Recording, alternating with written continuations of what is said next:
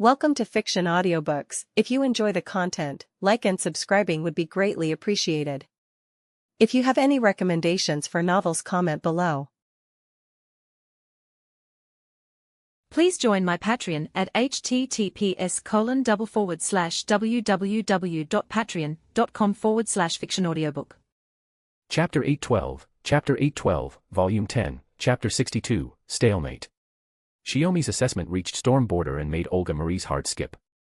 Olympus meant to close the gate, cutting Chaldea off from entering the city of the gods through Atlantis. It was a reasonable guess, but there still wasn't enough proof. The only way to confirm it was to push through Nemesis Island as fast as possible and get close to the Void Cavern. Only then would they know whether it was true. Either way, letting themselves be bogged down by a massive fleet and servants they couldn't wipe out quickly was far from an ideal plan. After a brief moment of thought, Olga Marie decided to trust Shiomi's judgment. Kirei had said the alien god would descend in only a few days. And once they accounted for the time it had taken Chaldea to reach this point, they honestly didn't know how much time was left. Every minute they wasted meant another variable they couldn't control. Chaldea couldn't afford to cling to a childish hope that the alien god and the Lost Belt's Olympian gods would turn on each other and let them swoop in for an easy win. Notify everyone still fighting. Return to the ship immediately. We're breaking through the defense line, bypassing Nemesis Island, and heading straight for the Void Cavern. Olga Marie issued the order. But the moment her words went through comms to the other two ships, Drake cut in with a reply. "Sorry, Director of Chaldea," the woman captain said with a frank, breezy apology. "If we just ignore these guys and push through, it'll be like having a fire chasing us the whole way. And if we end up clashing with Poseidon after that, it'll be a nightmare." "Captain Drake." Olga Marie stiffened. "You're planning to stay behind and cover you," Drake said. "At the very least, we'll hold their fleet back so they can't tail Chaldea's ships. But I'm staying too. One ship won't be enough," Bartholomew joined the channel. "Besides, I'm not much help against Poseidon. Better I make sure these bastards can't interfere while you make a full-speed run." Olga Marie hesitated. Olympus had thrown so many Lost Belt servants into the fight for one obvious reason, to slow Chaldea down. Whether they were buying time for the alien god or preparing to seal the gateway into Olympus, either approach was effective. If Chaldea kept getting dragged into a slog here, wasting time fighting this fleet and the reinforcements that were about to link up, trying to clean up the threat behind them, they'd be doing exactly what Olympus and Kirei wanted. "Don't worry. It's not like we're the only ones who can steer a ship," Drake said, grinning broadly on the screen as she calmly met the enemies boarding the Golden Deer. The message was clear. Over the past few days, the servants from proper human history who had joined up had already held private meetings and run through all sorts of possibilities. Shiomi's call happened to match one of them perfectly, and this was their chance to stay behind as the rear guard and block the pursuing fleet. "I understand." Olga Marie stopped hesitating. To waver any longer would be an insult to these heroic spirits, a betrayal of their willingness to risk themselves just to buy Chaldea time. "Broadcast this immediately to all personnel fighting outside storm border, return aboard at once. We're going to accelerate to full speed and break through this defense line." Her voice went out over the broadcast, cutting through the storm's curtain and reaching everyone still locked in desperate combat. "So you're abandoning the time-wasting annihilation and choosing to ignore the fleet and force your way through," Scáthach murmured, one eyebrow lifting as she understood storm border's intent. "Like hell I'll let you go, Scáthach." Kanei snarled. As the battle dragged on, the mana pouring off Kanei's only grew stronger, a brutal contrast to the blood smeared across her body. She had thrown herself back into the fray to challenge the same enemy again, yet nothing had changed. Fury and frustration gnawed at her. She knew exactly how overwhelming her opponent was, power that trampled her pride as a divine spirit into something dim and pathetic, like a joke that wasn't even funny. "Whether you want to leave or fight isn't up to you." As she spoke, Scáthach lightly slipped past Kanei's attack and landed on the wreckage of a nearby warship, clearly intending to move closer to storm border. Kanei chased after her like a ravenous wolf that refused to let go, locking onto Scáthach's movements and pursuing without pause. Her fighting grew fiercer by the second, her speed climbing higher and higher. Gradually, Scáthach sensed something off, and her expression finally shifted. "Oh. Your mana and spiritual rank aren't dropping, they're rising instead. Have you reached your limit?" "Limit? I don't have any limit." Kanei's was bloodthirsty, but not irrational. She embraced the surging battle lust head-on, a will to fight that seemed to have no end. Overwhelming mana, dense enough to feel solid, coiled around her. Wind, waves, and debris spiraled at her side, then detonated outward. In the next instant, Kanei's burst free. Her silver armor, silver spear, and silver shield all transformed, their sheen turning a brilliant gold. HNG. Scáthach blocked the strike aimed straight for her vitals. The impact sent her skidding back before she landed once more on the surface of the sea. Don't rush, Queen of the Land of Shadows. The real fight is only just beginning. By my own will, or perhaps with my master's permission, my spirit origin has undergone reascension, raising my spiritual rank. Scáthach snapped her spear, and an invisible slash rippled outward. The storm was cleaved apart in an instant, opening a brief gap before the cut swept through where Kanes had been, splitting the warship wreckage cleanly in two. You bastard. Kanes snarled as she also fell back onto the sea, veins bulging on her forehead. So you had this kind of power all along. Were you holding back until now? I wasn't holding back. I take every battle seriously, Scáthach replied, twirling her crimson spear and standing atop the raging waves as if on solid ground. Since you've shown your trump card, then show me everything you've got, divine spirit. If you can't, then there's only one road left. Death. As she spoke, she glanced toward Stormborder as it began to accelerate, then slammed the butt of her spear down onto the sea. It rang out with a sharp, solid sound, as if striking stone rather than water. Waves infused with mana surged outward from her position. This is... Kanes' eyes widened in shock. Witness the true form of the Land of Shadows. Scáthach lifted her chin slightly and declared. The dark clouds overhead twisted and spun, forming a massive vortex. From within it, a gigantic, heavy stone gate slowly emerged. Open, O Veil of the Otherworld. Gate of Sky. As Scáthach invoked the noble phantasm's true name, the enormous doors opened above Kanes. The realm of death began to swallow everything on the battlefield below. Chapter 813, Volume 10, Chapter 63, Effective Range. Scáthach's second noble phantasm was activated, instantly drawing everyone's attention. At the same time, Artoria, having just received the order to withdraw to the ship and prepare for a breakthrough, was ready to follow the Knights of the Round Table's advice and disengage from the battlefield. The divine spirit Heracles was anything but ordinary. Even after Artoria and the Knights of the Round Table had slain him 5 times through their combined assault, the men still stood back up before their eyes. Was it that he had transcribed the noble phantasm, 12 labors from the Heracles of proper human history? Or had the Heracles of the Lost Belt undergone similar trials, refined into a noble phantasm of his own? Or perhaps it was something Zeus had bestowed upon him through divine authority. Whatever the answer, each death only made Heracles stronger, granting him resistance to the same method of killing. He grew fiercer with every battle, his iron-like face showing not a trace of fear or hesitation. As if even the loss of all his lives meant nothing to him. My king. Please link up with the Stormborder immediately. Urged by Lancelot, Artoria mounted her warhorse, planning to use an Olympus warship as a foothold to return to Stormborder. Don't even think about leaving. You will remain here. Heracles declared in a low voice, then leapt up with a heavy thud, swinging his god-granted axe down in an attempt to intercept Artoria's retreat.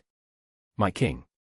One after another, the Knights of the Round Table moved in, coordinating seamlessly to block Heracles and force him back onto the ship. Landing on a nearby warship, Artoria turned to look back at her knights. Everyone, take cover. I will release the true name of the Holy Lance from Stormborder. That won't be necessary. Shiomi's voice rang out again.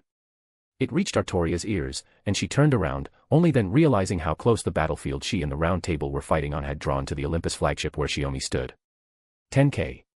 Artoria asked, momentarily confused. Shiomi lowered his spear. Behind him, the sea and enemy forces were sealed in ice. The twin servants were trapped beneath the frozen surface, unable to escape, struggling to break the ice from within while being unable to ensure their bodies wouldn't shatter along with it. This isn't the time to conserve mana, Shiomi said, raising both arms. With this strike, we'll open the path forward. In the next instant, the raging wind and rain seemed to be frozen in place, locked in everyone's awareness for less than a second, so brief it felt like a trick of the mind. Then Artoria understood it wasn't an illusion. It was the overwhelming pressure radiating from Shiomi. She suddenly felt glad that he was an ally. There was no sense of oppression at all, only an endless feeling of safety. It was like something from a distant, ancient past.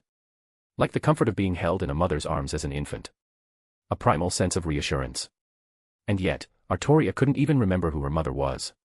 She was the king of Britannia, born through the scheming of her father, Uther, and her teacher, Merlin, brought into existence through the bloodline of the Red Dragon.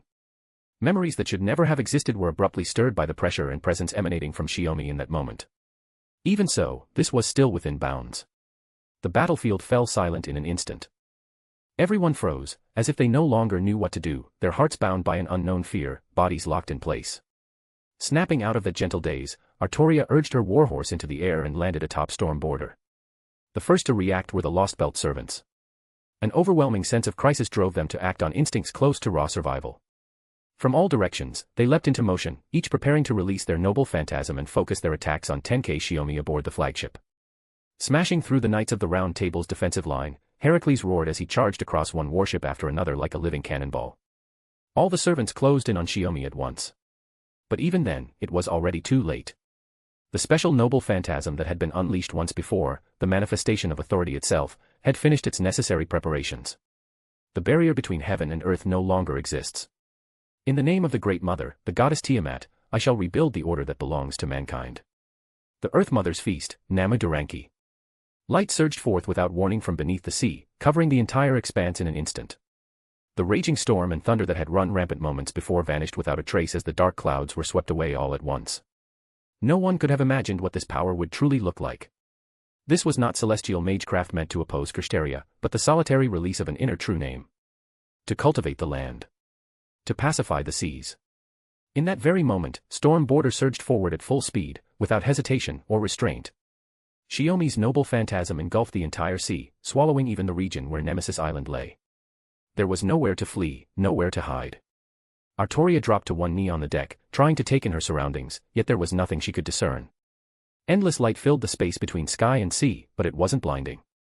There was only boundless white and an indescribable stillness. More than that, Storm Border's radar failed once again, unable to pick up any readings at all.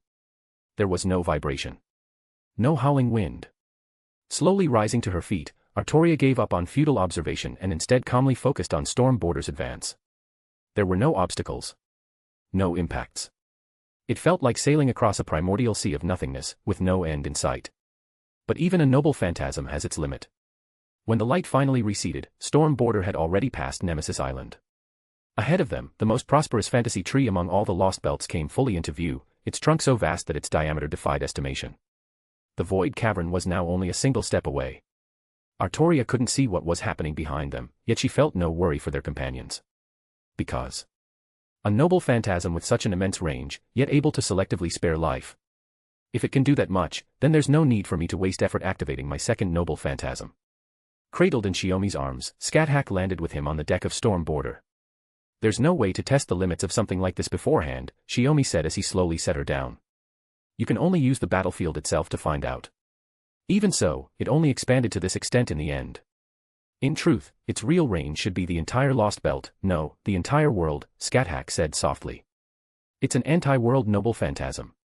There was no dissatisfaction in her voice, only deep, unspoken satisfaction. At that moment, Artoria spoke up. Storm Border's radar has just recovered. The companions who stayed behind to cover our retreat are all safe. However, because of the noble phantasm's interference, they couldn't keep up with Storm Border at full speed. Should we slow down and wait for them? I'm afraid we don't have that kind of time, Shiomi said, pointing ahead. The void cavern is right there. Poseidon has already sensed our approach and is accelerating the gate's closure at full power. I'll go on ahead. Don't fall behind. With that, he stepped forward and leapt down from the deck. Chapter 814, Volume 10, Chapter 64, Poseidon, God of the Sea. Almost before anyone could react, Shiomi jumped off the deck and vanished into the sea. Scáthach and Artoria, a beat too late in following, could only stare at the same heaving surface. Tenkei. Artoria blurted, momentarily stunned. She didn't believe Shiomi was the sort of man who would jump into the ocean to kill himself at a time like this. And she certainly didn't believe seawater could drown him. The undercurrents around here are vicious, Scáthach said. Even we would lose control of our direction if we dove in blindly. Just then, Sakura ran up from behind. Master, Miss Artoria, please return inside immediately. Storm Border is about to begin submerging for deep-sea navigation. The remaining Olympus ships have been left behind near the waters around Nemesis Island, she reported. Scáthach lifted an eyebrow. So Morgan figured it out again. No. Sakura shook her head. Mother said that no matter what happens, the only thing we can do now is follow Father's lead. Father must have noticed something, or he wouldn't have dived like that. The answer matched their own suspicions perfectly. They stopped watching the sea and turned, following Sakura back into the ship. Soon after, Storm Border began sealing its hatches, closing the watertight doors one after another. This super battleship, built around the servant Nemo's noble phantasm and designed to function in the air, at sea, and beneath it, had long since surpassed the technology of proper human history. It was a true multipurpose ark. With only the faintest tremor, Storm Border completed its dive. No section showed any sign of leakage, though the undersea currents were stronger than expected, forcing adjustments to engine output. "How is my disciple?" Scáthach asked the moment she returned to the bridge, directing the question at Morgan. "There," Morgan said, motioning for her to look at the screen. It was the image Storm Border's radar had captured. As the only person still outside, Shiomi was descending like a diver, with no equipment at all, sinking at will through depths that even Storm Border had to treat with caution. "What is that?" Artoria let out a quiet, breathless gasp. Everyone saw it then. Beneath Shiomi's figure was the outline of an enormous shadow, nearly the size of Storm Border itself, growing clearer as he sank deeper. "That must be Poseidon's true body," Morgan said. "I see now." As the god of the sea, he was stationed beneath the surface to guard the entrance. Which means this enormous vortex called the Void Cavern connects to the gateway into Olympus. Down in the deep sea. Scáthach pressed her lips together, letting out a crooked, amused smile even as her brows knit. To be honest, before arriving here, neither she nor the others had any idea where the entrance to Olympus actually was. Scáthach had assumed Olympus was like the land of shadows, existing on the far side of this lost belt. Much like the world humans live in, and the inner sea of the world. Two places on the same fabric, yet occupying different positions. It wasn't far off after all. But for the entrance to lie in the abyss, with Poseidon standing guard. What kind of sacrifices had the servants of proper human history made, just to send a handful of allies into Olympus? She couldn't even begin to imagine it. "Wait, did the teacher look this way?" Olga Marie suddenly spoke up. "Romani, zoom in on the image. Let me see." Romani adjusted Storm Border's display, pushing the observation scope to its maximum magnification. While they focused on maintaining the battleship's submerged posture and avoided recklessly closing in on Poseidon's true body, Shiomi had already completed his initial landing. Arms crossed. Sakura blinked. "That's probably a signal telling us not to approach," Morgan said calmly, leaning against the armrest. Even so, the subtle rise and fall of her fingers tapping the armrest betrayed her inner impatience. Morgan wanted to be fighting alongside him, not sitting here waiting for Shiomi to settle things alone. "All hands, brace for impact." Nemo suddenly shouted. "Miss Scotty, raise the barrier output to maximum." Immediately after, a series of violent explosions rang out, turning into deep, muffled booms underwater. The entire Storm Border began to shake. It was an attack from Poseidon's true body. "So even at this distance, the Olympian sea god won't just let us get close," Morgan sneered softly. "Fine. I didn't plan on waiting around forever anyway. Open all gun ports. Engage with the leyline blocking armament." "But Shiomi is still on Poseidon's true body," Olga Marie said anxiously, worried the attack might affect him. Sakura placed a steady hand on the director's shoulder. "Please trust Mother. She won't interfere with Father's battle." "Understood." After grasping the situation, Olga Marie nodded and gave her approval. Meanwhile, at Poseidon's true body. As one of the 12 Olympian gods, Poseidon, originally a machine god, was in truth a planetary environment modification vessel. He was a completely different type of interstellar warship compared to Artemis's true form. A massive barrier was deployed around Poseidon's body, sealing out the seawater and creating an interior space that perfectly mimicked a terrestrial environment. At this very moment, an extremely fierce battle was unfolding across the machine god's hull. Shiomi dodged and blocked the incoming attacks as he advanced toward the bow, destroying the automated defense systems embedded across the ship's body along the way. That makes the last one. From the remains of a shattered, massive spherical structure, Shiomi pulled out Gungnir. From the moment he boarded this machine god vessel, Poseidon's mana reactions had surged abnormally. Nearly all defensive systems activated at once, locking onto Shiomi as a foreign object. There were two reasons for this. The first was the special noble phantasm Shiomi had activated before diving into the deep sea to confront Poseidon. Power on that scale didn't just affect the ocean's surface. It also caused severe interference for Poseidon, who stood guard over the void cavern. After all, merely repelling the aftereffects of Kristeria's actions had once been enough to temporarily free Demeter from Zeus's influence. The second reason was the Poseidon divine core currently in Shiomi's possession. The very core Francis Drake had seized under a perfect convergence of timing, location, and resolve, even at the cost of being cursed. The fact that Poseidon could still function without it meant he possessed more than one divine core. But attack target, Francis Drake. Attack target, Francis Drake. Engage. Engage. Engage. Engage. Engage. Engage. Enga, kill. Kill. Kill. Kill. Kill. Kill. Kill. Must kill. Erase completely. Burn to nothing. The current Poseidon had completely lost its sanity. It was, in every sense of the word, a malfunctioning machine. Chapter 815, Volume 10, Chapter 65, Calculations. There was no doubt that Drake stealing the divine core had dealt Poseidon a devastating blow. It wasn't merely a matter of stripping away a god's dignity. More likely, the stolen divine core had lost its rational logic functions, suffered a systemic failure, and turned Poseidon into an existence driven solely by vengeance against Drake. Shiomi moved alone across the deck of the machine god, heading straight toward the location of the final core. From the moment he boarded the warship, he had been able to sense the positions of the other cores, resonating with the divine core he now held in his hand. The main body's attempt to reclaim the stolen core caused resonance between the cores, and that resonance instead exposed its own location, sparing Shiomi the trouble of searching. The entire ship radiated an overwhelming mana reaction. Trying to locate the divine core based on mana alone would have been like searching for a specific tree in a forest shrouded in dense fog. How pitiful, Shiomi said quietly. So this is what a so-called god becomes after losing a divine core. As he neared the central control area close to the bow, Shiomi slowed his steps. He let the blade of his spear drag across the deck's hardened armor, sparks flying as it cut through the surface as if it were soil, leaving deep grooves behind. I must capture Francis Drake, must capture Francis Drake, must capture, You are. The voice echoing through the broadcast gradually slowed, then stopped repeating the meaningless phrases altogether. How surprising, Shiomi said, raising the divine core in his hand. You haven't even recovered it yet, and simply interfering with the inside of the core is enough to restore your self-awareness, Poseidon. Who are you? Poseidon focused on Shiomi. You're not the woman who stole the divine core.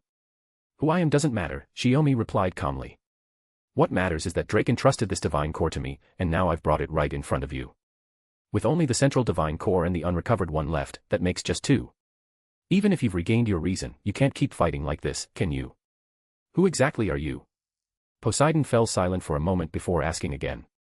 A foreign god from another mythology. Don't you care about your own divine core at all, Poseidon? Shiomi asked. Arrogant. Fury crept into Poseidon's voice. Do you really think threatening me with the divine core will make the mighty sea god beg for mercy? Unable to shed his machine god form, Poseidon focused all his efforts on self-repair. More autonomous defense systems locked onto Shiomi as he stood near the central area. That's hard to say, Shiomi replied. Maybe I came all this way to show my loyalty to the gods of Olympus. Unfortunately, your automatic targeting systems were a little too dangerous, so I had to dismantle some of them. Poseidon fell silent. The silence stretched on. Honestly, this is embarrassing, Shiomi said, tossing the divine core lightly in his hand. The mighty sea god, afraid of a mere human. A human? Poseidon retorted. You turned the entire Atlantis Sea upside down. That was no ordinary noble phantasm. Someone who wields authority like that is not just a human. Well said. Shiomi suddenly raised his voice and hurled the divine core forward. I have no use for this thing anymore. Take it. The instant the divine core left his hand, it burst into a blue light bright enough to illuminate the surrounding sea. Having temporarily regained his sanity, Poseidon could not possibly abandon a divine core that was about to return to him. He drove the mana of his entire true body into resonance with it, preparing to reclaim it. At that moment, the ship's monitoring systems caught the faint trace of mockery flashing through Shiomi's eyes. Poseidon instantly realized something was wrong. But it was already too late. The resonance had completed. The divine core Shiomi had discarded as worthless drifted toward the sphere housing Poseidon's final core and was absorbed into it. Core system failure, deep sea navigation system failure, true body barrier failure. A cascade of alerts rang out, followed by Poseidon's furious roar. What have you done? What did I do? Shiomi had already turned to leave. He paused, as if the question hadn't even crossed his mind, then answered as though suddenly realizing it. Nothing much. I just tried adding something called a divine curse to the core, like the one you used on Captain Drake, Shiomi said, pinching his fingers together to indicate a tiny amount. It was my first time cursing a god. I didn't expect it to work so well. A curse, a divine curse, impossible, impossible, ugh. Poseidon's true body began to erupt in a chain of explosions. The barrier that kept the seawater out shattered, and massive volumes of water flooded in, engulfing the entire warship in an instant. At the same time, explosions tore through Poseidon's true body from within. These were not attacks from the ley line blocking armament. Morgan had ceased firing the moment she saw signs of the barrier collapsing. Because the sea god Poseidon, upon seeing the divine core that represented his reason thrown away before him, had been unable to resist reclaiming it. As the divine cores resonated with one another, the curse Shiomi had planted inside the core fully awakened at that very moment. It spread from within, plunging Poseidon into a malfunction far more severe than simply losing a divine core. Honestly, if you'd had a bit more backbone and hadn't rushed to reclaim it, I wouldn't have had such an easy time. Before seawater completely flooded the interior of the shattered barrier, Shiomi left him with those final words. Then he turned and began ascending, moving to rejoin Storm Border and guide the ship into Olympus. Even if there's only one left. I must not allow the one who curses gods to enter Olympus. I am the final line of defense. Poseidon's voice carried through the seawater as every remaining operational defense system locked onto Shiomi. Shiomi merely cast a cold glance in their direction and paid them no further mind. More leyline blocking armaments streaked past him, intercepting Poseidon's dying struggle and unleashing unrestrained attacks against his true body. Under the combined effects of internal collapse and external bombardment, Poseidon's true form began to fracture. His mana reaction spiked in an instant, reaching a level that could only be described as catastrophic. Violent shockwaves from the explosion surged upward toward the surface. In the already turbulent depths, the undercurrent suddenly grew even more ferocious. Caught completely off guard, Storm Border lost control, spinning with the currents as it was dragged down into even deeper, darker waters. Clinging to the ship's hull, Shiomi maintained his composure to the very end. Because he had already sensed it. That so-called void cavern. The gateway to Olympus lay directly beneath the vortex. Chapter 816, Volume 10, Chapter 66, Interstellar Mountainous City, Olympus. The tremors from the seafloor were so violent that even the waters around Nemesis Island could feel them. Waves surged up nearly 10 meters high. If the Knights of the Round Table hadn't released the true names of their noble phantasms and cleaved the swell apart with a single strike, all of Nemesis Island would have paid the price. Drake glanced at the comrades still fighting the remaining Lost Belt servants and let out a sharp whistle. Looks like Chaldea made it through Poseidon. That explosion just now, that was Poseidon, right? No question. Jason flopped down on the deck. If someone who can take down Artemis gets taken out by a guy like Poseidon, that'd be a bad joke. Hey, don't say it like that. Orion burst out laughing. Poseidon's still the god of the sea. It's not like he goes down without a fight. Jason shot him a look. Still, that means Chaldea's taken down both Artemis and Poseidon. It couldn't be helped. Orion thought for a moment. They're Lost Belt gods, not the ones I knew. Even if it hurts, even if I feel sorry for them, I know this was the right call. Less moping, more helping, Drake said. Leaving those guys to clean up on their own will be a pain. Didn't we agree that if we made it out alive, we'd chase after Chaldea? She meant Chiron and Odysseus, still tangled up with the Knights of the Round Table, and Canes, who had forced a spirit origin breakthrough only to get played anyway. Even at a numbers disadvantage, they were still fighting like their lives depended on it against the servants who'd stayed behind. That was always the plan. Orion raised his bow, loosed a long-range shot at Chiron, then jumped off the ship again. Jason snorted. I'm not going. You dragged me onto your ship and hauled me all the way here. That's more than enough. Chaldea will be fine without us. If I went, it'd just be gilding the lily. As he spoke, blood ran down him, making it obvious he'd been injured the whole time and never properly recovered. Hey, your wounds still aren't healed. Drake stared. You didn't have that guy treat you. She meant Shiomi. Like I've got time to go bother him. Jason waved it off. Just deal with those few idiots, then let me off. Dump me anywhere on Nemesis Island, I don't care. Just dump you, huh? Drake muttered, neither agreeing nor refusing. She turned her eyes toward the fantasy tree. With Poseidon gone, the void cavern was no longer an impossible route. Hope the real show starts soon. If this is as far as I'm helping Chaldea, that's not nearly satisfying enough. On the other side of the void cavern. Storm Border, all sections stable. Damage under 1%. No problems. Once the uncontrollable vortex finally settled, the space around Storm Border abruptly became calm. The crew, who'd been tossed around on the bridge and in the corridors, finally had a moment to steady themselves. Nemo, as a servant, snapped back to his post and reported the situation. Teacher, where is Shiomi, teacher? Olga Marie and Sakura helped each other to their feet. Morgan gestured toward the screen. Shiomi had connected to the bridge. I'm fine. But before anything else, look outside, Shiomi's voice said. This Lost Belt trip. Atlantis was just the appetizer.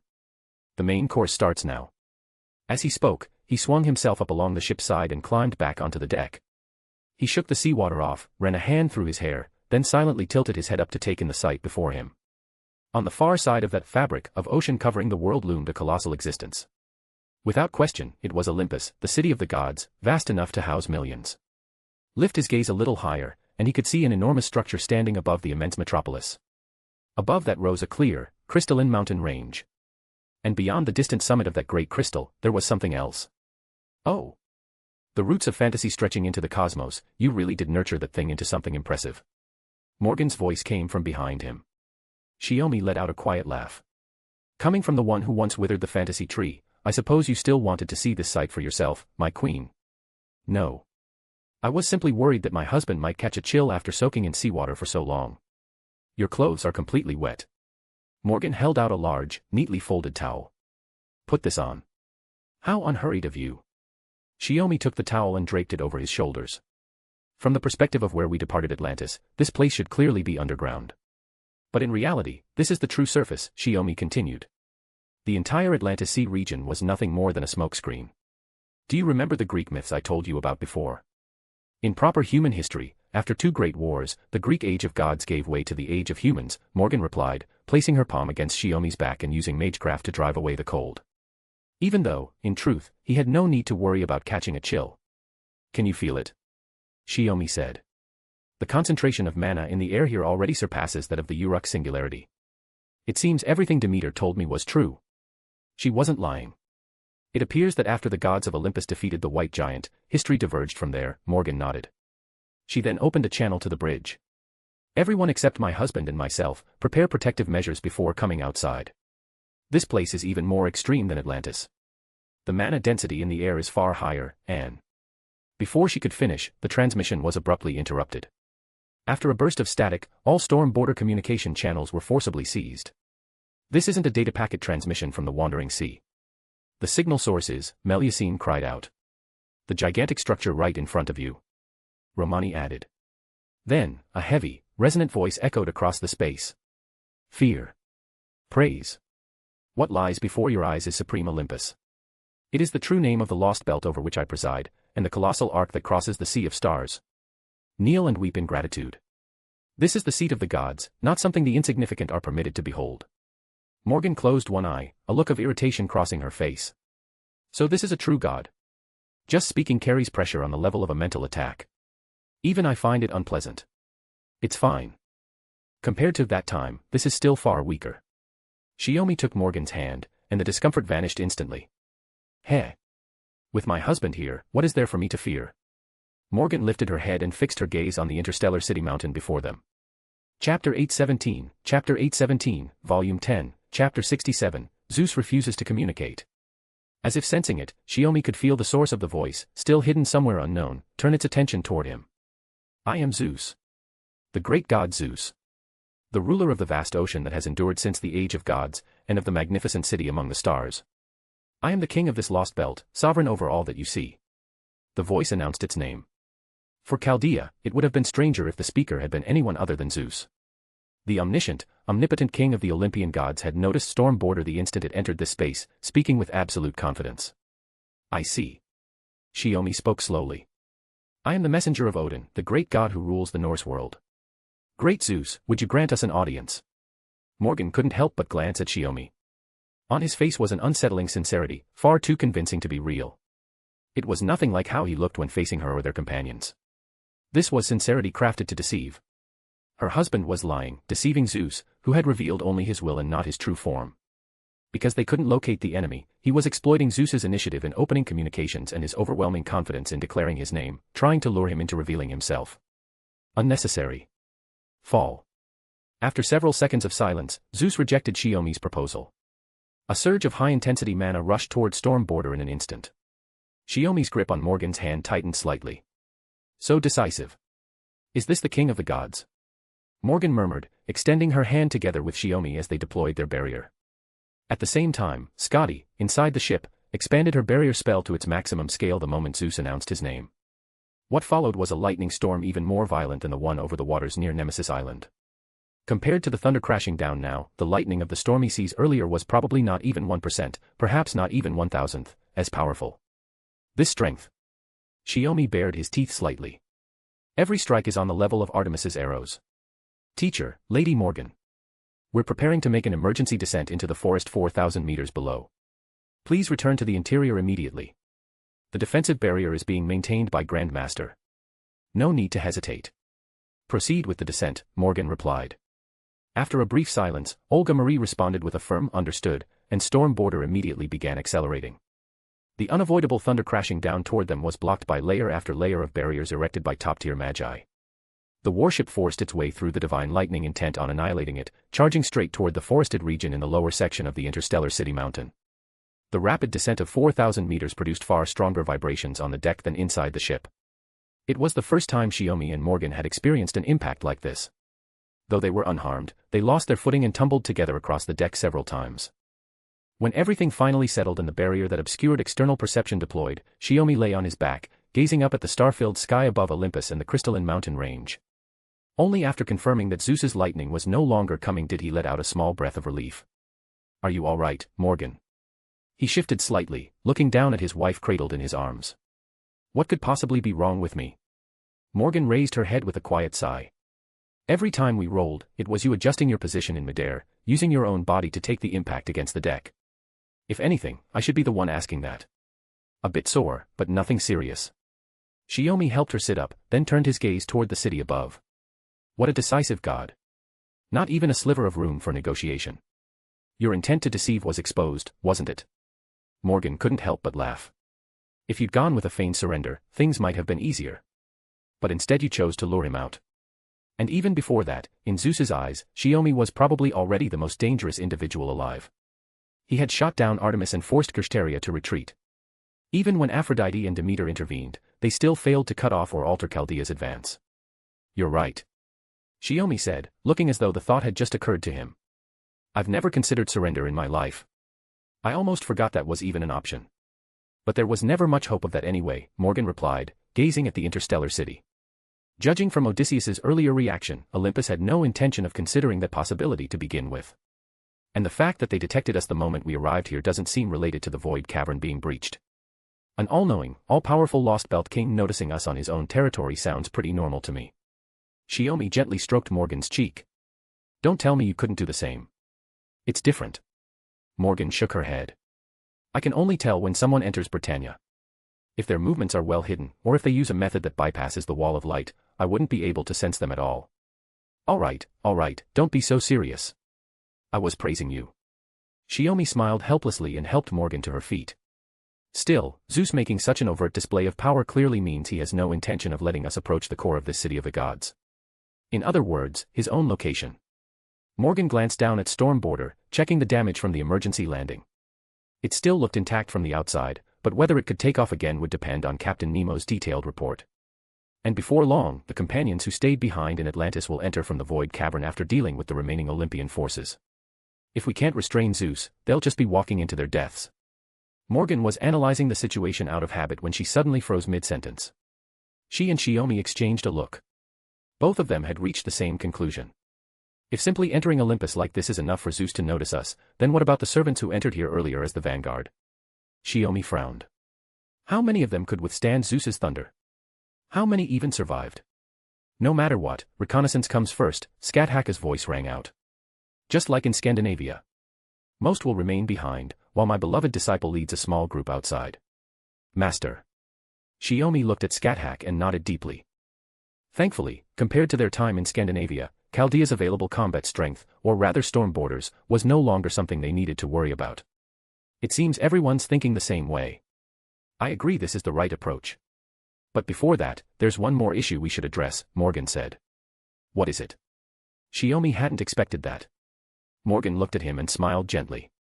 My husband, why don't you take a bath first, change into something dry, and then we can discuss our next move. You're right. Shiomi fell silent for a moment, realizing she had a point. Chapter 818, Volume 10, Chapter 68, Conclave of the Cryptors. It failed. Inside the Cryptor meeting room, Kirstaria's base of operations, Peperoncino was the one who broke the silence. Even counting David, who was attending via long-distance communication, only 4 Cryptors remained. Eumerin glanced at Peperoncino without a word. Sitting in her chair, she clearly had no intention of speaking, but the irritation on her face made her mood obvious. The failure Peperoncino referred to was Zeus's attempt to summon divine lightning and annihilate Chaldea's storm border the moment it entered Olympus. So even the all-knowing, all-powerful god king of Olympus couldn't deal with Chaldea, David commented calmly. Kirstaria, there's still time. Let me bring my servants and head to your lost belt.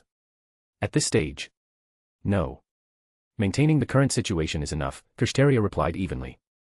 The South American lost belt is special. If you're gone for too long, it will likely cause serious problems. Heh. Personally speaking, I'd actually love for David to come over, Peperoncino said with a laugh. Pooling the remaining cryptors' full strength to face Chaldea, who were once our comrades, it's a wonderfully heretical, hot-blooded kind of development. Yumerin finally spoke. Just to be safe, there's something I need to say first. That man. Tenkei Shiomi has a problem. A very serious one. Not unlike his fairy wife, he can no longer be considered human. I know what you're getting at, Yumerin, Kirsteria said, raising a hand to signal her to continue no further. After clashing with Professor Shiomi, I already understood that he is an absolute threat to the alien god, to Zeus, and to my plan. He must be eliminated. Oh. Peperoncino hadn't taken part directly in the battle on Hecate Island. Instead, he had been responsible for rear support, coordinating with Yumerin and her servant. But Kirsteria's personal appearance on the battlefield, and that strike delivered with absolute confidence, had been witnessed by everyone present.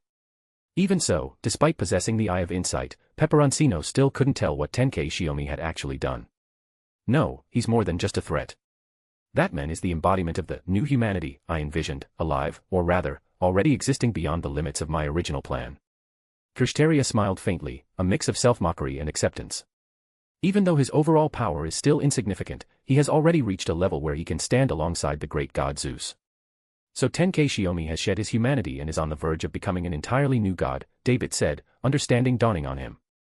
You've got to be kidding, Peperoncino said in surprise, sounding unconvinced. Wouldn't that make things incredibly troublesome? In truth, this was simply how he expressed shock. He wasn't actually doubting Kirsteria's words. How things will truly turn out, even I can't grasp the full picture yet, Kirsteria said, slowly shaking his head. What I can see is that he is very soon going to be bound by the fact that he is human. Even after stepping into the realm of the gods, he is still shackled by the identity of humanity. Shackled, huh? Peperoncino's smile turned refreshingly light. That fits my impression of him perfectly. Even though he's a magus, even though he survived battlefields balanced on the edge between life and death, at his core he still possesses a kind of humanity that's fundamentally unsuited for a magus. No, maybe it's better to call it innocence. What he meant was this. Despite having the power to wipe out the Russian and Scandinavian lost belts along with the cryptors in a single stroke, Tenkei Shiomi had chosen a more cautious path. He destroyed only the lost belts themselves, killed the opposing servants, and merely imprisoned Scáthach and Ophelia, those who had rebelled against human history and become enemies of human order. Hate the sin, not the sinner. That's what that man always says, David remarked, saying something unexpected. Of course, that only applies if those people still have room for repentance. Scáthach and Ophelia fall into that category, don't they? Peperoncino thought it over, then nodded with a trace of sentiment. When you put it that way, it's true. The annihilation of Antarctic Chaldea was actually decided and carried out by the princess of the Russian lost belt. That fake priest I know said she died a brutal death. Her heart was completely pierced through. So what do we do now? Yumerin asked Kirsteria. Chaldea's ship is packed with monsters. You called all of us here, but do we really have a way to win? The odds are still there, Kirsteria replied. If you disagree with the current course of action, you're free to return to the Chinese lost belt. But having already clashed with Chaldea yourself, you should understand how dire the situation is. All right, I get it, Yumerin said awkwardly. Xiang Wang said we should help, and that Lan Ling Wang guy is willing too. I'll stay with you until the end. Peperoncino couldn't help but laugh, then smoothly changed the subject. By the way, Kirsteria, what about your servants? It's not looking good, Kirsteria said, shaking his head. Zeus allowed me to summon the Dioscuri again, but they've already been forced to withdraw. After all, they were up against Professor Shiomi. Canes is still entangled with the servant who remained in Atlantis, and her death is only a matter of time. I still need Canes alive. I'll recall her to Olympus later using a command spell. Sorry about that, Kirsteria, Peperoncino said with an apologetic smile. All of my servants were taken by the king of the Lost Belt. I'll have to fight in person. Then you'd better hope you end up facing Tenkei Shiomi directly, David said. At the very least, he can guarantee that you won't die. That's true. Peperoncino agreed without hesitation. It wasn't that David was underestimating him. Among Chaldea's strongest combatants, the only one both capable of holding back and willing to do so was Shiomi. The alien apostles haven't been behaving themselves either, Kirsteria continued. After all, our ultimate goals don't completely align. Even though Rasputin has been marked with the rune of death, we still need to keep an eye on their movements. I'll take care of Ashiya Duman, Peperoncino said calmly. The Onmyoji arts and curses he uses fall squarely within my area of expertise. Judge things according to your usual methods and principles, my Urenji, Krishteria said. I'll give everything I have as well, and turn this Atlantic Lost Belt into the planet's future, shaping the proper human history I desire. Hearing his true name spoken aloud, the smile on Peperoncino's face grew noticeably more serious. I will. Just don't push yourself too hard. From here on out, every battle will be a hard one. Chapter 819, Volume 10, Chapter 69, Resolution. Meanwhile, in the western forest region of Olympus. After completing their emergency landing, the Storm Border immediately deployed a concealment barrier, cutting off Olympus's observation of the Chaldea group and buying them a brief moment to catch their breath. After all, Chaldea possessed only a single warship, while Olympus was a colossal floating island capable of supporting a population in the tens of millions. How are you holding up? As Morgan spoke, she reached out from the top of a platform more than a meter high and pulled Shiomi up. I'm fine. It's just that the air here, the mana concentration is so high it's almost addictive. After Morgan caught his hand, she gave a light tug and hauled Shiomi up. With true ether this dense, even the land of shadows would have to concede defeat, Scáthach said, extending a hand as well, ready for Morgan to pull her up. Morgan frowned. Can't you climb up on your own? Isn't that the same for my beloved disciple? Scáthach shot back. Don't start competing over nothing at a time like this. If you've got complaints, take them out on me, Shiomi said wryly, extending his hand toward his teacher. I was just teasing her, Morgan said with a gentle smile, reaching out as well. As a result, Scáthach didn't need to exert any strength at all before the two of them pulled her up in one smooth motion. The three now stood at the outer edge of the forest, on a cliff overlooking the sea beneath Olympus. The Storm Border's landing point happened to be on the higher eastern side of the lower-tier interstellar city. From here, they could take in the entirety of Olympus at a glance. Despite being nothing more than an isolated island floating above the sea, a visibly prosperous metropolis spread out before their eyes. It's almost like, no, it really is a city in the sky, Morgan said with a sigh of admiration. If all of Britannia were lifted into the air, it might reach this scale. It is impressive. As a city of the gods, it's hard to find fault with it, Shiomi said quietly. But since it isn't a city that belongs to humanity, there's no real reason to dwell on it. Scáthach smiled faintly to herself and checked the time. It's been 2 hours since we set out. Communications with the Storm Border have been completely cut off. If we force a connection, we'll probably expose our position. Not yet, Shiomi replied. I've set ravens along the way as markers. Artoria's team should be setting out by now as well. We need to make our preparations quickly. With that, Shiomi turned and headed toward the inner side of the cliff. They had already reached the forest boundary. If they picked up the pace and moved a little faster, they could enter the urban district of Olympus's interstellar city and come into contact with its residents. Sigh. Scáthach let out a soft sigh and was about to follow when Morgan called out to her from behind. Wait, Scáthach. Is something wrong, Morgan? Scáthach asked. We went ahead specifically to act as bait. Are you worried our combat strength alone isn't enough? It has nothing to do with combat, Morgan said, shaking her head. What I mean is, did you notice? After confirming the state of Olympus, no, after seeing how the residents of this lost belt actually live, my husband's reaction seemed a little strange. Scáthach laughed. I was afraid I was the only one who noticed. What a shame. I've been by his side longer than you have, even if you are his master, Morgan replied with a smile tinged with pride. If you could see it, how could I possibly miss it? Scáthach simply smiled in agreement. You mean my beloved disciple seems cold, like he has northwest interest in this place at all? That's right. Morgan watched Shiomi's back as he walked ahead at an unhurried pace, the two of them following a few steps behind. But I think it's more like he's made up his mind. Made up his mind? Scáthach echoed. Just taking a look is enough to understand how prosperous this lost belt is. Neither your Britannia, nor Russia, nor Scandinavia can compare. Morgan couldn't help but frown, her smile turning slightly awkward. That's true. But he never reacted this way in the previous lost belts. Could it be? It has nothing to do with the formation of his inner divinity, Scáthach interjected. I think so too, Morgan said after a moment's thought. After all, before we set out, he even spent 2 full hours replenishing mana with us. Wait, that's not what I meant to discuss. I'm not here to talk about my husband's private affairs. Scáthach kept one eye closed. Neither am I. Ugh. Morgan was left momentarily at a loss for words. My beloved disciple doesn't like any lost belt, including your fairy kingdom, Scáthach said after some thought. He only went that far because you cherished that place, and he wanted to fulfill your wishes. The same goes for Scandinavia. If it weren't for Scotty, he wouldn't have bothered with those surviving villagers at all. At that point, Morgan felt the answer was already obvious. Shiomi understood clearly that this was a struggle for survival between proper human history and the 7 Lost Belts. The Lost Belts had their own sense of justice, and proper human history had its own as well. Because of that, he felt no hesitation whatsoever when it came to destroying other worlds, whether they were flourishing or already in decline. Olympus is too prosperous, Morgan said. So prosperous that it surpasses proper human history itself. It's completely different from the Lost Belts we dealt with before. This time, it's not tens of thousands of humans scraping by under harsh conditions, but tens of millions living happy, fulfilled lives. So there's no need to ask any more. My beloved disciple has already made up his mind, Scáthach said as she stepped forward, ready to follow Shiomi. This was decided the moment he chose to become a god and fight to reclaim proper human history. What we need to do is support him, as we always have, or pull him back if he ever strays, Morgan finished, understanding perfectly. She had only been worried that Shiomi's indifference toward Olympus might have been something he was forcing himself into, which was why she wanted to talk it over with Scáthach. But clearly, their views were very much in sync. Noticing that the two of them had stopped, Shiomi waited ahead until they caught up. Finished discussing. For now, I suppose, Morgan said, taking his hand. Scáthach grabbed his other arm. It's been a long time since the 3 of us acted alone like this. It's rather nostalgic. After all, the number of women around my husband just keeps increasing. Even I'm starting to feel a sense of crisis, Morgan teased. Really? Shiomi paused, momentarily taken aback. I'm joking, Morgan said, shaking her head.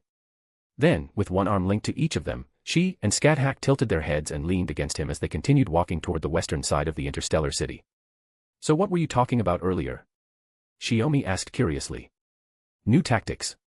With that sharp mind of yours, beloved disciple, you should be able to guess without us saying anything, Scáthach replied. Rarely at a loss, Shiomi could only smile. Surrounded on both sides, he let himself enjoy this brief stretch of ease as they walked on. Chapter 820, Volume 10, Chapter 70, Near Future Metropolis. As they entered the interstellar city of Olympus, its layered structure became even more striking. There was no doubt the forests on the outer western ring existed only for the sake of having forests, preserved in a kind of maintained stasis. And Olympus itself, with its sheer level of prosperity, had reached a point where even the most thriving modern cities on proper human history's planets couldn't hold a candle to it. In other words, the degree of urbanization was so extreme it could practically be called near future. The lower city was further divided into countless functional districts. The first place Shiomi and the others arrived at was the functional residential layer. The divine artifact ring, Chronos Crown. Shiomi stood in the street and tilted his head back to study the structures above. At the center of that enormous suspended ring-shaped construct was something wrapped within it, known as the Grand Temple of Olympus, Dodona.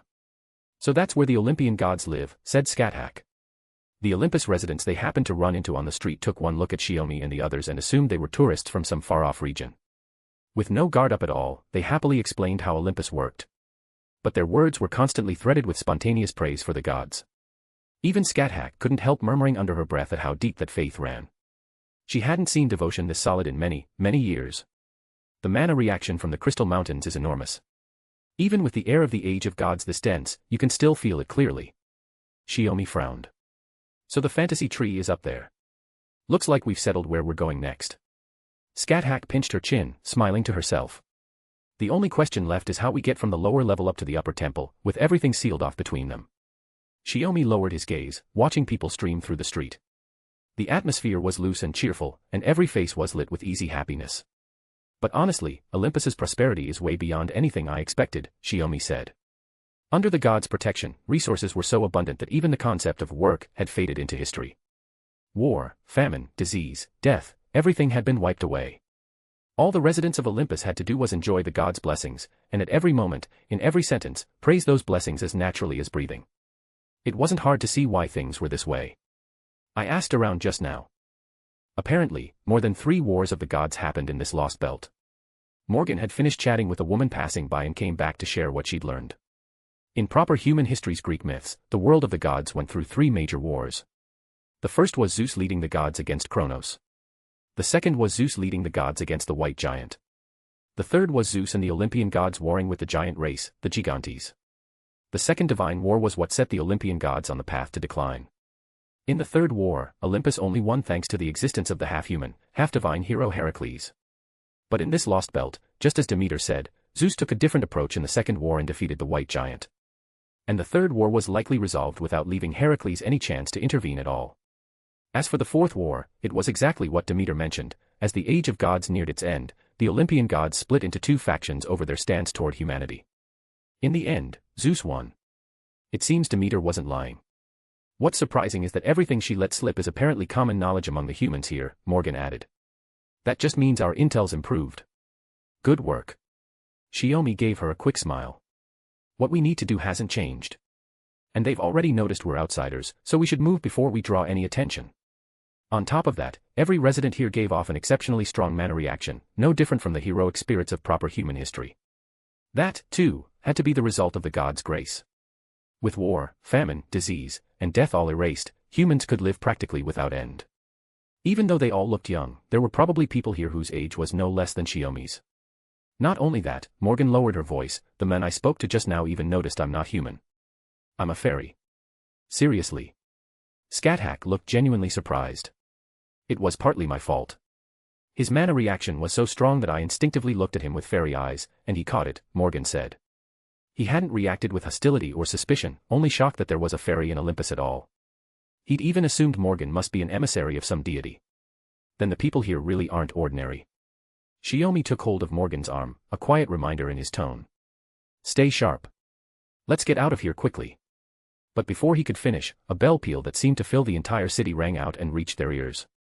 It reached every resident's ears as well. And as if an order had been issued, everyone froze.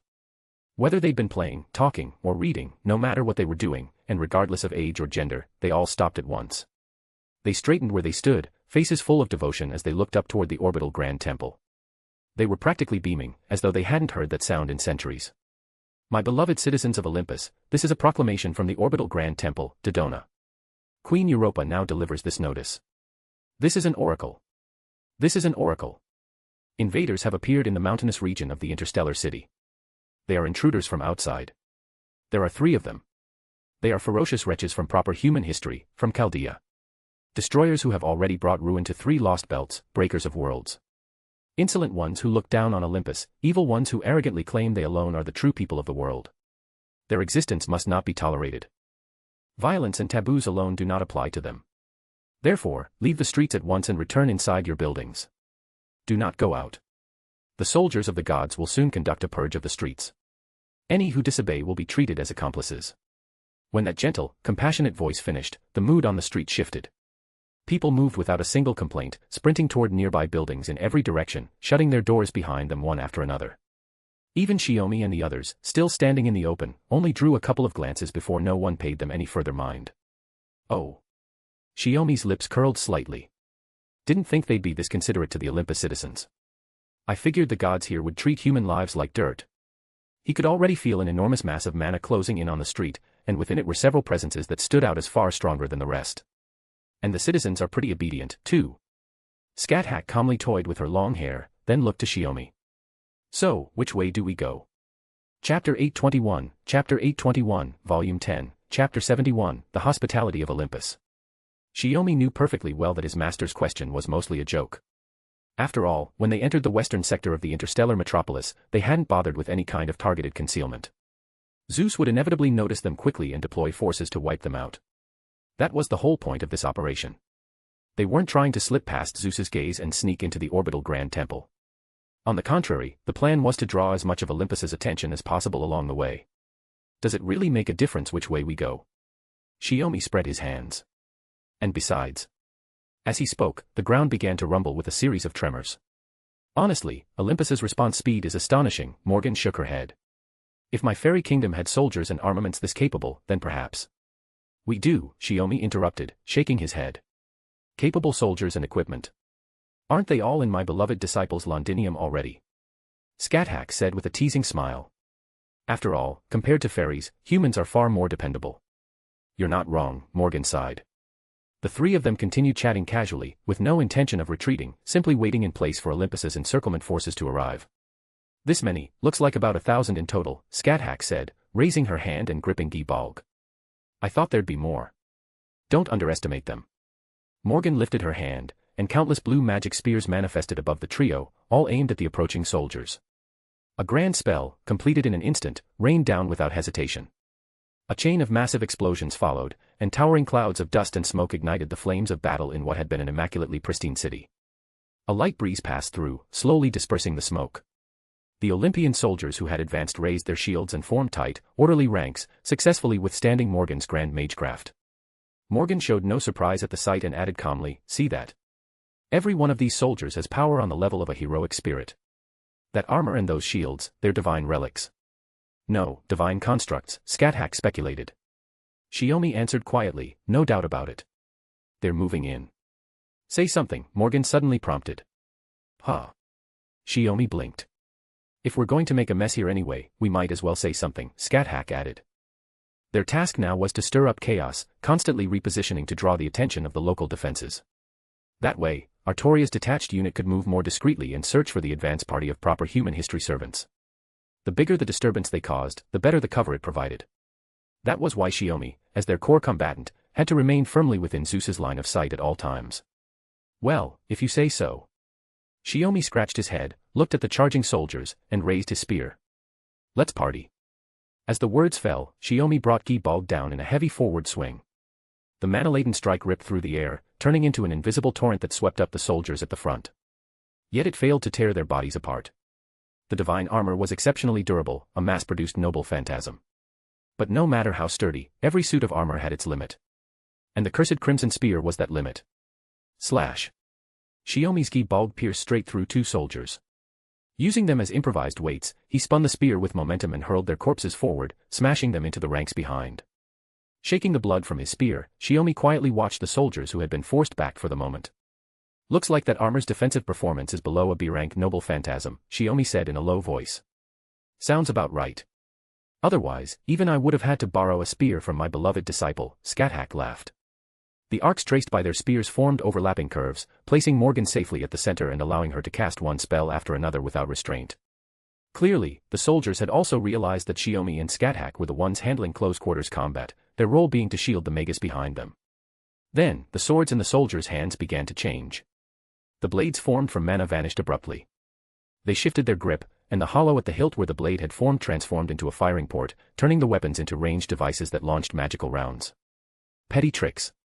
A faint, deep blue light flickered in Morgan's eyes. She brushed her hand through the air, and a golden, translucent wall enveloped the three of them, stopping the incoming magic shots cold. "Seems these soldiers have quite a serious misunderstanding about us," Shiomi said. As he spoke, he swung Gi-Balg forward. The arc traced by the spearhead left behind a pale, ghostly glow, completely different from its usual crimson. Thalassic calamity. A bone-chilling blizzard erupted, howling outward as if guided by its own will. It rapidly spread, transforming into a tornado that swept through the city, sparing none of the Olympian soldiers. Even those who managed to keep their footing and avoid being carried off by the storm found their bodies sealed in solid ice, frozen in place and unable to move. "I'll handle the cleanup," Scáthach said. She hurled her weapon. Gi-Balg spun through the air, then suddenly came to a halt before splitting into hundreds, then thousands of copies that poured down like a torrential rain. Even clad in divine armor, the soldiers could not withstand Shiomi's grand magecraft. Reduced to nothing more than ice statues, they shattered into countless fragments under Scáthach's strike. With even their blood frozen solid, not a drop of crimson spilled. "It's coming," Morgan warned quietly. A massive iron fist, taller than a man, came crashing down from above onto their position. The three avoided it just in time, leaping clear of its range. The impact blasted a crater several meters deep into the ground, and the shockwave scattered the shattered ice clinging to the soldiers' remains. At last, the true source of the violent tremors reached the battlefield. A bronze giant, seemingly careful not to damage the surrounding buildings, braced itself against the skyscrapers lining the street as it turned into the avenue where Shiomi and the others stood. "Intruders detected. Commencing elimination." A mechanical voice rang out. A bronze giant, a mythical monster that absorbed the legacy of Rhodes Island, an Olympus defense system meant to support those soldiers. Shiomi raised an eyebrow, his expression finally turning serious. Judging by its mana signature, it's completely on the level of a divine spirit. As he spoke, he tossed Gungnir to Scáthach and gripped the chosen spear himself. "That thing doesn't look like something Gi-Balg can handle," Morgan said with a light laugh. "Without my chosen spear, Scáthach would just be scratching its itch." "You seem pretty relaxed." "That's good," Shiomi replied.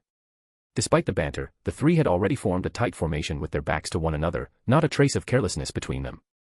Chapter 822, Volume 10, Chapter 72, The Bronze Giant. A city at the height of prosperity was set ablaze in the blink of an eye, and the bronze giant attacked without the slightest hesitation. While moving, it still avoided plowing straight into buildings. But the moment it began trading blows with its target, it stopped caring about those things. To the gods, they were barely worth noticing. Boom. Shiomi dropped like a meteor and crashed into the bronze giant's back. The chosen spear's silver blade punched through its armor, yet did nothing to truly slow it down. The giant only staggered from the impact for an instant.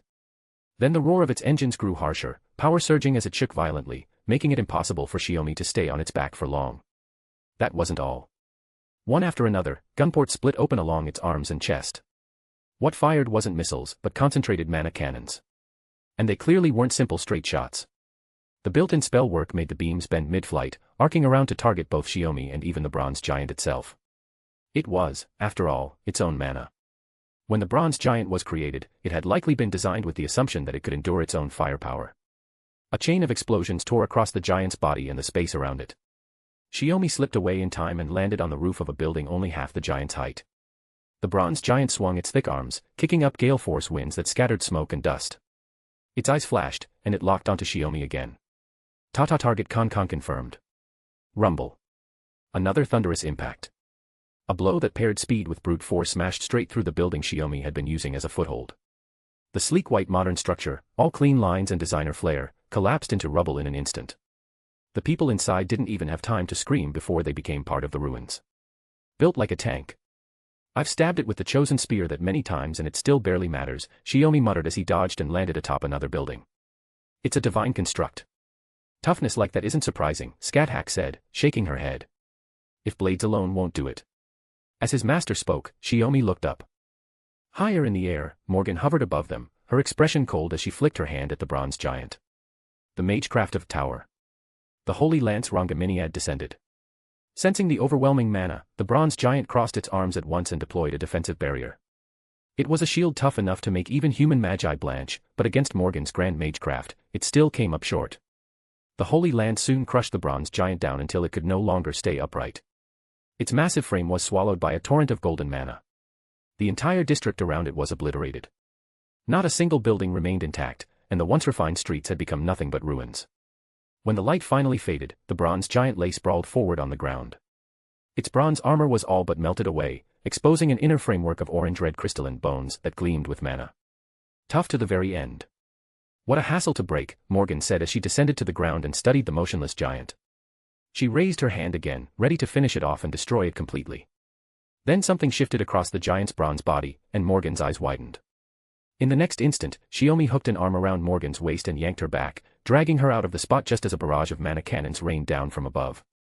While enduring Morgan's magecraft, the bronze giant had secretly fired upward, setting those shots to fall later and buying itself a fraction of time before the bombardment came crashing down.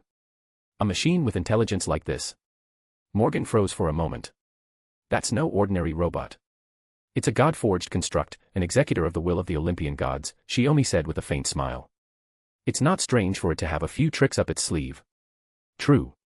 If it were really that simple, Morgan began, then suddenly stopped. You see it too, right?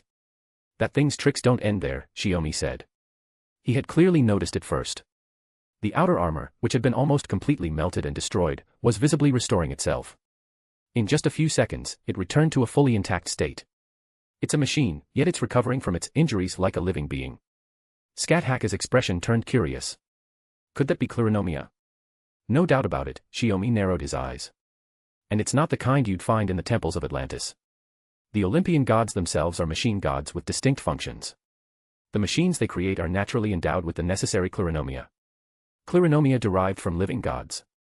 Those divine nanomachines can repair anything at a speed that surpasses proper human history and even Chaldea's technology.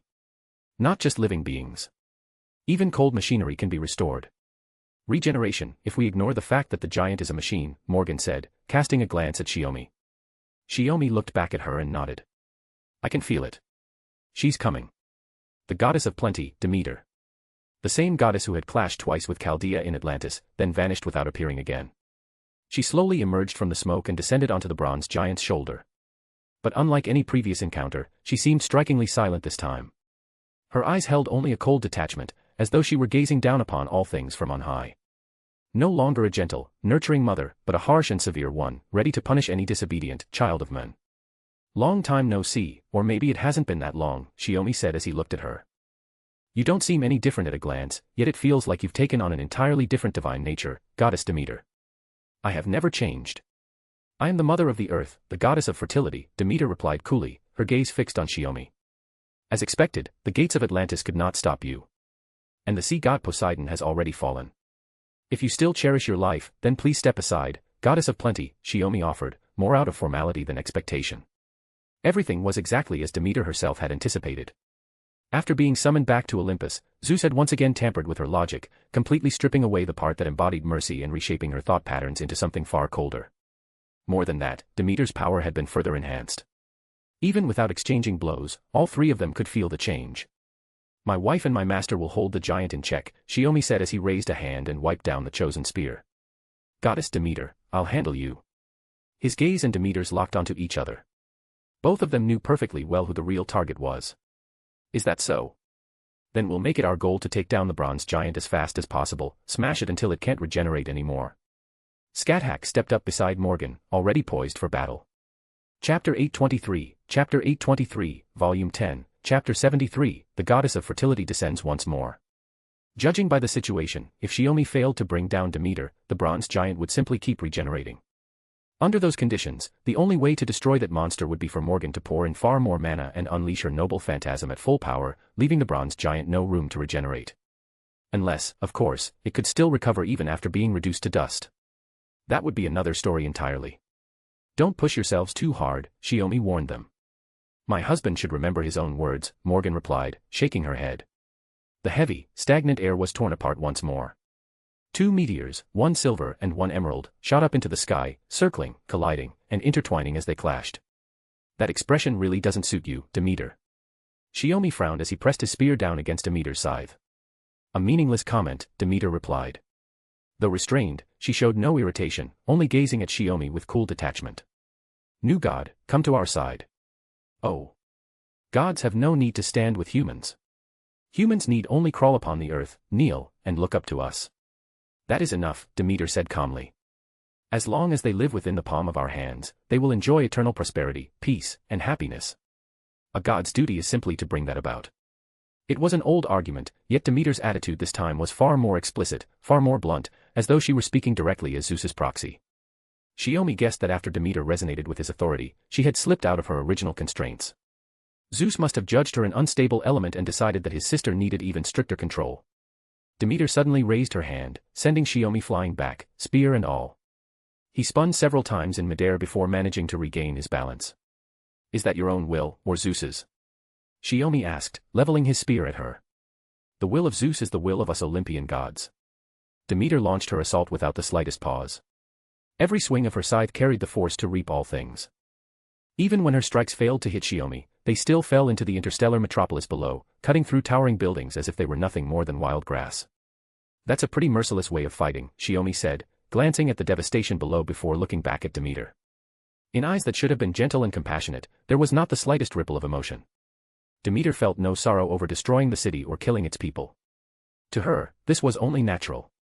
The Olympian gods had granted the interstellar metropolis its prosperity. Naturally, they also held the right to reap it. To the humans of the interstellar metropolis, whether thunder or gentle rain from the gods, all of it was a supreme blessing. To have one's life taken by the goddess Demeter would be nothing but happiness, never something that could give rise to resentment. How twisted. The thought left Shiomi quietly seething. He and Demeter continued to clash high in the sky. The earth goddess did not confine her battle to the ground at all, displaying a ferocity more befitting a god of war. Looks like. Shiomi raised his spear, blocking Demeter's descending scythe. You've already decided to use that scythe in your hands to reap the only golden rice stalk left in this world. But I'm sorry. That golden rice stalk has a will of its own, and it has no intention of letting you harvest it. Light flared and detonated between Shiomi and Demeter. Golden rice stalk. Shiomi's words clearly triggered a reaction in Demeter. As if she had encountered a concept she couldn't comprehend, she froze for a brief moment. Shiomi didn't miss that anomaly. It was obvious that Zeus no longer had enough leeway to completely rewrite Demeter's logic. Instead, he had gone for a crude, forceful overwrite, creating contradictions in systems that should have been capable of autonomous regulation, resulting in flaws. That said, the words Shiomi spoke only caused a temporary disturbance. Demeter quickly shook herself free of the malfunction, discarding it as meaningless noise. She abandoned further analysis and instead classified Shiomi as an even greater threat. You attempt to disrupt my logic with words, hoping to make me crash to the ground through such shallow tactics, new god. Demeter demanded, pointing her scythe at Shiomi. That's how you see it. Shiomi raised an eyebrow, then let out a derisive smile.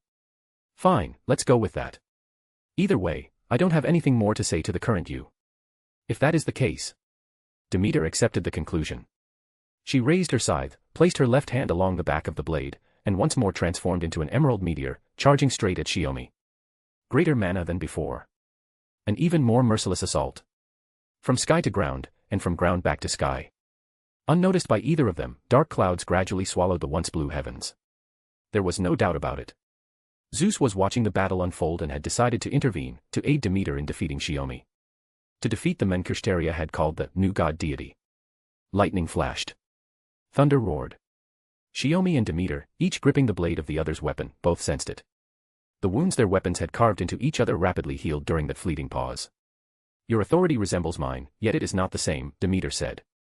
To destroy an existence like you, instead of allowing you to govern humanity alongside us, is truly a waste. Govern humanity? Shiomi stared at Demeter at point-blank range. If you truly see humans as your children, then you should understand this. A sapling that never weathers storms will never grow into a towering tree, and it will never leave its childhood behind. Humans are far too fragile. Without the protection of the gods, they would crumble at the slightest touch. Demeter shook her head, rejecting Shiomi's words. Therefore. So in order to prove himself right, Zeus plans to interfere in this battle once again. Shiomi slowly blinked, star-like pupils surfacing in his eyes. But Zeus isn't the only one who can command thunder. The changing weather spared Shiomi an extra step. He didn't need to alter the sky itself. All he had to do was draw upon the mana in the atmosphere and seize control of the lightning within the clouds. Ruinous thunder. Freed from Zeus's will, lightning under Shiomi's command crashed down from the heavens, striking both him and Demeter. The blow landed true, but it also rang the final alarm in Demeter's resolve. If even maintaining this form is not enough to defeat you and fulfill my mission. The mana around Demeter shifted violently. A sandstorm rose from the ashes of the ruined city. Within the swirling storm, a massive silhouette slowly rose. The goddess Demeter, her true form revealed. Chapter 824, Volume 10, Chapter 74, Thou, Star-Plowing Harvest, 1. Demeter. Earth Goddess. Goddess of Fertility. Or, if you preferred, Demeter, the interstellar supply production vessel. As the name implied, this vessel could produce an endless supply of materials for the Olympian interstellar fleet, as well as the resources needed by those living on the surface. She inherited the nature of one of her prototype deities, the Gaia god, in an extremely concentrated form. Her authority was fertility, meaning production and regeneration. Using that power consumed mana, but the god-forged ley lines of Olympus were linked to the crystalline mountain range above the interstellar metropolis, providing an effectively infinite supply. Now, Demeter abandoned her humanoid shape and returned to the machine god's original true form. A jade-green sphere opened along its center, exposing an inner structure the color of flesh. A pair of enormous crimson wings granted the machine god Demeter overwhelming mobility in the air. Staring up at Demeter's colossal machine god form, Shiomi couldn't help quietly marveling again at how sacred and imposing it looked. He had already seen the machine god Poseidon before, but the sea god had been incomplete after losing his divine core. On top of that, Shiomi had gone in holding a sure-kill plan, so Poseidon hadn't truly pressured him. Demeter was different. The pressure rolling off her was immense, close to what he'd felt back when he faced the goddess Tiamat. This was what a god looked like when it revealed its full power, a being that had been complete since the distant past. As Demeter rose higher and hovered over the interstellar metropolis, Shiomi stared at her without blinking. Is it sorrow? Is it sorrow? Sorrow is death, and death is the end. My beloved citizens of Olympus, my beloved children. I'm sorry. I must kill you once. Demeter's voice echoed above the city, and the meaning of her words made Shiomi's heart lurch. To defeat him, to kill him, the goddess had made her decision. Even if she had to drag the entire surviving western sector of the interstellar metropolis into it, she would crush the enemy before her. It wasn't madness. It was absolute rationality. Or perhaps it was simply Zeus's will. Demeter, unable to resist, could only carry it out, heavy with grief, yet without hesitation. Either way, it was coming. Shiomi didn't know how wide the affected area would be. But he was certain of one thing, whether it was himself or his wife and master still fighting the bronze giant, all of them were within the range. Using the water mirror to retreat would be the right call, but it would also mean abandoning the original plan. Once she lost them as targets, Demeter would keep moving through the interstellar metropolis, cruising in other directions. Sooner or later, she would drag the entire city into it. And to the Olympian gods, a city was nothing. Once their truly important enemies were eliminated, they could simply build another. But that would put the detached unit operating in the shadows in danger. More importantly, Shiomi needed to keep Olympus's gaze nailed right here. My husband. Morgan's voice rang out from behind. The bronze giant had just been brought down by Morgan and Scáthach, crashing heavily into the ruins of the city. The mana in the air grew thick and viscous. The rumbling swelled from faint to overwhelming, and the earth, the air, even their bodies began to tremble in unison. Bzzz. Shiomi raised his hand and felt it immediately. His movements had fallen into a brief stagnation, and he was still too far from Morgan and the others. Even the few seconds it would take to regroup felt unbearably slow. Run. Clapping a hand against his thigh, Shiomi shook off Demeter's oppressive pressure and sprinted toward Morgan and Scáthach. They too sensed the looming danger and instantly deployed their barriers. Two forms of magecraft overlapped, weaving together into a sturdy bulwark that shut out external harm. But it still wasn't enough. This was a merciless blow from the Earth Goddess herself. At the very least, it would take a defense on the level of Avalon, the ever-distant utopia, to be confident of escaping disaster unscathed. The mana in the air compressed to its absolute limit, pushed to a critical threshold by the tremor radiating from Demeter. Shatter. Begin. Like a proclamation of death, the Earth Goddess spoke words that stripped life away. Everything was being crushed. Prosperous streets, vibrant lives. Whether inorganic or organic, nothing was spared. Just as the words implied, all things began to shatter under Demeter's will. Explosions. Roaring impacts. The cloud-choked sky was dyed crimson by the burning interstellar metropolis. This was an attack born of Demeter's authority, the earth-plowing roar of cultivation itself. It was powerful enough to completely erase entire city sectors. In less than half a day, it could till the whole of Olympus, grinding the interstellar metropolis governed by the gods down to nothing. Even at this cost, the enemy before her had to be destroyed. There was no weighing of importance.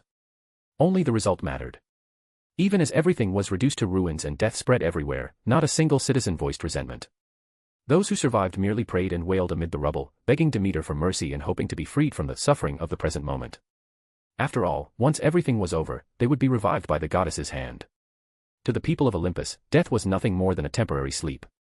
The citizens fled as they prayed. No one paid any attention to the vast wasteland at the center of the city, the place first reduced to nothing, where Shiomi and the others were still fighting. Bzzz. Shiomi clicked his tongue softly and slowly lowered his raised hand. Countless wounds had been carved into his body, blood seeping out and staining him as if he had been rolled through a pool of it. And all of that blood belonged to him alone. It was the full-force strike of the goddess Demeter. When he returned to Morgan and the others, Shiomi had thrown himself forward as a shield, unfolding a third layer of defense with his own body and barely managing to block the vast majority of the damage. So this is the goddess Demeter. Her power really can't be taken lightly, Scáthach said, kneeling on one knee and bracing herself on her spear as she caught her breath. Morgan supported her left arm, her fingertips trembling slightly. Even so, even for a goddess with an endless supply of mana, an attack like that can't be unleashed twice in a short span. Compared to Shiomi, who looked almost like a man drenched in blood, the two of them had only suffered light injuries, with little more than torn clothing. That was the result of Shiomi making it back to them and taking the brunt of the damage himself. Are you two all right? He asked calmly as he turned to face them, genuine concern in his voice. We're hurt, but it's nothing serious. It's my husband who... Morgan trailed off. Another reason Shiomi's injuries were so severe was that he had absorbed a massive amount of damage meant for her. The wounds on Morgan were simply the overflow, the portion that exceeded his limit of compensation. Chapter 825, Volume 10, Chapter 75, Thou, Star Plowing Harvest, 2. Because Morgan had his damage compensation, Shiomi had leaned slightly toward Scáthach when blocking the attack earlier.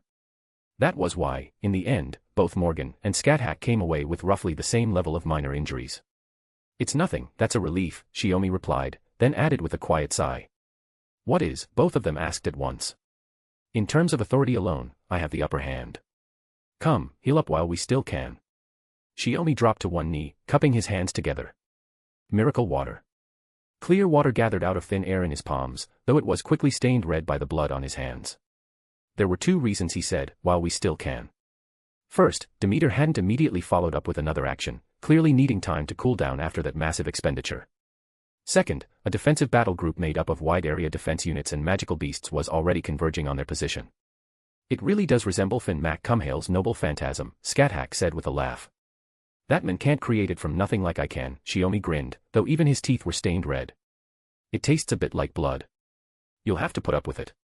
This is my husband's own vital essence. How could that be, putting up with it? Morgan replied with a radiant smile. Without the slightest hesitation, she leaned in and drank the entire handful dry. Her injuries vanished in an instant, and even the mana she had expended was fully restored.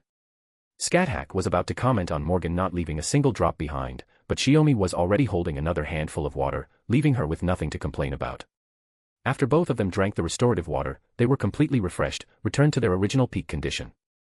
A very Celtic-style magecraft, no, it's more accurate to call it a noble phantasm, Scáthach said, wiping the corner of her mouth with a long finger. Unfortunately, it doesn't compare to Mimir's well. It can't grant wisdom to those who drink it. Shiomi lowered his hands and grasped the chosen spear embedded in the ground.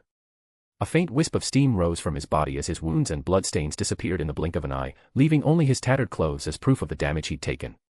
Nearby, the fallen bronze giant let out an uneasy sound. Having been caught in Demeter's attack, the massive construct was already on the verge of reviving thanks to Demeter's Clarinomia. Be careful. If Demeter keeps using attacks like that, you'll exhaust yourself protecting us, Scáthach warned.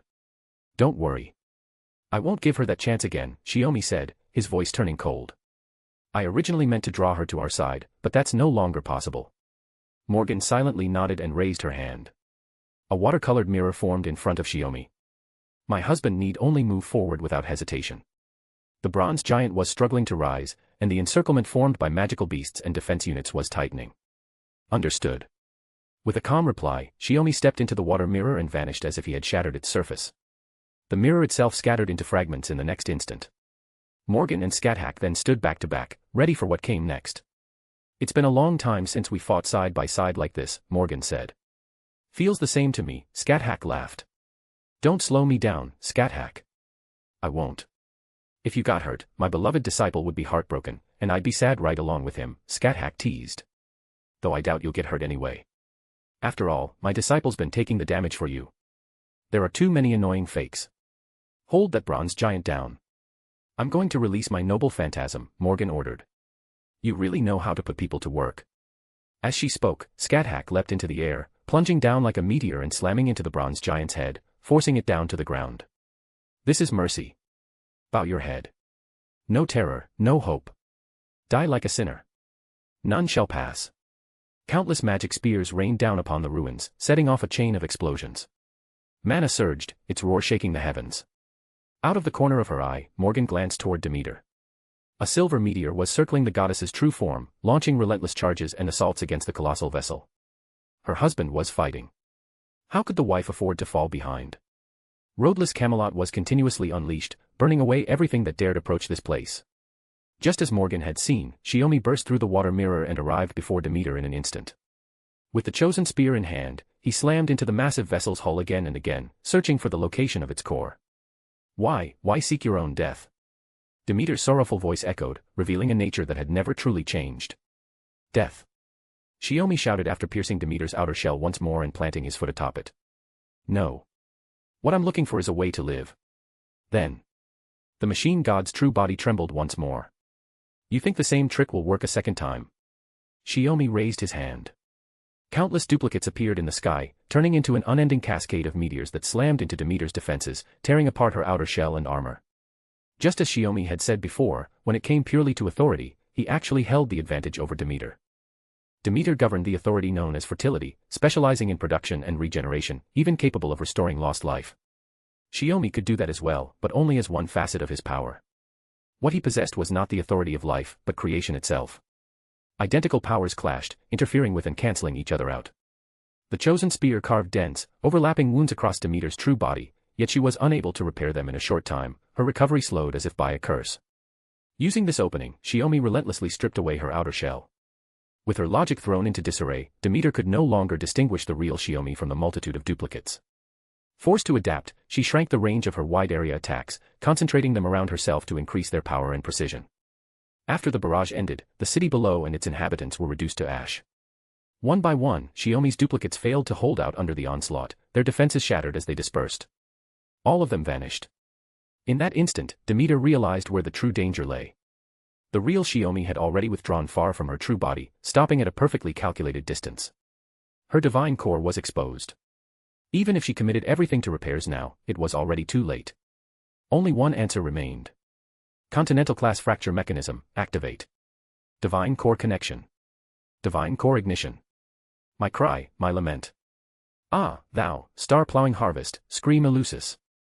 Ancient God King, War God Marduk, hear my voice. Thy divine might rests in my hands at this very moment. Dispel destruction and give birth to the future, the epic that brings forth heaven and earth, Enuma Elish. Chapter 826, Volume 10, Chapter 76, Thou, Star-Plowing Harvest, 3. The interstellar metropolis suspended above the sea began to shake harder and harder, as if it might fall at any moment and sink beneath the waves. Demeter's noble phantasm could reshape a planet's surface. Mountains and plains, cities and oceans, all would be utterly transformed beneath its power, forced to change into whatever form she required. That power might not be enough to create a world, but it was more than sufficient to cultivate and remake a planet. And humans who lived upon the earth, along with every other form of life, could not survive that process. Now, in order to crush Shiomi Tenkei, the noble phantasm's power was compressed to its absolute limit. It no longer pursued broad continental destruction. Instead, it locked onto Shiomi, treating him as a mountain that had to be leveled, a chasm that had to be filled. Taking that blow head-on without preparation would have been insanity. As a countermeasure, and to bring an end to this indiscriminate battle that would swallow everything around them, Shiomi made his choice. The moment the true name of, Thou, Star-Plowing Harvest, Scream Eleusis, was released, Shiomi, for the first time in ages, called forth the axe of Marduk. Once again, in this interstellar metropolis, before the Earth Goddess, he would write a new myth, for the people who had lost their world, and for a future still far away. He would be the one to write it. Two absolute forces collided without restraint. Light tore through the storm clouds above the city, leaving even Zeus's lightning with nowhere to fall. To create everything. To destroy everything. Under that overwhelming impact, the once bustling interstellar metropolis, its buildings, and the humans who lived within them, were erased in the same instant, reduced to dust too fine to see.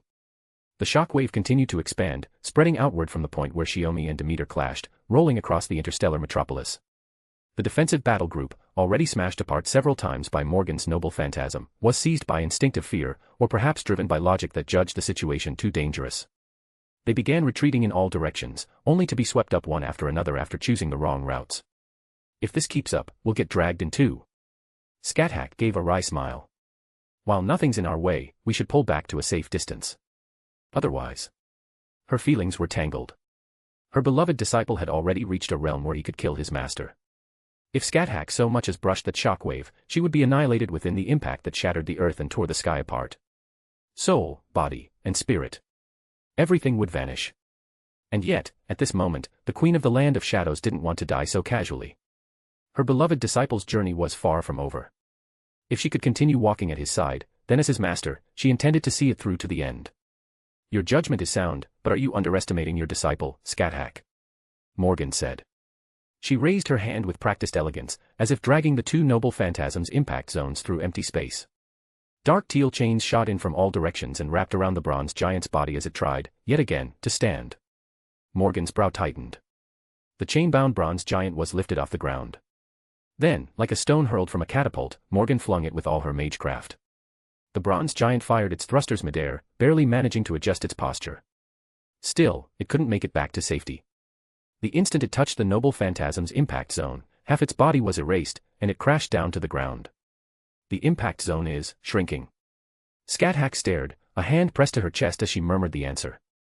The clash between the two noble phantasms was finally reaching a conclusion. In the end, Shiomi's noble phantasm was asserting itself over Demeter's. The power of Enuma Elish was steadily consuming, overriding Demeter's noble phantasm. Seconds ticked by. Neither Morgan nor Scáthach bothered to count how long it lasted. The men they loved was fighting. Right now, nothing mattered more than not missing a single detail. At last, the power unleashed by Shiomi's noble phantasm fully enclosed Demeter's noble phantasm, along with her true form. When that process was completed, mana suddenly contracted, as if nothing had happened. But only for an instant. Half a second later, the compressed mana erupted outward again, like a nuclear blast descending, leveling the entire western sector of the interstellar metropolis. A sandstorm rose from the ruins, forcing Morgan and Scáthach to lift their arms to shield themselves from the grit. The explosion finally ran out of force before it could reach their position. The wind fell quiet. The dust settled. Brushing the dirt from her clothes, Morgan began walking forward at an unhurried pace, following the man's trace toward where Shiomi was. Scáthach was not far behind. The two of them moved quickly through the desolate ruins where it was impossible to tell east from west, weaving past scattered remnants of collapsed walls, until they finally saw Shiomi at the bottom of a massive crater.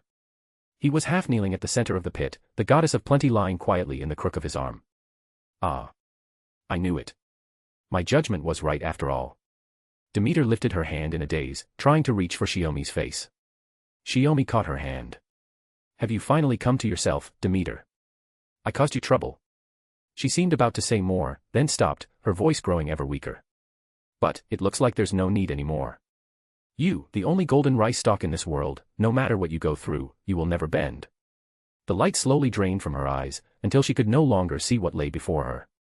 Even with the noble phantasm fully unleashed, its power had ultimately failed to surpass him. The divine core had been completely shattered by the backlash of the phantasm, and the goddess of fertility's end was now only a matter of time. That was all Shiomi could offer in response to her hopes and blessings. How wonderful, at the very end, after committing so many mistakes, to be able to meet a child like you. Demeter smiled, gentle and warm, like a mother. I'm sorry, Shiomi said softly. I couldn't stop Zeus from using you. It's enough that you stopped me from continuing down the wrong path. Demeter grasped the sickle and placed it into his hand. The rest I leave to you. As Shiomi accepted the sickle, Demeter lost the last of her strength. Her arm slipped from his grasp and fell limply onto the ground. With a peaceful smile, the goddess of fertility faded away in his embrace. Only the sickle, the symbol of abundance, remained to bear witness to her existence. My husband. My beloved disciple. Morgan and Scáthach had come closer, their voices filled with concern. I'm fine. Shiomi replied in a low voice. Then his legs gave out, and the two of them caught him from either side. I'm just a bit exhausted, he said quietly. Before the pursuers arrive, let's hide for now. Chapter 827, Volume 10, Chapter 77, Movements on the Other Side. The battle in the western sector of the interstellar city was far from being confined to that area alone. The clash between Demeter's and Shiomi's noble phantasms inevitably rippled across the entire interstellar city.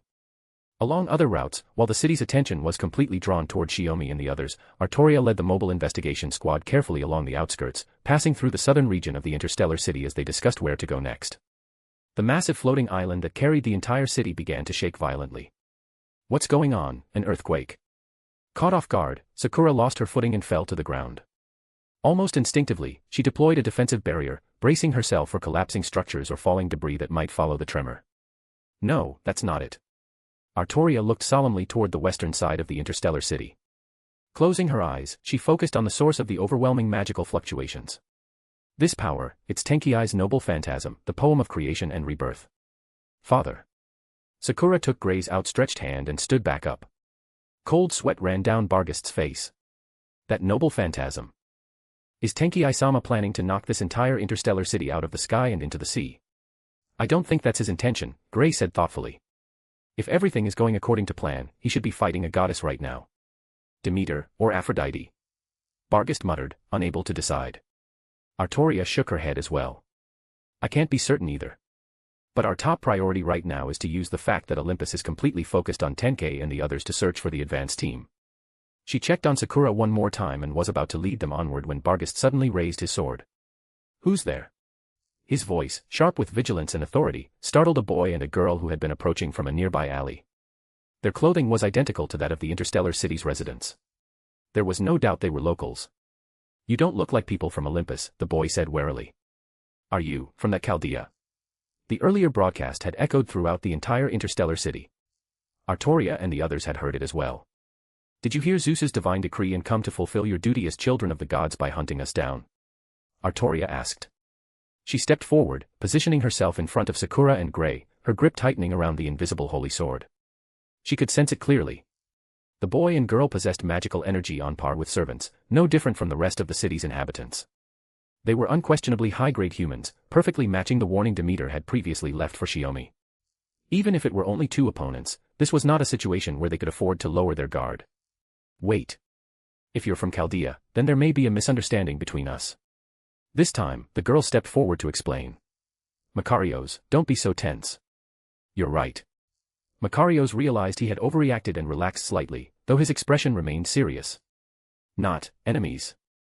Sakura asked softly, still unsure. The girl introduced herself. My name is Adele. I'm Makarios's older sister. We're members of the God-Shattering Alliance. After hearing Zeus's divine decree and receiving news that the Western Defense Corps was fighting an unknown enemy, we guessed that Chaldea had arrived. In short, Artoria said with a nod, the ones fighting against the interstellar city's defense forces, and possibly even the gods themselves, are our allies. Then what exactly is this God-Shattering Alliance? If you came from Atlantis, you should have heard about it, Adele replied.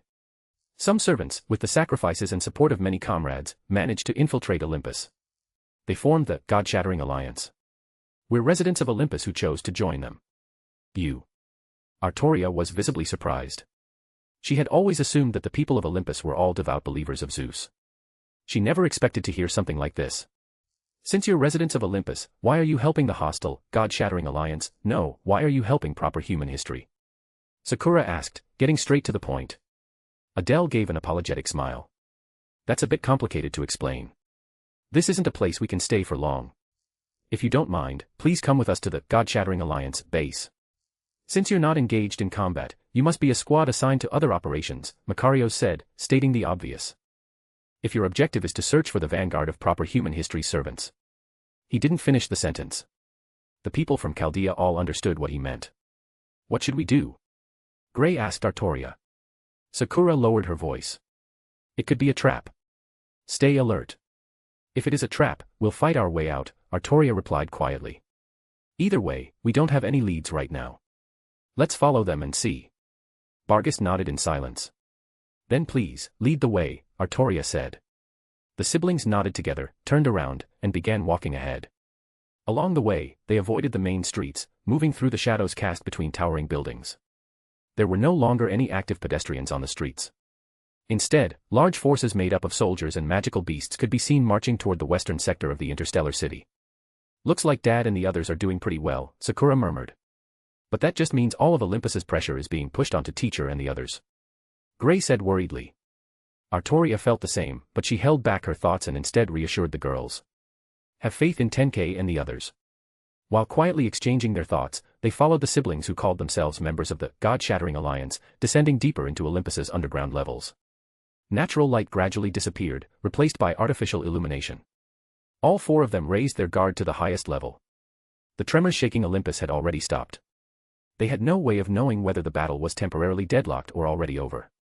At last, they arrived at an area that resembled a factory. A massive mechanical gate blocked their path. Adele entered something into a device beside the door, and the gate slowly opened. The two stepped aside and gestured for them to enter. Artoria went first, with the others following closely behind. The instant they passed through the doorway, a sharp spike suddenly shot toward them. Artoria knocked it aside with her sword, and the other three immediately shifted into combat readiness. Who are you? A familiar yet weak voice demanded, then abruptly turned to shock. Father. King. Saber. Sakura covered her mouth, letting out a soft gasp. Chapter 828, Chapter 828, Volume 10, Chapter 78, The Base. Long before the assault on Olympus began, after the Knights of the Round Table who had answered Artoria's summons manifested, Jason and the others supplemented their intelligence with additional information. Among the servants in the advance party were several Knights of the Round Table who had not answered the King of Knights' call. Mordred was one of them.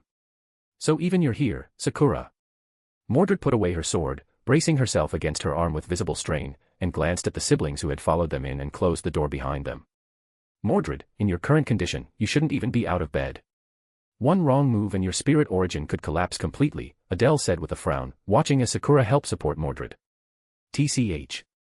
I just felt like I could manage getting up for a moment, so I came out to take a look, Mordred apologized awkwardly. Didn't expect it to. Are you the only one left, Mordred? Artoria pressed her lips together and reached out to support Mordred's other arm, helping her together with Sakura. The other Knights of the Round Table, and the proper human history servants who entered Olympus. The moment she stepped into this underground factory, Artoria had already sensed how empty it was. Aside from Mordred, there were no traces of any other servants. Yes. Mordred was clearly surprised by how her father was treating her, but she didn't have the luxury of dwelling on it. After we got in here, we ran straight into an encirclement and attack arranged by that bastard Zeus. If Adele and Makarios hadn't helped. That's enough, Artoria said, cutting her off. They helped Mordred back into the innermost room and laid her down on the bed. Mordred's condition is extremely poor, Adele said. Her spirit core is already half destroyed. She's only holding on thanks to her battle continuation ability. Under normal circumstances, she should still be unconscious. I don't know, Mordred said, closing her eyes to rest. I just suddenly felt a bit lighter earlier. Maybe your intuition told you we were coming, so you woke up, Sakura said with a small joke. Mordred didn't know how to respond. After all, her father was standing right by her bed, watching her. She had never imagined receiving this kind of attention from her father. It felt as if he had changed a great deal, no longer ignoring her the way he used to. But the spirit core was damaged by a goddess. Even the Clarinomia here can't fully repair it, Makarios said. All it can do is make sure Mordred doesn't disappear. Gray thought for a moment. Then maybe, we have no choice but to find a way to regroup with teacher and the others. Indeed. If it's Tenkei, he should be able to find a solution, Artoria said, placing her hand gently on Mordred's forehead. Sir Mordred, don't speak anymore. Get some proper rest. We'll find a way to restore you and send you back to the battlefield. Faced with this sudden care she had long yearned for, Mordred suddenly felt like crying. She had never feared Olympus's overwhelming power. She had never been afraid of her own death. And yet now, she desperately wanted to cry. Damn it. Mordred instinctively tried to reject this surge of emotion, but she couldn't. All she could do was close her eyes and quietly sink back into a state of rest. Has the goddess Demeter fallen? In the aerial garden above the interstellar city, Peperoncino looked genuinely surprised when he received the news. Those humans are quite capable, Aphrodite said, her expression tinged with displeasure. Not humans, Lady Goddess, Peperoncino replied calmly. You've seen it yourself on the front lines. Those who have faced Kirsteria know better than any of us what kind of opponent he truly is. Aphrodite raised an eyebrow, then smiled brilliantly. Just a fledgling god, newly established as one of the pillars. Her authority merely happened to resemble Demeter's, creating an unnecessary resonance. That overlap made her careless in battle. So that's how you view the death of a fellow goddess? Peperoncino asked. Are you dissatisfied, human who calls himself Peperoncino? Aphrodite replied unhurriedly. Please allow me to say something a little impertinent. This is my most honest impression, Peperoncino said. You're not a very good woman. The version of you from proper human history was far more captivating than the you standing here now. Aphrodite, goddess of love and beauty, daughter of Zeus who at times bears an aspect of death. They say you are a goddess of duality, yet right now, I can only see one side of you. Disappointed. Aphrodite laughed softly, clearly unconcerned, her gaze still carrying an air of condescension. That a goddess has failed to meet a human's expectations. Not at all.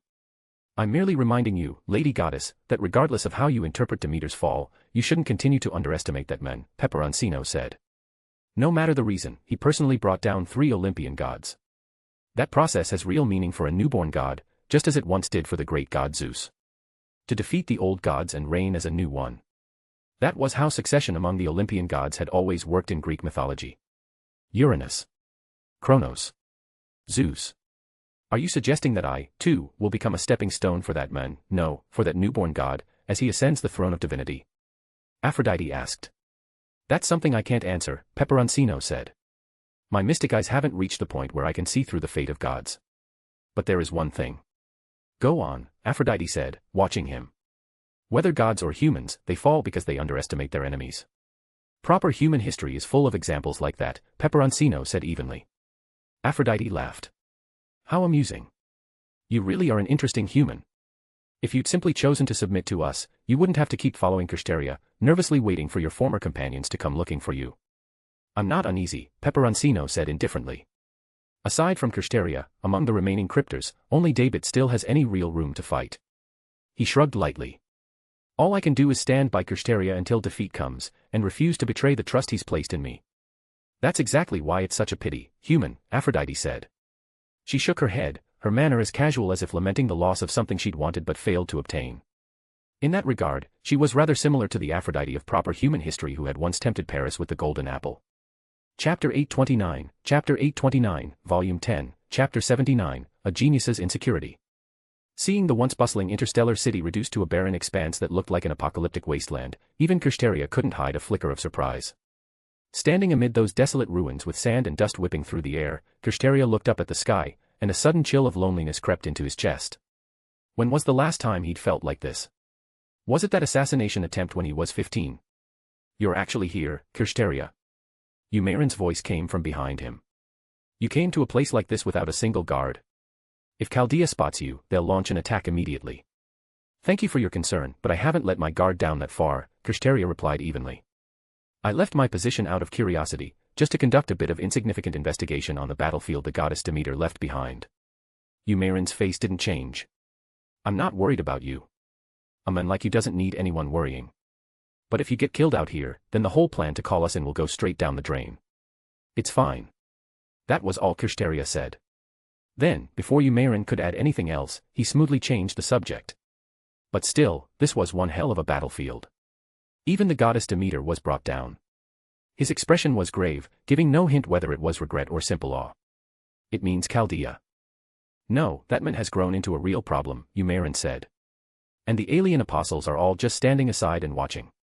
According to the reports, Professor Shiomi separated from the others, Kirsteria said, turning around. He was standing at the very center of the enormous crater where Demeter had vanished. He only brought 2 companions, entered the interstellar city without hiding his movements, then fought the Guardian forces openly and loudly. In the end, it escalated into a direct battle with the goddess Demeter. You're saying he did it on purpose? Hinako frowned. It was hard to say it made sense. Cut off from rear support, cutting down anyone in his way, man or god. It looked effective, but it reeked of a high-stakes gamble. It's more than that, Kirsteria said. He lightly flicked his wand, drawing a line through empty air. A chain of magecraft reactions flared to life, outlining a trail that led out of the crater and away from the western ruins. Tracking magecraft. Following the traces of residual mana left behind at the scene, to pinpoint where the target had gone. That man has plenty of combat experience, doesn't he? Hinako muttered despite herself. So why would he leave something this amateur? The moment she said it, she caught herself. Her eyes widened in disbelief. Wait. Don't tell me Tenkei Shiomi did it intentionally. Given what we're seeing, that's the only possibility, Kirsteria said. Leaving that battleship, operating alone in Olympus, and making his actions this conspicuous. Hinako hesitated. He made himself bait. Without a doubt. Kirsteria gave a faint, almost helpless smile. And very tempting bait at that. Our ally, the great god Zeus, probably hasn't noticed at all. He's taken it as mere mortal incompetence, and he's likely preparing to commit even more force to wipe him out. But in truth, Shiomi was using this to draw Olympus's attention, especially the great god Zeus, and to lure the other gods into closing in. The ruins in the interstellar city's western sector made one thing clear: the moment a full-scale fight with the gods began, everything around them became unsafe.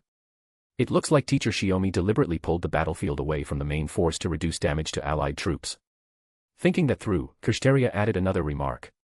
Luring a god to be killed. Hinako stared at Kirsteria. If anyone else said something like that, I'd think they'd completely lost their mind. But that's the reality, Kirsteria said, shaking his head. Even if I tried to stop it, Zeus wouldn't listen. They were allies, able to speak to one another on equal footing. But once a decision had been made, even Kirsteria couldn't forcibly overturn it. So what are you planning to do? Hinako asked. For now, whether it's you or Peperoncino, neither of you should engage in solo combat anymore, Kirsteria said seriously. No matter how this ends, when it comes to fighting Chaldea, the 3 of us, as cryptors, should face it together. Otherwise, there was no telling whether they might be swept up in the gods' battles. Even an immortal spirit like Umairan could fail to revive under such extreme conditions, vanishing completely. You're actually worried about your companions? Umairan sounded a little surprised. You accepted my proposal to become cryptors together and launch a rebellion against proper human history, Kirsteria said. That makes us companions.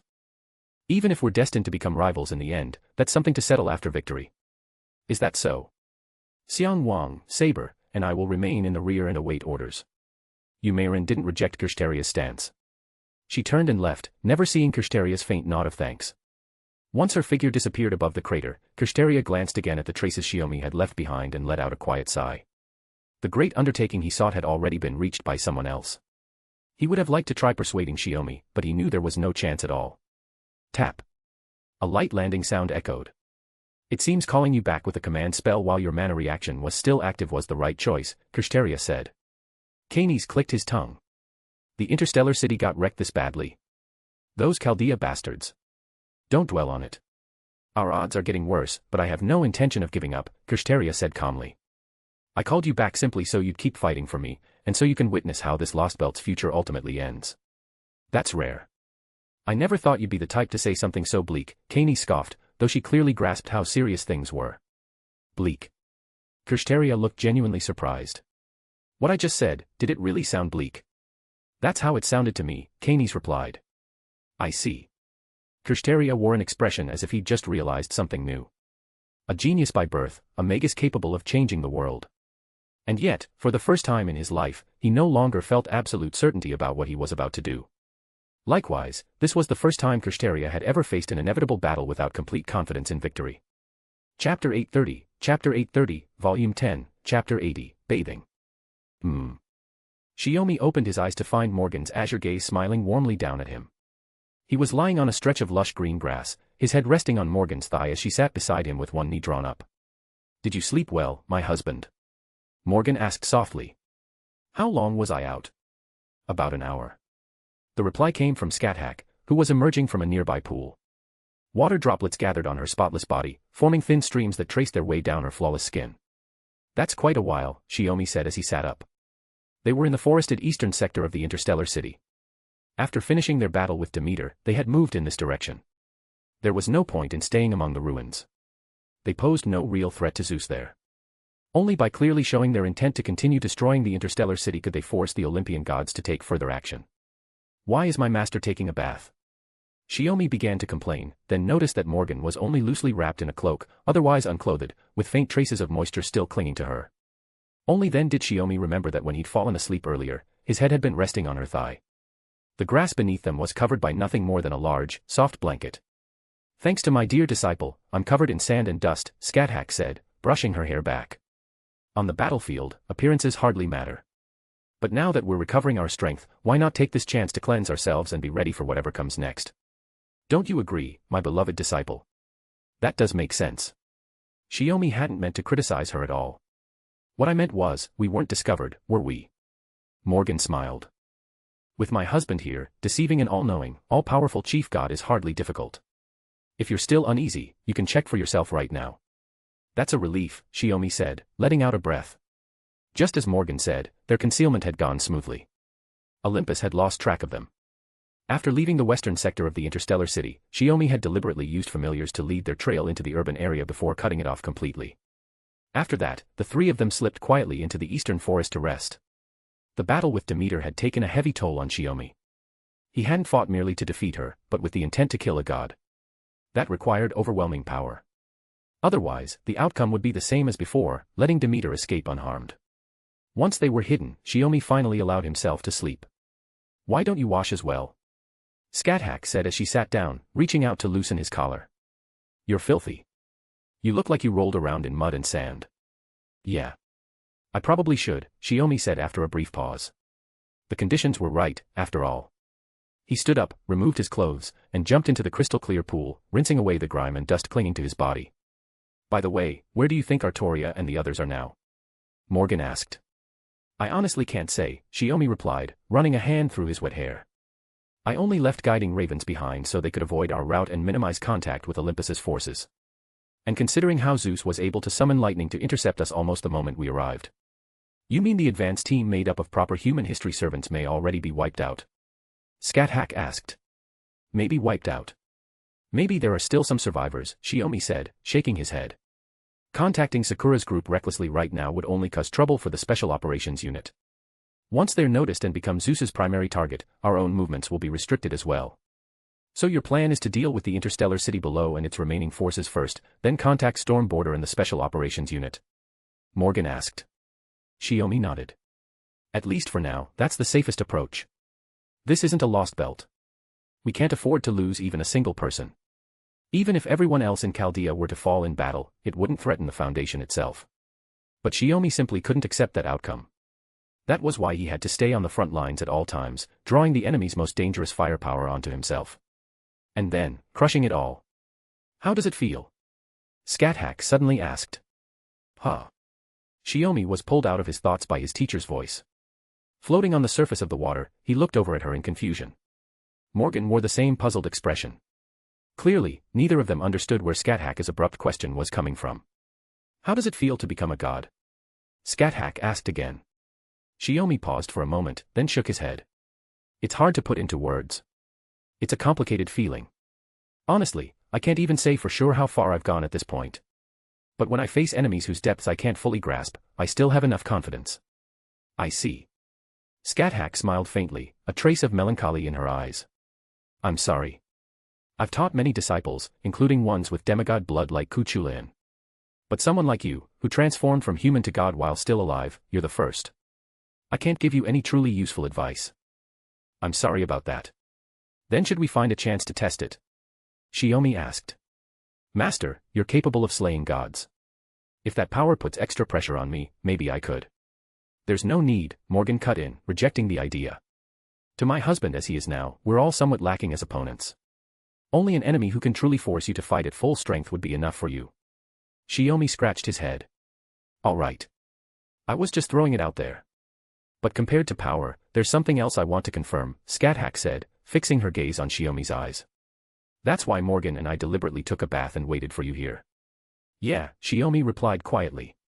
He'd already guessed. Then he saw his teacher sitting casually with her legs parted, while Morgan slipped off her cloak. An unmistakable invitation. A test of the human desires still within him. It was something Shiomi had always feared losing. And yet, in his current situation, it was something he had no choice but to face head-on, to accept as part of the path he could and should walk. There's no need to make it that obvious, he said. Even though things are busy right now, taking a little time off, honestly, even if my wife and my teacher hadn't said anything, I'd still be taking advantage of the moment. He rose from the water, walked back to the blanket, and sat down. Taking both of their hands, he pulled them into his arms, feeling the warmth of their bodies against his. It turns out my understanding of gods was far too narrow, Shiomi said softly. After all, in every mythology across the world, there are always gods who embody desire. Chapter 831, Land of Shadows Interlude, Hearts in Accord, 1. I bestow upon you this pair of Gibolg spears, forged from the skull of the sea beast Karuid, as proof that you have completed all your training in the Land of Shadows. Within the royal castle of the Land of Shadows, in a corner garden created by Shiomi. At this moment, he knelt on one knee beneath a tree, extending both hands to receive the pair of Gibolg spears held out by his master, Scáthach. Thank you, master. Shiomi accepted the crimson spears with solemn respect. The solid weight, the icy chill, and the lethal aura coiled around the scarlet shafts all proclaimed the same truth: these were no ordinary weapons. They were the crystallization of humanity's noble fantasies, true noble phantasms. To think you'd actually ask for a prototype identical to my own. Scáthach let out a quiet laugh, then relaxed and leaned back against a nearby tree. The castle was vast, the realm of the dead empty and desolate. There were only the two of them, master and disciple. The so-called graduation ceremony had no witnesses, its entire process reduced to the simple act of bestowing the spears. It only carried the air of a ritual because both teacher and student truly valued it. Is that so strange? Shiomi rose to his feet, holding the spears close. Not at all. Scáthach shook her head, smiling as she looked at him. As a warrior and a magus, you're still far from mature. But there's nothing left that I can teach you. Even the secret art of the dual spears, among all my disciples, you're the only one who truly mastered it. Is that so? Shiomi tightened his grip on Gibolg. Though the weapon was cold as iron, holding it in his arms brought with it an indescribable warmth. All right, enough brooding. Scáthach raised her hand and flicked Shiomi on the forehead. My previous disciples came here to learn skills for the battlefield, to win glory and fame. Once they reached the point of graduation, they couldn't wait to leave. But you're different. By sheer chance, he had fallen into the Land of Shadows, met Scáthach while hovering on the brink of death, and been taken in as her disciple. Because of that, Scáthach felt that the bond between them was something truly special. So much so that when he finally had the time to learn everything she had to teach, a quiet, indescribable joy welled up within her.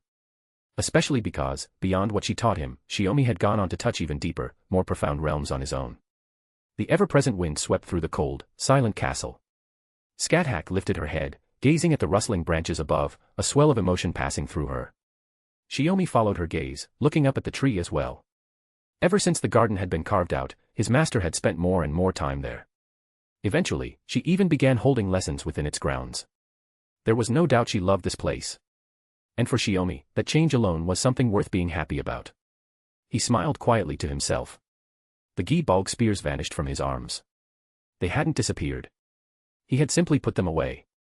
Now that the pair of crimson spears had been formally bestowed upon him, they would remain bound to his soul forever. Until the day they were damaged beyond repair, they would be the noble phantasms he trusted and cherished above all else. As for what comes next, Scáthach took a few steps forward, then suddenly turned her head back and smiled at him softly. Do as you like. Time doesn't really pass here in any meaningful way. Once you've got nothing left to do, you'll probably start getting bored. If it becomes unbearable, I can send you back out. I don't want to leave. Shiomi hesitated for a moment before finally voicing what he truly felt. Scáthach raised an eyebrow slightly, looking not the least bit surprised. If you don't want to, then don't. She gave a small, amused smile. I get bored on my own too. Having a good apprentice around would make things far more enjoyable.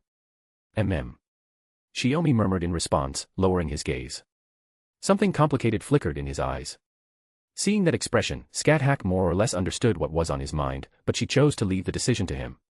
Is there anything else you want to say? She asked, her tone carrying a quiet implication. If not, I'll go rest. Shiomi didn't know how much time he had spent here. But the person who had always stayed by his side, and who had only ever had him as her companion, was the one he understood better than anyone. Sometimes strict. Sometimes witty. Sometimes mischievous, and sometimes gentle and considerate. And always, in her eyes, that loneliness that never faded with time. It was something Scáthach inevitably carried as a queen, guarding this realm of the dead that existed beyond the world, all on her own. So, if he could soothe that solitude, even a little. Rapid footsteps sounded behind her. Shiomi hurried up, wrapping his arms around Scáthach from behind, resting his chin against her shoulder. I like you, master, Shiomi said. I like you too, Scáthach replied with a quiet laugh. After all, you're talented, and you work hard. My training is hardly gentle, yet you've never complained even once. No. Shiomi caught her arm and turned her around to face him. That's not what I mean. I like you not only as your disciple, but as a man. He looked straight at her, voice steady despite the tension in his chest. I admire you as a woman. At his words, Scáthach's eyes widened slightly, but her surprise lasted only an instant. Long ago, during that mission to hunt down the undead, when he had stolen a kiss during their rest, she had already known this day would come. So, how do you see me, master? Shiomi asked, unable to hide his nervousness as he sought her answer. Scáthach deliberately folded her arms and acted as though she were thinking it over, taking her time. Only when his anxiety had nearly reached its breaking point did she finally let a slow smile bloom across her lips. I don't know exactly how I see you, my beloved apprentice, she said. But one thing is certain. You matter to me. That much is beyond question. Her smile deepened, her gaze calm and inviting. So, why don't you show your master what answer you can give me? It sounded like a question, but the meaning was already clear. Master. Shiomi's voice trembled without him meaning it to. He stared into Scáthach's eyes as though he needed to confirm it again and again, his gaze flickering with curiosity, with the budding desire of youth, and with unmistakable shyness. You only want one answer? Scáthach asked. Inside, she couldn't help but sigh. It seemed she still had to stand in the role of his master and teach him properly. If what I do offends you, master, you can hit me, Shiomi blurted out. He nodded nervously, then quickly shook his head, as if even he didn't understand what he was trying to deny. Then Shiomi stepped closer. His eyes stayed locked onto hers as he slowly lowered his head, moving towards Scáthach's soft, Sakura-colored lips. And when he saw her close her eyes, her lips parting slightly in acceptance, everything suddenly became unmistakably clear. From cautious, tentative touches to gradually finding the rhythm between them, master and disciple kissed beneath the tree. Scáthach ran her fingers through his hair, while he held her slender waist close. And at last, the two of them fell together onto the soft grass beneath the tree. Chapter 832, Land of Shadows Interlude, Hearts in Accord, 2. It really feels like a dream. Shiomi lay on the grass, gazing up through the canopy at the Land of Shadows' eternally clouded sky. It never rained, yet it was always shrouded in heavy gray. And as if a thought had suddenly struck him, he murmured those words aloud. It's not a dream. It's real. Scáthach lay atop him, every inch of her skin pressed against his, and let out a soft, amused laugh as she spoke. I know. I just said it because it felt right. Don't laugh at me, master. Shiomi smiled awkwardly, a little embarrassed. How long had it been since then? Even Shiomi couldn't really remember anymore. In his mind, it was just him and his master, tangled together again and again beneath the garden's largest tree. What had started out clumsy and inexperienced gradually became natural, almost effortless. At first, he had made his master a little uncomfortable, but now he was able to hold her properly, to stay close to her without hesitation. There was no day or night here. No cold, no hunger, no thirst. Every moment was spent with his master. Even clothing became unnecessary. They would simply hold each other and talk, and when the mood took them, they would lose themselves in each other all over again. If there was one saving grace, it was that the land of shadows truly had no one else. Whatever they did here, whatever they thought, whatever they said, there was nobody to see it. Nobody to know. I'm not laughing at you. After all, among all my disciples, you're the most sentimental. Scáthach flicked Shiomi's forehead with a finger. But if you get too sentimental on the battlefield, you'll die quickly. Putting aside where I might die, if I were to fall while hunting down those rampaging undead. Shiomi asked, you'd claim my soul, wouldn't you, master? Of course. Scáthach smiled. You're my last disciple, one no one else even knows about. And even if I wanted to carve your soul into the throne of heroes, with no achievements to your name, there'd be no way to make that happen. Shiomi nodded, satisfied. So whether I live or die, I'm yours, master. If that's what you want, then yes. When Scáthach said it, her eyes were gentle, almost tender. Why do you say it like that? Shiomi didn't quite understand. It's not strange that you'd fall for me, and it's not strange that I'd accept you. Scáthach pressed a finger lightly against his lips. If one day you must leave this place, and set out on a journey to face the world, to understand the world, then perhaps. Perhaps. Shiomi echoed. Forget it. Scáthach shook her head, dismissing it as if it were nothing. No need to ruin the mood with talk like that. When the time comes, you'll understand. Some things aren't yours to refuse, no matter how much you want to. Shiomi was clearly dissatisfied, but he could only accept it as another lesson and commit it to memory. His master had taught him before, never speak too absolutely, but always act with absolute resolve. Scáthach could see the uncertainty and confusion in his heart, and even the faint trace of rebellious refusal behind it. But she didn't say anything. After all, the present was the present. And the future was the future. Sitting sideways on her beloved disciple's thigh, Scáthach nestled against him for a while before slowly straightening up. Her palm rested against his chest, then gradually lifted away. The way their skin clung together before reluctantly separating was obvious at a glance. You're sweating quite a bit, Scáthach said with a teasing smile. Well. I mean, that's normal, Shiomi muttered, scratching his head. Spending what felt like endless time doing this, day after day, he couldn't help but admire his own stamina. If anything, he admired his master even more. The land of shadows doesn't exactly offer much entertainment, Scáthach said, cupping his face. Don't worry about it. If it were only me, I could spend 1,000, 10,000 years like this without issue. But since my beloved disciple has desires, then as his master, it's only right that I satisfy them. So you're only doing it to indulge me? Shiomi pressed, unwilling to accept that answer. You idiot disciple. Scáthach pinched his cheek, clearly exasperated. If a woman doesn't want to, she won't give herself to a man. If you still don't understand that even now, then there's nothing more I can do for you. She sighed, then added with a faint smirk, all I can say is, it's a good thing your first love was your master, and not some other woman. Ahaha. Shiomi laughed awkwardly, fully aware he'd just asked something stupid. Trying to change the subject, he cleared his throat. Master, do you want to bathe? The land of shadows had no natural water sources, but that didn't mean water couldn't be obtained. The air itself was saturated with the mana of the age of gods. With the power of primordial runes, it could be turned into clear, living water. Yes, I do. Scáthach sniffed lightly, then spoke with a casual bluntness. You've covered me in your scent. I should wash it off. Then she leaned in and sniffed him as well, frowning slightly. And you're no better. Walking around like this is downright disgraceful. Then, please wait a moment, master.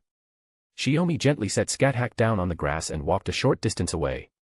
With magecraft, he carved out a small pool in the ground, then tossed several rune stones into it to heat the water. In an instant, an artificial hot spring was born. Soon, master and disciple were soaking together in the warm pool, washing away the sweat and grime from their bodies. Even then, they couldn't resist pulling each other close, lingering in each other's arms for a long time. It's almost like we're the men and woman in Eden, Shiomi joked as they climbed out of the hot spring. Scáthach raised an eyebrow. I'm not Eve, and you're not Adam. And we hardly need to steal forbidden fruit just to learn how to distinguish good from evil. But master, you really don't mind walking around the garden naked like this? Shiomi complained, half amused. Do you mind? Scáthach asked in return. Not really. Shiomi shook his head.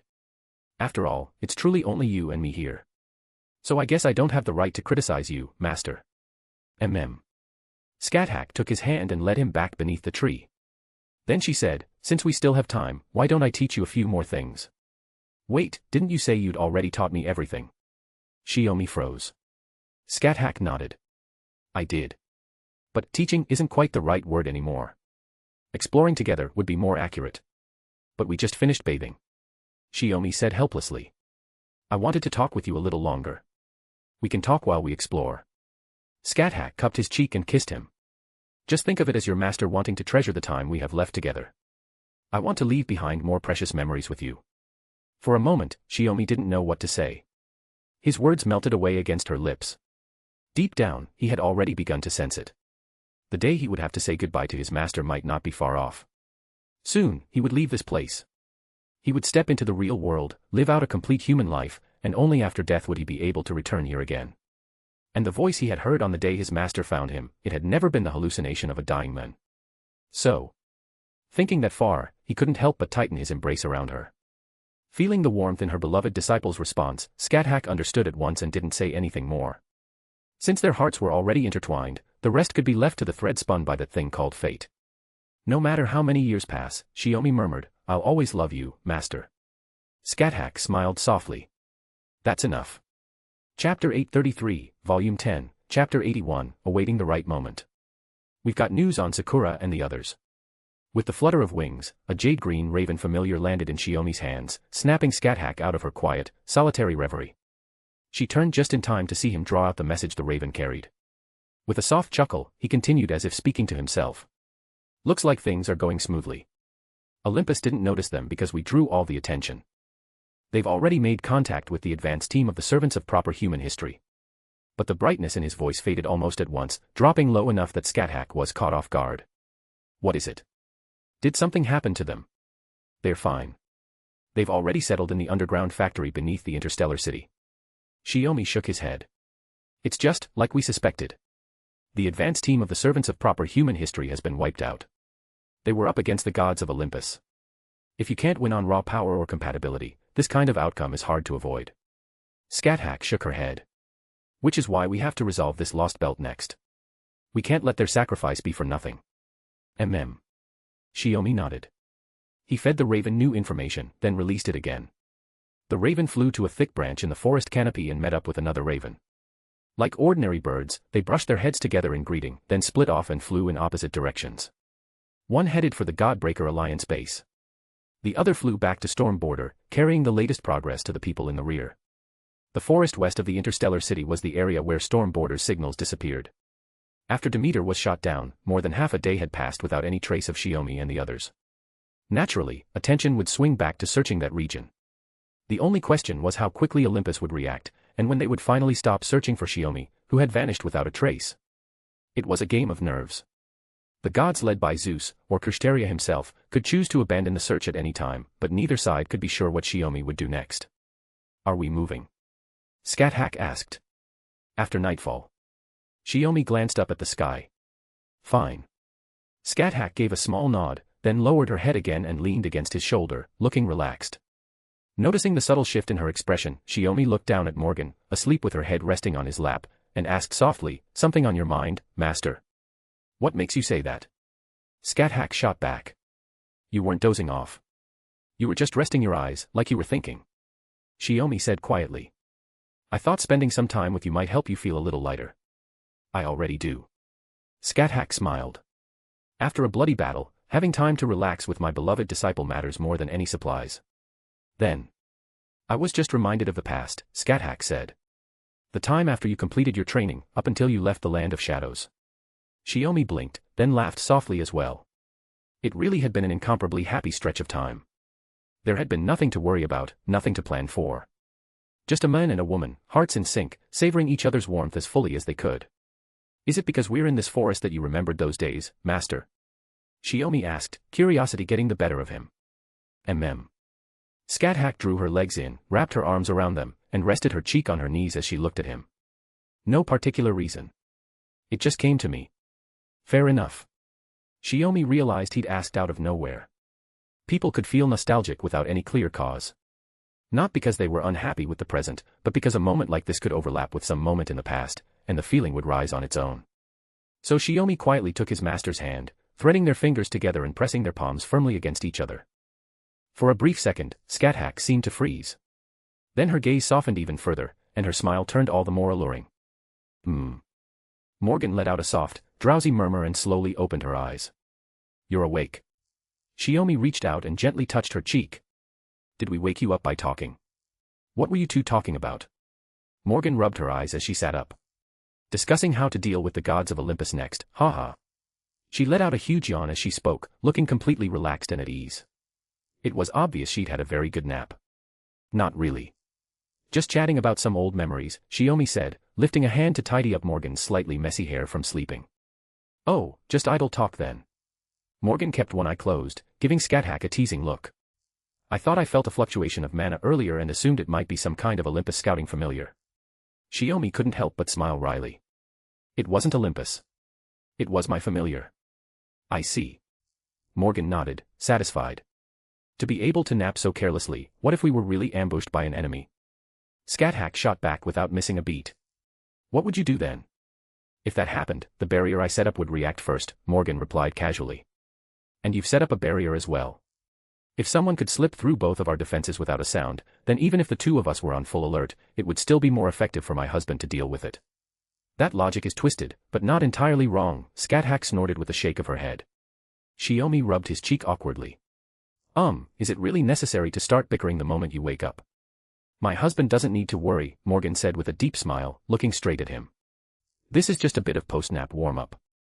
Honestly, what I'm more curious about now is what you two were talking about earlier. Just some old stories from our time in the land of shadows, Shiomi thought for a moment before answering. He and his master hadn't actually exchanged many words. Most of what they wanted to convey didn't really need to be spoken.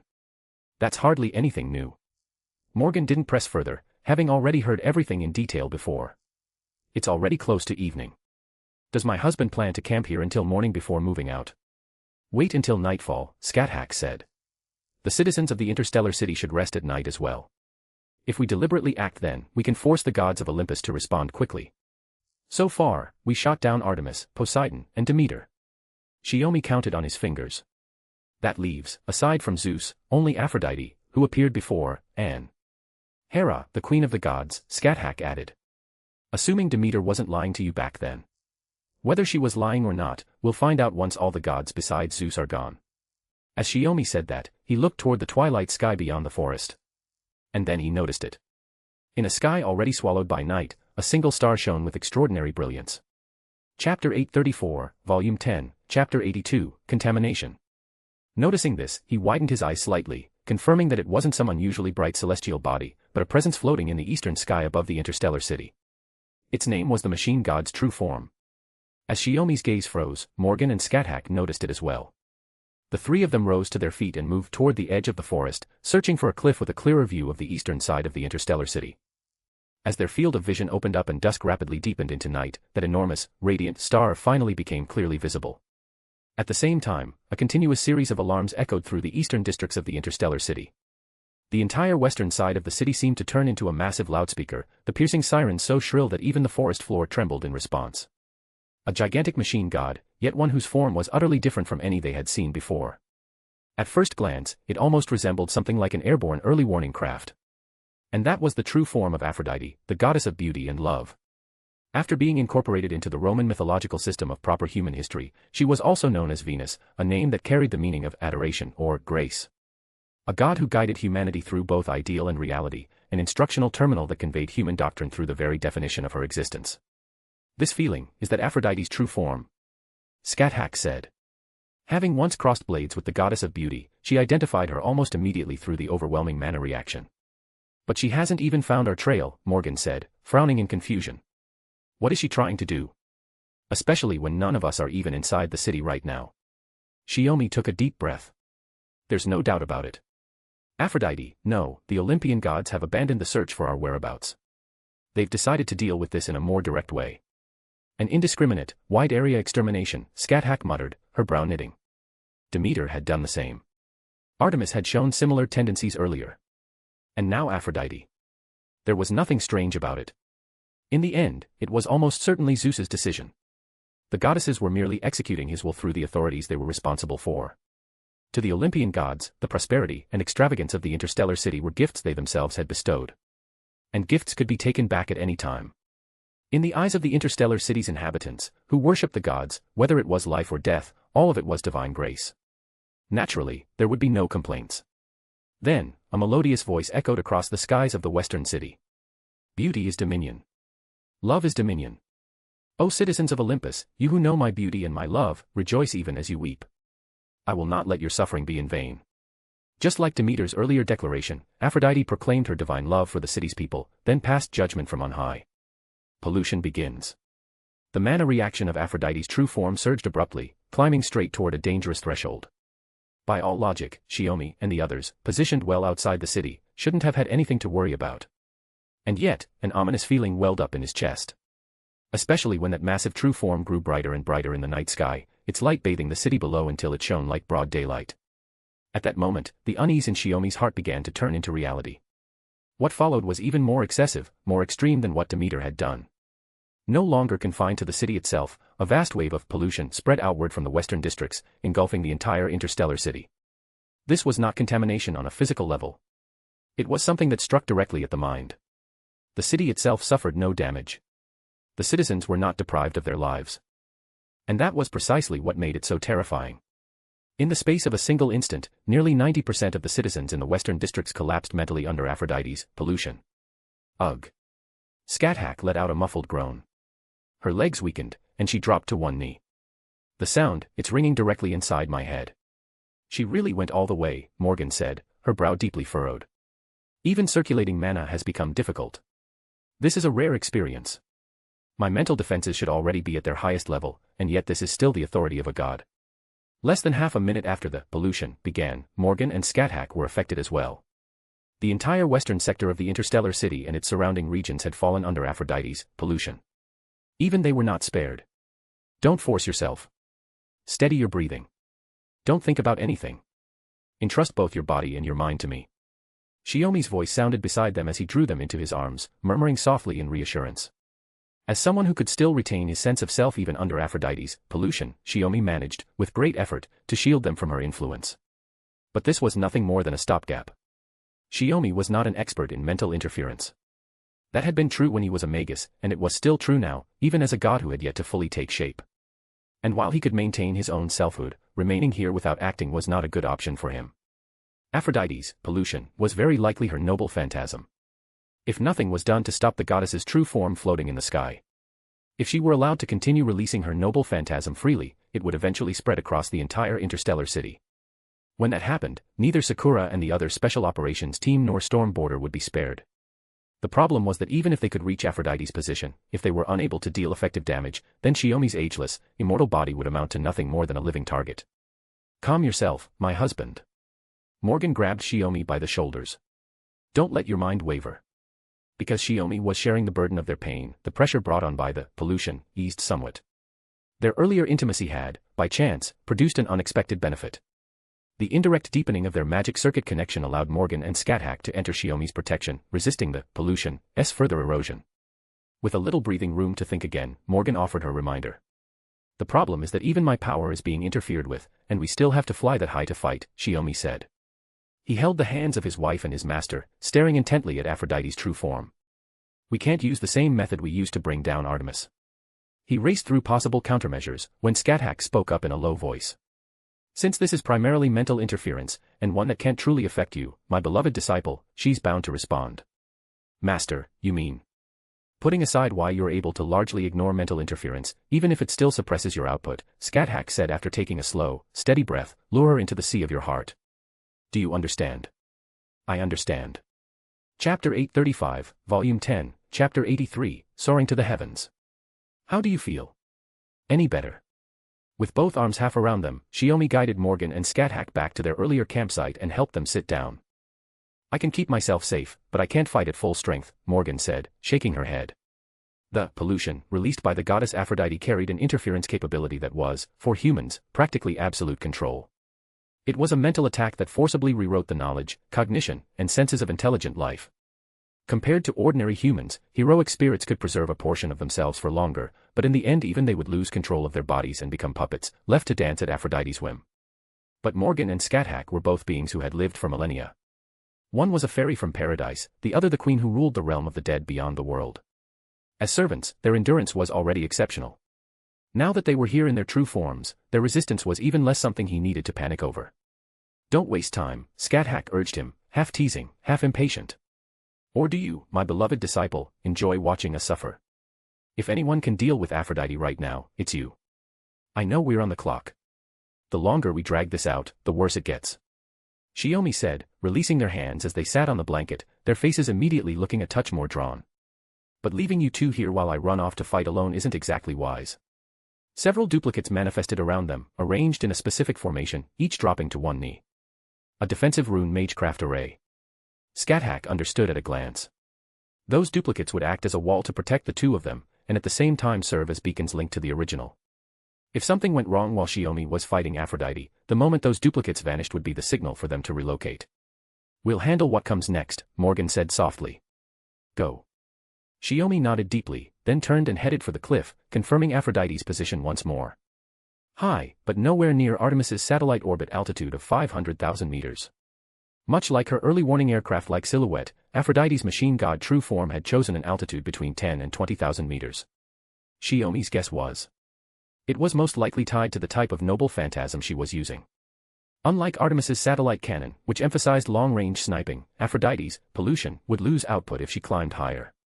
At full deployment, pollution could already cover the entire Olympus region.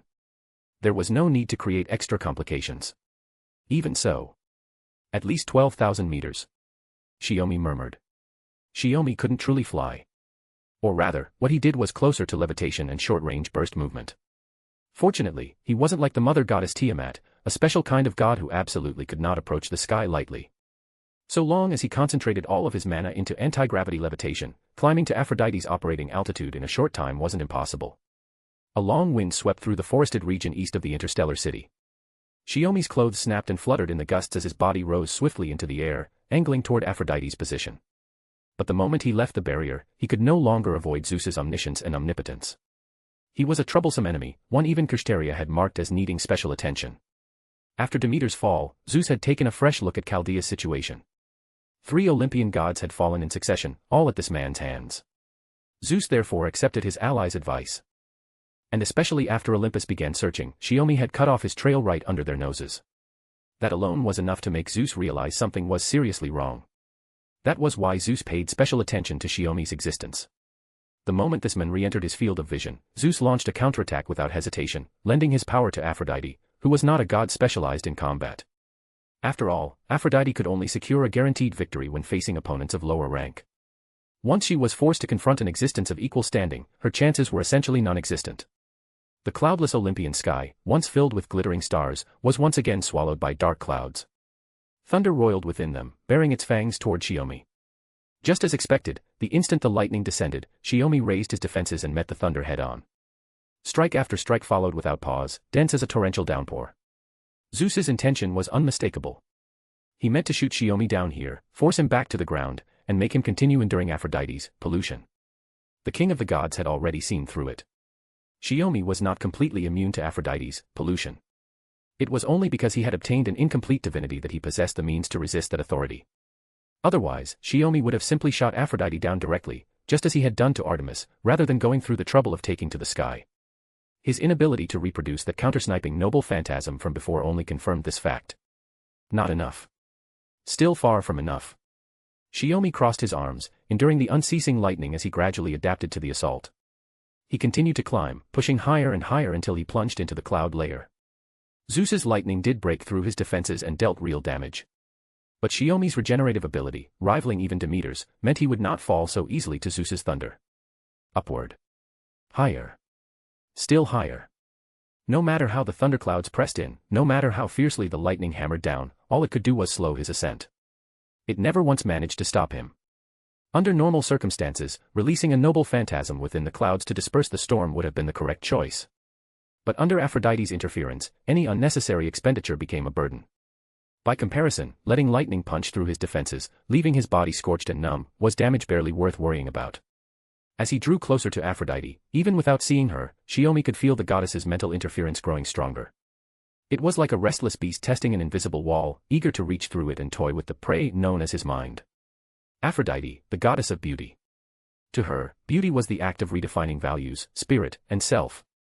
Since she could not destroy Shiomi's mind outright, then redefining his existence instead, turning him into one who served the great god Zeus, was an entirely reasonable course of action. Looking down at the thunderclouds Zeus had summoned below, Aphrodite was already convinced of her victory. Even if that man continued to approach, the moment he reached her would be the moment he was completely reduced to Aphrodite's slave. She was even beginning to feel impatient. To make the goddess of beauty and love wait for so long was an offense she had no intention of forgiving. And just as her patience was being tested, that man burst through the thunderclouds and flew straight toward her. Chapter 836, Volume 10, Chapter 84, Sea of the Heart. Meanwhile, at the Godbreaker Alliance base. They had arrived less than half a day earlier. The Special Operations Team, which had just finished organizing the intelligence left behind by the servants of proper human history and was preparing to analyze it and send it back to Storm Border, also sensed an abnormal surge of mana coming from above ground. What's happening? Artoria asked, turning to the Olympus siblings who understood the situation best. Adele frowned as she checked the instruments inside the base. It's hard to get a clear picture from here, so Makarios stepped outside for a closer look. It's the goddess Aphrodite. Makarios rushed back into the base, breathing heavily. She's activated pollution. It's already spread across the entire eastern sector of the interstellar city. From the looks of it, it may end up covering the whole city. Pollution. Sakura misunderstood the term. Is she releasing some kind of toxic substance? Not poison. It's a mental attack, Adele realized, quickly explaining to the others. The goddess Aphrodite can forcibly manipulate the human mind. Even though we're underground, it's only a matter of time before it reaches us. We have to stop that goddess as soon as possible. But in a situation like this... Makarios rubbed his temples, clearly at a loss. Mordred's companions were toyed with by Aphrodite the same way, and they were wiped out completely. What? Barghest exclaimed in shock. Why would she suddenly do this? Gray asked, thinking aloud. Is it because of the teachers? That's the only explanation, Artoria said, considering the developments. Otherwise, there'd be no reason to deploy pollution indiscriminately. Miss Adele, please continue monitoring the status of the pollution above ground. Are you planning to go outside, Miss Artoria? Adele asked anxiously. Even if you're a goddess, compared to Aphrodite's divine rank. Artoria shook her head. This battle can only be entrusted to him. There may come a moment when we're needed to provide support, so everyone be ready for that. Also, Sakura, how is Sir Mordred's recovery? With Clarinomia, she's doing much better, Sakura replied, then shook her head. But the core spirit core issue. I see. Artoria nodded. There was very little they could do right now. All they could do was wait for the right moment. Western Interstellar City, at an altitude of 14,000 meters. Shiomi continued his ascent and finally arrived before Aphrodite. Yet he appeared to have lost all power of movement. His limbs hung limp, his head lowered, and he made no further motion. Beauty is value. Love, at times, is also value. Value is formed from necessity and desire, something that nourishes intellect. Value is what sentient beings rely upon. And so, Aphrodite guided Shiomi's body closer to herself. This man's mind still had not collapsed. He was indeed tenacious. That was precisely why she intended to operate on him personally, at point-blank range. As she spoke words judging humanity, the hatch beneath her true form opened, preparing to take Shiomi inside. I am the goddess of beauty and love, the one who governs everything within the human heart. As long as there is thought, as long as there is intellect, humans can never rival the gods. Ha, ha, ha ha, ha ha ha. Mere organic life forms that have only just begun walking upright on two legs. Far too small, far too fragile. Compared to us, the children of chaos, who have crossed the sea of stars and know even the distant Thon boundary shining in the outer cosmos. How pitiful and insignificant, utterly powerless. Even as a god, one could not escape humanity's inherent weakness. In Aphrodite's eyes, the man named Tenkei Shiomi was, at best, merely a slightly more outstanding human than the rest of Olympus's people. Come. Enter my body. Through my guidance, be reborn as a new god of men, and offer everything you have to the eternal beauty of Olympus. Shiomi's body was drawn into the chamber. The hatch closed smoothly and seamlessly behind him. Humanity is indeed weak and incomplete, but you raised humans like pets for tens of thousands of years, and in doing so, you stripped away the most important possibility of all, what is called development. What? Aphrodite froze.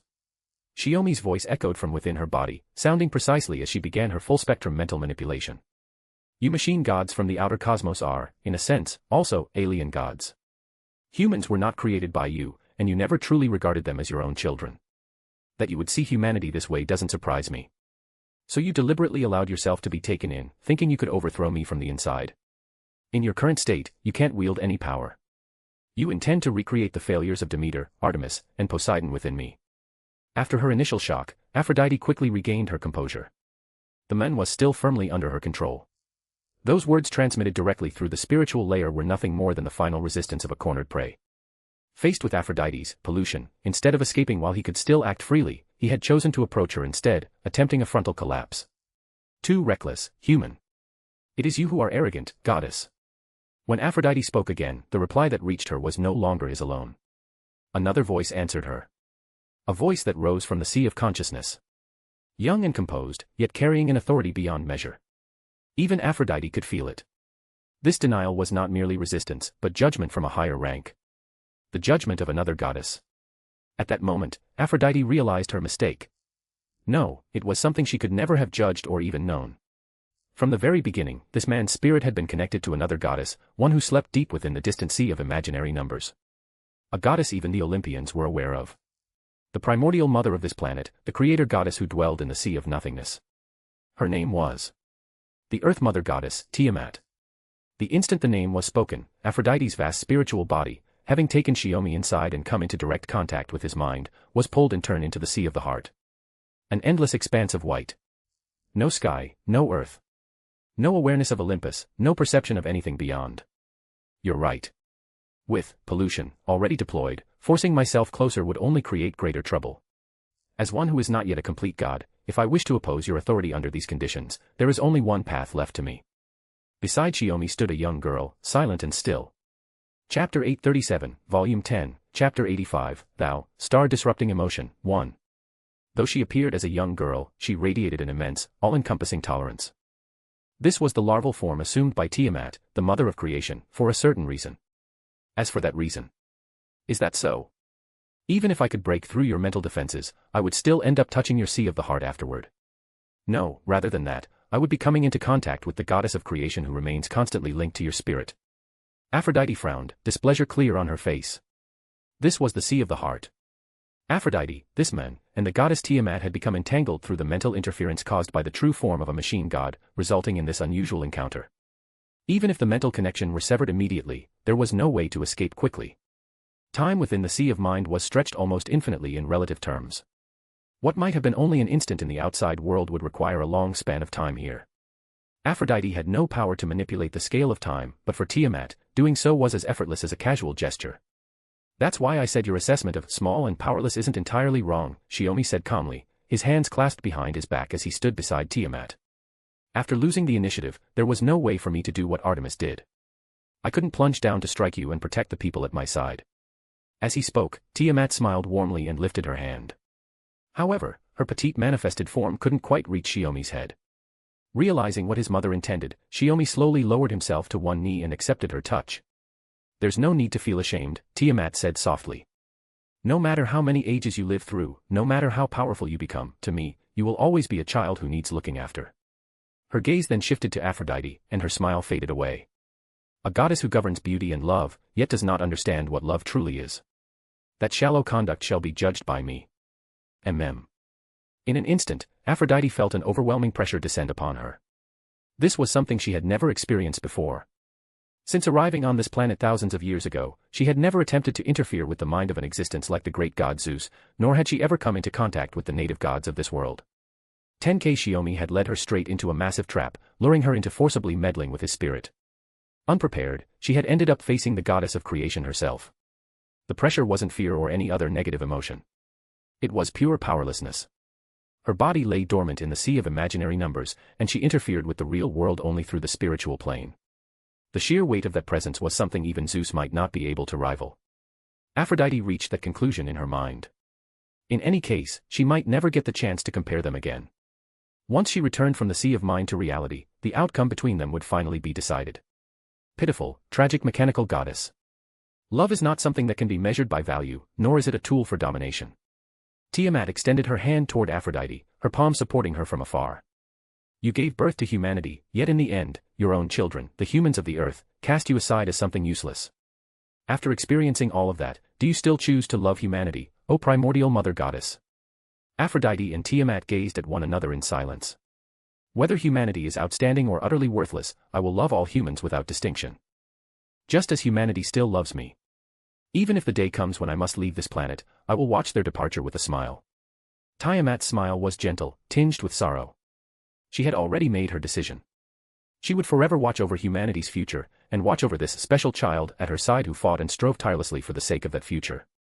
To her, lending him a bit of strength now and then was nothing more than natural indulgence. If that is the love you acknowledge, then I truly do not understand it. With a cold scoff, Aphrodite vanished from the sea of mind. Aphrodite has withdrawn from here. It's time to say goodbye again, mother. Shiomi, who had been silently awaiting the outcome, finally spoke in a low voice. Of course, my child. Tiamat turned toward him, looking at him with unmistakable pride. To think of using yourself as bait to draw a goddess's spirit in so deeply. That was quite impressive. I've caused you trouble again, mother. Shiomi shook his head lightly. There's no need for such formality.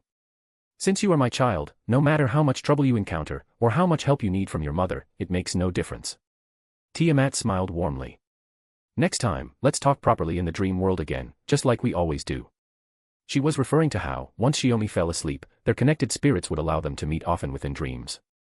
Because of this bond, even while dwelling in the cold and desolate sea of imaginary numbers, Tiamat would never again experience the loneliness of being abandoned by her child. Thank you for everything, mother. Shiomi looked at Tiamat and asked the question he hadn't been able to raise earlier. But, why do you appear as a young girl? If I were to grow larger, human language would become distant and impersonal. That wouldn't work if I wanted to speak with you properly. Tiamat smiled softly. After all, this time is very short. I see. Understanding dawned on Shiomi. He prepared to stand and return to the real world. Have you decided? As she watched him leave, Tiamat asked quietly. Decided what? Shiomi looked confused. Your divine name, Tiamat said softly. To become a god, you need a name that belongs to a god.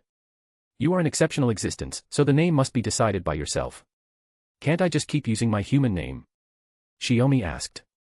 A human name is merely a provisional name chosen for you by the one on the moon, Tiamat replied. You may continue using it, but it will reduce your output as a god. So that's how it is. Shiomi hadn't expected something like this to be an issue. When you were human, you used a human name. As a god, you should also have a name that belongs to a god, Tiamat added. Then, mother, please grant a fitting name to this unfinished, immature god, Shiomi said after a moment of thought. A name worthy of the child of the goddess of creation. Tiamat clearly hadn't expected him to hand the decision over to her. Her smile grew even gentler. She lifted both hands, cupped Shiomi's cheeks, and leaned down to kiss his forehead. If my child asks it of me, then I will think of a name for you. After that, the goddess Tiamat leaned close and whispered softly into her child's ear, bestowing upon him the divine name that would belong to him alone. Chapter 838, Volume 10, Chapter 86, Thou, Star Disrupting Emotion, 2. Whoa. The hatch of the machine god's true form, which had only just sealed moments ago, burst open once again. Shiomi, who had been bound inside, was ejected outward like a discarded time bomb, hurled from within. Aphrodite could no longer contain Shiomi's presence. Continuing to keep him within her true form would have plunged her entire system into a severe logical malfunction. That damned goddess Tiamat, to go so far as to shield a mere human. Aphrodite burned with fury, yet there was nothing she could do. The gap in their fundamental standing had already decided the outcome of this encounter in the sea of mind.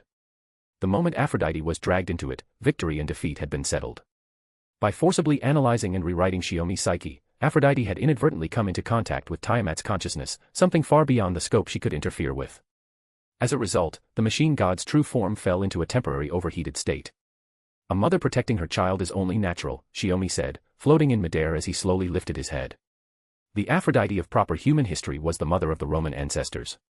Even if none of this had happened, the cryptors should have told you that already, shouldn't they? Aphrodite was left speechless. Before Chaldea's arrival, she had already held more than one exchange with Kirsteria and the cryptors he had gathered. She knew about the Aphrodite of proper human history. But knowing was all it amounted to. From beginning to end, the Aphrodite of the Lost Belt had only ever set foot on the path of the forging god Hephaestus. She was nowhere near as emotionally rich as her proper human history counterpart. But all of that is meaningless, Shiomi continued calmly. I have no intention of seeking understanding with a Lost Belt god at a time like this. He slowly extended his hand and grasped the divine spear Gungnir. After all, unlike Demeter, there won't even be any resonance between your authority and mine. Below them, the thunderclouds continued to churn violently. Zeus had originally believed that the moment Shiomi approached Aphrodite, he would be swallowed by her authority and enslaved. That was why Zeus had refrained from attacking after Shiomi broke through several thousand meters of thunderclouds. Yet now, the exact opposite result was unfolding before his eyes. Zeus had no choice but to immediately move to provide support. Even if all the other Olympian gods were lost, as long as he himself emerged victorious, this world could still continue to prosper. Even so, he had no intention of abandoning Aphrodite. One god after another under his command had been struck down by the same man. That fact alone was the greatest possible affront to Zeus's divine authority. For that reason, Zeus could not tolerate Shiomi's continued actions. Countless bolts of lightning shot forth from the thunderclouds below, racing toward Shiomi and enclosing him in a ceaseless barrage of attacks. This, in turn, bought Aphrodite the time she needed to recover from her overloaded state. Code name, Pandemos. Input confirmed. Enemy sentient lifeform confirmed. Psionic intelligence station, initiate. Thou, star-disrupting emotion, mind hack Mycenae. I'll tear that heart to pieces. As her machine god state recovered from the overload caused by Tiamat, Aphrodite once again activated her noble phantasm. The three massive crystalline structures of her true body rapidly drew in mana. This was no mere mental assault. It was a colossal attack on a scale rivaling Demeter's noble phantasm. All of that power was concentrated into a single point, aimed squarely at the men surrounded by lightning before her. Fall. Powerless, without the strength to resist. Carrying that intent, Aphrodite released the true name of her noble phantasm. In the name of my god, I swear this oath, and make a wish for the stars to fall 3 times. I am not the great power of the throne of gods. Everything I do is for the sake of reclaiming the future that belongs to humanity. Even if thunder strikes me down, this blow will never miss its mark. Fall to the earth, Aphrodite. Great God proclamation, dawn of divinity, Ragnarok Gungnir. A radiance as dazzling as the morning star tore through the curtain of lightning. At the instant Aphrodite fired her noble phantasm, Gungnir flew from Shiomi's hand. Even without the ritual assistance that had brought down Artemis, at this close range it was already more than enough to bring down Aphrodite. Aphrodite's noble phantasm, a mass of high-density mana gathered by the 3 true body crystals, was split down the middle the moment it met Gungnir. The divine spear surged forward like a fish swimming upstream against a raging current. It was slow, but unstoppable, as it pierced straight through Aphrodite's noble phantasm. No. No. No, no, no. I, a god, how could I be beaten by a mere human? Staring at the spearhead closing in, Aphrodite let out a hoarse, frantic cry. Even now, she refused to admit it. The man before her was human, and yet not human. He stood on the boundary between man and God, a new deity fighting for humanity. The divine spear, like a meteor streaking through the night, pierced Aphrodite's true form, punching through and shattering her divine core. The immense machine god true form began to collapse and disperse the moment it was pierced. She couldn't even revert to a human shape. Aphrodite could only watch as she dissolved. After enduring countless bolts of lightning, and focusing everything on that noble phantasm strike, Shiomi had still managed to throw a single blow that could kill a god. He smiled in satisfaction, then the force holding him aloft gave out, and he began to fall. The lightning had grown ever more violent. It wouldn't take his life, but the accumulated damage had already reached a troublesome level. Once his vision was swallowed by the thunderclouds, Shiomi could no longer see how Aphrodite fell. The next instant, a massive shockwave exploded outward. The blast caused by the true body's dissipation even tore apart the storm clouds Zeus had been using to rain down thunder. By sheer coincidence, it helped Shiomi as well. At least, until he hit the ground, the lightning's assault would ease. He raised a hand and caught Gungnir as it returned to him. His fingers and his entire body were already numb. It really was Zeus, a chief god who, like Odin, bore the title of a great god.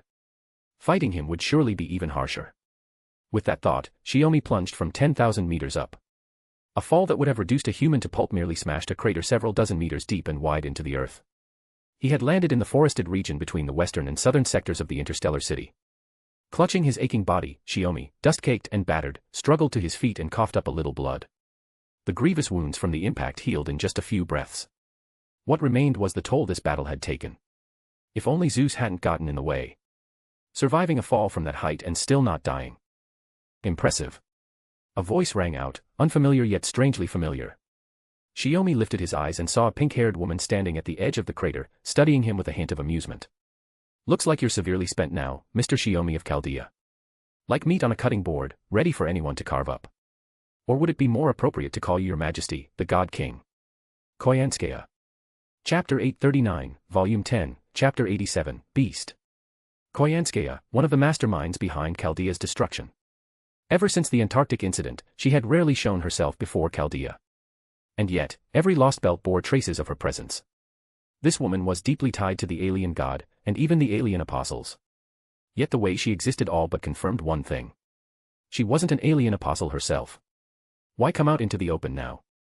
Shiomi slowly pushed himself up from the ground, his voice dripping with mockery. Why abandon your usual approach of lurking in the shadows, secretly supporting the cryptors and the alien apostles? His face remained calm, but inwardly, he didn't dare underestimate her for even a second. Normally, I should have stayed behind the scenes, Koyanskaya replied coolly, looking down at him. After all, someone like you appearing in Chaldea threw the entire balance off. Because of you, my original plan to gather merchandise from the Lost Belts was completely ruined. And Shiomi clutched his left shoulder, glaring at her. So what are you doing here now? Planning to follow in the footsteps of the Olympian gods. Because I don't mind fighting you again. Right here. Right now. Oh, no, no. Koyanskaya smiled sweetly. I chose to appear at this exact moment for my own purposes, of course.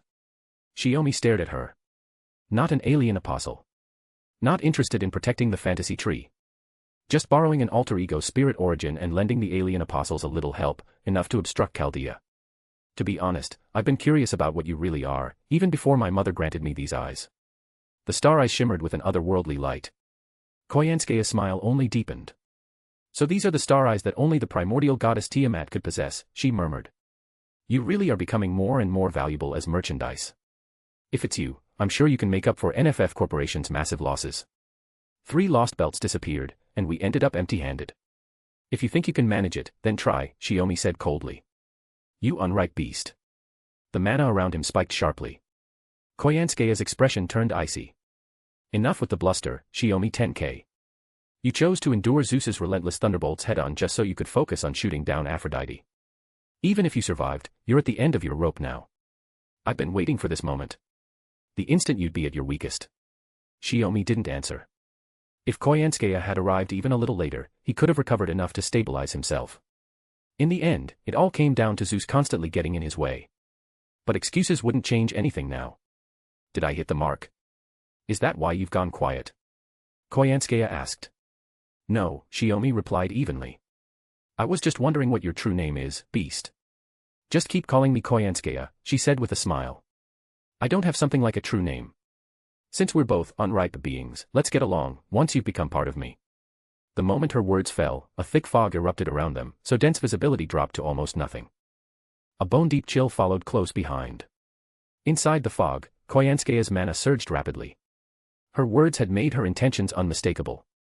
So gods and beasts alike all want to devour me, Shiomi scoffed loudly. What am I, some kind of premium delicacy? Ha ha ha ha. Koyanskaya laughed. Don't worry. I'm not going to repeat Aphrodite's mistake and swallow you whole like an idiot. I'll treat you the way the fairies of Britannia treat their sacrificial priestesses. I'll bring you back to my nest, and savor you slowly, bit by bit. Until you're completely digested. So you even know about that, Shiomi muttered. Looks like you weren't just wasting time when you infiltrated the fairy kingdom. If you think you can pull it off, then go ahead and try. Leaning on Gungnir, Shiomi began inscribing runes with himself at the center, constructing one spell after another. Until he fully recovered, he had no choice but to deal with Koyanskaya using magecraft. His opponent was an incomplete beast larva. This fight was winnable. Meanwhile, in the eastern forest of the interstellar metropolis. As Aphrodite was shot down, the explosion tore through the thick storm clouds blanketing the sky, ripping open a vast hole that revealed the stars beyond. At the same time, Aphrodite's wide-area psychic assault rapidly faded away. Morgan rushed back to the cliff where Shiomi had leapt moments earlier, staring up at the gaping breach in the clouds. My husband. The instant she caught sight of Shiomi's falling figure, her pupils shrank sharply. Even knowing he wouldn't die from something as simple as a fall, the worry in her chest refused to ease.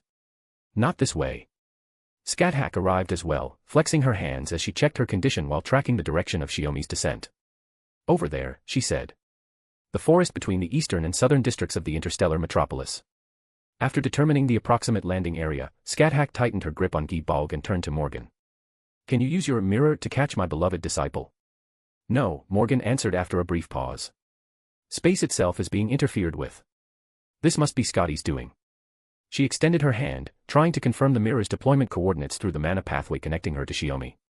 No matter what she did, the coordinates refused to line up with the point she could see him falling toward, and irritation welled up inside her. On top of that, the lingering negative effects left behind by Aphrodite hadn't fully dissipated, preventing what should have been a simple spell from being cast properly. "So that's how it is," Scáthach said sharply. "Then burn it all away." She turned at once, using the runes anchored at each node of the forest barrier as triggers to unleash a massive destructive magecraft. Flames roared skyward, lighting up the forest. At the same time that Shiomi had been obstructed in his fight against Aphrodite, a defensive force made up of Olympus soldiers, autonomous defense units, and magical beasts had begun a sweeping search across the entire eastern sector. This poorly monitored area, left quiet for half a day, finally drew Zeus's attention as he detected something amiss. "How is it?" Morgan asked. "They really are Olympus soldiers," Scáthach replied, watching the dense silhouettes swaying amid the firelight. "Every single one of them is as strong as a servant. What matters now is regrouping with my beloved disciple. We don't have time to waste here on these small fry." Agreed. Morgan's thoughts were entirely with Shiomi now. She brought her magic spear crashing down onto the ground, and the earth throughout the forest began to quake violently as endless explosions rang out in succession. Using this barrage to stall the ground search units, Morgan and Scáthach leapt from the cliff one after the other and sprinted toward the southern region of Olympus. Chapter 840, Volume 10, Chapter 88, Entangled Combat. Within the dense fog conjured by Koyanskaya, mana reactions continued to surge. "Time was short, but I still managed to collect some rather splendid coats across the various lost belts," her voice echoed through the mist. "With a spectator like you here, I might as well reveal a little ahead of schedule. After all, once you become part of that coat yourself, you won't be able to see any of this anymore. An unfinished god, after all." Her voice reverberated through the fog, layers of echo clinging to it as though the sound itself were eroding the surrounding space, seeping in from every direction. "You sound impatient," Shiomi replied, doing his best to gather his mana. "Are you afraid I'll recover before you manage to subdue me? Or are you worried Zeus might notice what you're doing here and step in?" Even as he said it, Shiomi doubted the latter was very likely. For Zeus, an incomplete beast like Koyanskaya clashing here with an existence like Shiomi, the two crippling each other, would probably be the ideal outcome. After all, for the king of the Lost Belt who intended to overwrite the bleached world with this world's anomalies and build a new human history, the very existence of a beast was itself a latent threat, something that had to be eliminated sooner or later. "That chief god wouldn't care in the slightest about what I do to his enemies," Koyanskaya said lightly. "If anything, me dealing with you here fits his wishes perfectly. And besides, this isn't just toying with a human god. It's toying with a human god who's almost indistinguishable from a real one. A once-in-a-lifetime symbol like that, how could I not be excited?" Her words were followed by unrestrained, manic laughter that rolled through the fog and the raging wind. Shiomi didn't bother trying to decipher her mindset. His star eyes strained through the thick mist, finally catching sight of the form Koyanskaya had manifested. Even shrouded in mana-heavy fog, the true face of the beast was laid bare before him. A black, four-legged beast, its body trailed by multiple tails.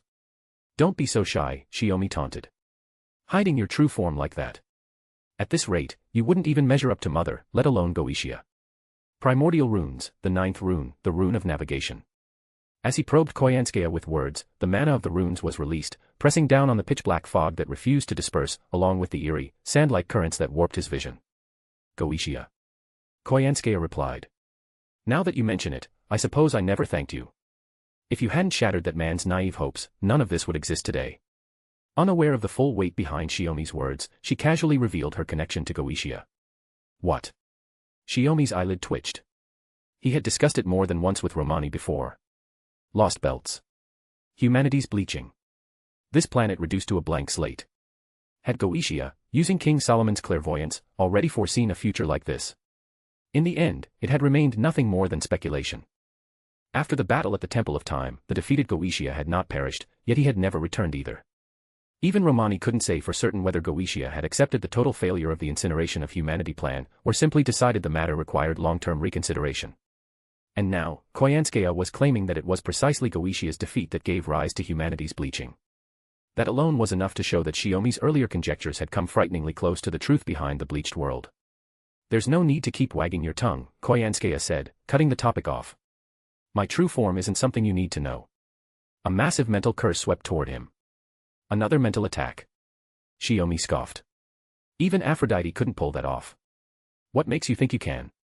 Realizing she had no intention of continuing that line of discussion, Shiomi knew that pressing her further would only make her dodge his questions more decisively. It was better to focus on the fight in front of him. Even if Koyanskaya wasn't planning to reveal anything.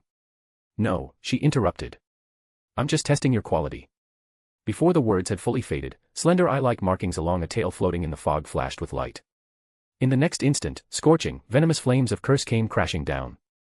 Shiomi evaded the initial strike and tried to break free of the fog, planning to attack from farther out. But Koyansuke pressed in relentlessly, curse flames spiraling around him as they surged in from all directions. And there were the tails. Their trajectories were impossible to read, lashing out from the shadows again and again, aiming to pierce Shiomi's body and rob him of his ability to move. Because she knew Shiomi could not be killed, Koyansuke paid no attention to the state of her prey. She attacked without restraint, intent only on capturing him and taking him down. TSK. Shiomi glanced at the fresh wound spreading across his body and clicked his tongue. The strength Koyansuke was showing now was on par with Kiera Session back when she hadn't even finished her metamorphosis. And of course she'd picked this moment, right after he'd fought a god. Even if he wanted to release a noble phantasm, there wasn't a single opening to spare. Her assault came like a flood. This time, Koyansuke was clearly going for the kill, no stalling, no hesitation, not a breath of room to recover. Take this. He slipped past another pincer attack from tails lashing out of the darkness, spun, and drove his spear forward, punching straight through the eye-like marking on one of them.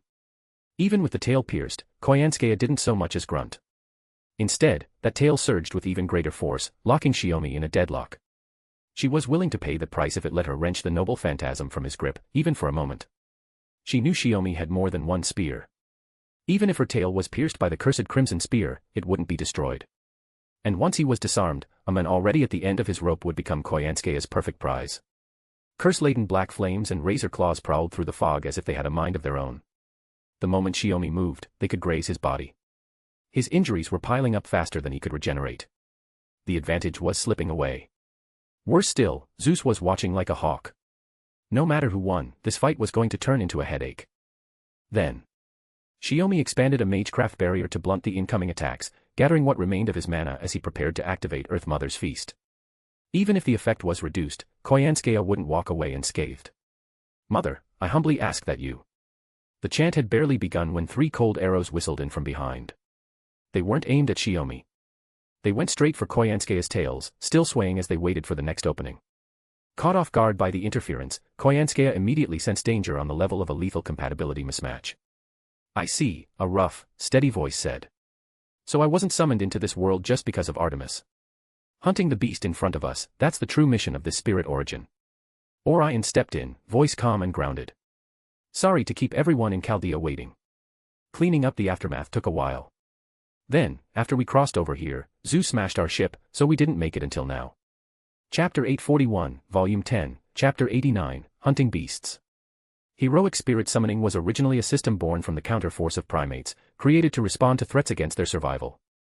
The 7 servant classes are vessels prepared for heroic spirits summoned into the world. Yet the origin of those 7 classes, crowned with the Grand Class, represents the very foundation of heroic spirit summoning itself. Orion, who manifested alone as an archer, was precisely such an existence. No, your timing is perfect. I'm impressed you managed to find this place so quickly, Shiomi said.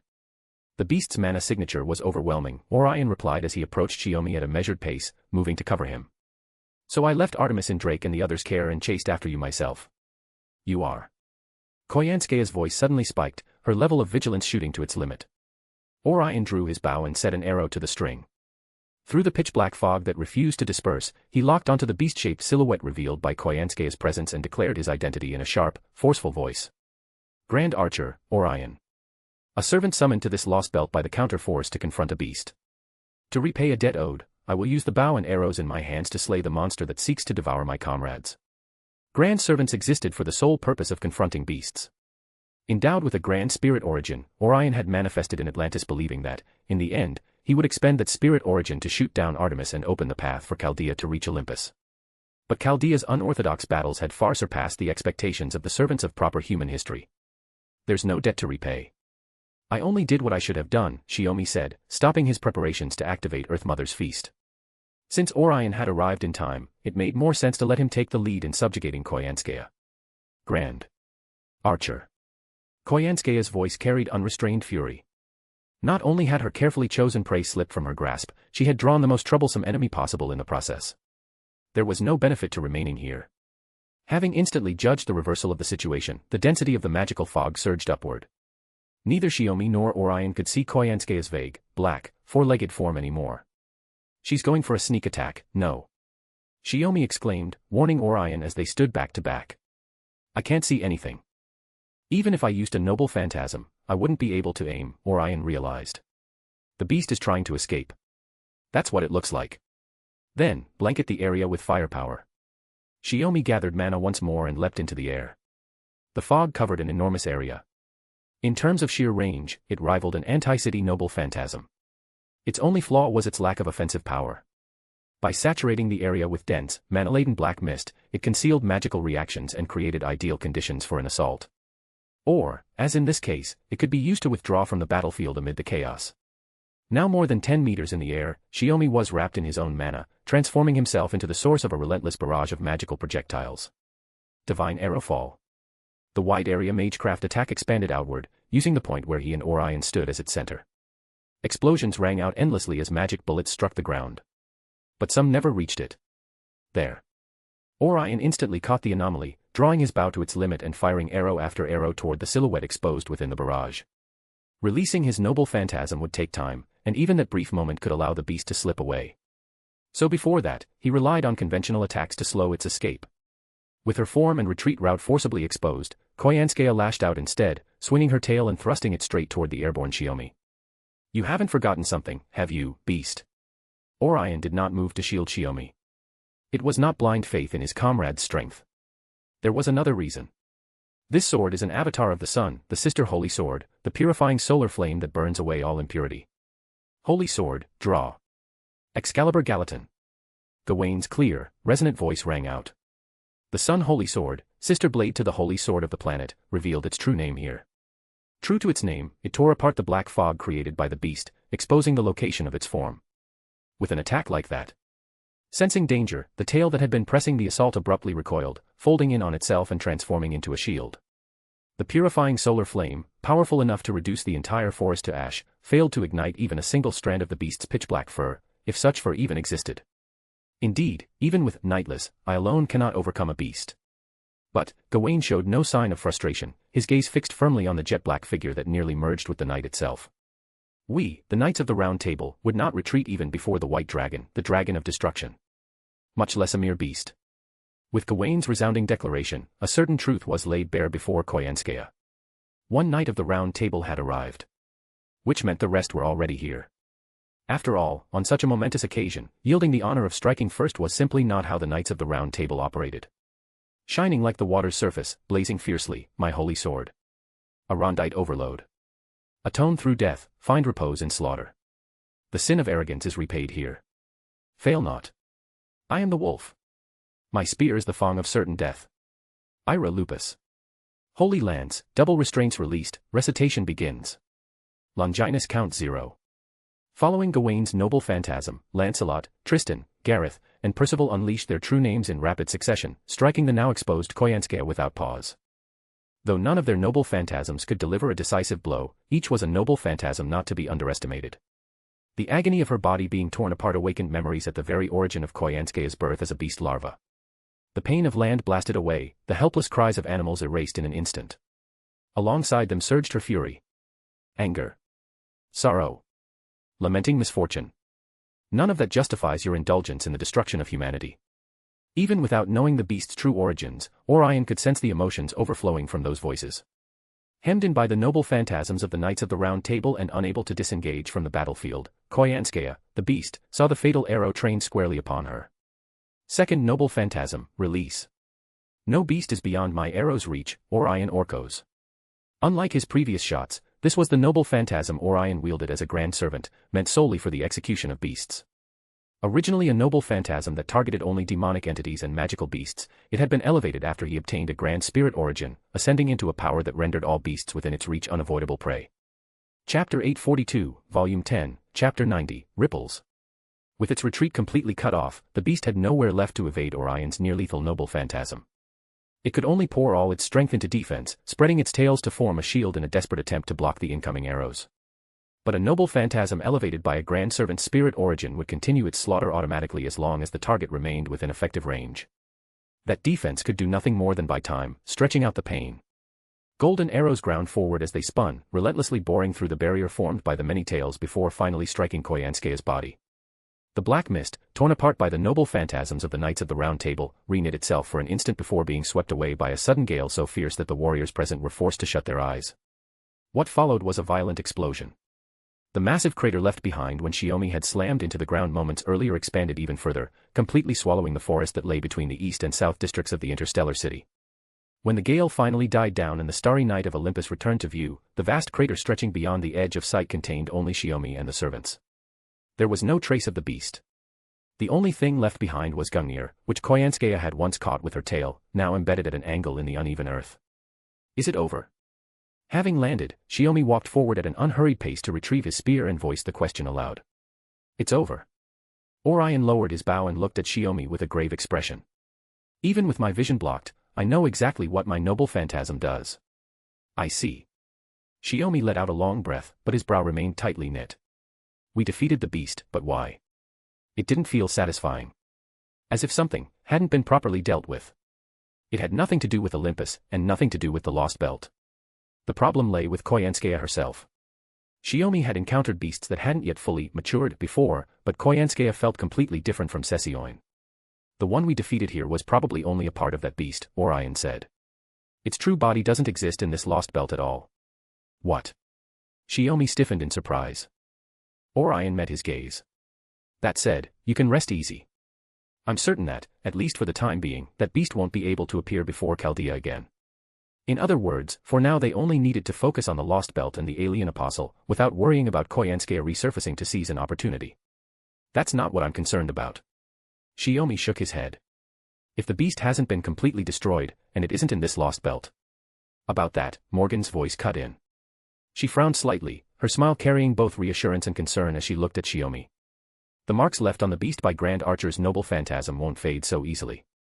Once you regroup, have Storm Border analyze the noble phantasm. After we resolve this Lost Belt and return to the bleached earth, we can track down the beast's whereabouts. She and Scáthach had rushed in as fast as they could, but even before arriving, they had already seen the black mist so dense it resembled a bounded field, and the battle that followed. Though she hadn't made it in time for the fight itself, seeing Shiomi safe and reunited with the servants who had stayed behind to cover their retreat eased the anxiety gnawing at her. Regaining her composure, she quickly grasped the situation and offered a plan for what came next. Shiomi glanced at the hand supporting his arm and returned Morgan's gaze with a gentle smile.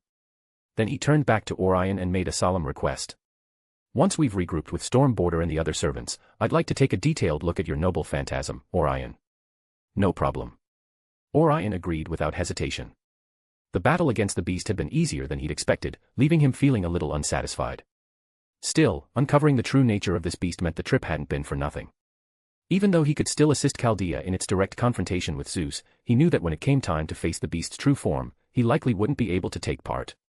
They chose to place their trust in Chaldea, and especially in the men standing before them. Those who lived in the present would be able to handle what came next. Also, thank you for arriving in time and helping us deal with the beast, Shiomi said to Orion.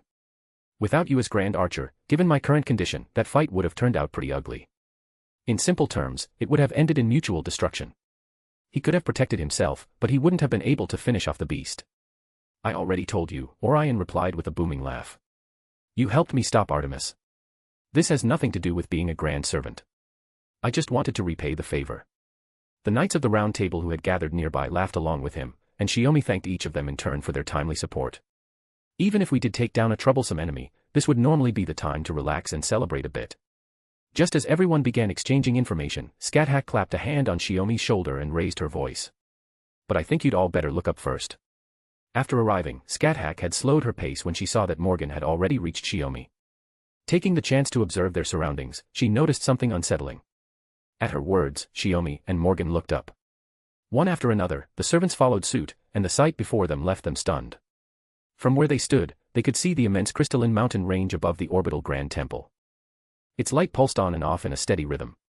The interval was slow, roughly once every 4 or 5 breaths. The mountain range had always contained nearly limitless reserves of pure magical energy. Now, however, the fluctuations were so slight that without watching it directly, no one would have noticed anything at all. The crystalline mountain range. What is Zeus planning now? Shiomi glanced toward the fantasy tree. There was no change there, it looked the same as ever. Was it because the alien god was about to descend? Did Zeus intend to break away at the very moment of its arrival, preparing to unleash this immense power, so vast that not even a god could fully control it? Shiomi quietly turned the possibilities over in his mind. "Mr. Shiomi, look at the sky," Gareth suddenly shouted. Using the boundary of the interstellar city below as its foundation, a barrier of astonishing scale was unfolding. Or rather, a boundary. Is Zeus planning to completely cut off the interstellar city from the orbital Grand Temple? Morgan's fairy eyes pierced straight through the nature of it. To seal us down here for good. It's almost like the severing of heaven and earth. Shiomi dropped to one knee. Not from exhaustion, and not in submission, but as preparation to strike back. In his hand was the scythe left behind by Demeter. Within it lingered her authority, a part of her noble phantasm. "Then I'll build you a tower that reaches the heavens, Zeus. Goddess of fertility, noble phantasm, release. Thou, star-plowing harvest, scream Eleusis." Chapter 843, Volume 10, Chapter 91, Tower of Babel. When Shiomi clasped the sickle left behind by Demeter, turned the blade downward, and slammed it heavily into the ground, a quake rippled out and shook the entire interstellar city. Only then did the others, thrown off balance by the tremor, realize what Shiomi was doing. "Wait, my husband." Morgan staggered as well, forced to summon her magic spear to steady herself. "Are you trying to manipulate the interstellar city, no, Olympus itself? To reshape the terrain? There's no other choice." Shiomi lifted his eyes to the sky, his resolve unshaken. "Before Zeus completely cuts off the interstellar city from the orbital Grand Temple, we have to fully reconnect the two." Taking action so abruptly could only mean one thing. In Zeus's eyes, Chaldea, Shiomi in particular, had grown into an unwieldy threat. He could not allow them to draw near the orbital Grand Temple, the very core of Olympus. Shiomi had underestimated Zeus's decisiveness. Zeus could annihilate the Chaldea personnel who had appeared in the urban district by having Demeter destroy the city along with herself. Or, to flush out those whose whereabouts were unknown, he could order Aphrodite to unleash a wide-area, indiscriminate psychic assault. To Zeus, humans were nothing more than primate pets raised and managed at will. For the continuation of the entire Lost Belt, they were sacrifices he could discard without hesitation. Just like now, sealing off the interstellar city from the Grand Temple with a barrier and abandoning both Chaldea and the city's inhabitants without a second thought. But an earthquake on this scale. Scáthach trailed off, unsure how to continue. She turned her gaze through the forest toward the towering buildings of the city district beyond. Shiomi's interference with the terrain, drawing on the power Demeter had left behind, had caused an earthquake of terrifying intensity. Yet the buildings of the interstellar city showed no sign of collapse, not even of swaying. This was Olympus, where civilization had advanced to the point that even death had been eliminated. An Olympus untouched by disaster. The structures here possessed a durability far beyond anything in proper human history. Only gods could destroy this city. Shiomi never intended to lay waste to what lay below. What he needed was merely a path to the orbital Grand Temple, a Tower of Heaven. That realization finally eased Scáthach's lingering unease. She did not want to see her beloved disciple shoulder the sin of killing the people of Olympus alone just to carve out a road. If such a burden had to be borne, then the master would bear it too. The earth roared, and the forest shuddered. Even the manna in the air grew restless. Using the forest belt that linked the interstellar city's 4 cardinal districts as its foundation, the land responded to Shiomi's will and shifted as one. Peaks burst forth from the ground, surging upward at astonishing speed, stretching from all 4 directions toward the orbital Grand Temple. Thunderclouds gathered once again. The skies of Olympus lay firmly under Zeus's dominion. Shifting weather, the turning of day and night, such phenomena were his to change with a single thought. Lightning did not strike downward. Instead, it hurtled straight into the mountains, each several kilometers thick, seeking to shatter them from within. But these peaks were not barren stone spires. As they rose, countless plants and trees sprang up alongside them.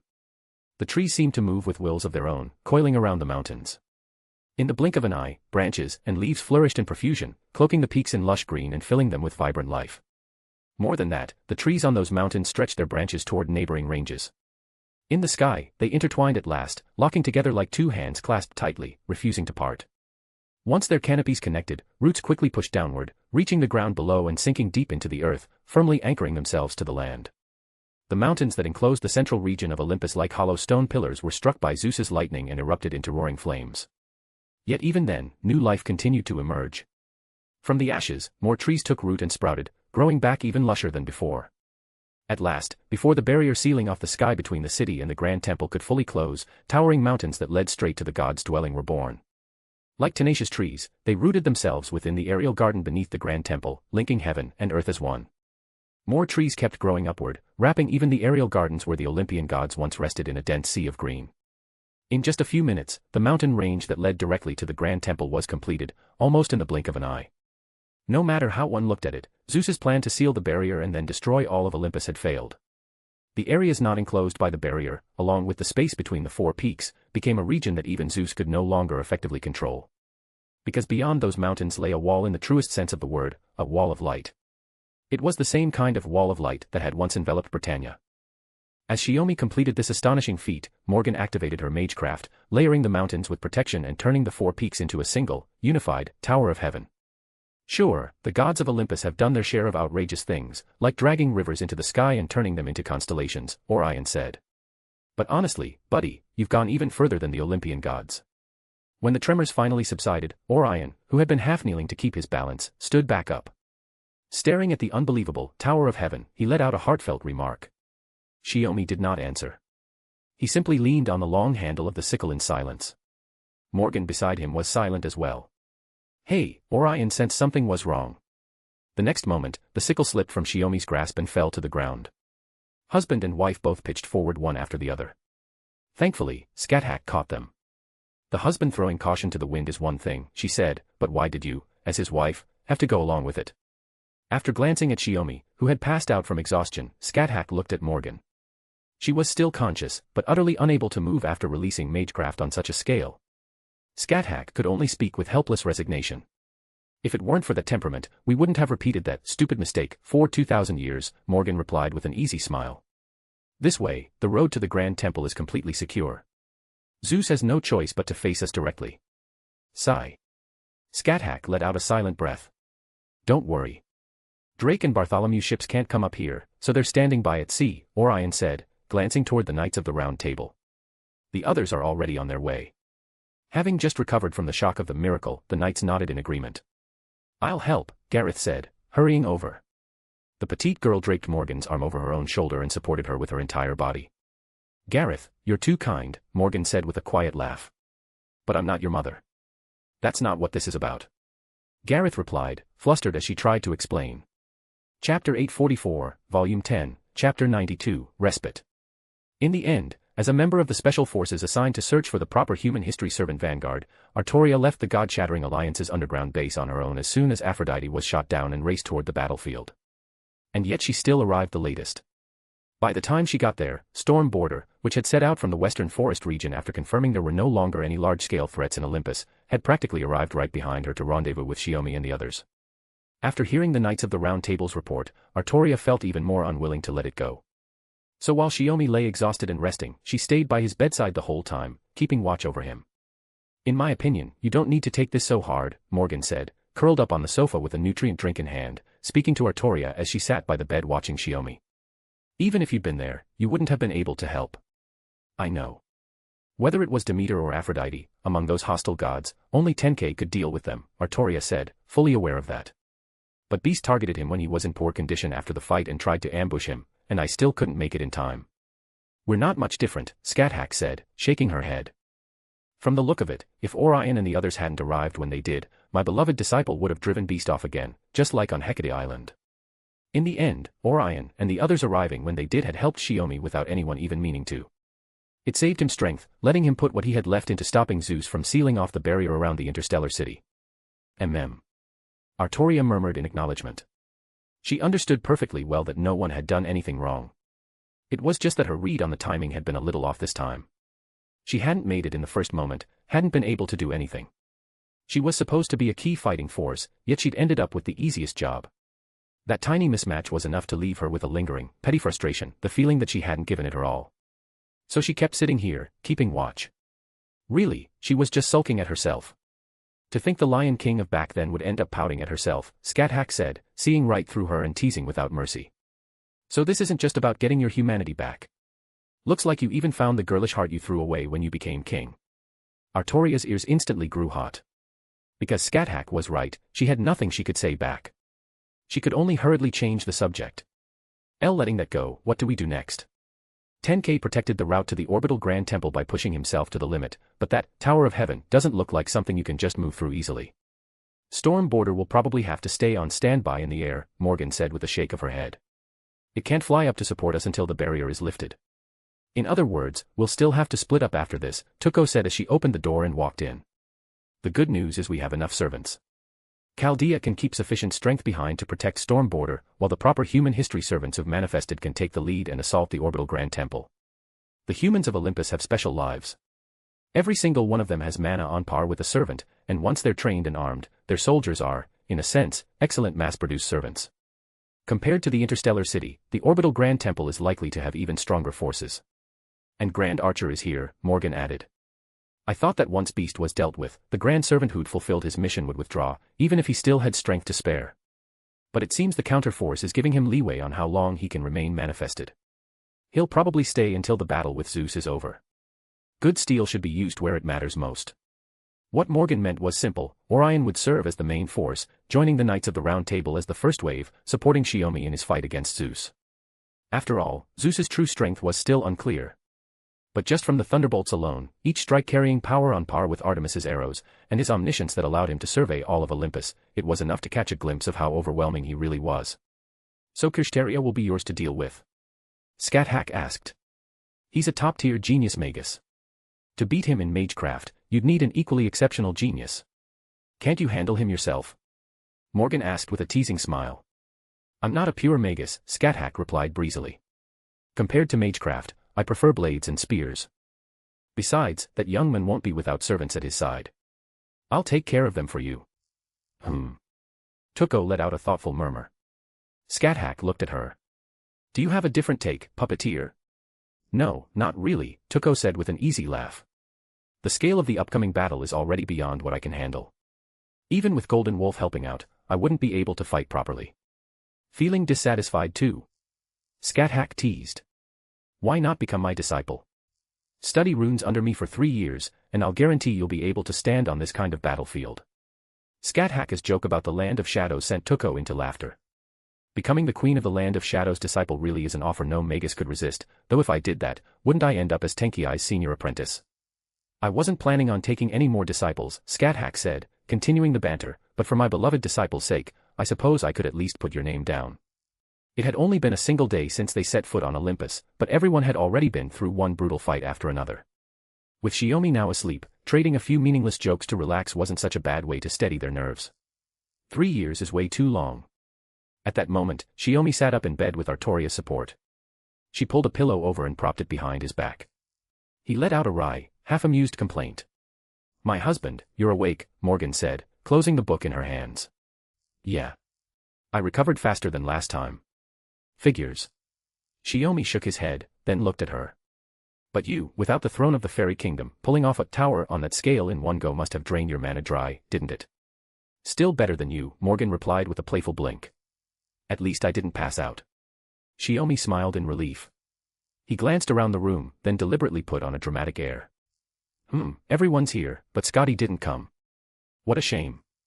Before he could finish, a muffled voice sounded from beneath the thick blanket. Scotty, dressed in close-fitting sleepwear, wriggled out from under the covers, eyes half-lidded as she asked Shiomi if he'd been calling for her. The sudden development left him swallowing the rest of his words. Everyone's worried about you, so don't say things that childish, Artoria said, stroking Shiomi's hand and smiling as she teased him over his reaction. Chapter 845, Volume 10, Chapter 93, Before heading to the next battlefield, 1. Even Artoria had no idea when Scotty had arrived, or when she had slipped into Shiomi's bed. So when Scotty crawled out from under the covers, everyone was left staring in shock. When exactly did you get here? Shiomi, who had only just woken up and managed to say a few words, could only ask that much. Ah. Just awake, Scotty looked completely at ease. She went limp and flopped against Shiomi's shoulder, hugging him and nuzzling at his neck. Probably after you were brought back to Storm Border, Scotty said lazily. After everyone helped you bathe and change. That was exactly when Artoria had gone to change clothes herself, making it the only brief moment she hadn't been present after returning to Storm Border. You must have been worn out, Shiomi said. I was constantly maintaining the barrier so the ship wouldn't be discovered by Zeus, Scotty replied in an unhurried tone. Since I didn't know how far Zeus's omniscience extended, I set the scale based on Odin's level.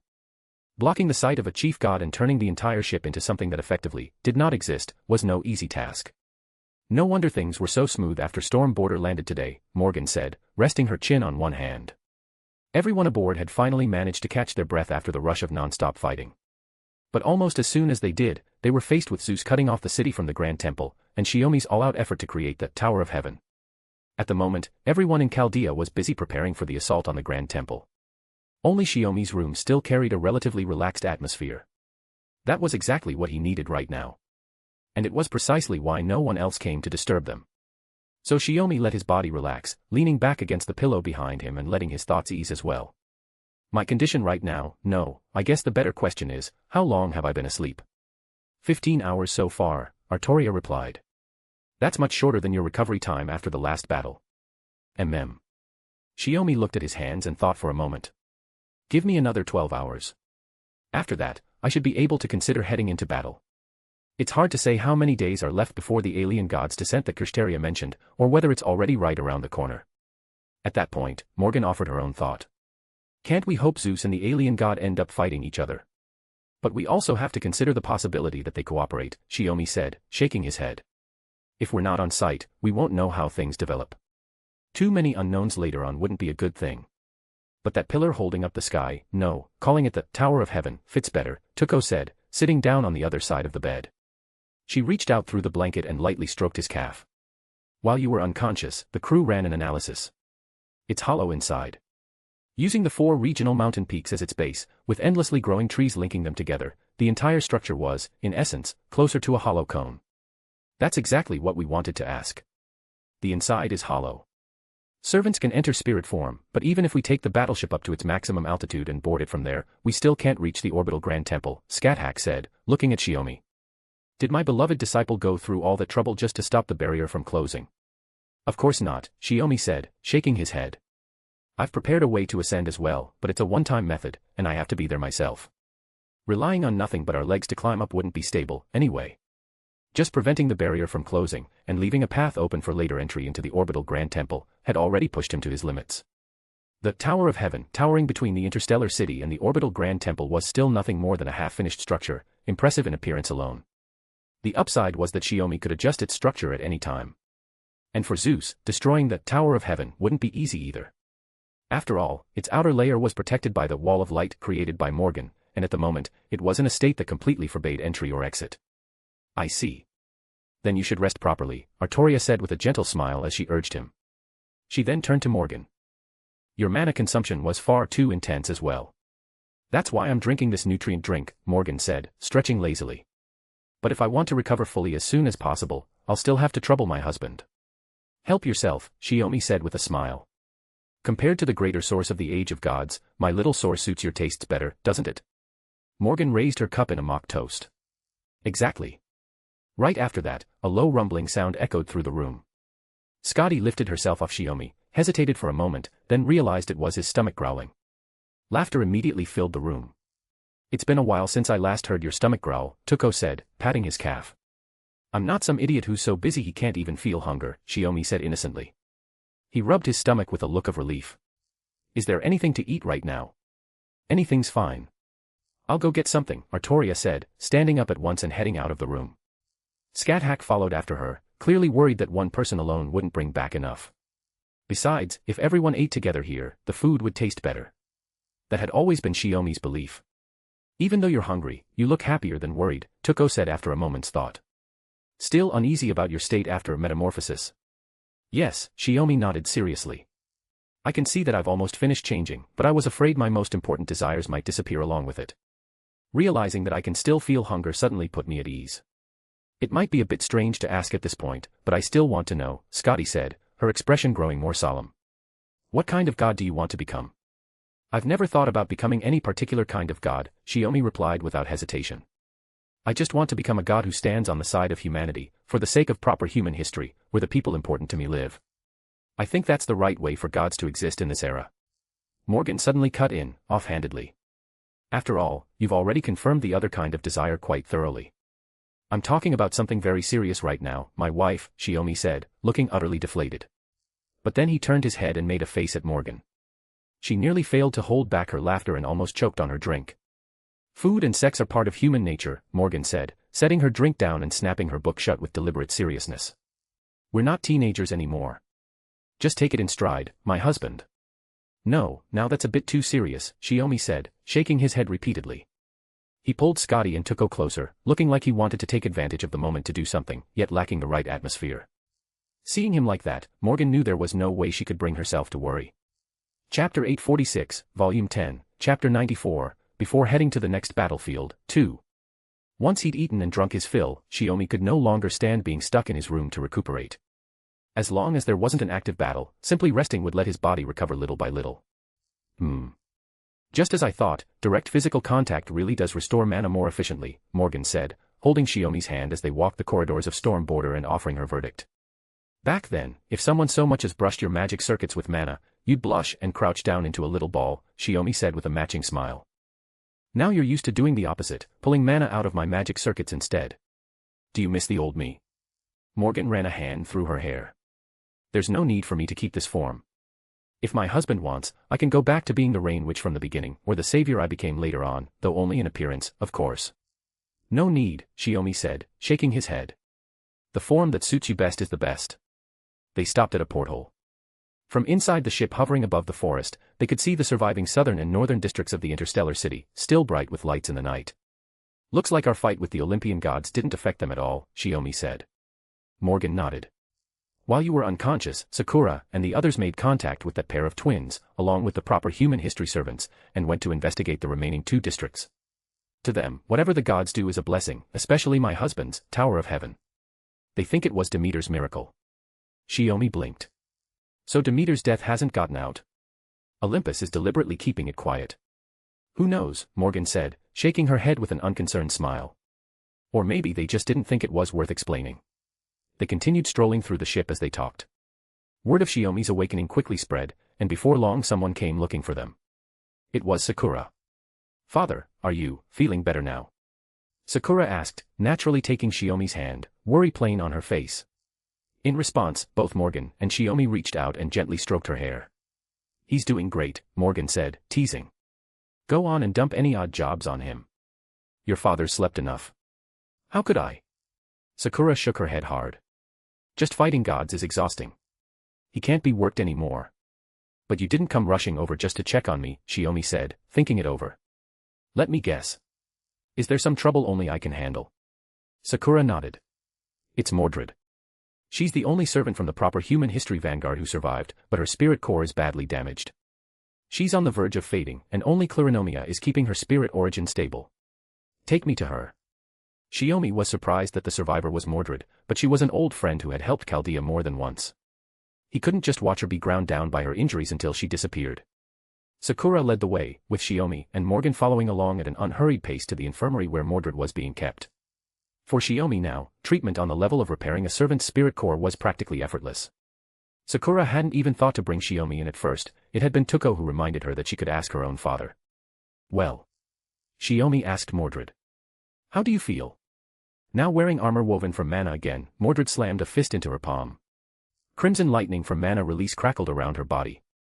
Great, she said, thrilled at the fully restored spirit origin. Now I can fight again.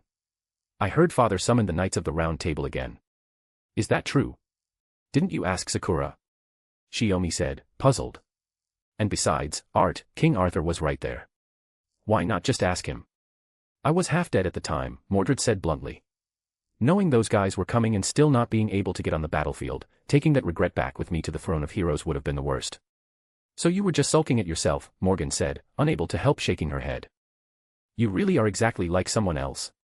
At least when it came to that part of their personalities, Artoria and Mordred were truly alike. Huh? Who did mother say? Mordred asked.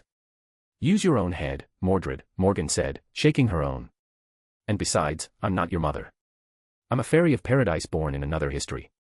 Then back then, why did you? Mordred trailed off, looking a little awkward. She was referring to how Morgan had gone along with it before. I didn't have a choice, Morgan said with an easy smile. At the time, I was a servant, so I had to disguise myself as the me from proper human history as much as possible. Now that there's no need to pretend anymore, I'm correcting it. Of course, I still welcome you as a comrade. After all, every extra fighting force makes our odds against Zeus and the alien god that much better. Oh. I see. Mordred felt it was getting complicated and decided not to dig any deeper. That was when Sakura spoke up. So, a temporary contract, Saber. With a master's support, fighting would be more convenient. Sure, Mordred replied readily. She shook hands with Sakura and formed the master-servant contract. Man, we really are tangled up by fate, master. How many times have I helped you now? Well, we are sisters without blood ties, Sakura said with a bright smile. Naturally, that makes us closer than complete strangers. I'll be counting on you in the battles ahead. Hey, even your mother stopped bringing that up. Do you really have to keep mentioning it? Mordred groaned, once again getting hung up on that point.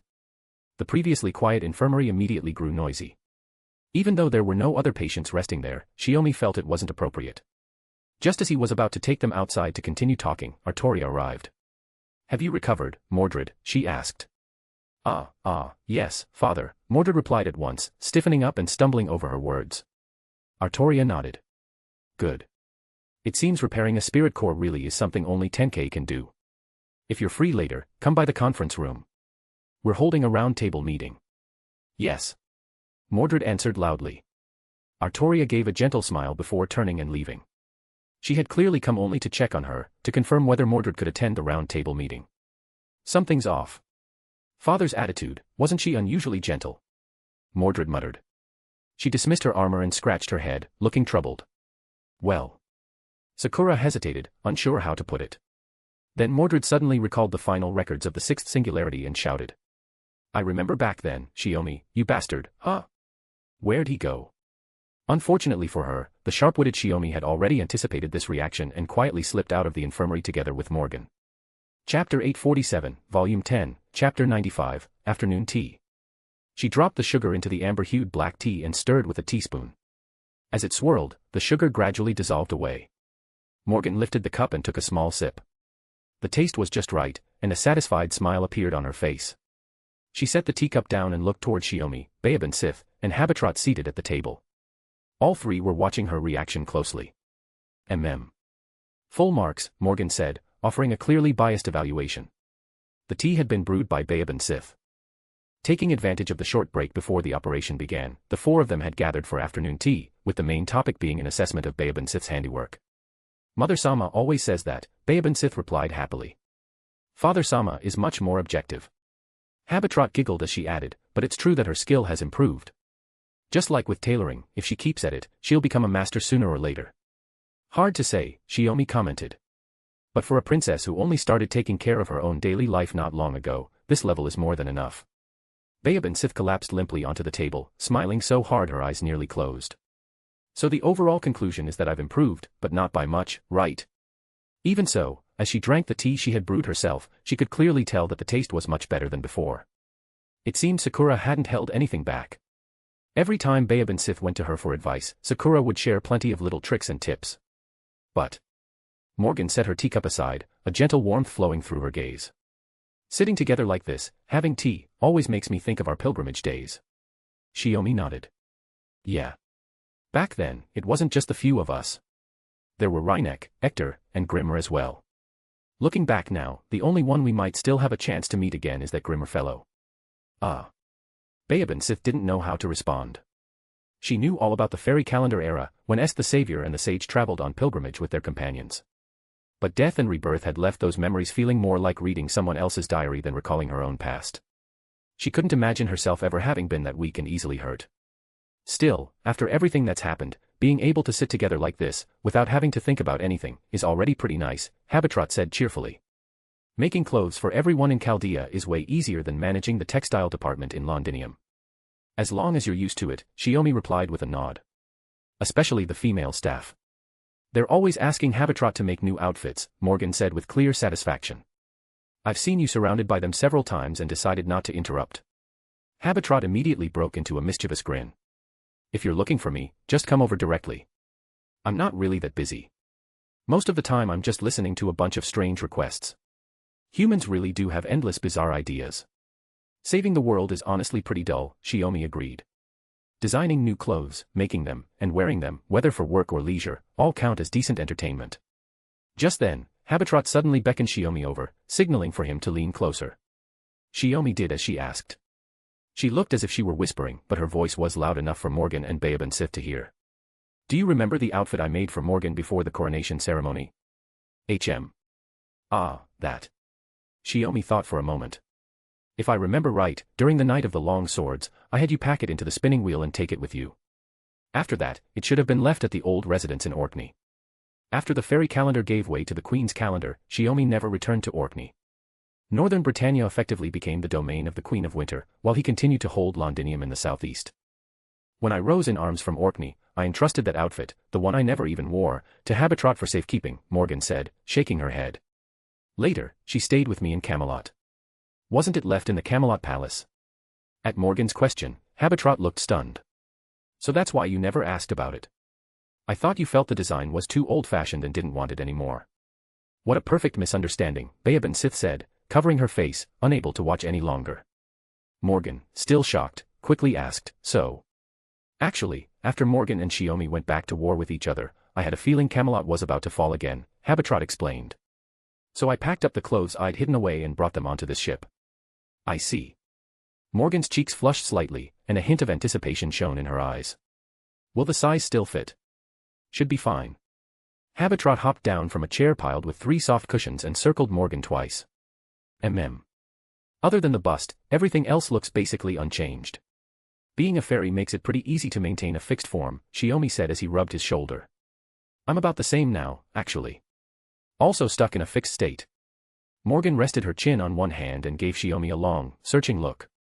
After a brief discussion with Habitrot, the two of them left the cafeteria together, clearly heading off to see whether the clothes could still be worn. Before leaving, Morgan said to Shiomi, come to my room in half an hour. But we haven't even eaten the desserts yet. I was hoping to have Mother-sama try them, Beaban Sith said with some regret, looking at the cake she had made. We'll talk about it after the Lost Belt matters are settled, Shiomi replied, gently patting her head. Anyway, it's just wearing that outfit for Father-sama to see in private, Beaban Sith teased him in return. For me, all my memories of Mother-sama are from the 400 years before the Queen's era. Father-sama, on the other hand, raised me on his own for another 2,000 years after that. And? Shiomi asked with interest. It might be a bit unfair to say this, but I think Father-sama has had it harder than Mother-sama, both back then and now. Beaban Sith rested her chin in her hands. Things like saving the world or becoming a god, even if I can understand them in theory, I can't truly grasp what they mean. You don't need to force yourself to understand, Shiomi said, looking at her. I just hope that once everything returns to normal, you'll come to like the world of proper human history. If you're together with family, then what kind of world it is doesn't really matter, Beaban Smith said, shaking her head. That's true, Shiomi replied, sipping his tea. For many people, it's the same. The world is just that small space within their sight, yet it's irreplaceable. Countless irreplaceable little worlds come together to form the greater world. Beaban Sith nodded vigorously, then asked, but I'm not a princess anymore, and Father-sama has become a god, so does that mean I can be considered a divine maiden? That wouldn't be impossible. Amused by her question, Shiomi chuckled and raised a hand to flick her on the forehead. Chapter 848, Volume 10, Chapter 96, Clothes Never Worn. When Shiomi returned to the room, he found the lights off. Morgan was sitting on the edge of the bed, wearing a gown that looked lavishly ornate. It had to be the formal dress Habitrot had been keeping for her. Habitrot wasn't in the room anymore, probably leaving right after helping Morgan get changed. Are you not going to turn on the light? Morgan asked. Sorry. I was just a little shocked and blanked out for a second, Shiomi said with a smile as he switched the light on. In the dimness, he could still make her out, but it didn't compare to seeing her properly once the room was lit. The moment the light came on, Shiomi felt like the room had turned dazzlingly bright, even though the lamp itself wasn't all that strong. He blinked hard, then nodded to himself. It wasn't the light that was blinding. It was Morgan. She was dressed in a pure white gown. Compared to the black-dominated outfits she usually wore, this one suited the title, Queen of Winter, far better, though it lacked her usual cold, decisive edge. If she dressed like this while ruling Camelot, while ruling the northern part of the fairy kingdom, the fairies would probably become even more unruly than before. They wouldn't fear Morgan the way they used to. My husband, don't stare at me like that, Morgan said. A faint blush spread across her cheeks, but her face was bright with a radiant smile. Even after all these years, if you examine me from every angle the moment I put on something new, I still get embarrassed. As I remember it, the dress Habitrot designed for you back at the textile bureau wasn't meant to be a solid color, Shiomi said, thinking back. She planned to embroider roses on it with purple silk thread. But looking at it now, it's white roses for decoration instead. Morgan gave him a light smile. And whose fault is that? You were the one who said your own formal wear should have roses embroidered with silver thread. And then? Shiomi hadn't asked after that. He'd left everything to Habitrot. Then Habitrot said that if you did that, your outfit would have to be mostly black, Morgan said, leaning against Shiomi's shoulder. So to make the difference in status between the king and the fairy consort stand out, she suggested designing mine in pure white. But, you know how it ended. I'm sorry, Shiomi said quietly. Back then, maybe there was a steadier way to crush the conspiracy, but I. Morgan raised a hand and gently pressed it to his lips. You endured the fairies on that island, their foolishness unchanged for 3,600 years. Even if I can forgive them, I can't ask you to forgive them too. It may be cruel, but I've never once believed any choice you made back then was wrong. The past was like dust and smoke. Now, when they looked back, what lingered in their hearts wasn't so much the pain of ideals collapsing in the end, but a calm acceptance that came from weathering everything. Let's not talk about things that sour the mood, Shiomi said, shaking his head. If we hadn't happened to bring up the dress today, you and Habitrot would have just kept misunderstanding each other, and it would have ended up sealed away under dust sooner or later. Because neither of us thought things would take such a sudden turn, Morgan said, holding his hand. I knew that unsealing you would mean Britannia's destruction. I just never expected Britannia to be completely destroyed in the span of a single day. In the end, so many things she'd wanted to take with her could only vanish into the catastrophe, leaving nothing behind but memories. Then she added softly, but, what matters most, what I never wanted to lose, is still here. So I don't regret it. Losing him. Losing Bayaban Sith. Losing Totorot. She couldn't have accepted any of it, and yet because they had struggled together, those things had been preserved, carefully, properly, until now. That's good. Shiomi kissed her forehead, then gently brushed her hair with his cheek. By the way, did you notice? Habitrot has completely lost that short temper she used to have, Morgan said with a smile. Once a fairy finds her reason to live, that restlessness naturally fades away, Shiomi replied, lightly stroking the back of her hand. Or do you think being a little more hot-blooded would make her seem livelier? Let's not, Morgan shook her head. I can't help remembering when we first met.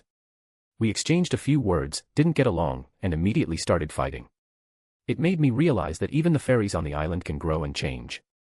But fairies like that are rare, Shiomi said, shaking his head. True. Morgan suddenly sat up, cupping his face and looking straight into those familiar eyes. It might sound strange, but since I'm wearing this today, treat me like a bride, just for tonight. No wonder you told me to come to the room instead of Habitrot's workshop, Shiomi said calmly, wrapping an arm around her waist. Looks like my mana still isn't enough. You could put it that way. Besides the usual amount, I want to store some extra, Morgan replied. Once I step into the Great Temple, there won't be any time to rest. Her eyes shimmered softly, the composure in her voice stretched thin, like a string on the verge of snapping. And also, I want the memory of this moment to become one of the most important things you carry with you while you're still human. Morgan gently bit his lip, speaking at an intimate distance. If you have to face Zeus, or even an alien god, doing so without standing as a complete god will be incredibly hard. You really went out of your way, Shiomi said quietly. He knew Morgan wasn't acting on impulse alone. That feeling of being understood so deeply, at any time, made the softest part of his heart sway with her words. I just made use of what was right here and thought of it on the spot, Morgan said with a smile, her eyes curving. Even though we've already made so many memories, when I think about it now, it still feels far from enough. I suppose I've become just like you, greedy. That's not greed. It's a perfectly natural feeling, Shiomi said, lips pressed together as he smiled. That's exactly what's wrong with you, Morgan teased. You always find ways to justify everything I say and do. You've been like that since the day we first met, Morgan said, looking at him. It's a miracle I didn't turn unbearable from all that indulgence. That just proves you were already an unbeatable woman to begin with, Shiomi said, holding her closer. Even if you'd grown a little spoiled, you'd still know where to draw the line. But I'm different. Very different. But I don't want to talk about that right now, Morgan said softly. Right now, there should only be me in your eyes. No, what I mean is, Shiomi leaned close to her ear and whispered, I'll do my best not to damage this precious dress, but, if I accidentally stain it, please don't get mad, all right? Just as I thought. That was Morgan's final reply, gentle and flowing like water. Chapter 849, Volume 10, Chapter 97, The Inevitable Outcome. The once refined and elegant aerial courtyard of the Great Temple was now completely overrun by dense, tangled trees. Bursting with life yet utterly disorderly, the courtyard that had once embodied rational design and aesthetic balance had taken on a raw, primitive look.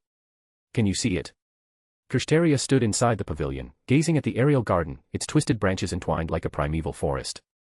Isn't there anything we can do? Hinako Akuta complained unhappily. Xiang Wang really liked this courtyard.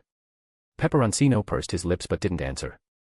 Instead, he raised his hand and aimed at a branch of moderate thickness. A blazing fireball shot out, struck the branch, and exploded. The flames of divine thaumaturgy instantly ignited the natural trees. Within a 10-meter radius centered on the impact point, every branch and leaf, thick or thin, was burned away completely. It was as if a whole section of the forest had been gouged out and erased. For trees, it was an astonishingly efficient form of logging. But almost immediately, the charred ends of the burned trunks began to tremble. This is... Hinako Akuta stared in shock. From the blackened branches that should have been dead, fresh green buds rapidly sprouted. They grew at an incredible speed, unfurling vivid leaves and sturdy new branches that filled in the missing space. Though the overall shape had changed slightly, it felt as if the fire had happened years ago, creating a strange, disorienting sense of time out of place. "See, Hinako," Peperoncino said grimly. "With just our strength, there's no way we can destroy these trees. They grow all the way from the land of the interstellar city up into this courtyard. And that's not all." Kirsteria raised his wand and fired a blast of pure mana. It pierced the protruding rock along the courtyard's outer wall, carving out a smooth-edged hole. Then the stone began to shudder, as if it were alive, rapidly restoring itself. When it finished, the surface had become even more jagged and uneven than before. It was as futile as the tail of Yugong trying to move mountains. What is going on? Hinako Akuta felt a wave of nausea. Plants and trees were one thing. But even rocks and soil regenerating. This is the predicament the great god Zeus now finds himself in, Kirsteria said. He deployed a barrier to seal off the interstellar city, cutting off all passage to and from the great temple. Once complete, Chaldea would be trapped inside, unable to interfere. That plan consumed an enormous amount of mana from the fantasy tree, but as long as it eliminated the threat, Zeus deemed it worthwhile. However, the plan collapsed almost immediately. Mountains and trees suddenly erupted from the land of the interstellar city, forming towers tall enough to reach the great temple itself. The sealing barrier became little more than a symbolic restriction. Even worse, the great temple could no longer interfere with the lower world through extreme weather. The barrier had focused too much on blocking passage, and in the end, produced an unintended two-way result. "It's practically a divine feat," Peperoncino said with feeling. "No, it really is a miracle. From what we saw before the barrier fully closed, that person used power similar to Demeter's noble phantasm. Staying here with you was the right decision," Hinako Akuta said, now better understanding Kirsteria's arrangement. "But, the final outcome probably won't be a good one." With that, she turned and left ahead of them, making preparations for a final battle that could erupt at any moment. "Now only Canis remains," Peperoncino said seriously as he looked at Kirsteria. "Even counting me, our available combat power is extremely limited. Demeter and Aphrodite, after losing Zeus, the last remaining machine god, have already begun drawing directly on the mana of the fantasy tree. The fantasy tree of Olympus, Magellan, was the largest reservoir of mana on the planet. It was something originally meant for the cryptors to use. Kirsteria had tacitly allowed Zeus to act as he did. Otherwise, Zeus sealing off the entire interstellar city with mana alone would have been enough to completely shatter their alliance. It doesn't matter. Zeus is an opponent I must face, but that doesn't change the fact that Professor Shiomi, no, that Chaldea is my greatest enemy, Kirsteria said with a composed smile. Oh. I have a feeling that the current Professor Shiomi has no interest at all in crossing blades with me anymore. He'll entrust this battle to the person he trusts most.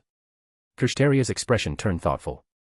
Morgan, the queen of the British Lost Belt, and Skadi, the goddess of the Scandinavian Lost Belt, are both top-tier magi. My true opponent will likely be among them. There's also Queen Scáthach, Peperoncino added. And I've heard that for some reason, the Grand Puppeteer, Tuko Aozaki, is also on Chaldea's ship. If the focus isn't on magecraft combat, then it's possible, Kirsteria replied lightly. But that would be a shame. I was hoping to exchange magecraft with those who have surpassed the limits of human intellect. As he spoke, he shook his head. No matter what, the final battle must be reserved for the great god Zeus. A battle that determines the future of the divine world, that was the condition Zeus set when we formed our alliance. Ha! Peperoncino let out a long sigh. Then I doubt you'll get that chance. If you're tied down by Chaldea's great Magus, even if Zeus manages a narrow victory over Mr. Shiomi, he probably won't have the strength left to turn the tables against you. A promise is a promise. I'll do my best to honor it, and so will he, Kirsteria said calmly. That really is human of you, Peperoncino remarked. Of course, Kirsteria replied, sweeping his gaze across the tangled trees and scattered rocks around them. Without that, one couldn't possibly sit upon the throne of the God who rules over humanity. To be honest, if there weren't battles that absolutely had to be fought, I would like to witness the clash between Zeus and that man myself. Either outcome defies common sense anyway, and what good would witnessing it do? Peperoncino sighed deeply. Or do you think Zeus can actually win? Whether Zeus wins or Chaldea wins makes no difference to me, Kirei said with a serene smile. Even if I end up facing severe punishment from Chaldea, I don't believe what I'm doing now is wrong. Besides, there's something I want to properly ask that man. At this point, is there really any need to confirm it? Peperoncino shook his head. You already know the answer in your heart. Even so, hearing it from his own mouth carries a different meaning, Kirei replied frankly. You can think of it as resentment at seeing one's ideals reached by someone else first. Such youthful fervor. Peperoncino smiled knowingly as he offered that assessment. Chapter 850, Volume 10, Chapter 98, At a Loss. TCH. Shiomi rolled his shoulders as he walked down the corridor, heading for the stormboarder deck to get some air. Pull your collar down a little. Even if it fades in a bit, you'll still be embarrassed if someone sees you like this, won't you? Toko lifted a hand and tugged at his collar. And whose fault do you think that is? Shiomi muttered darkly. Toko shrugged. You're the one who gave us the door code. Fine. My fault. Shiomi covered his face. They'd been lingering in the room after things wrapped up with Morgan when Master and the others started showing up one after another, and the whole room had instantly turned into a disaster. Luckily, Morgan had reacted fast and put away the dress she'd taken off. Otherwise it might have gotten dirty enough that even cleaning it with magecraft would have been a pain. Just treat it as a good luck charm before we set off, Toko said with a smug little smile. That's one hell of a filthy good luck charm. Shiomi couldn't help laughing at her logic. He took Toko's hand and walked with her to the hatch leading up to the deck. After passing through several heavy doors, they stepped out and immediately spotted Olga Marie already there. Adele and Makarios, the twin siblings supporting the God-breaking alliance, were with her as well. Olga Marie was clearly discussing something serious with the two of them. The moment she saw Shiomi, she waved him over. What are you talking about out here? If it's an operation plan, shouldn't we bring the others in? Shiomi asked. No. Olga Marie shook her head. I'm just confirming one thing with Adele and Makarios. Toko lifted an eyebrow. Don't tell me it's removing the fantasy tree, Makarios said, his voice steady. That's our final objective right now. Bring down Zeus, then remove the fantasy tree. From what I learned in the interstellar city, Shiomi said, looking at them, the humans here may have lived a long time, but they're fully aware of what they are, residents of a pruned event, and they understand that the fantasy tree is tied to this world's survival. As people of Olympus, you're no exception, right? Of course, Makarios replied. If we remove the fantasy tree, the Lost Belt will end, and Olympus, the interstellar city's mountain range, will disappear. My sister and I will definitely die too. His voice gradually fell away. Shiomi nodded. Once. We've only ever been able to observe it from the inside one time, when a Lost Belt was on the verge of collapse. We can't apply it to everything without exception, but we did catch a glimpse of what the result looks like. More than once, the great god Zeus has said that the destruction of a Lost Belt means the death of every living thing inside it, Adele added, far calmer than her brother. But Makarios suddenly flared up. In this Olympus, father and mother both abandoned their roles as parents. Here, everyone is nothing but someone being sheltered. Everyone kneels before the gods, living like reeds that don't even think. Simply being dissatisfied with how things are isn't enough reason to oppose Olympus, Shiomi said, keeping the cool detachment of an observer. He had to stay that way, whether as a human or as a god. His time as someone living through a Lost Belt had already ended. He had protected the people he wanted to protect, and then returned to proper human history. From here on, what he had to do was still the same, atone for that partiality. Your parents, are they still alive? Or did they already, during the Fourth War of the Gods? Faced with Shiomi's question, the siblings' expressions darkened. The answer was obvious. But Olga Marie suddenly spoke up. In the Scandinavian Lost Belt, Goddess Skadi and the few survivors were able to continue existing even after leaving the Lost Belt. Even if it isn't an anomalous world like Britannia, you must have a way, right, Professor? Shiomi wasn't surprised that Olga Marie would say this. He knew there was no way to hide it from her, given her position as director. Britannia and Scandinavia were fundamentally different. After becoming an anomalous world, Britannia was able, in essence, to continue existing even after separation. But Scandinavia, including Skadi, Shiomi must have done something to allow them to maintain their existence. It's not that there's no way, Shiomi said calmly, nodding. And I also think that sooner or later, I'll have to face everyone and make this secret public. A secret. The twins showed identical looks of confusion. From the moment they first saw Shiomi, they had felt something strange. The source of that feeling was the Tower of Heaven now standing between the interstellar city and the orbital Grand Temple. Could Shiomi, who had created such a miracle, really be just a human? His words and actions did reflect that, but the overwhelming presence he carried couldn't be ignored. It clearly pointed to another side of him. Then Shiomi extended his hand toward Adele and Macario's. The method is to find a proper human history anchor that can establish your existence. As things stand, faith in a god is the most direct and effective means. If you're willing to offer me your faith right now, then even after leaving Olympus, you'll be able to keep living. His voice was calm and solemn, so much so that Olga Marie found it unfamiliar. Compared to the slightly strict but ultimately approachable teacher she knew, his stance as a god was unmistakable. "Professor, you're a god?" she asked, covering her mouth in shock. "Maybe the change began long ago. Maybe it only fully took shape recently," Shiomi said, shaking his head. "That's precisely why I'm able to keep fighting like this. A god who fights for humanity." Macario's was the first to show doubt in his eyes. Yet when faced with a gaze that should have been considered irreverent, Shiomi accepted it calmly, acknowledging the reasonableness of that doubt as if it were only natural. "You don't need to answer right away," Shiomi said, lowering his hand. "There's still fighting ahead. If Zeus isn't destroyed and the fantasy tree isn't dealt with, this promise doesn't even come into play. That applies to humans. Skadi is a special case." In the end, she accepted the marriage vow offered by the great god Odin and became Shiomi's bride. As a new god of proper human history, she established her existence on a planet beyond the Lost Belt. As for the Valkyries and the surviving villagers, all they needed to do was continue their faith in Skadi. "We really do need some time to think this through," Macario said, sounding a little lost. Adele looked at Shiomi and smiled as she thanked him. "Thank you, god of humanity. Don't worry about it."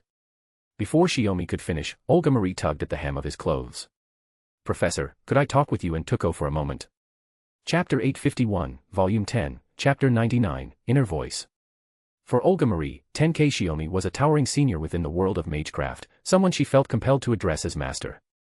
It was precisely because he was there that, after her father Marisperi passed away and she took over both the Animosphere family and Chaldea, she was able to find a place of refuge amid pressure that felt as vast and crushing as mountains and seas. From the bottom of her heart, she regarded Shiomi as an honored mentor.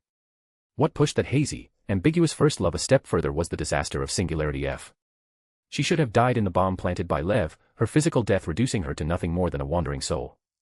Yet because of the doll body her teacher gave her, her life was prolonged, allowing her to continue living on as Olga Marie.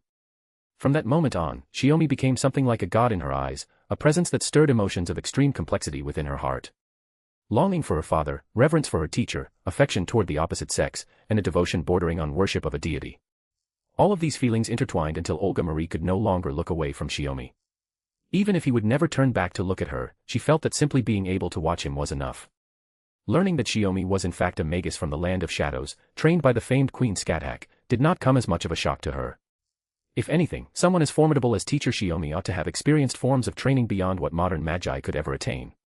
Even so, on the eve of confronting the unprecedented enemy that was the great god Zeus, the sudden revelation that the person she had long admired was himself a god still threw Olga Marie's usually orderly thoughts into complete chaos. "What do you want to ask?" Standing at the front of the Storm Border's deck, bathed in the night wind of Olympus, Shiomi asked Olga Marie quietly.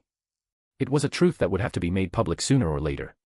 He had already anticipated everyone's reactions, and it was hardly unreasonable for Olga Marie to stop him and want to talk. Even if she voiced doubts, Shiomi would have found it perfectly natural.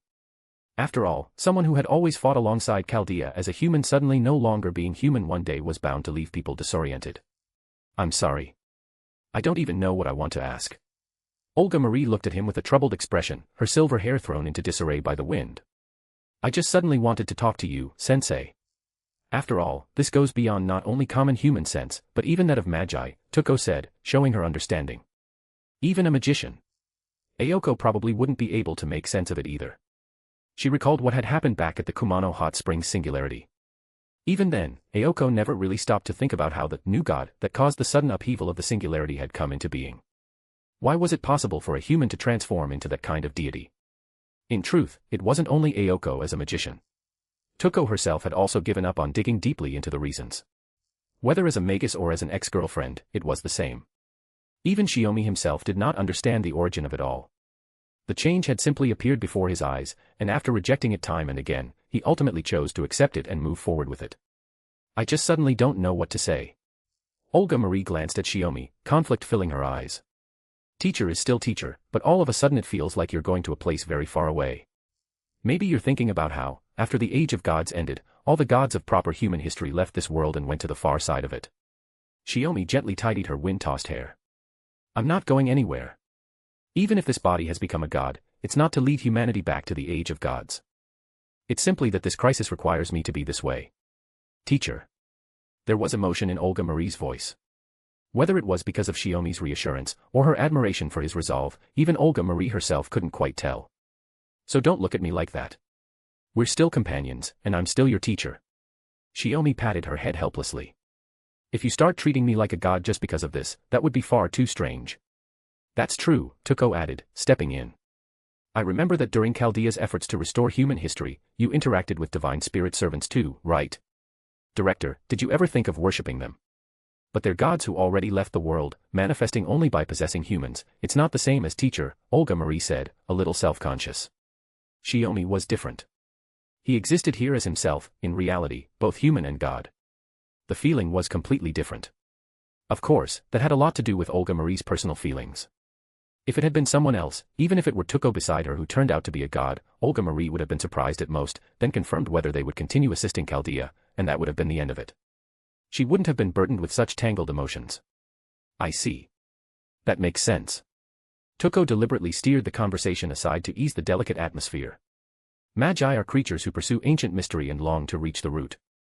They're human, yet already removed from ordinary human common sense. Seeing someone you know reach the finish line ahead of you, it's natural to feel a bit of jealousy.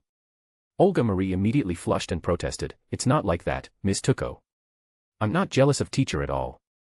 If teacher really did reach the root, I'd only feel honored. But I never taught you magecraft, Shiomi said with a laugh. But you really are like a teacher. You've taught me so many things, Olga Marie said earnestly. No matter where you go from now on, as long as you're still here, still in Chaldea, please don't leave me behind. Then, realizing she had just said something rather serious, Olga Marie's face turned even redder. There's not much time left before departure. I should go back and check on the preparations. She hurriedly took 2 steps back, bowed to Shiomi, then turned and ran toward the inside of the ship. Tuko patted Shiomi on the back, laughing. That was quite a passionate confession. Don't tease me. You couldn't possibly have missed the point, Tuko said with a lazy smile. It's because I understood that I'm telling you not to tease me, Shiomi sighed. She probably got carried away and let it slip.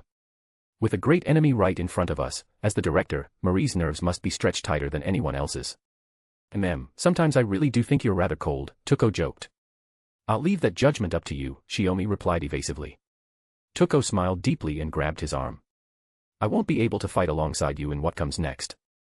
Make sure you win. Yeah. I promise. Chapter 852, Volume 10, Chapter 100, Toward the Final Battlefield. The Tower of Heaven. Shiomi, who would be leading the advance and fighting on the front lines, brought Morgan and the others, along with servants from proper human history, including the Knights of the Round Table, to the base of the Tower of Heaven. The bottom section was wrapped and smothered in branches thicker than a person. Once Shiomi led everyone close, he simply lifted a hand and gave a light wave. The branches obeyed his will at once, spreading outward and opening a path. After a quick glance at the storm border, now afloat again, Shiomi led the group inside the Tower of Heaven. As you all know, it really is hollow inside, but the only way to reach the orbital Grand Temple is from within, he said, pointing up. Only that area hasn't been covered by the barrier Zeus put in place. But how do we get up there? Gawain asked. We servants can turn into spirit form and fly, but His Majesty and the people of Chaldea would. Shiomi raised his hand. No need to make it that complicated. As soon as he spoke, the interior of the Tower of Heaven shuddered again.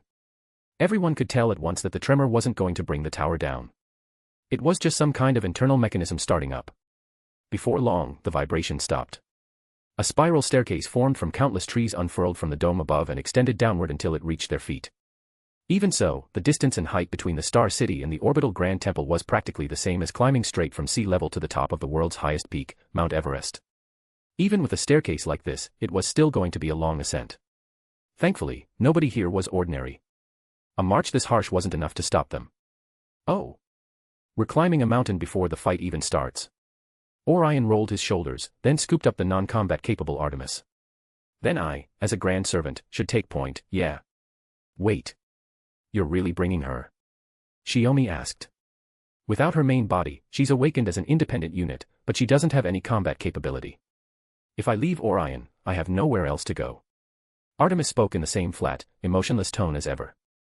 So I want to stay with him until the very end. See? That's how it is. Cut me some slack, buddy, Orion said with a grin. Shiomi glanced at the others. No one objected to Orion's small bit of selfishness, so he stopped wasting breath on an argument that wouldn't change anything. Once the Lost Belt mission was over, Orion would have to leave as a grand servant, and Artemis's submachine would vanish along with the Lost Belt. Respecting their wishes was the best choice. Then, before we head up, to increase our speed and conserve our strength. Shiomi spread his palm, and blue-white flames kindled in his hand.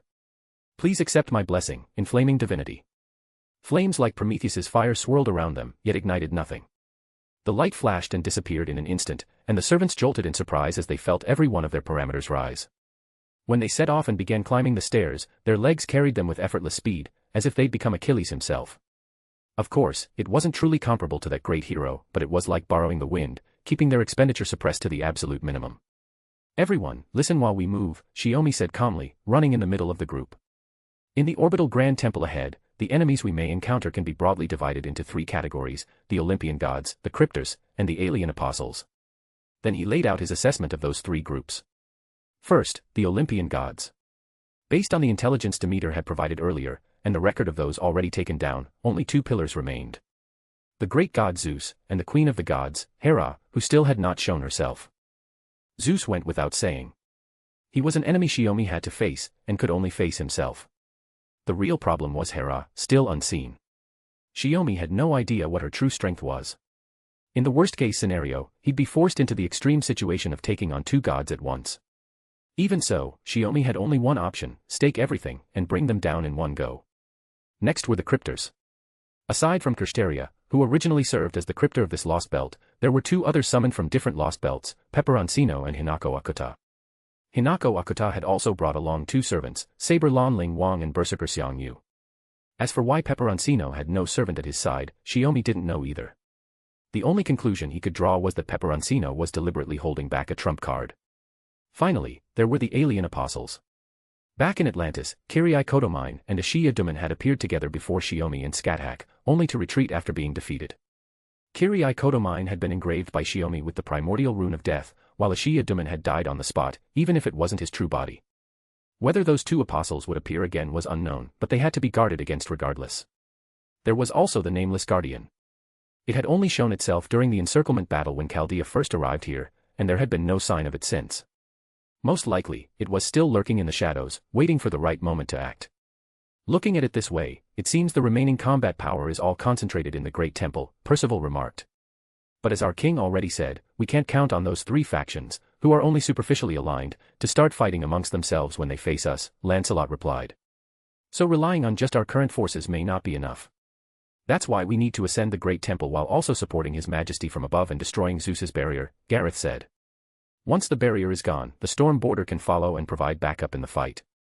The Valkyries, Scotty, and Sakura and the others were all standing by aboard the ship, ready to join the battlefield if needed. No matter how it played out, this would become a full-scale, all-out battle. But can a barrier that can only be kept from closing by the Tower of Heaven really be broken? Tristan voiced his concern. Mordred snorted. What's with the defeatist talk, you idiot? We've come this far already. Chaldea will definitely create a miracle. Our duty as Knights of the Round Table is to carve a path for Father in Chaldea, even if it costs us our lives. Sir Mordred is absolutely right, Bedivere said, his gentle voice carrying a resolve as hard as steel. At that, Artoria spoke up. I understand your determination to fight with everything you have, but if at all possible, I hope we can all survive and welcome victory together at the end of this battle. Yes, my king. The Knights of the Round Table answered in unison. Mandricardo, standing among them, also murmured his agreement under his breath, his blood boiling with excitement. Shiomi and Morgan took in everyone's fighting spirit and exchanged a smile. Then Shiomi looked up and called out loudly. Get ready. We're about to enter the Great Temple. Chapter 853, Volume 10, Chapter 101, Breaking the Formation. The aerial courtyard of the orbital Great Temple, Dodona, was blown open once more by a massive explosion. Amid the drifting smoke, Shiomi and the group spearheading the assault on the main temple emerged into view. At this moment, the aerial courtyard was completely devoid of people. The devastation brought by the Tower of Heaven had stripped it of its former radiance. Sunlight no longer touched the garden, leaving it shrouded in dim, oppressive shadows. After entering this space, far broader than the stairways below, everyone immediately spread out, keeping watch in all directions. Shiomi stood at the edge of the courtyard, leaning forward to observe the barrier covering Olympus from above. How is it? Morgan asked. What do you think? Shiomi didn't answer right away, instead tossing the question back to her. The barrier looks simple, but its structure is incredibly refined. Forcing our way through would only drain us further. Morgan shook her head. Since it was completed through Zeus's authority, it's still eroding each other with your Tower of Heaven. Shiomi nodded. That's my conclusion as well. Once we officially engage Zeus, neither side will have the strength to keep it going. When that happens, Storm Border will be able to fly up. As he spoke, he shifted his grip on the spear. A deafening rumble echoed from behind them. Turning around, they saw Lancelot and Tristan already fighting the autonomous defense system stationed there. As the final line of defense for the fantasy tree, it was only natural that not just Zeus, cryptors, and alien apostles, but all manner of dangerous forces had been packed into this place. That said, the space here was nowhere near as vast as the interstellar city. The number of enemies currently deployed was still manageable. You go on ahead. Leave this to me and Tristan. We'll catch up once we're done, Lancelot called out. He swung the holy sword of the lake, azure mana slashes flowing like water as they tore apart the structures of the divine-made machines. Combined with Tristan's invisible arrows, their coordination was flawless. Even as they spoke, more autonomous machines rumbled into motion, advancing steadily toward the aerial courtyard. Got it. Just don't take too long, Shiomi replied. With a half-joking word of encouragement, he led the others forward, launching an assault on the path clogged with defense units and carving a bloody route straight through. The orbital Great Temple, Dodona, was composed of 3 sections. The lowest was the aerial courtyard, a place where the gods once rested in their leisure. It had been a garden of such exquisite beauty that even proper human history could not rival it. Above that lay the long passage known as the Corridor of the Machine Gods. From the very beginning, this corridor had never been designed for human use. Tens of meters wide and tall, it felt like a launch route reserved solely for the true bodies of the machine gods. Now, beneath this vast corridor stretched an endless mass of Olympus's divine-made weapons and soldiers clad in god-forged armor, each one rivaling a servant. Together, they formed a defensive force built from nothing but sheer numbers. It was a pure human wave tactic, a wall of bodies with no path to bypass. Even if Shiomi and Morgan could fly over it, they would be intercepted by the flying 3-headed divine beast Cerberus, which would mean abandoning everyone else behind. The only correct choice was to cut a path straight through the chaos. The moment Gawain realized this, he seized the initiative. Charging to the front, he unleashed the true name of the Wheel of Victory sword, sweeping away a massive swath of enemies. The group advanced atop fallen foes, not a single weapon among them ever coming to rest. Artemis, no longer capable of fighting, hung from Orion like a scarf, swaying on his back as he fired arrows in every direction. Rather than slowing him down, her presence only heightened Orion's fighting spirit, making him look even more driven and imposing than when he had faced Beast Goyenskaya. Damn it. There's too many of them. Mordred shouted as Greaves crackling with crimson lightning stomped an Olympus soldier into the ground, blasting a crater into the solid floor. The soldier lay motionless, but Mordred didn't spare him another glance. She raised the king's sword in her hand. I am not the king, but the one who follows in the king's footsteps. Burn, Wrath of the Stars. Clarent Blood Arthur, rebellion against my beautiful father.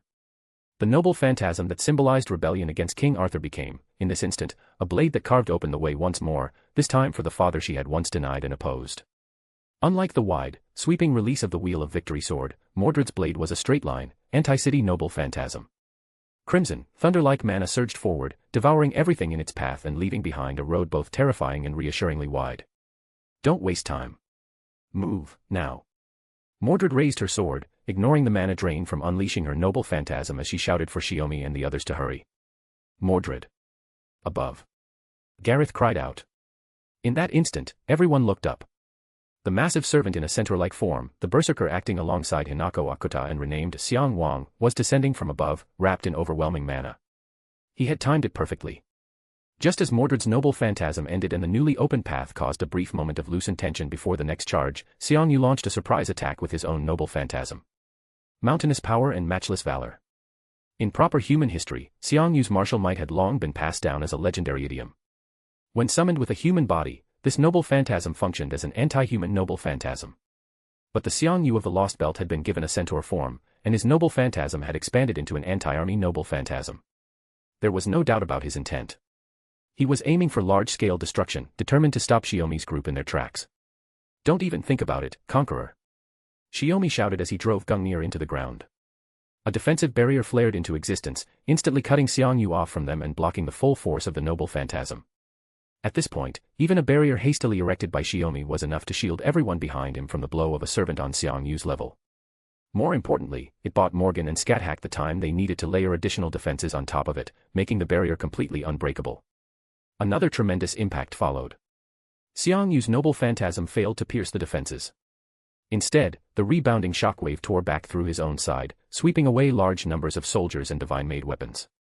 Forced back by the recoil, his equine legs scraped across the floor of the machine god's corridor, leaving a long trail of sparks. Before Xiang Yu could steady himself, Gawain and Gareth were already upon him, striking from left and right to pin him down and buy time for the others to break through. Taking advantage of the route carved open by Mordred's noble phantasm, the group charged straight to the far end of the machine god's corridor.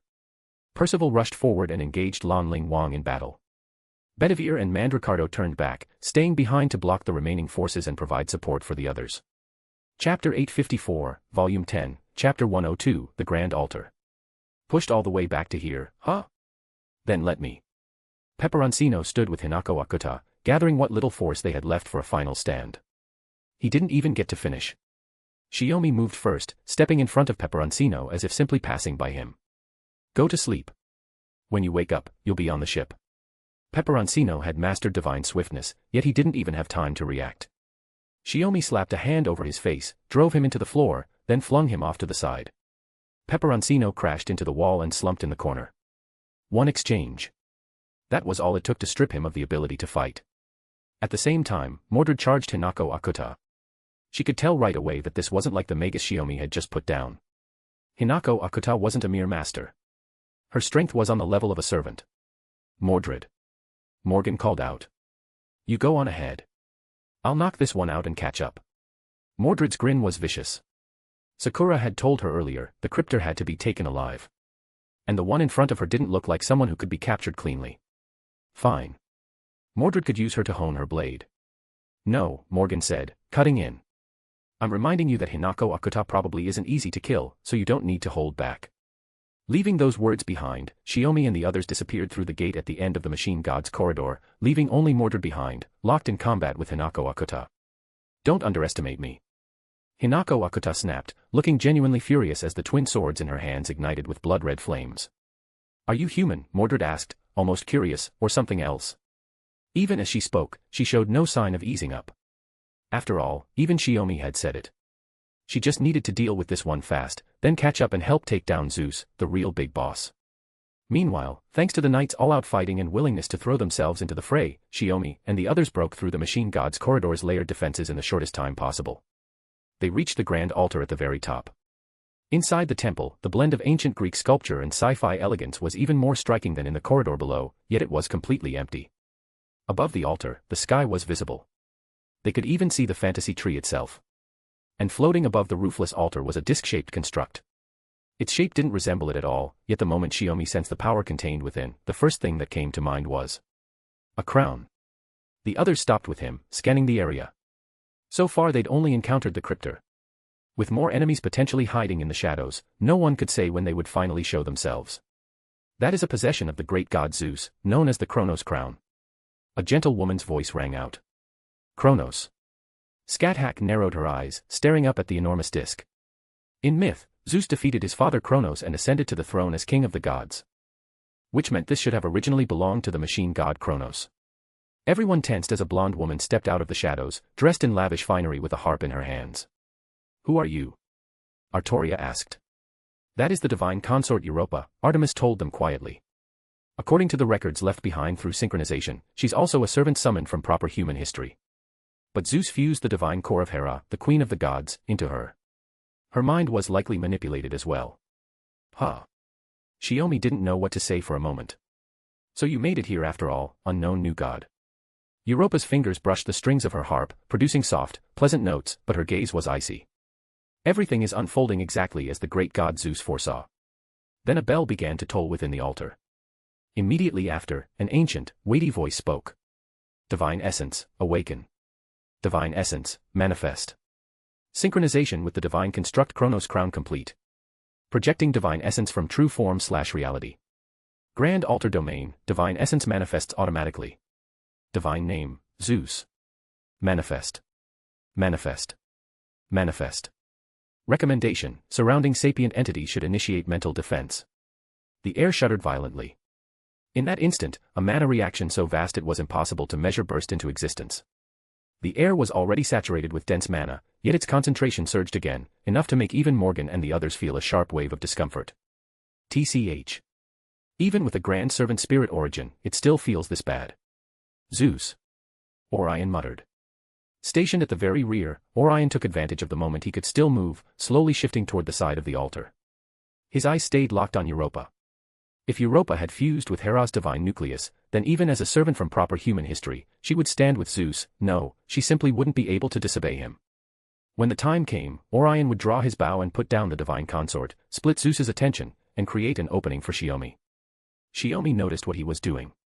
Understanding immediately, he allowed it, lifting an arm like a wing to shelter the others. Right now, under the mana reaction that heralded Zeus's imminent arrival, only Shiomi could still move without restriction. He's coming. A bolt of lightning slammed down from the sky, and Zeus appeared within it.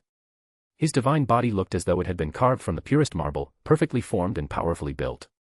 In his hand he held a lightning staff, a symbol that alone declared absolute authority. The great god Zeus. The almighty god Zeus. This was the first time they had ever faced a chief deity in the truest sense. This is an audience with the almighty god. This is not a blessing. This is not an audience that ends with a fleeting joy. Therefore, kneel. Kneel. The two commands were spoken in the same tone, but the second carried authority within it. Crushing pressure descended without warning, blanketing the entire grand altar. A vast weight. Control over gravity itself. If Sakura and the others had been here, they wouldn't have lasted 5 seconds before their knees gave out under that overwhelming force. But the ones who had reached the grand altar first were anything but ordinary. So after all that, Shiomi said flatly, your make them kneel isn't even a display of divine majesty. You're just forcing people's heads down. Under the crushing pressure, Shiomi calmly raised his right hand and snapped his fingers. The force that felt like it was compressing their bodies and even the air itself was abruptly shoved back. In an instant, the burden on everyone lightened. Star-Eye. Godman of unknown name. Child of Tiamat, mother of creation. Zeus's eyes crackled with blue lightning as they fixed on Shiomi. Since you are a god, answer me. You came all this way, claiming to be Odin's messenger. For what purpose? So those eyes aren't hollow after all, Shiomi said, lowering his hand. At this point you're still asking why. Shouldn't you be the one who knows best, Zeus? Heh, ha ha, ha ha ha ha ha. Shiomi's answer clearly delighted him. Zeus erupted into wild laughter once more. The crushing pressure threatened to intensify again, but Shiomi forced it back every time, never letting it touch anyone else. In that case, there is no need for further talk. Come, Talos. The bronze giant that had once fought Shiomi and the others in the star-spanning city suddenly reached up, seized the edge of the grand altar's outer wall, and hauled itself into view before them. Chapter 855, Volume 10, Chapter 103, Divine Name, 1. The machine that had first appeared in the interstellar metropolis, the one that attacked Shiomi and his two companions, stood before them once more. Shiomi had assumed it had been reduced to dust along with the western district of the interstellar metropolis during his clash with Demeter's noble phantasm. Now it was clear that the bronze giant Talos had not been destroyed in that battle. Instead, it had been recovered and brought back to the orbital Grand Temple. And its identity was clearly far from ordinary. Europa. Here, eliminate those who defy Olympus. Zeus's voice rang out, calm yet filled with unquestionable authority. Europa's expression turned sharp in an instant. Since the oracle has been delivered, I shall obey the will of the great god. All life gathered here, offer yourselves to the almighty god. A killing chill flooded the grand altar. Europa slowly lifted off the ground, drifting toward Talos' shoulder. Orion, who had been watching her without blinking, immediately understood the danger. He aimed at her vital point and drew his bow. The arrow split the air, yet just before it could pierce Europa's throat, Talos' enormous palm intercepted it. TCH. Orion drew again, but with Talos shielding her, he couldn't get a clear shot. Don't let your guard down. Even if the divine consort Europa has fused with Hera's divine core, Talos was a gift Zeus himself gave her. Carry out their execution, Europa, Zeus said, his gaze settling on Shiomi. Leave no survivors, except for that demigod. He wasn't sparing Shiomi out of mercy. Zeus knew perfectly well that the defeats of Artemis, Poseidon, Demeter, and Aphrodite had all stemmed from this man. And the only one who could deal with him was Zeus himself. Unknown demigod, remember this well. I am not a merciful god, though I may be magnanimous. I am the god who wields thunder and subjugates mankind. True form, manifest. Great electrified, confirmed. Great main god, acknowledged. Synchronization with divine artifact Chronos Crown, complete. Spatial camouflage of true form authorized for release. Spatial expansion set directly above the Great Altar. Divine true form name, Zeus. Designated spirit origin, ancient god/ruler. Deploying. Deploying. Deploying. All nearby sentient entities, withdraw immediately. As the altar's broadcast echoed through the air, thunder tore across the heavens. A blinding white flash forced everyone to shut their eyes. When their vision returned, Zeus was no longer before them. Beyond the altar, within the sea of stars, a colossal divine face had appeared. High above, far beyond the reach of mortals, loomed an immense construct of divine steel, the very shape of a god. The sovereign of Olympus, enthroned among the mountains of the interstellar metropolis. The flagship of the fleet that had crossed the starry seas. The true form that governed the skies and thunder. Its divine name, Zeus, the almighty main god. The meaning of that name was radiance, the great deity who ruled all natural phenomena of the heavens. A supermassive fortress, guiding humanity through countless authorities and abilities. Though revered as a god who protected mankind, its true nature was that of a starfaring annihilation-class mobile fortress, the flagship Zeus. This was Zeus's true identity, the flagship of the 12 Olympian machine gods. By controlling the divine artifact Chronos Crown, he wielded the full authorities of all 12 gods. Kneel. Worship. I am Zeus, the almighty god. We've already heard that. If you want us to kneel and submit, then show us everything you've got. Shiomi's eyes burned as he drove his mana to its absolute limit, ready to face Zeus head-on. Bro. Stick to the plan. I'll deal with Europa and Talos. Orion's shout was a clear reminder. Shiomi glanced back at him, then signaled to Artoria with his eyes. Europa, fused with Hera's divine core and under Zeus's mental control, could no longer be treated as a mere servant. If Orion had to face both her and Talos alone, even victory would come at a terrible cost. So Shiomi had Artoria support him, and Europa and Talos as quickly as possible, then come reinforce his fight. In a battle against the great god Zeus, only a goddess like her could intervene more easily. Morgan and Scáthach, after all, had something else to accomplish. Kirsteria had yet to appear. He was likely waiting deeper within the inner palace beyond the great altar, closest to the fantasy tree. Storm. Zeus spoke softly, yet his voice boomed like thunder itself. The great altar trembled violently. The terrifying vibrations ran through every body present, as if their organs and magic circuits might shatter under the strain. And that was only the beginning. Lightning flashed endlessly across the star-filled sky. Above Zeus's warship, an immense concentration of mana gathered, ready to descend at any moment. At the same time, Talos brought his fist crashing down. His massive body blocked most of the opening above the great altar. Unnoticed, the entrance through which they had entered quietly sealed shut. The intention was obvious, trap them inside before Zeus's strike fell, cutting off any easy escape. That was, of course, if the force holding them back proved strong enough. A golden meteor shot upward from within the altar and slammed into Talos' fist. The bronze giant's entire right arm was forced high into the air. The opposing forces clashed, and Talos' joints let out a dull, grinding malfunction.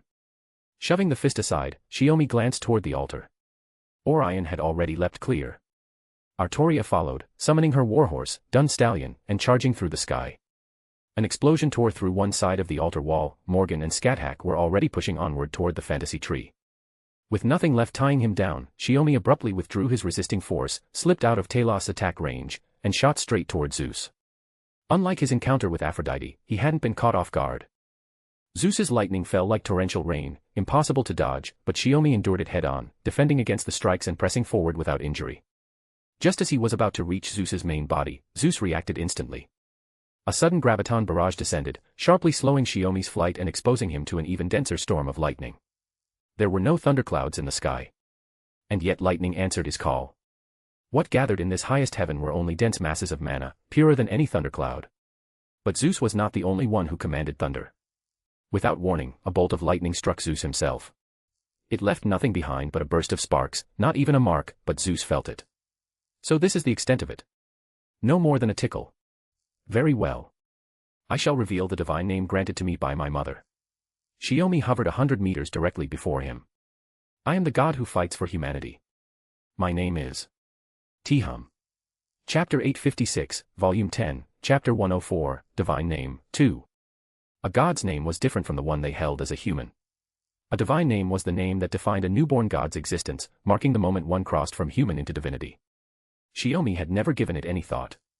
It was only recently that the goddess Tiamat had bestowed upon him a divine name of his own. A new god, born from the realm beneath the divine, who had thrown himself into battle again and again for humanity, fighting to take back proper human history. His name was Tiham. The moment Shiomi spoke it aloud, making his divine name public, declaring himself as a god, Zeus felt an immense presence surge back at him. A fledgling god who should have been crushed under Zeus, now synchronized with Kronos' crown, made Zeus sense something subtle and dangerous.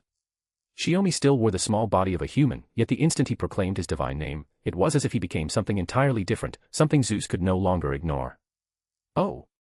Tiham. Zeus's voice was perfectly flat. So you are not some unknown demigod, but one who has gained a divine name of his own and established a complete existence. This is the divine name my mother, the goddess Tiamat, granted me. And by the name Tiham, I will defeat you, Zeus, who wields the full authorities of the 12 gods of Olympus. Lightning crashed down in relentless waves. Some strikes Shiomi blocked head-on, others he slipped past. Between them, his own lightning snapped back at Zeus in counterattack. Each bolt was on a completely different level from what had rained down over the interstellar metropolis mountain range before. The gap in power narrowed further. He was still small, still outmatched, yet now he carried strength that could contend with Zeus, strength that could even injure him. The Kurski Bulg, the spear of the gods, even the chosen spear, Shiomi no longer needed to grip them in his hands. They moved as his will commanded, becoming lethal blades that struck at Zeus's body again and again from different angles. Why? Zeus asked. Now that you have become a god, why cling so stubbornly to walking alongside humanity? That holy lance goddess over there is the same. Why? Why do you gods choose this? Another exchange ended without Shiomi landing a decisive hit, and Zeus did not immediately press a counterattack. In that brief opening, Zeus posed his question. Why? There is no why. I was born human. I knew nothing of my past, nothing of my parents, nothing of any destiny. I was taught by my mentor, protected by my wise wife, cared for by my beloved daughters, and carried this far by countless companions. That's why I chose to become a god. Shiomi stared up at the face set into Zeus's hull, meeting those enormous eyes head-on, refusing to yield an inch in presence. To become a god for the sake of mortals is stupidity beyond measure. As Zeus spoke, a massive shockwave slammed into Shiomi, blasting him and his spears away. The one who's beyond measure is you. You treat humans like toys in the palm of your hand. You've never seen their lives as something irreplaceable, taking and giving them as you please. You should have vanished along with the pruned event, yet here you are on this planet, crawling back to life through the fantasy tree. Shiomi steadied himself in midair and pointed straight at Zeus. Someone like you could never understand what it truly means to walk alongside humanity. Walk alongside humanity. Zeus remained unmoved. I'm sure Demeter told you. Roughly 14,000 cycles ago, after the war named the Great White War, Lukos, we, shattered even the colossal shadow of white destruction, Sephar. Yes. It was we who preserved the prehistoric civilization that should have been annihilated, allowing it to endure to this day. As he spoke, his gaze swept across the battlefield, Orion and Artoria fighting Europa and Talos, the ongoing struggle in the machine god's corridor, and Storm Border waiting beneath the barrier, ready to provide support at any moment. But this time, you, proper human history, cannot become destruction. You are not even the embodiment of destruction, much less its divided spirit, the giant Ganymedes. So why? Why set out on this journey? Why insist on killing us lost belts, when the human order of this planet, the human history carved into it, has already been wiped clean into a blank sheet? Even as he spoke, Zeus's assault never paused for a heartbeat. Thunder that would dismantle anything it struck, human or servant alike, down to the soul itself poured down without end. Shiomi took it, defended against it, and forced his way back with counterattacks. If Shiomi couldn't endure Zeus's attacks, Zeus wouldn't have bothered to speak at all. It wasn't us who turned human history into a blank page. You stole the world that had existed until now, and you still have the nerve to accuse us. You've got some gall. Shiomi looked at Zeus coldly. You talk too much. Heh, ha, ha ha ha ha. Zeus's laughter boomed out again, deafening and immense, whether in amusement or anger, it was impossible to tell. Don't be so quick to laugh. The roots of this Lost Belt's fantasy tree have already spread across the entire planet. It's the foundation that allows the Lost Belt to manifest and persist, and it's also the catalyst for the descent of the alien god. Shiomi raised both hands and gripped Ferdinand, drawing lightning into the spear's body. In Norse mythology, Odin, the great god known as the Father of Thunder, once wielded a divine spear that rivaled Zeus's authority over lightning. Answer me, Zeus. Do you intend to rule this planet alongside the alien god, alongside deities from entirely different mythological systems? Or do you actually have a way to deal with the alien god? Oh. That is not something you need concern yourself with. If you wish to walk alongside humanity, then do so as they do, without worry, without thought, without resistance. Bend like reeds in the wind. I alone will bear the burdens. You need only continue to exist, smile, and offer your reverence to us. So in the end, that's all you have to say, Zeus. Shiomi's eyes opened fully. Within them, his heterochromatic star-like pupils shone. His voice was calm, steady, unshakable. Then fall together with your own thunder. You're standing far too high. The lightning coiling around Gungnir shifted forms again and again. At last, with Gungnir at its core, it expanded into a massive thunderous cavalry lance. The spiraling blade rotated violently, as though it might collapse at any moment. So before it could break apart, Shiomi swung Ferdinand. The divine lightning that filled the sky condensed into a blade and carved down toward Zeus's incomparably sturdy machine god true form. Warth Tempest. Whether it was a spear of thunder or a sword of thunder no longer mattered. Forged from lightning itself, the strike fell forward with absolute resolve, cleaving directly into the colossal face set into the front of Zeus's hull. Shiomi's roar merged with the crash of thunder, shaking heaven and earth in that instant. Chapter 857, Volume 10, Chapter 105, Final Judgment Authority, Lightning, Activation Preparations. Warth Tempest. Using the divine spear Gungnir as its core, it drew in the mana saturating the atmosphere and condensed it into a thunderous spear before cleaving down. A strike that could surpass even Excalibur, and under normal circumstances, one that consumed an enormous amount of mana. But here, in this star-filled sky overflowing with lightning and magical energy, that cost was no longer an issue. Ordinary attacks would never pierce Zeus's defenses. So Shiomi chose to raise the output instead. He poured everything into a single, focused blow. It struck Zeus's machine god true form. He felt the impact connect, but it would go no further. There was no sensation of breaking through, no tearing into the conceptual defenses covering Zeus's body. To wield my thunder to such a degree. Even a fledgling god cannot be underestimated. Zeus endured the attack without the slightest sign of slackening, waiting for the strike to run its course. Then the temple's broadcast echoed once more. Battle involving the great main god has exceeded scheduled parameters. Hostile divine life form threat confirmed. Reassessment of offensive capability against hostile divine life form. Temporarily expanding Annihilation class combat functions. Authority request, partial restriction release. Request, Grand Composite Authority Titanomachia, limited release. Approved. Request, Grand Composite Authority Gigantomachia, limited release. Approved. The words made it unmistakably clear, Zeus had not been fighting at full power. Shiomi's eyes widened. He had believed that by proclaiming his divine name and stepping into the domain of the gods, he had gained the right to challenge Zeus. He hadn't expected Zeus to still be holding something back. Even after integrating the authorities of the 12 machine gods, Zeus could go further. The mana-sustaining Warth Tempest failed to break through. The lightning forming the slash suddenly detonated. The shockwave blasted Shiomi backward through the air. Only after being hurled a considerable distance did he manage to steady himself. To protect the city. To protect humanity. I must safeguard Olympus. A godman capable of conquering even my thunder, even the authority of the fertile earth can no longer reach him. But, there is no other choice. Shiomi stared at Zeus. Something was wrong. He couldn't put it into words, but something about Zeus felt off. Then Zeus made his decision. Intelligent Entity Protection Function, deactivated. Request, Final Adjudication Function Koronos, limited release. Approved. What followed was a cascade of declarations from Zeus himself. Planetary Destruction Mechanism, restriction lifted. Stellar System Annihilation Mechanism, restriction lifted. Spacetime Assault Mechanism, restriction lifted. Conceptual Destruction Mechanism, restriction lifted. As each line fell, cold sweat gathered on Shiomi's back. Not just this planet, entire star systems, spacetime itself, even concepts had entered the scope of what Zeus could destroy. He was preparing to release his noble phantasm to its maximum extent. For the first time in a long while, Shiomi recognized his own arrogance. He had thought that stepping into the realm of the gods, earning acknowledgement from one chief deity after another, gaining such tremendous power, would be enough to face Zeus alone. But the scale of mana is still rising. So you're really going to stake everything just to erase me? That's more honor than I deserve. Shiomi's racing heart gradually steadied. He extended a hand calmly, fixing his gaze on Zeus. There was no fear left in him. He had chosen to become a god. That meant fighting until the final moment. And yet, that unsettling sense of dissonance refused to fade. It forced Shiomi, even at this life-or-death juncture, to ask the question he could no longer avoid. Are you planning to destroy this world, this planet, everything? Even if it means discarding the planet right in front of you, will you really go so far as to side with the alien god, Zeus? There is no need for further words. You are a god, then experience it with all that you are. Before it manifests within the fantasy tree, I shall claim all the spiritrons stored inside it as my own.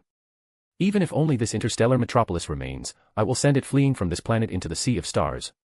Even if all that endures are the traces of the humanity I cherish, I will see them brought to their conclusion, in the age of gods. Zeus declared his purpose. Yet Shiomi couldn't hear all of it clearly. Some word Zeus uttered was swallowed by violent static, distorted beyond recognition before it could reach his ears, or anyone else's, as coherent meaning. He cared about what Zeus had actually said.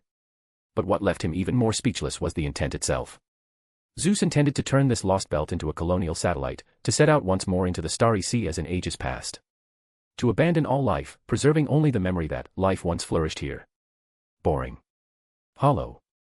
Meaningless. Shiomi's eye twitched as he shot back in fury. I don't need your understanding. This is divine principle, the answer we give to the sentient beings who praised us as gods. Ah, my beloved world. My beloved new homeland. Forgive me, my friend, Kirsteria. The World Tree Atlas, its entirety, is now within my control.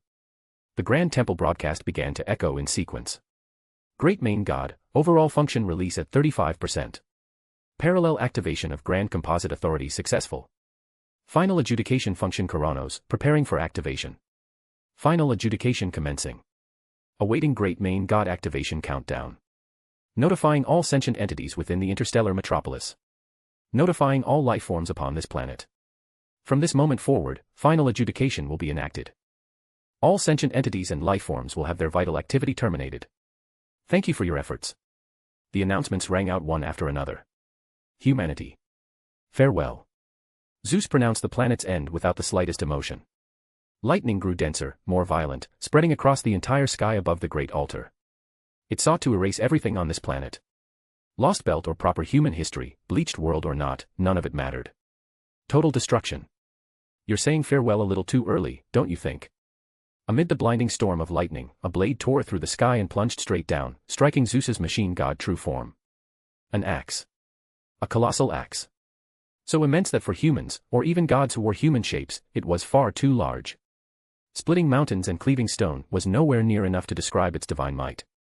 Only, cleaving heaven and earth, came close. The axe of Marduk. The noble phantasm of Marduk, the ancient Mesopotamian war god, the supreme main god of the Two Rivers mythology. Now, having revealed his divine name and ascended as a god, Shiomi wielded this noble phantasm with an unprecedented will. To stop Zeus, he unleashed everything. Chapter 858, Volume 10, Chapter 106, He is the huntsman that pierces the goddess, Ortigia amore mio. Inside the great altar. As the broadcast rang out, Europa and her bronze giant Talos, who had been trading blows with Artoria and Orion, came to a halt under that cold, indifferent voice. When Zeus declared the termination of all sentient beings and life forms, it didn't apply only to the interstellar metropolis. It applied to Europa as well, even though her mind had been forced under his control. Great God. Zeus. Europa looked as if she were waking from a dream. She sank down in Talos' palm, kneeling there in grief, and stopped fighting. She had never wanted this battle in the first place. It was Zeus's coercive command that had turned her, like the other gods of Olympus, into a weapon meant to erase their enemies. The attacks stopped. Artoria landed nearby, watching Europa closely. I'm sorry. Please, no matter what, you have to stop the great god Zeus. Europa apologized for what she had done, then pleaded from the bottom of her heart. Orion drew his gaze back. If the fighting had stopped, there had to be a reason. It hasn't stopped. Right now, the only one Olympus is still allowed to fight is Zeus. When that dazzling, planet-destroying divinity of a noble phantasm began to manifest, Orion clenched the bow in his left hand and gripped Artemis's hand with his right. Even as a grand servant, faced with that single strike, all he could do was look up for a moment, without an answer for what came next. Until the light of destruction was split apart by a gigantic axe and came crashing down toward Zeus again. Only then did the answer return. King of Knights, Orion called out, I remember you're a goddess, right? I am, Artoria replied. Then use your holy lance to hit Zeus, Orion said. My buddy needs a little help right now. Artoria didn't hesitate, but there was one problem that weighed on her. But, my power right now probably can't pierce Zeus's authority defense. I'm not saying now. Orion sprang to the highest point of the altar. I'll make an opening. You get ready. Zeus's barrier is gone, and that ship will be here soon. He meant storm border, now heading this way with nothing blocking its approach. The problem was that the closer it came to the great altar, to the airspace where Zeus was, the thicker the danger became. Even with Scotty's barrier, just staying airborne without being shot down by Zeus's attacks was already nearly impossible. At best, it could probably only stop near the machine god's corridor. What are you going to do, Orion? Artoria was frantic now. She watched Shiomi, controlling that gigantic axe, locked in an unbroken struggle with Zeus. Authority activation. Automatic offensive defense, shatter target. Authority, Hades. Decompose target to its smallest units. While enduring the blows of Marduk's axe, Zeus activated the integrated authority of Hades, trying to break down both the axe and Shiomi at once. But Hades had been one of the 6 machine gods who once opposed Zeus. What remained of that authority was incomplete. Against the divine might carried by Marduk's axe, against the newborn god Tiham, it met only an opposing force that held fast and refused to yield. Creation. Shiomi spoke under his breath. Recreating and regenerating at a speed even faster than Hades's disassembly, he brushed it aside as if it were nothing. Ha ha ha. You're unbelievable, buddy. Zeus's attention is completely on you. If this were proper human history, that'd be terrifying.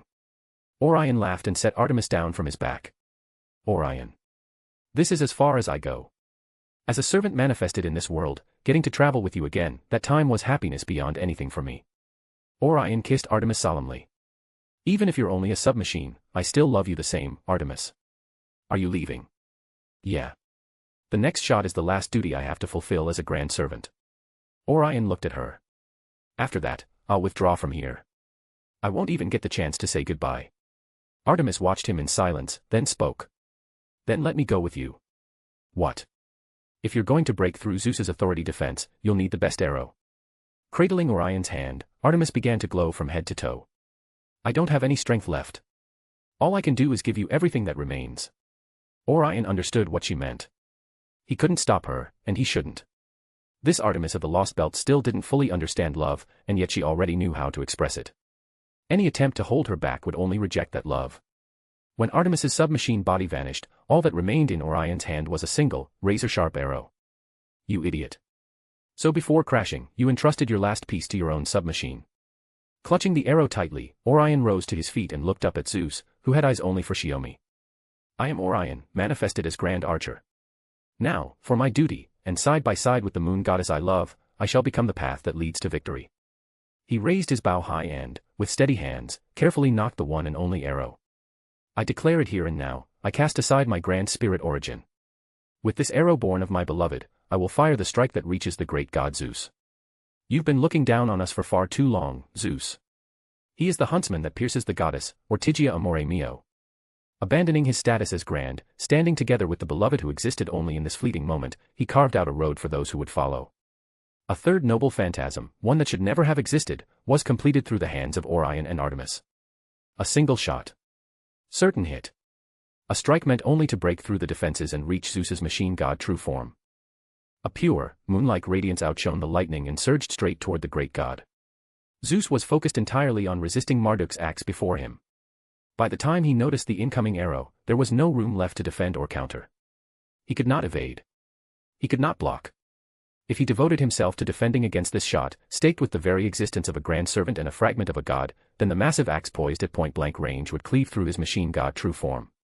And if he prioritized the axe instead, his proud authority defense would falter in that instant.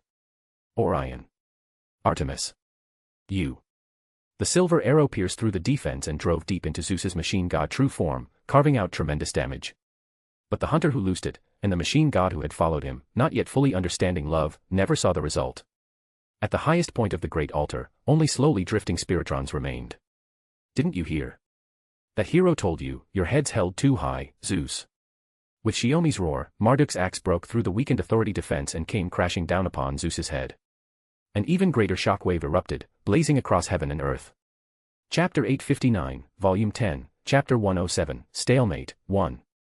Standing atop the great altar, Artoria raised a hand to shield her eyes from the blinding light. Even so, she kept staring through the glare, trying to catch what remained once the brilliance faded. Shiomi's strike with Marduk's axe, timed with Orion's unexpected arrow, had pierced through Zeus's authority defense for a single instant and slammed straight into the head of his machine god true form. Even a colossal Annihilation-class interstellar warship could not endure such an impact. Zeus's vast body was hurled sideways, tumbling through the air before barely regaining control.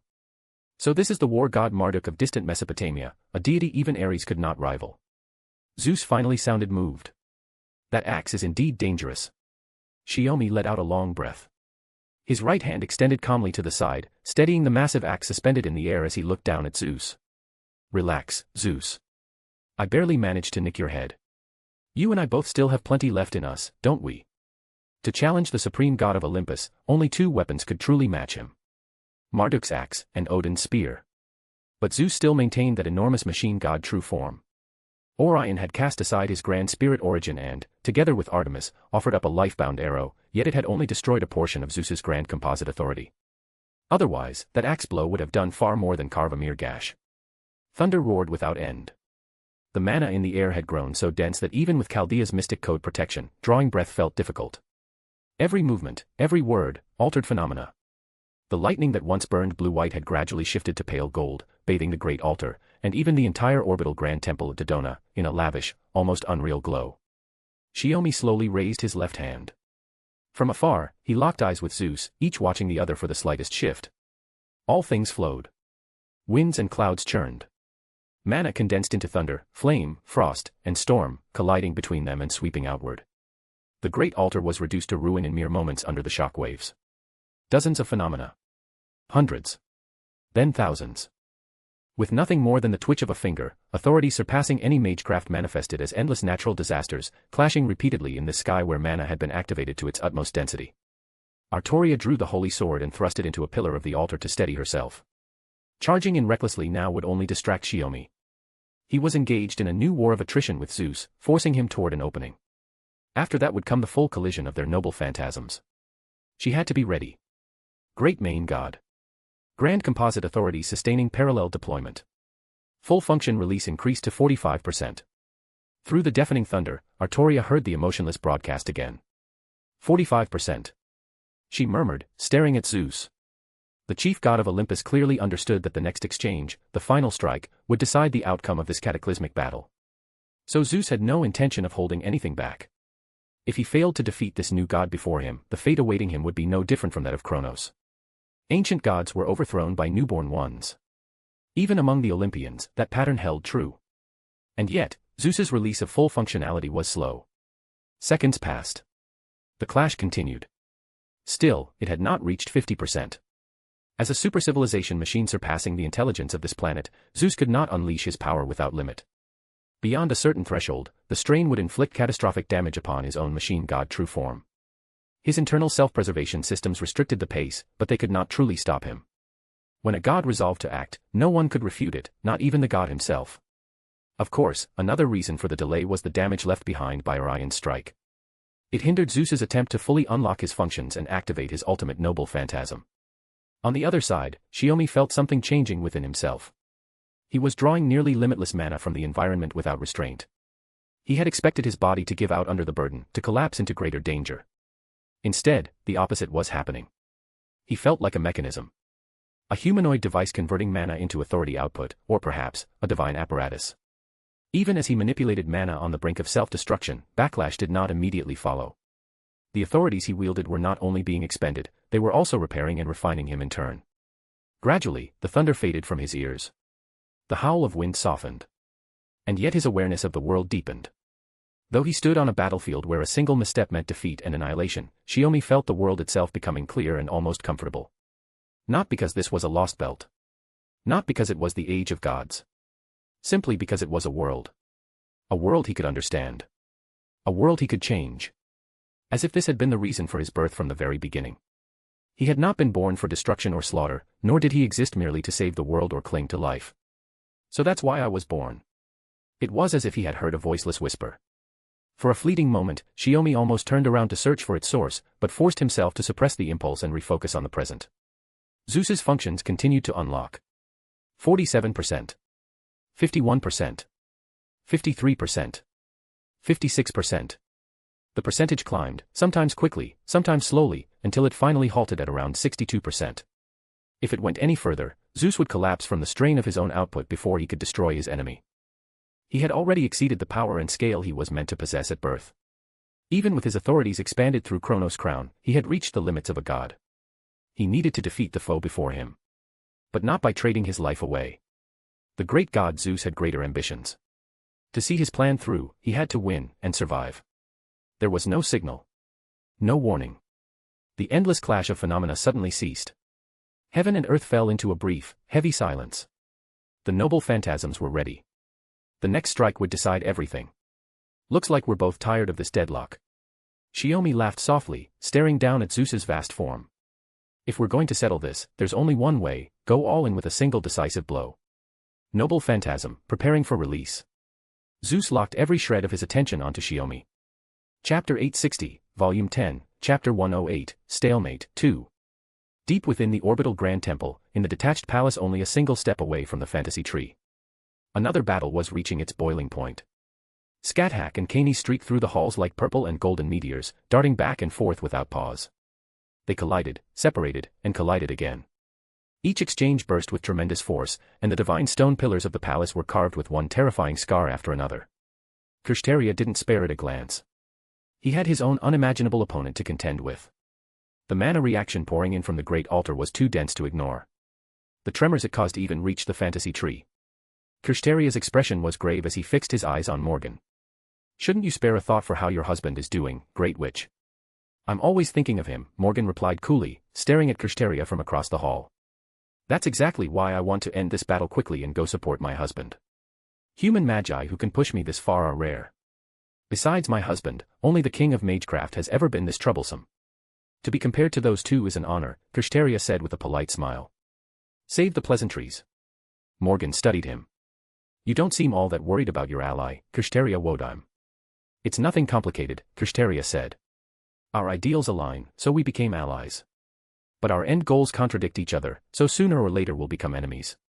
On reviving the Age of Gods, I share the same intent as the great god Zeus. But his final goal is to flee Earth, to abandon this planet and return to the cosmos. Morgan nodded, understanding at once. I see. So you were never going to be compatible.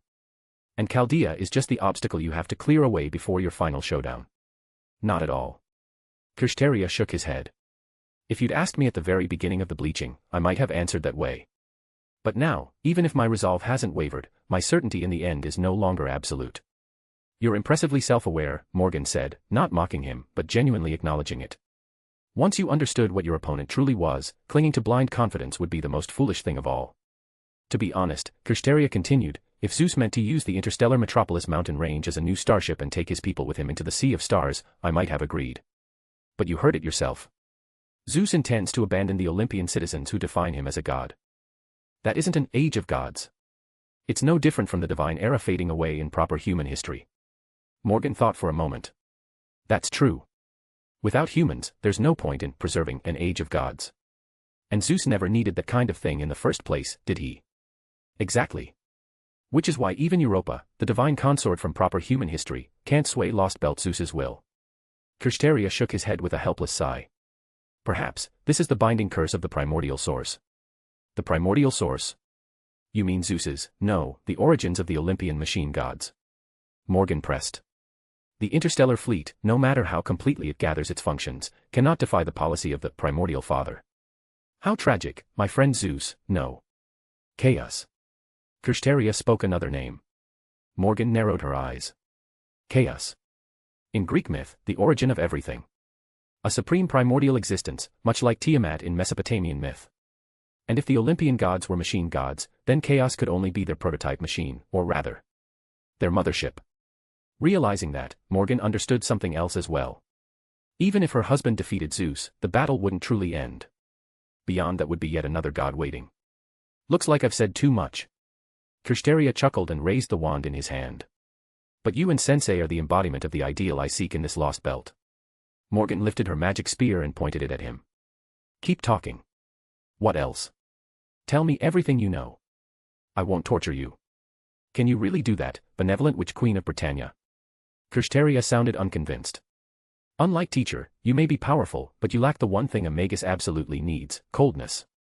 As the clock tower's rising star, Kirei had already seen through Morgan's weakness as a magus. Not cold enough. Or rather, from the beginning she had never cultivated that truly ruthless, no-holds-barred coldness. I do lack a Magus's coldness, Morgan admitted without hiding it. But even so. Before she could finish, the constant tremors that had never ceased suddenly died away. In their place remained only an enormous mana reaction, poised on the brink of spilling out. Two distinct signatures. One was unquestionably Shiomi. The other was Zeus. Looks like the battle over there is nearing its end, Kirei said. Care to gamble? Will teacher win, or will the great god Zeus? A meaningless bet. No matter what happens, I will always believe in my husband's victory. Morgan slammed the butt of her magic spear into the ground. A dark wave surged outward from her feet, spreading across the entire detached palace.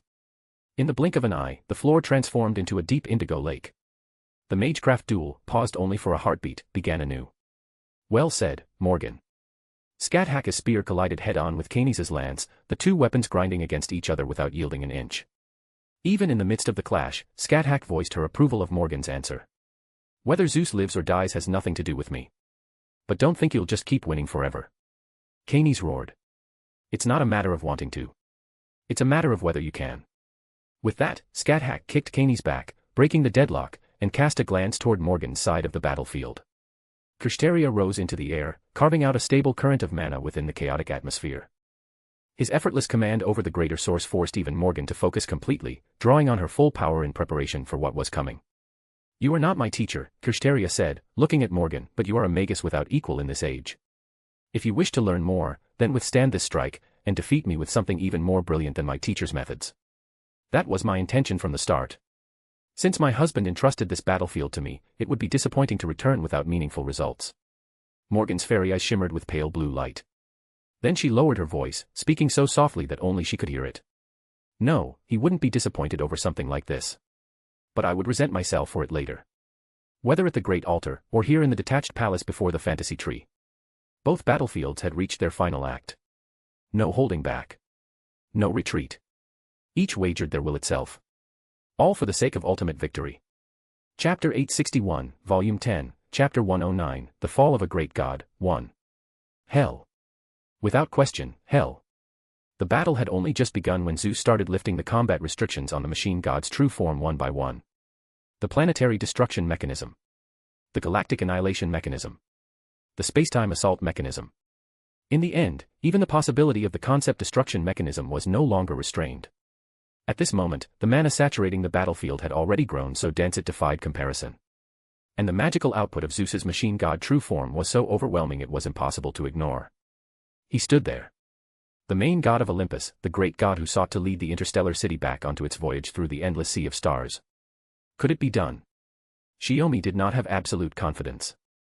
Even so, he had no intention of retreating. Do what can be done, and do it to the utmost. Even if he ultimately could not defeat Zeus, the clash of their noble phantasms would at least create an opening for others to strike. Sky, be torn apart. Stars, be shattered. All that lies above is mine. All who rule the stars are mine. Zeus's voice rolled across the newly silent heavens. Majestic. Primeval. Absolute authority that allowed no defiance. Before such a proclamation, all living things could only submit, leaving their life and death to the will of the great god Zeus. But human lives belong to humanity. The human world belongs to humanity. They had fought until now for that truth, and they would continue to fight, until proper human history was restored to them. So Shiomi would not kneel.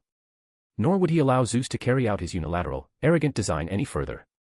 Here, he would cut off Zeus's path completely and bring that incomprehensible plan to an end. The divide between heaven and earth has vanished, yet man and God have not come to rule together. They remain undifferentiated. Thus, I shall rebuild the order that belongs to humanity.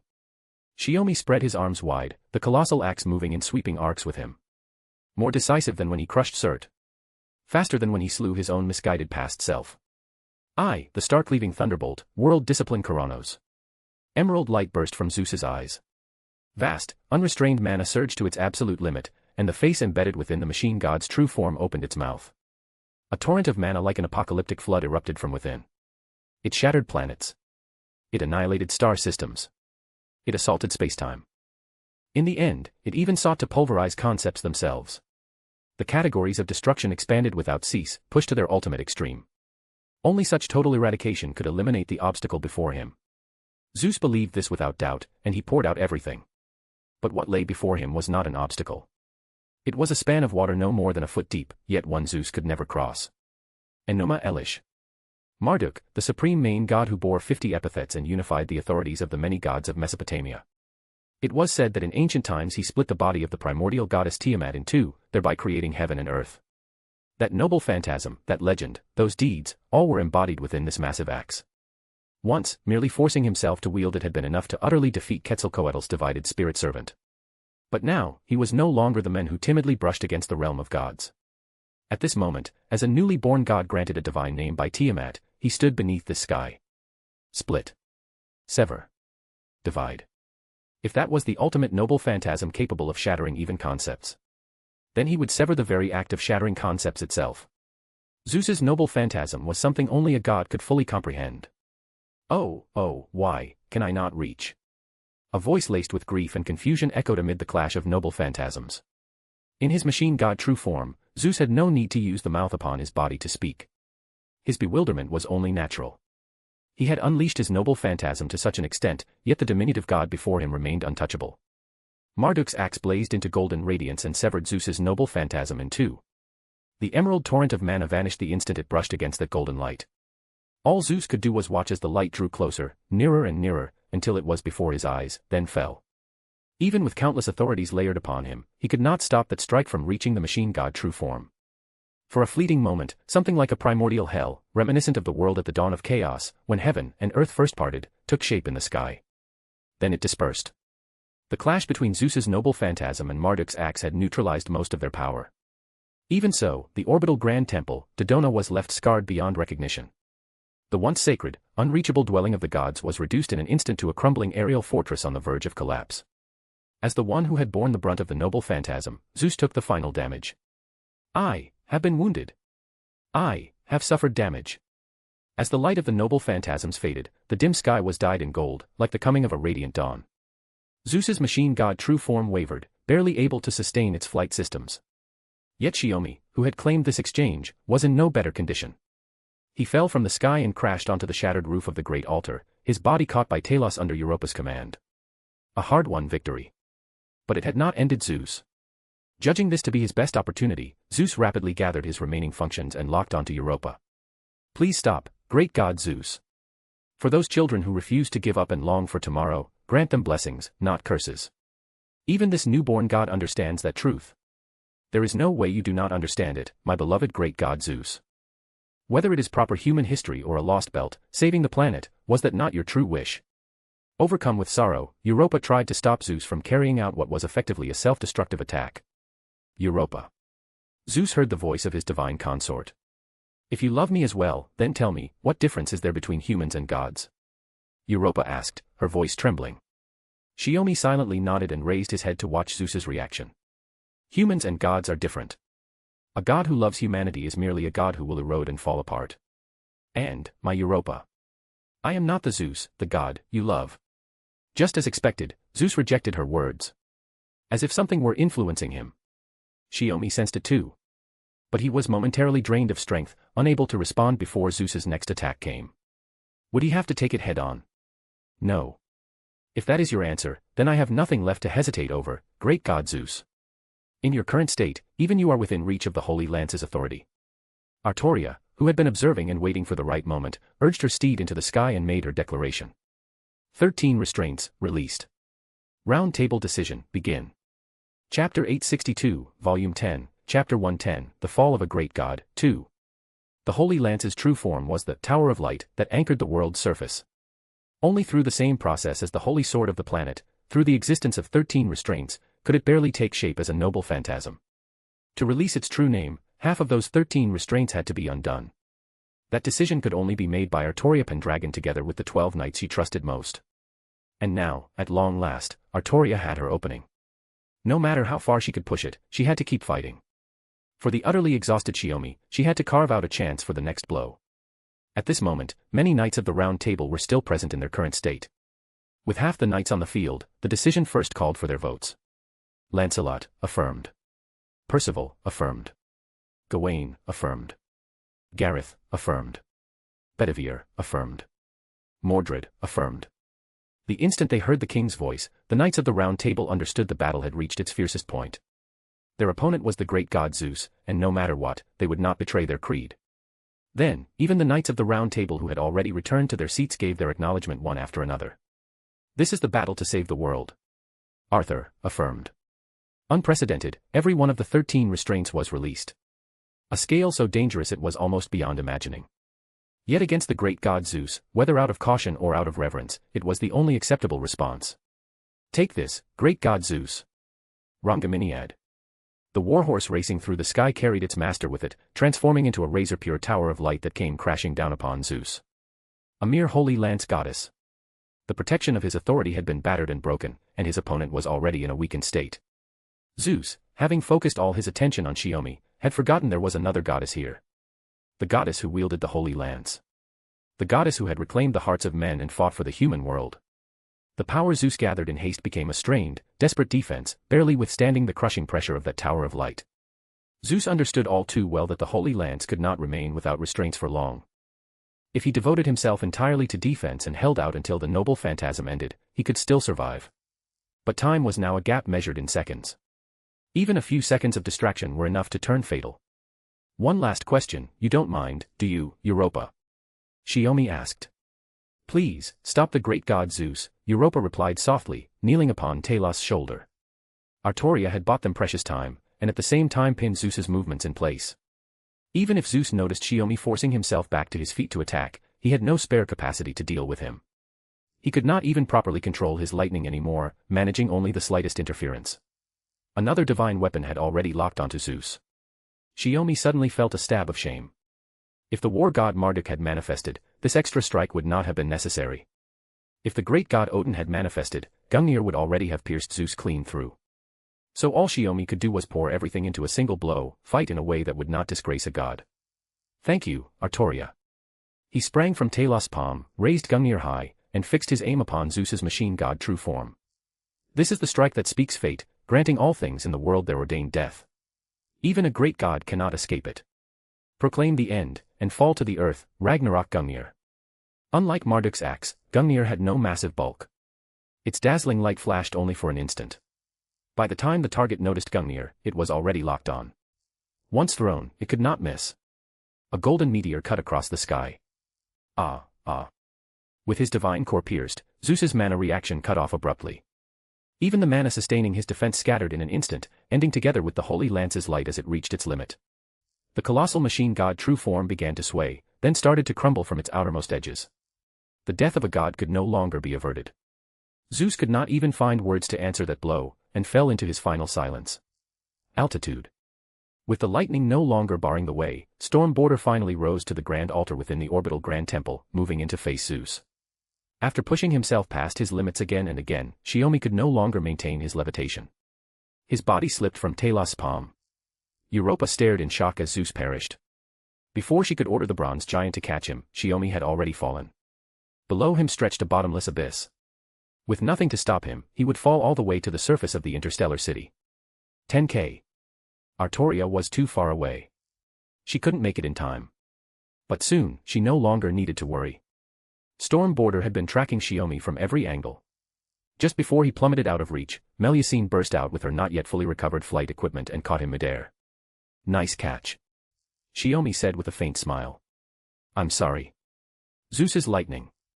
If we had forced our way through, even Storm Border would have. Melusine apologized for being a step too late. It's fine. You made it in time. Shiomi shook his head. Melusine carried him back to the deck of Storm Border. Artoria descended shortly after. The Grand Temple began coldly announcing the situation, as if that were simply its designated function. Main God, silent. Main God, Divine Core collapsed. Divine Armament Chronos Crown, emergency shutdown. Linked systems damaged. Connection to wireless crystals will be severed. Main God, unable to maintain true form. Spacetime continuum crystal synchronized with Divine Core, fracturing. Warning. Warning. Final judgment occurrence source, connecting. From this moment, a persistent spacetime fault will occur. Caution, spacetime tremor.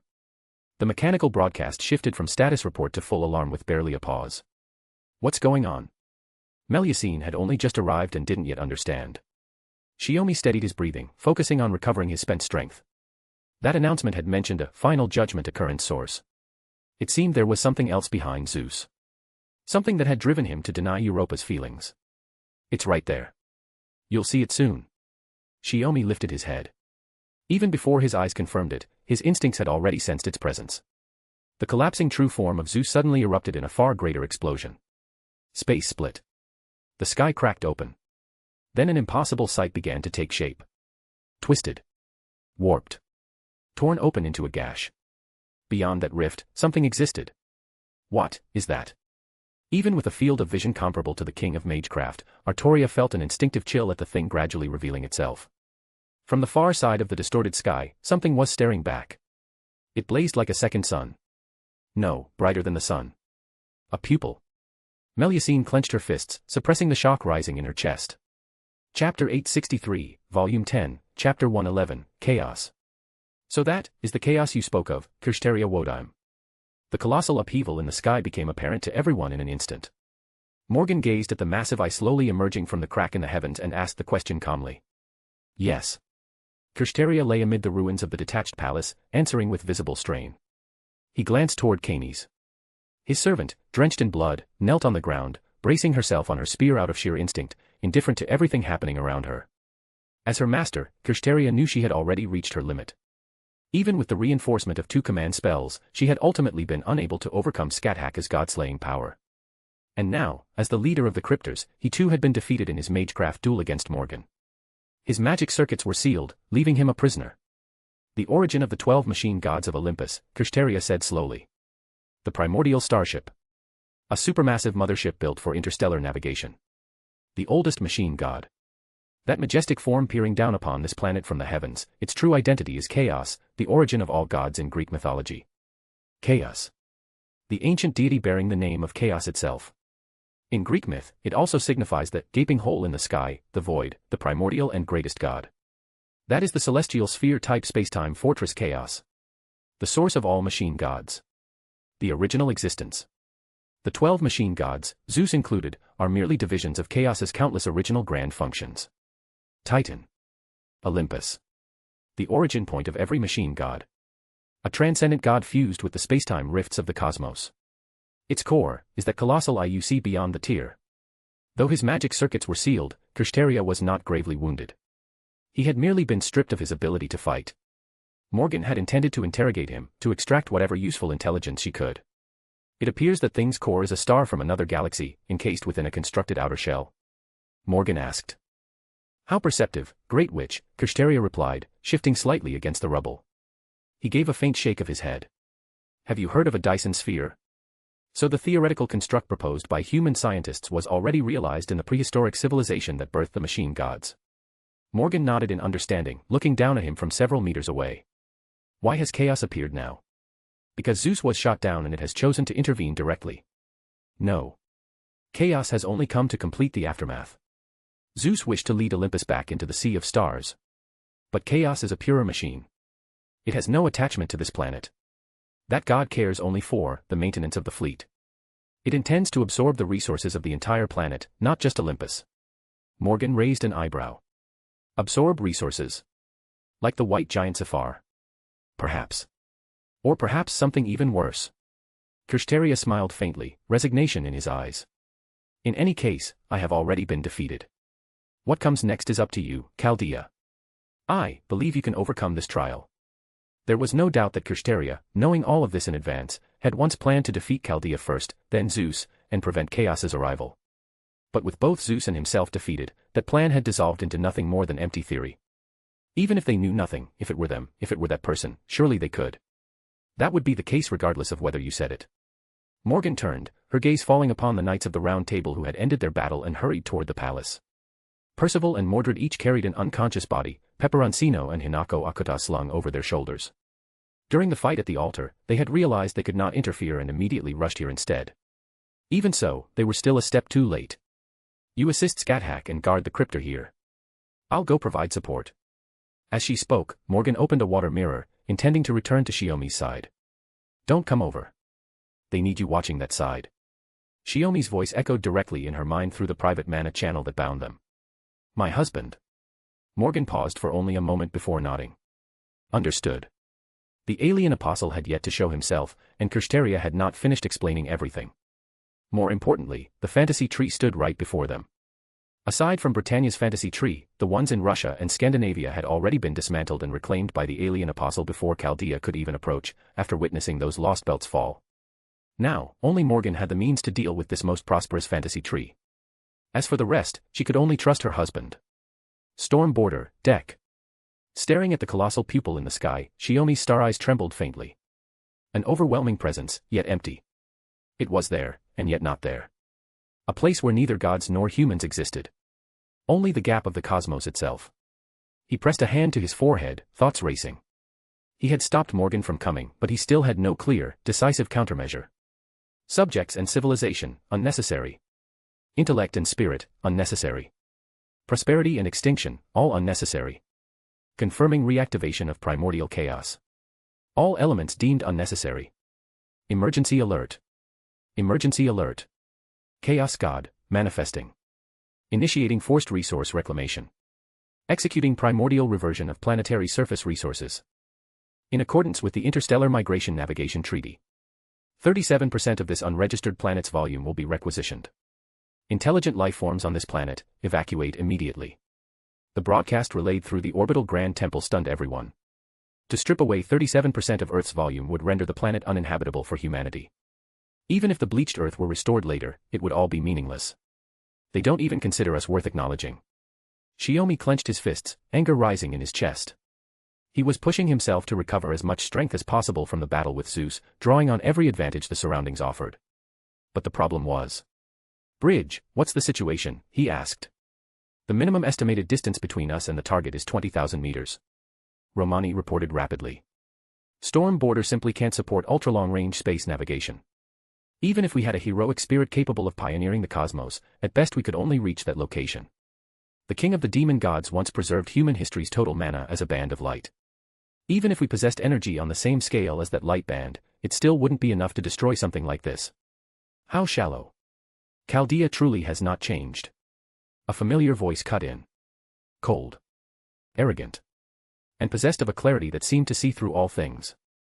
So your so-called victory was nothing more than relying on that man. Chapter 864, Volume 10, Chapter 112, The Unexpected Grand. The sudden voice rang out without warning, startling everyone. It was so familiar that it felt absurd, like seeing a ghost. Shiomi pushed himself up from the ground and looked at the men who had appeared on the deck at some point without anyone noticing. He stood there, not far behind them. The one who had orchestrated the incineration of humanity and stolen the name of the king of magecraft.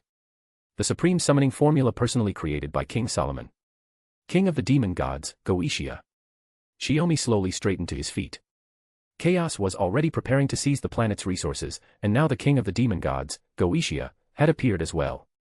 This couldn't have come at a worse time. When the Temple of Time was destroyed, Goetia had disappeared without a trace. After that, neither Chaldea nor Shiomi pursued the matter further. Romani least of all. With the 10 Commandments gone and the incineration of humanity completely overturned, even if he reappeared as an enemy, he would be nothing more than a powerful foe. So you've put on your master's face again. Planning to keep masquerading as Grand Caster.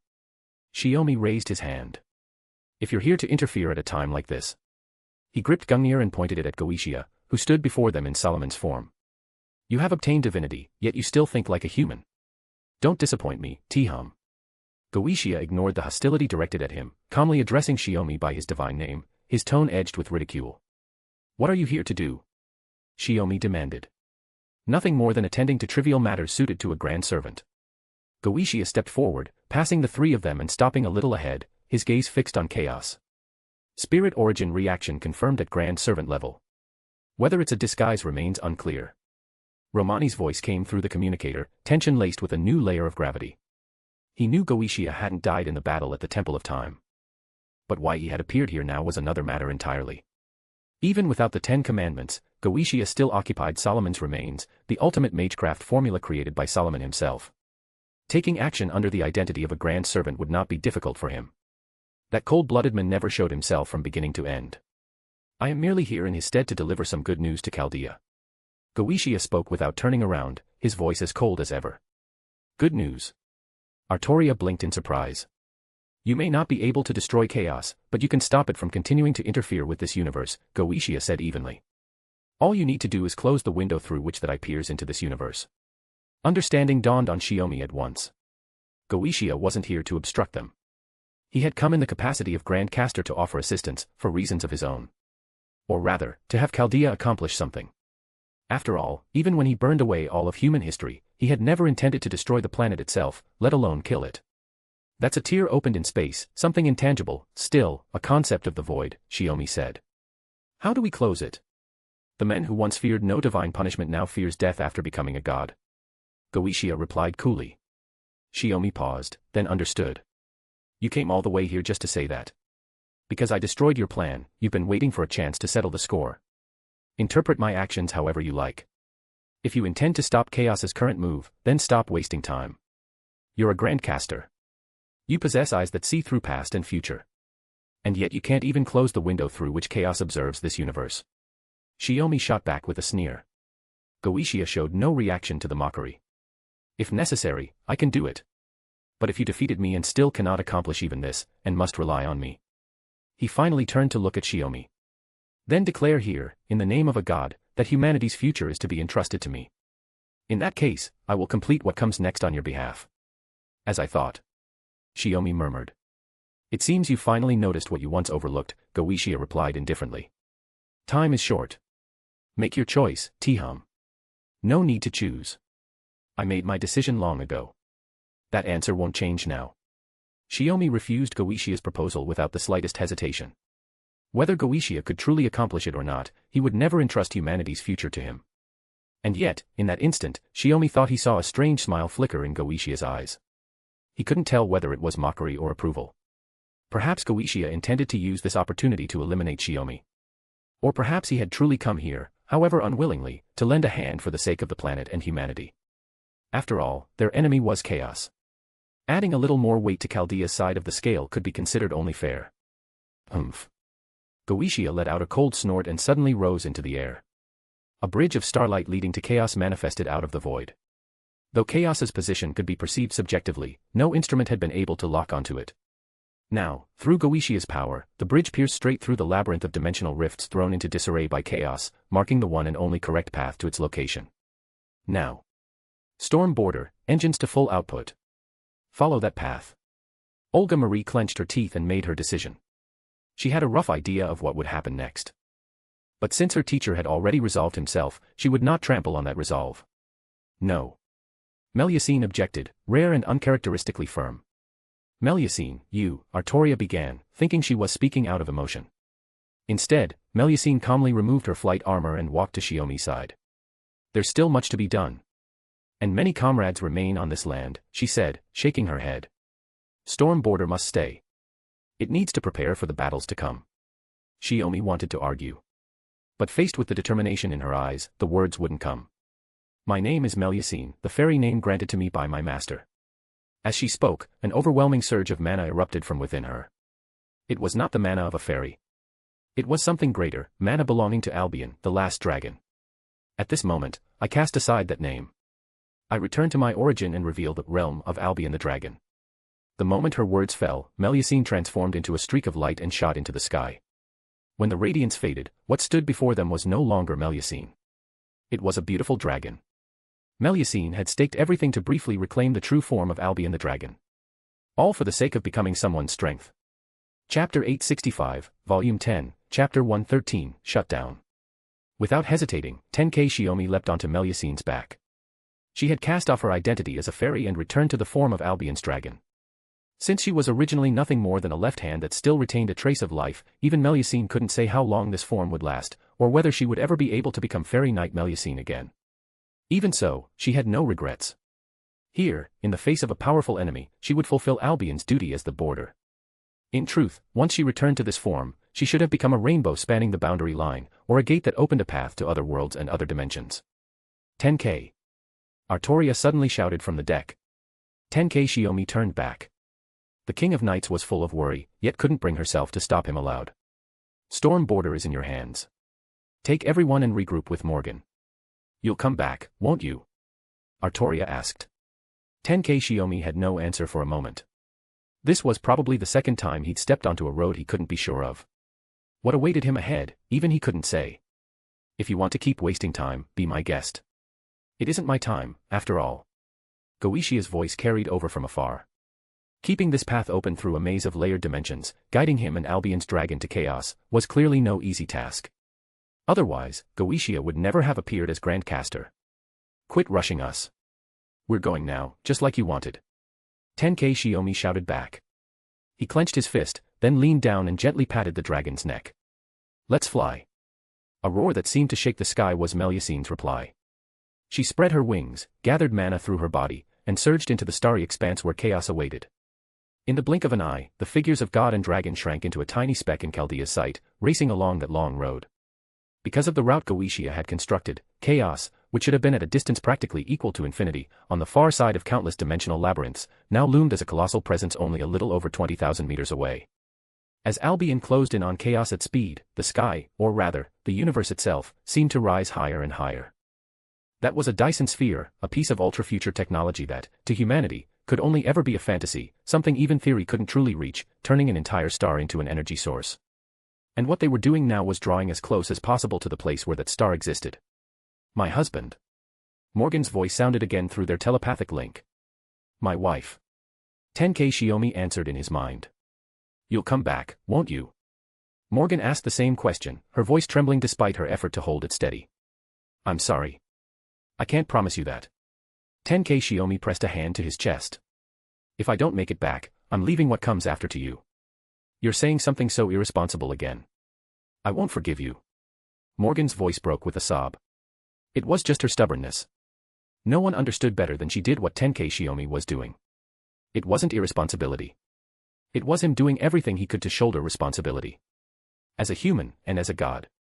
You're right, Tenkei Shiomi whispered. Honestly, what am I even supposed to say? Morgan let out a long sigh. Fine. I promise. Thank you. With that, Tenkei Shiomi ended what might have been his last telepathic exchange with Morgan. He had promised he wouldn't leave her again, and yet once more, for a greater duty, he had to gamble his life on one final attempt. Tenkei-sama, no, I suppose I should address you differently now. Melusine's voice echoed in his mind. My deity, are you crying? Yes. Tenkei Shiomi didn't deny it. The one with tears in his eyes right now was him. Please don't cry. Everything you've done is right. To be found by you, to become your strength, to fly with you toward that divine eye that peers at us, to protect the planet and our comrades behind us. I'm proud. I told you to choose your own path. To live, Tenkei Shiomi said, half kneeling on her back as chaos grew closer and closer in his field of view. Melusine didn't agree. To be born for it, to die for it. If this is fate, then it cannot be defied. There's no such thing as fate you can't defy. It's just that we're here now, and the only ones who can do it are us. Tenkei Shiomi patted her neck, accepting her comfort in his own way. My deity, the temperature around us has already exceeded normal limits. Please protect yourself. Melusine, Tenkei Shiomi started, already moving to deploy a defensive barrier over her as well. Don't worry about me. What? The body of Albion's dragon won't burn that easily, Melusine said, her voice full of confidence. That's wonderful. Tenkei Shiomi pressed his lips together. Is it, really? What Melusine meant was this: even though she had become Albion's dragon and could no longer communicate normally with humans the way she could in her fairy form, Tenkei Shiomi could still understand her voice. To anyone else, it would have sounded like nothing more than an incomprehensible dragon's roar. We've reached the limit. The heat will start slowing our flight speed. No counterattack from chaos has been observed, Melusine reported. Tenkei Shiomi rose to his feet, narrowing his eyes at chaos. Chaos never took us seriously from the beginning. In its eyes, the god of a planet about to be harvested is nothing more than a backward existence. No value at all. Then deny chaos's arrogance, Melusine said. Of course. The closer he drew, the more clearly Tenkei Shiomi understood the nature of that rift, its essence as the void itself. It wasn't impossible to close. But to seal that fissure, something else had to fill the void. A gap between times. A domain of nothingness. A god's body was the most suitable material. This is far enough, Tenkei Shiomi said suddenly. My deity. Melusine's voice trembled in alarm. In the next moment, she felt him leave her back, moving alone toward the crack through which chaos peered into this universe. No. You can't go alone. She tried to accelerate, but the speed she took pride in as the last dragon was no longer enough to catch up with him. The twisted, overlapping dimensional labyrinth obstructed her path, preventing her from following. That's enough. I know you want to stay with me. But some things aren't meant to drag others down with them. Tenkei Shiomi raised a hand and gently pushed toward Melusine from afar. At once, the form of Albion's dragon was forcibly undone, returning her to a state suspended between fairy and dragon. Why? But Tenkei Shiomi did not answer. He had already turned his back on her, facing chaos. Slowly, he raised his hand. Unlike the time he had sealed the sacrificial god, this was something even more absolute. The Great Seal. Chapter 866, Volume 10, Chapter 114, Interstice. Without any grand surge of mana or dramatic display, the rift in spacetime, the cavern that connected to this realm, closed in an instant, as if it possessed a will of its own. Chaos was shut out of the universe before he could even react. The nearly burning sky rippled once, like the surface of water, then settled back into stillness. What remained in the sight of every witness was nothing but the vast, beautiful, endless starry sky. Ah. Melusine's eyes widened in shock, incoherent sounds spilling from her lips. Chaos was gone. The breach that had torn through the universe's barrier and reached this side of spacetime had completely closed. It was only by relying on Zeus's existence that it confirmed this universe and made contact with this side. Now that Zeus has vanished entirely, chaos can no longer locate this universe. It has been sealed away forever beyond the far end of spacetime. Goetia watched the outcome and murmured in a voice only he could hear, "You truly have a talent for thwarting me. Time and again, you offered yourself to the world without hesitation. Whether as a god or a savior, you never failed to live up to that name. This time, the victory is yours as well." No one heard him. Having achieved his purpose in appearing here, Goetia gave Shiomi a faint word of praise before disappearing from the lost belt. Maintaining the path to chaos was an immense burden for any grand servant. He was no exception. Silence fell. The orbital grand temple of Dodona sank into complete quiet. The Chaldea group had once again witnessed a miracle, yet there was nothing they could do. They could only watch as that figure walked ahead alone once more, until no trace of him could be found. Inside the Palace of Departure, the Knights of the Round Table collectively dropped to one knee. Mandricardo followed their lead. At the center of their circle, Morgan knelt on the ground, bracing herself with her magic spear as she wept uncontrollably. Beside her, Scáthach clenched her teeth, forcing back her tears with all her strength. The same scene played out aboard Storm Border. Without discussion, as if by unspoken agreement, they mourned in this way. For the one who had not died, yet could never return. Kirsteria stared up at the fantasy tree overhead, powerless. He had witnessed that moment as well. It was a choice beyond human understanding. Even with a way to preserve himself, he had still chosen the harsher path without hesitation, for the sake of more people. He wanted to say something, but he knew this was a time for mourning. As he pushed himself upright, Kirsteria glanced at Peperoncino and Hinako, who were slumped against the palace pillars. They were still unconscious. He wondered what they would think when they woke and learned what had happened. No one kept track of how long the mourning lasted. At last, Morgan wiped away her tears and slowly rose to her feet. Her voice was hoarse as she spoke. "We still have unfinished business. Next, we prepare to excise the fantasy tree. But before that, it's about time you showed yourself. Do you really think we hadn't noticed you hiding in the shadows this whole time, alien apostle?" Behind her came the sound of armor shifting as the Knights of the Round Table stood, ready to guard Morgan as she carried out what remained to be done. How perceptive. As expected of the former king of the Lost Belt. "My apologies, but I cannot allow you to cut down the fantasy tree here." As if in answer to Morgan's words, Kirei Kodomine and Ashiya Duman stepped out from the darkness. With them were the other alien apostles who had yet to reveal themselves. There was no sense of time, no sense of space. It felt like something that had just happened, and yet like something from ages ago. Was he floating, or standing on solid ground? Shiomi could no longer tell. The only thing he knew for certain was that he had succeeded. In the name of Tiham, he had become a new abyss, severing the path between chaos and this universe and sealing that rift shut. The planet was no longer in danger. He could hear nothing. He could see nothing. What awaited him now was likely nothing but an endless sleep. Perhaps one day in the distant future, those who possessed limitless time would reach this place, and they would meet again. All he could do was wait. And yet, though he felt no regret for his choice, a trace of reluctance still lingered in his heart. Loneliness. Stillness.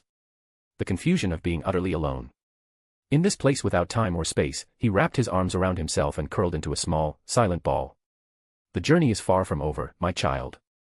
How could you stop here?" His mother's voice. The voice of the goddess Tiamat echoed out of nowhere. Thinking it was nothing more than a hallucination born from overwhelming loneliness, Shiomi replied softly, "This was the only way I could think of.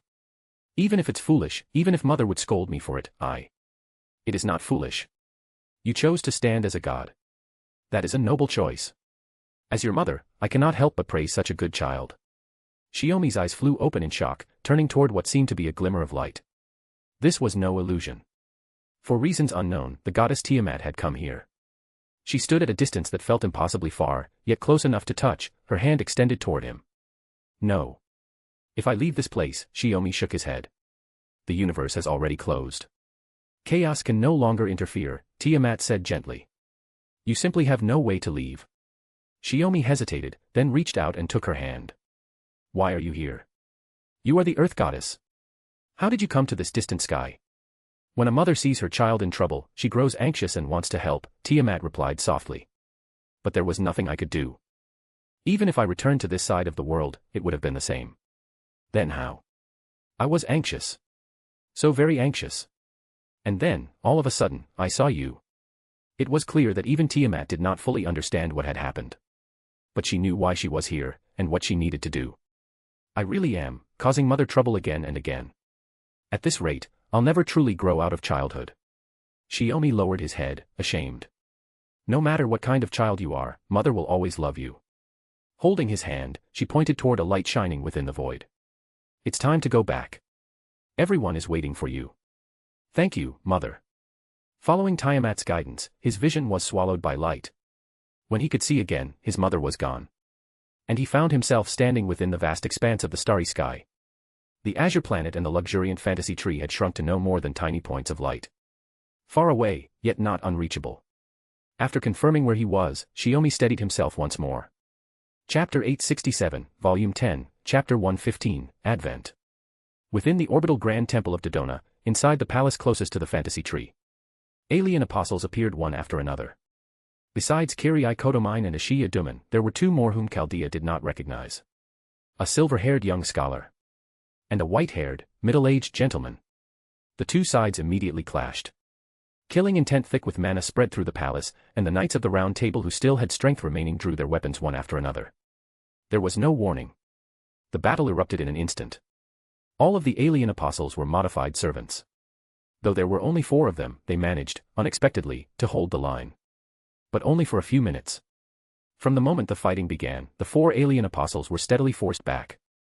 The defensive line blocking Chaldea's approach to the fantasy tree shrank at a visible pace. Don't mistake this for an opportunity, alien apostles. Morgan lifted her hand and gave a light flick.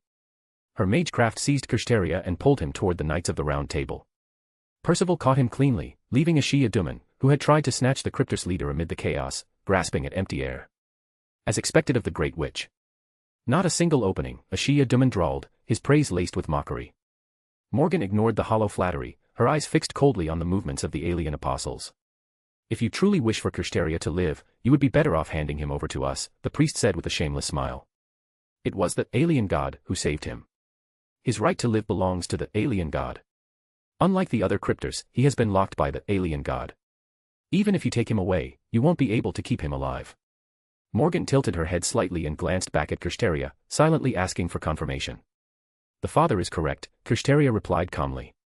But even if it means death, being seen off by all of you would better suit my wishes than remaining under their supervision. There was no fear left in him at the thought of losing his life. I see. Morgan turned her gaze back to the alien apostles. Is this all of you? Just because defeating a cryptor in a magecraft battle wasn't easy doesn't mean you can accomplish anything with this alone. Her eyes lifted toward the fantasy tree. Besides, this young man made thorough preparations for the lost belt he was responsible for. While nurturing the fantasy tree, he also placed something else inside it. Kirsteria smiled faintly. During the earlier clash, he had already revealed the truth about the fantasy tree, Atlas. To prevent the descent of the alien god, he had summoned and embedded a third servant within the fantasy tree, the Titan Atlas. Having accepted his defeat, Kirsteria made no pointless attempt to stir up further chaos. At this very moment, Atlas still remained within the fantasy tree, obstructing the completion of the alien god's descent. Through the split in the trunk, the faint silhouette of that colossal deity could be seen. Indeed, the power Chaldea has accumulated thus far cannot be underestimated. But because of chaos, you have also lost an irreplaceable companion. Kirei Kodomine stood calmly in place. We are here for only one reason, to prevent you from approaching the fantasy tree. Morgan's brows lifted slightly, her gaze turning even colder. Shiomi was gone. Right and wrong no longer mattered to her. Even if it costs you your lives, you would still remain loyal to the alien god. She raised her hand. Multiple magecraft formulas formed in an instant. Then I will grant your wish. At the same time, Scáthach wasted no words. Her spear flashed again and again, each thrust sharp and merciless, carving wound after wound into the alien apostles. Kirei raised his reinforced arm to block a thrust from his blind spot, but he was clearly more strained than usual. The death runes carved into him were still in effect. After all, Shiomi had merely vanished into the void, he had not died. You spoke too soon, father. Morgan's hand lifted again. Without warning, mana detonated and blasted Kirei away, tearing open a gap in the defensive line. Heh. Clothes in tatters and his injuries worsening, the priest still laughed. It's not that I spoke too boldly. We never intended to stop you from getting close in the first place. We only needed to buy a little time. Lord Nameless. Nameless, who should have appeared yet had shown no sign of himself, remained absent. Though Morgan had stayed wary of a surprise attack from the shadows, it was clear the alien apostles had no such intention. The time they bought was for a single purpose. To deliver one decisive slash at the spirit origin of the Titan Atlas, revealed within the interior of the fantasy tree. The spirit origin of Atlas the Titan. Kirsteria froze in shock. The alien god foresaw your intentions long ago, Kirsteria. Taking advantage of the brief lull in combat caused by the slash Nameless had delivered against Atlas the Titan, Kirei slowly rose to his feet and steadied his breathing. That man who became a guardian after death was chosen by the alien god for this very moment. As the unseen Nameless brought down that strike, the spirit origin of Atlas underwent a violent upheaval. The mana that had once belonged to him inverted in an instant, transforming into something far more ominous, vast and baleful beyond measure. Atlas the Titan, his spirit origin has been taken. As Atlas's master, Kirsteria felt the change more clearly than anyone. Storm Border immediately analyzed the powerful mana reactor response inside the fantasy tree. Morgan's eyelid twitched for the briefest moment before she decisively contacted Storm Border. The battleship, which had been approaching the palace at standard speed under the assumption that the battle was already over, detected the violent shift within the fantasy tree in those few short minutes. Confirmed, planetary-level mana output. And the spirit origin type within that mana. Cross-referencing with predictions from the Spiritron calculation system, it is estimated to be one of the 7 evils of humanity, the final seat, the beast crown, horn. Romani stared fixedly at the screen as he delivered his report. The appearance of a beast was not entirely unexpected. He had already begun to suspect that the bleaching of humanity and the incineration of humanity were similar in nature, and likely both tied to a beast. After all, when the first beast manifested, the beast of the end must already have existed as well. But for it to happen now. Goetia had already withdrawn. Romani had intended to find some way to question him. That man likely knew exactly what would unfold next, probably watching from somewhere even now to see how Chaldea would overcome this crisis. Beast. Olga Marie bit her finger unconsciously. This was not her first time facing a beast. And yet, her heart pounded uncontrollably, a suffocating sense of dread tightening in her chest. Was it because the master was gone that she felt like this? Chapter 868, Volume 10, Chapter 116, The Alien God. Fighting down that strange, crushing palpitation, she forced herself to remain on the bridge and keep directing operations as the ship's director. Can we get any closer, Captain? She asked Nemo. No. That mana reaction is far too abnormal. Even the gravitational field is starting to distort. If we approach the fantasy tree any further, Storm Border won't be able to maintain a stable flight posture, Nemo reported. But we've confirmed the fantasy tree's position. I'm routing the main screen feed in now. What is that? Olga Marie's voice shook.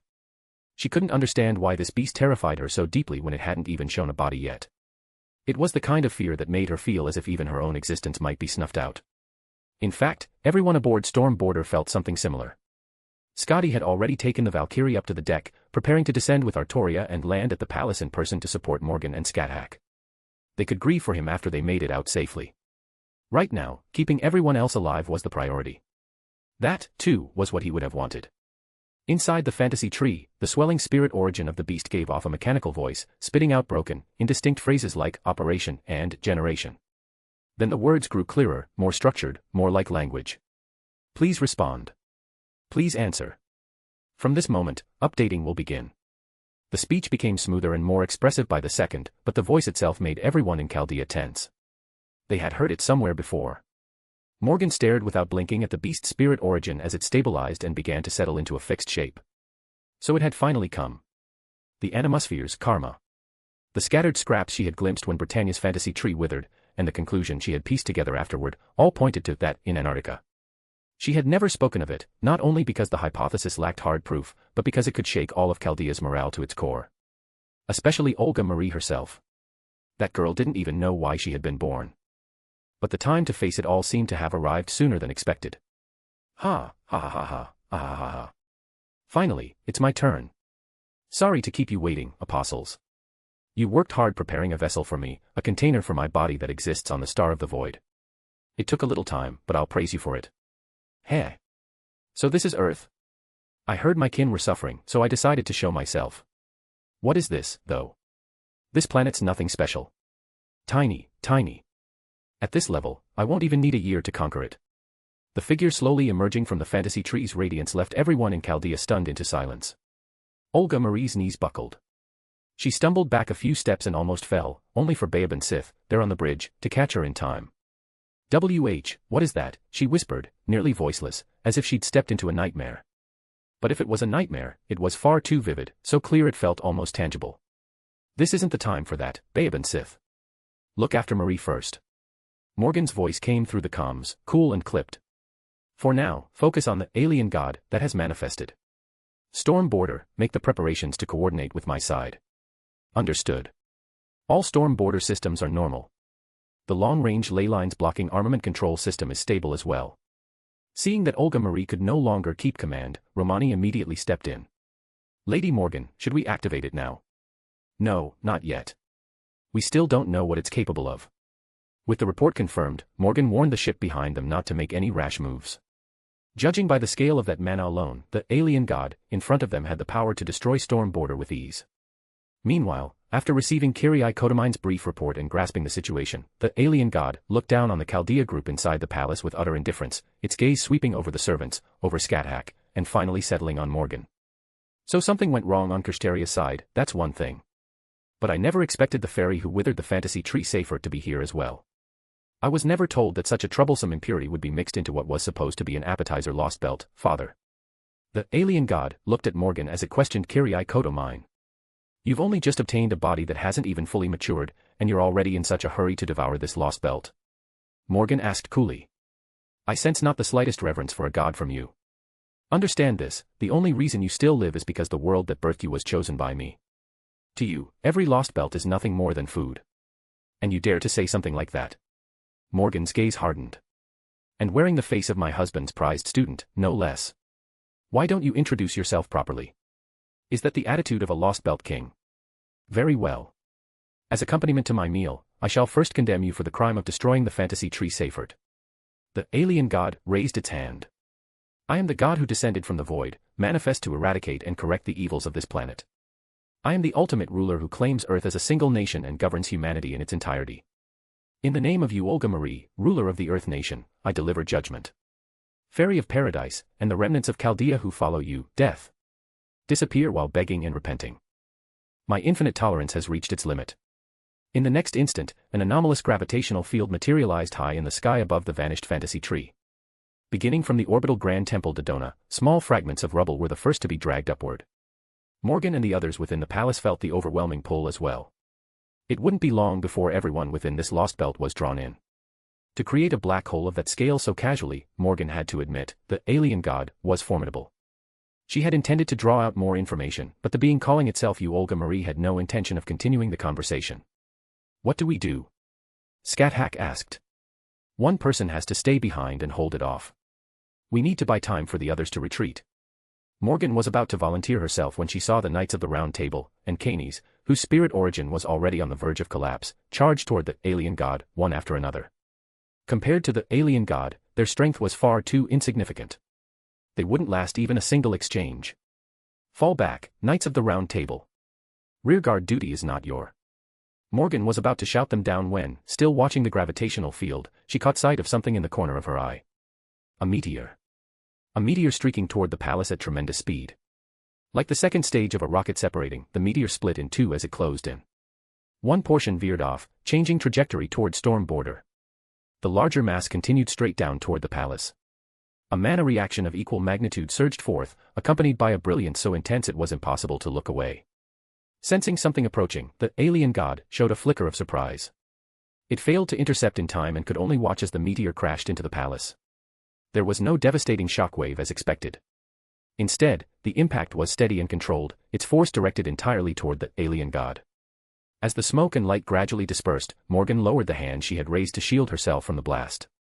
When she saw the figure emerging from within, even she, who had forced herself to remain calm, could not stop the surge of shock and joy in her chest. "Looks like I'm a little late. Did I make it in time, my wife?" Tenkei Shiomi, who had vanished into the void between spaces, rose from the ground. His tone was as gentle as ever as he looked at Morgan and spoke. Chapter 869, Volume 10, Chapter 117, Return. Even if, somewhere in her heart, she had hoped her husband would return like a bolt of lightning. That had only been emotion. Reason told Morgan that what lay beyond was a fissure in the void, an abyss that blocked chaos from peering into this universe. Even she, a magus at the pinnacle, could not easily interfere with such a place. To even attempt to reach it would require centuries of preparation. And yet now, Shiomi had surpassed her reason. Just as her heart had wished, he had rushed back at the most critical moment and even asked if he had arrived too late. The answer was obvious. Not at all. The hollow ache in her chest finally settled. She smiled at him as she replied. Unfortunately, this was hardly the time to celebrate their reunion. Shiomi's return was the best possible news for Chaldea. For the alien apostles, and the alien god, it was anything but. The alien god looked down at Shiomi with visible displeasure. "Father, what is the meaning of this? Your report stated that Chaldea's human-turned god had transformed into an abyss during his battle with chaos, becoming the barrier that sealed it away." "My apologies. That was indeed what we observed with our own eyes," Kirei Kodomine admitted without excuse. "The only explanation is that this man overturned what we believed to be fact and surpassed the crisis itself." The apostles' miscalculation was undeniable. The alien god curled its lips as though staring at something distasteful, its gaze fixed on Shiomi. A mere human becoming a god. This era truly is troublesome. But now that I have descended, this planet has no need for a second pillar of divinity. Disappear. Shiomi said nothing. He had already moved to stand beside Morgan, facing the alien god, together with her. Wearing the same face as Marie. Speaking in a similar tone. Even Shiomi felt a flicker of surprise. Morgan had once explained her suspicions to him in private. Their original plan had been to cut down all 7 lost belts first, then return to Antarctica to investigate. But the alien apostles had not waited. They had advanced their plans in secret and used the most flourishing fantasy tree to bring about the descent of the alien god. "That tone is awfully condescending," Shiomi said calmly. "The girl I knew, even as a magus aristocrat, wouldn't be so arrogant to someone she had just met." "What?" The alien god frowned, not understanding his meaning. Shiomi did not bother clarifying. They had a far more immediate problem. With a casual motion, the alien god generated a gravitational field, a small-scale black hole. High above them, a bottomless black vortex churned, swallowing the orbital Grand Temple, the interstellar city mountains, and soon, this entire lost belt. If it had only been the alien apostles, it would have been manageable. But once he saw Olga Marie, who called herself the alien god, Shiomi understood just how dire the situation was. After fighting Zeus and Chaos in succession, then forcing his way back to the orbital Grand Temple, he was already severely drained. Though he had reunited midway with Melusine, who refused to return without him, and conserved some strength thanks to her assistance, it was still nowhere near enough to interfere with the alien god's gravitational field while also enduring its direct attacks. "Now that my husband has returned, shall we arrange for everyone to evacuate while we remain as the rear guard?" Morgan seized the brief pause before the alien god could act and asked Shiomi for his judgment. Shiomi reached out his hand toward her. "My wife, do you still trust me? I promised I would never leave you alone again, and yet I still did something like that. I know very well how fortunate it was that I managed to return this time, so. At a time like this." Morgan stared at him, momentarily stunned.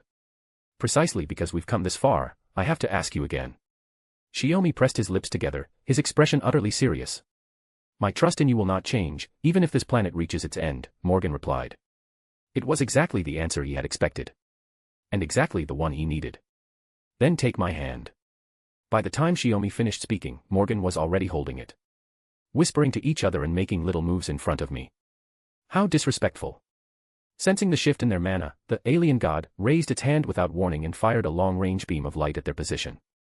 The violent shockwave forced everyone behind them to retreat. Scáthach had to brace her spear to block the aftershock. A casual strike with power rivaling an A-rank noble phantasm. Her expression tightened. If her beloved disciple and Morgan were to die in some tragic lover's last stand right before her eyes, that would hardly be amusing. Yet the mana reaction did not fade. It intensified. Within the dense smoke, two streaks of azure light shot upward into the sky, racing toward the gravitational field created by the alien god. They spiraled around each other like twin blossoms fated to bloom and fall together, their lights intertwining before merging into a single, more brilliant star. Its radiance illuminated the darkened sky and the orbital grand temple, now bereft of the fantasy tree's glow. No one understood what they were witnessing. Not even the alien god. That is. Its eyes widened. A result beyond calculation. What exactly is that? The silver-haired alien apostle murmured. The white-haired gentleman shook his head. I don't understand. What could that possibly be? The starlight gradually dimmed. When it faded, only Morgan remained standing in the air. Shiomi was nowhere to be seen. But Morgan herself had changed.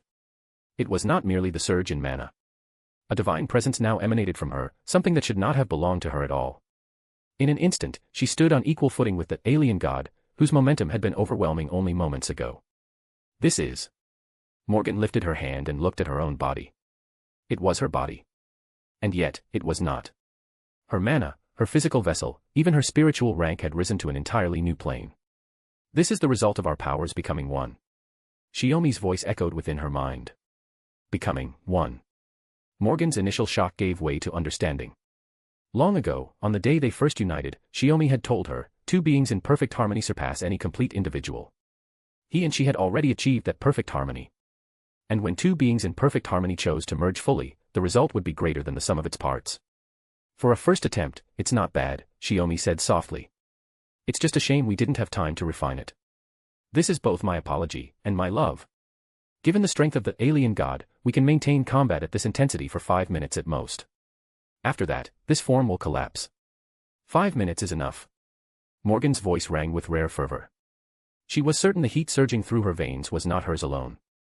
Chapter 870, Volume 10, Chapter 118, A New Form. Where are you looking? In the next instant, the alien god was right in front of Morgan. A luminous hand rose and swung down at her. A strike delivered with absolute confidence, certain it would kill this strange enemy. Morgan raised her magic spear and blocked it head-on. Hand met shaft, and the collision of mana burst into a violent flash. Of course I'm watching you, Morgan answered evenly. What are you? The alien god glared, anger spilling into her eyes as she still failed to grasp what had happened. Where did that man go? He's right here, Morgan said. Fighting you with me. There was no time to think, no need to judge. As if carved into her body itself, a fighting instinct took over. Morgan wielded the magic spear with a proficiency that exceeded even her own understanding, driving back the alien god as she surged in again. This power. The alien god stared in shock. A mere fairy can match me. A fairy? No, that's not it. Morgan opened her arms with elegant composure and looked straight at the alien god. I am no longer a fairy. What stands before you is an existence fused with the power of the newborn human god Tiham, united as one. My name is the God of Unity, Morgan. God of Unity. Only then did the alien god understand. Tenkei Shiomi had not vanished. He had entrusted everything to Morgan, merged with her, and become a stronger form. While the alien god was still reeling, Morgan had already sent withdrawal orders to Scáthach inside the palace, and to Storm Border as well. We can't let them realize what we're doing. Hold her here, Shiomi said. Morgan gave a short nod and raised her hand, palm aimed at the gravitational field. In barely over a minute, rubble from the orbital Grand Temple was already lifting into the air, forming a trail of ruins that stretched into the black hole, only to be ground down into dust too fine to see. Contract. Stop. Words like an order rang out, and the gravitational field shuddered under Morgan's interference. For her, erasing the field was something she could grasp in theory but could not accomplish by strength alone. Even if she understood the mechanism, she was not a god, she could not wield authority to meaningfully interfere. But now, supported by Shiomi's complete trust, she could exercise authority as a god. And it was not without a cost. Morgan understood perfectly, in this moment, neither of them had any defenses. Whichever soul held the higher rank could easily seize everything from the other. No wonder Shiomi had asked if she still trusted him. He had never intended to harm her, yet he still worried she might fear that possibility.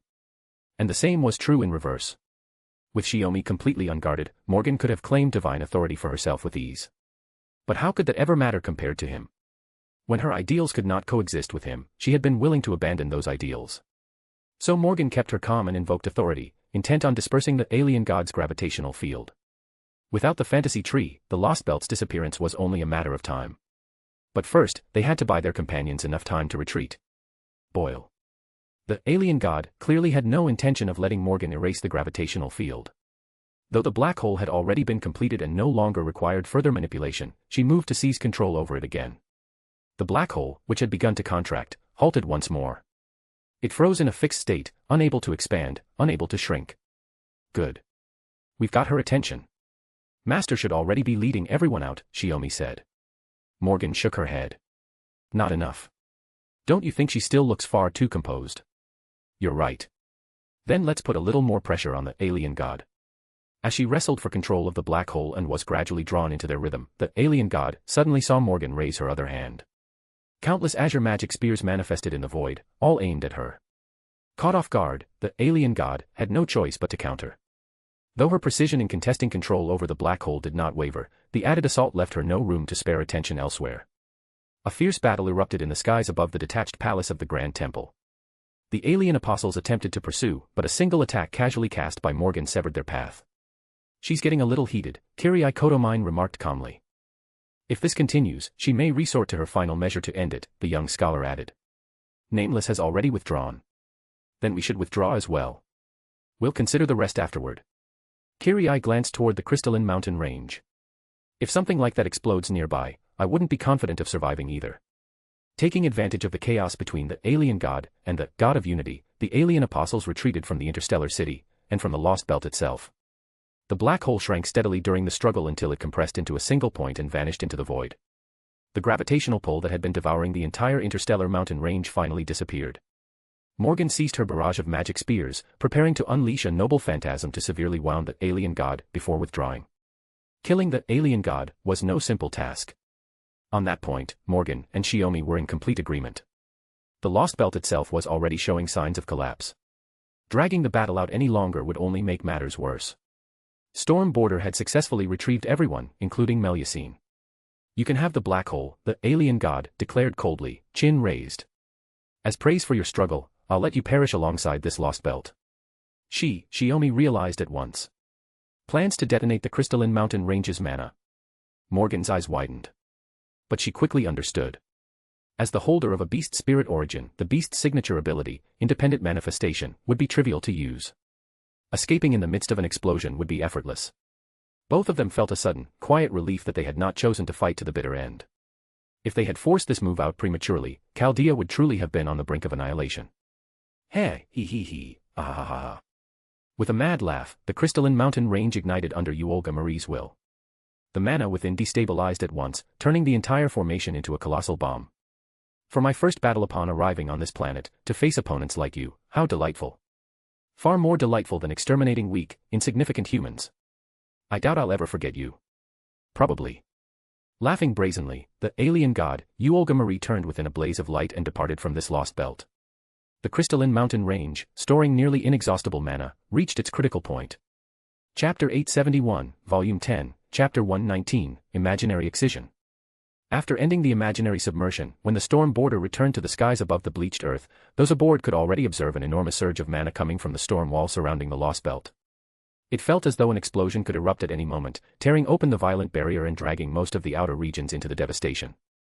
Before Romani could decide whether to initiate another imaginary dive to evade the blast, the storm wall began to dissipate, and the explosion had already occurred. Under the immense magical pressure, the storm wall swelled like a balloon pushed to its limit. Just as it seemed about to burst, it suddenly contracted, settling back into stillness. Then, as the Lost Belt vanished, the storm wall faded with it, leaving no trace upon the planet's surface.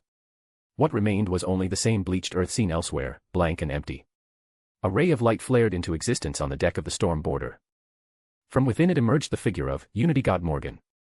Seeing that the Lost Belt had disappeared without a trace, she let out a small breath of relief and casually brushed the dust from her clothes.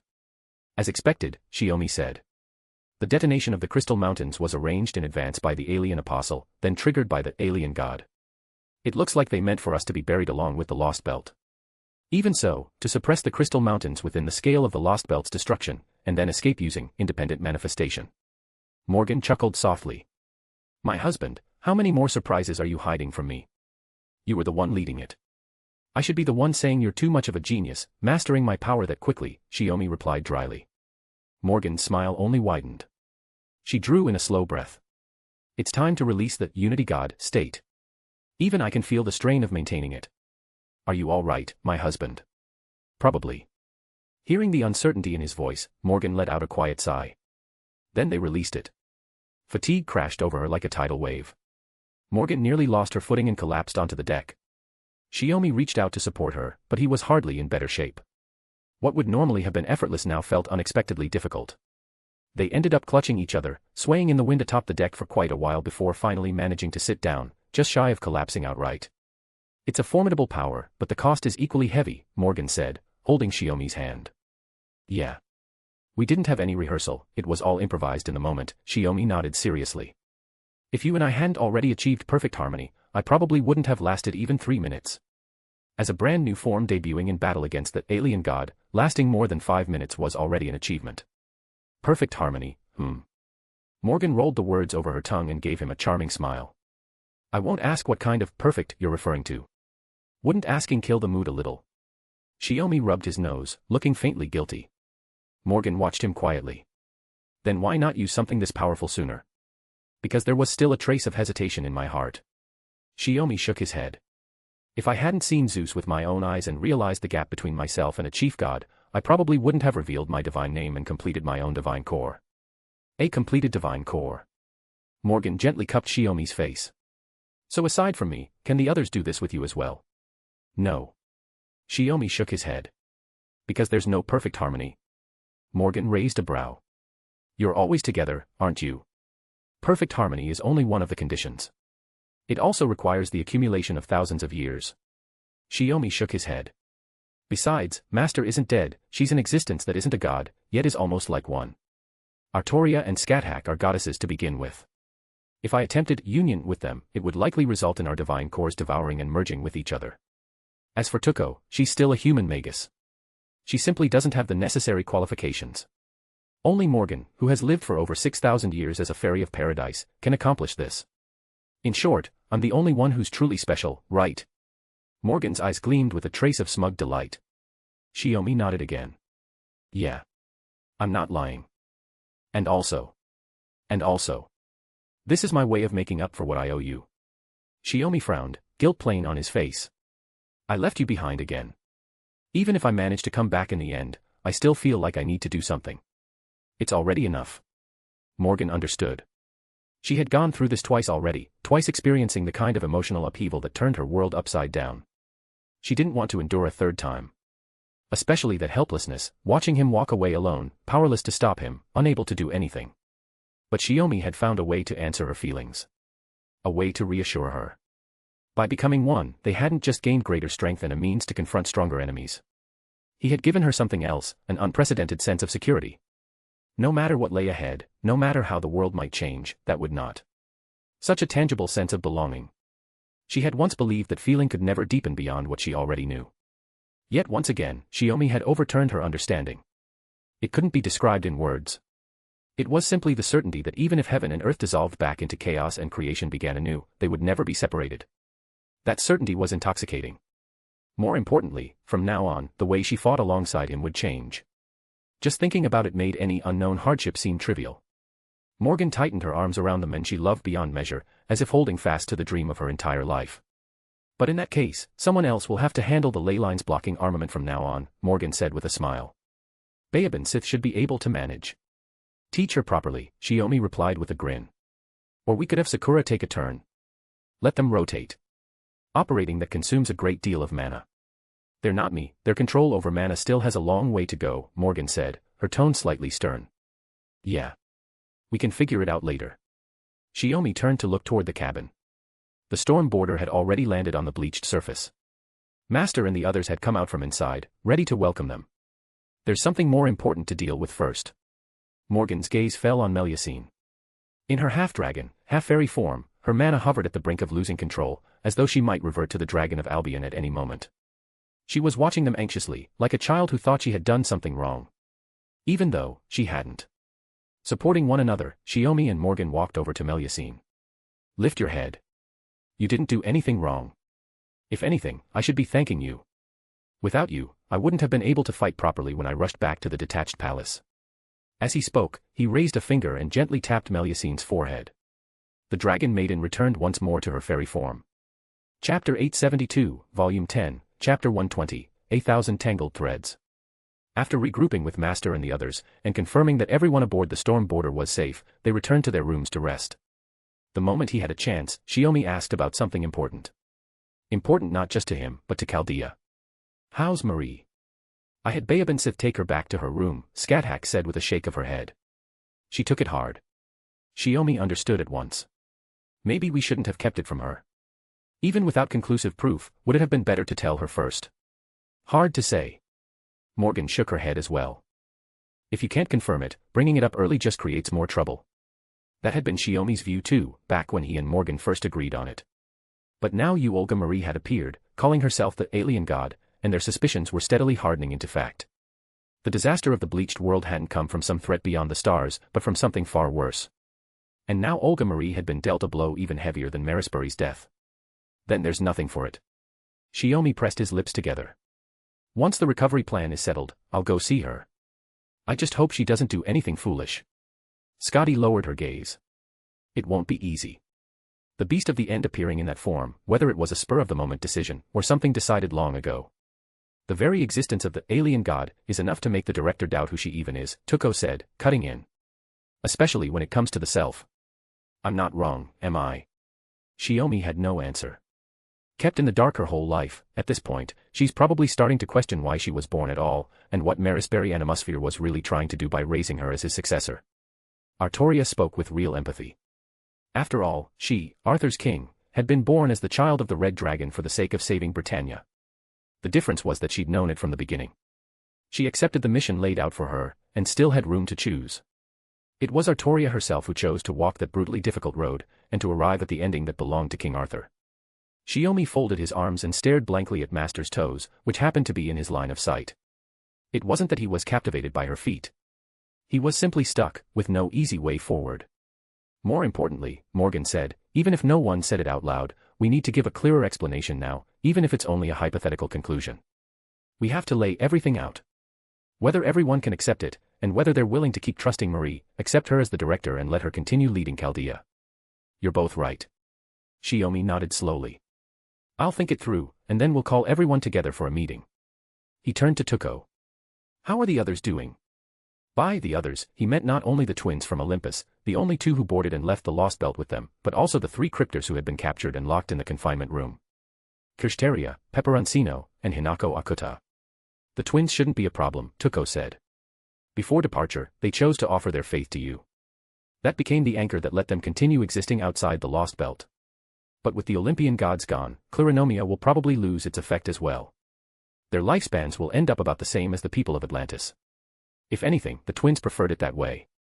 They wanted to be ordinary humans again, to grow up, grow old, and die normally. But for that, they would need Shiomi's help. He would have to strip away the tangible effects of the machine god authority that still lingered in their bodies. As for the cryptors, Tuko continued, they've been behaving for now, though it's not like they have a choice. The binding runes personally set by Scotty had stripped them of their combat abilities. Even Hinako Akuta was now no different from an ordinary human woman, completely incapable of fighting. On top of that, 3 Valkyries stood guard inside the detention room. I see. In that case, let's go check on the cryptors first. Shiomi rose to his feet. Kirsteria gathering his allies to support us saved us quite a bit of trouble. We'll need them present at the briefing about the alien god to provide information, especially. Before he could finish, a transmission came through. Shiomi, please head to the detention room immediately. Something's wrong with Kirsteria Wodime. Romani's urgent voice rang out. His vital signs are extremely unstable. He could die at any moment. Everyone in the room froze. Morgan immediately recalled what Kirei Kotomine had said, unlike the other cryptors, Kirsteria's right to live belonged to the alien god. Now that he had been captured by Chaldea, to the alien god, he was nothing more than a discarded pawn. There was no reason to let him continue living. With the Atlantic Lost Belt resolved, the next logical step would be to clean up the cryptors as well. Hearing Morgan's explanation, Shiomi rushed straight to the detention room. Kirsteria lay on the verge of death. The alien god was attempting to use the lifelock placed upon him to forcibly reclaim the life it had granted. Yet the Wodaim family's magic crest, a treasure passed down for 1,000 years, was barely keeping him alive, preserving that last fragile breath. Please, Sensei. Save Kirsteria. Ophelia pressed herself against the small window in the cell door, pleading desperately with Shiomi. Even if you hadn't asked, I would. Shiomi gave a calm smile and placed his hand over Kirsteria's chest. If the alien god has chosen to take back the life it gave you, then I'll grant you a new life, one that's yours alone. As the words left his mouth, Kirsteria's face, twisted in pain despite his unconsciousness, gradually relaxed. His breathing steadied. When Shiomi withdrew his hand, Kirsteria slowly opened his eyes. I am deeply grateful. For me, this isn't difficult anymore. It was your family's magic crest that kept you alive until I arrived, Shiomi said evenly. The fact that the alien god acted this way means whatever alliance or contract existed between you has been voided. You're correct. Kirsteria did not try to hide it. You saved my life because you need the information I possess. Then hold nothing back, Shiomi said as he stood. You're prisoners, but we have no intention of mistreating you. However, with the bleached world crisis still unresolved, we won't be keeping anyone around who does nothing but eat. Kirsteria offered a composed smile. I understand perfectly. Chapter 873, Volume 10, Chapter 121, Concerning the Bleaching of Human Order, 1. Miss Caren, how is the director? Ritsuka and Mash had come to check on Olga Marie. When they saw Caren stepping out of the room, they hurried over to ask. Caren simply shook her head. Not good. She just took a sleeping draft and finally fell asleep. I see. Mash lowered her head, at a loss for words. Let her have some quiet for now, Caren said, stopping the two of them. And let everyone else know not to come disturb her. In truth, Caren was putting it mildly. Olga Marie had forced herself to stay upright until the storm border fully withdrew from the Lost Belt before finally collapsing. Her mind was so fragile now that she couldn't fall asleep on her own. She had no choice but to rely on a magecraft sedative just to rest. Sleep was essential for stabilizing her mental state. And for once, Caren felt no trace of amusement at someone else's suffering. On that point, she and Shiomi were in rare agreement. Got it. I'll let everyone know, Ritsuka said with a nod. In fact, aside from Babe and Sith escorting the director back to her room, only Caren, as the acting medical staff, had been allowed in to examine her. Throughout the checkup, Olga Marie had remained in a daze, like a puppet with its strings cut. Though, strictly speaking, her current body truly was that of a doll. Right, and there's something else, Mash added after a moment's thought. There's going to be a meeting soon. Professor Shiomi said he and Ms. Morgan will give as thorough an explanation as possible about the current situation, especially regarding the alien god. She was clearly asking whether Olga Marie should attend. Caren considered it briefly, then shook her head. Not for now. Record the meeting. Archive it along with the minutes. We'll let her review everything once she's in a better state. Understood. We'll get things ready. Ritsuka and Mash hurried off. Halfway down the corridor, Ritsuka turned back. Oh, and I heard the cryptors in the detention room will be attending too. They'll probably need the information they have, Caren replied. Though I imagine Dad will mostly be questioning Kirsteria Wodaim. She waved them along. After they left, Caren looked once more at Olga Marie's closed door and quietly sighed before heading toward the conference room. There was no doubt that her father and mother knew more than anyone else. Especially Shiomi. Sometimes Caren felt her father had gone too far ahead, so far that she and Sakura could barely keep up. Thankfully, he never truly abandoned them. No matter how far he walked, he still remembered to slow down and wait for his family. Where would the world go from here?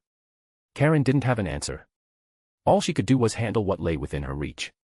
With those thoughts about Shiomi lingering in her mind, she arrived at the conference room. Most of the seats were already filled. The cryptors had been arranged off to one side. When Shiomi noticed Caren enter, he gave her his usual warm nod and smile. She returned it. She knew it might not be entirely appropriate, but whenever she saw that familiar smile, she felt an undeniable sense of reassurance. Maybe she did rely on her father a bit too much. But since Dad himself had once said he could support her and Sakura for the rest of their lives, Caren saw no reason to hold back. Not everyone had been summoned to this meeting. The storm border was still stationed on the bleached earth. Even with a concealment barrier deployed, someone had to keep watch on the radar. They had to remain vigilant against the alien apostles, or even the alien god, appearing in person. To ensure no one was left uninformed, the meeting was being broadcast throughout the ship via internal communications. Everyone could hear it. Everyone except Olga Marie, who was finally asleep. To be honest, most of what I'm about to say is still conjecture. After giving a broad overview, Shiomi made sure to warn everyone in advance. The main pieces of information come from Morgan's investigation of the fantasy tree in Britain, along with intelligence we gathered later at Chaldea. What I'm about to explain is the result of combining and analyzing those findings. His words didn't cause much unrest. If anything, everyone seemed to be waiting for him to get to the point. Let's start with the conclusion. First, the alien in Alien Apostles, and even in the Alien God, does not refer to some other planet in the universe. It refers to Chaldeas. Shiomi looked around the room. Yes. The simulated Earth environment model completed in 1990. At that, he glanced toward Romani. Before the meeting, Shiomi had deliberately shared his findings with Romani and discussed them at length. And the second conclusion that follows from this is that the bleached planet we're currently standing on is not the original Earth. It is Chaldeas, the so-called alien planet. The room immediately stirred. Even the cryptors reacted, everyone except Kirsteria. As Marisbury's prized disciple, he had been exposed to more of Chaldea's inner secrets, perhaps even more of the Animosphere family's core secrets, than Olga Marie herself. Even the clock tower outside the Animosphere faction had once considered Kirsteria a candidate to inherit the department of astromancy. All of that, however, had been thrown into disarray by Marisbury's death. Olga Marie had become the de facto lord of the department of astromancy, inheriting the Animosphere legacy, yet without knowing the full truth. And that lack of knowledge had ultimately led them here. According to the Animosphere theory of magecraft, a planet is defined as an existence possessing a soul. By replicating that defined soul, they created a miniature Earth. That is what Chaldeas truly is. Shiomi continued calmly. Because Chaldeas exists in a different phase from humanity, its internal state cannot be directly perceived through human senses or knowledge. That's why the near-future observation lens, Sheba, was created, to observe the lights of cities on the surface of the simulated Earth model. Those lights represent civilization. Everything up to this point should already be familiar to everyone who has worked at Chaldea. He paused briefly, then went on. Chaldeas observes the world 100 years into the future. As long as the lights of civilization remain visible, it proves that human civilization continues. But now, Chaldeas and the real Earth have been swapped. He looked at the room. Do you understand what that means? It means, Romani said, picking up from there, that the Earth we are standing on right now is the Earth of 100 years in the future. Chapter 874, Volume 10, Chapter 122, Concerning the Bleaching of Human Order, 2. The conference room erupted into murmurs again, but Shiomi didn't try to hush them. He understood the unease in everyone's hearts. If it were only the bleaching, that would be one thing. Even if it were merely a swap, that would still be one thing. But being swapped into a future 100 years from now. So you're saying that even if the bleaching never happened, human civilization, our world would still be gone in 100 years? Gordolph went pale, fear creeping into his expression. Possibly. He'd grown used to life at Chaldea, but he still longed to resolve the crisis and return to the present of the original world. From what we can tell, yes, Shiomi said. Do you all remember 2015, when Singularity F was discovered, and Chaldeas observed the light of humanity disappearing? The room gradually quieted. In other words, the moment the incineration of humanity began, the fact that humanity had no future was already set in stone. But it wasn't that the incineration of humanity caused humanity to have no future. Rather, given what we know now, the incineration of humanity wasn't the kind of catastrophe it appeared to be, a disaster created purely to wipe out mankind. The first beast, the demon god King Goetia, who stole the name of the king of magecraft and bore the principle of mercy, wasn't lying. The incineration of humanity was most likely meant to save human civilization. Yet even Goetia, armed with the king of magecraft's clairvoyance, couldn't avoid that possibility.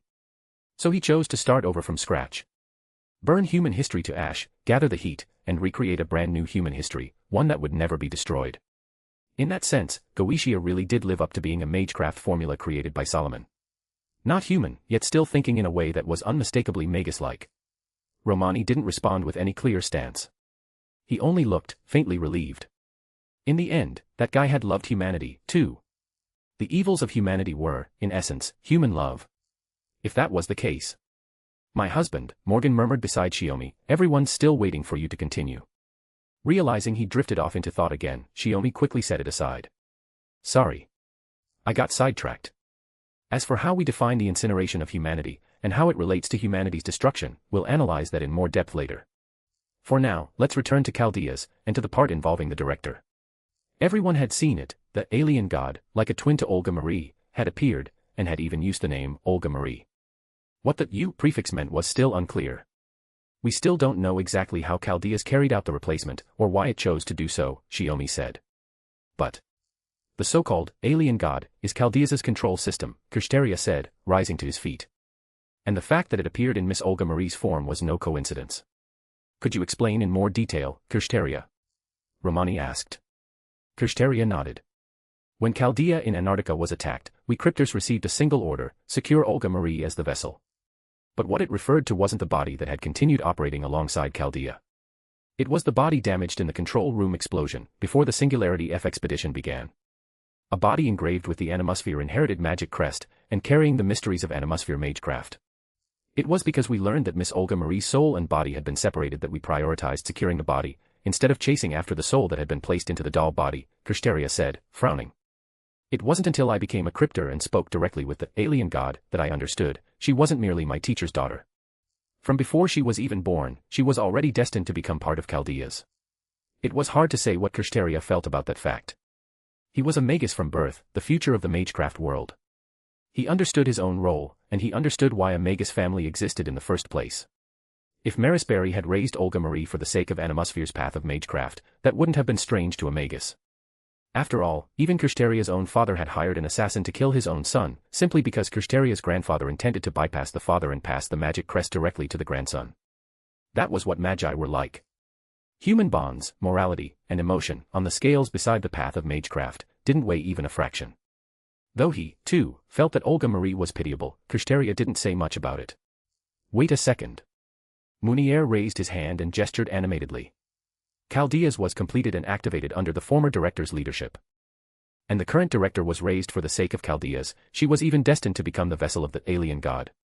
And more than that, Shiomi added, the alien god that appeared before us is a fully incarnated existence.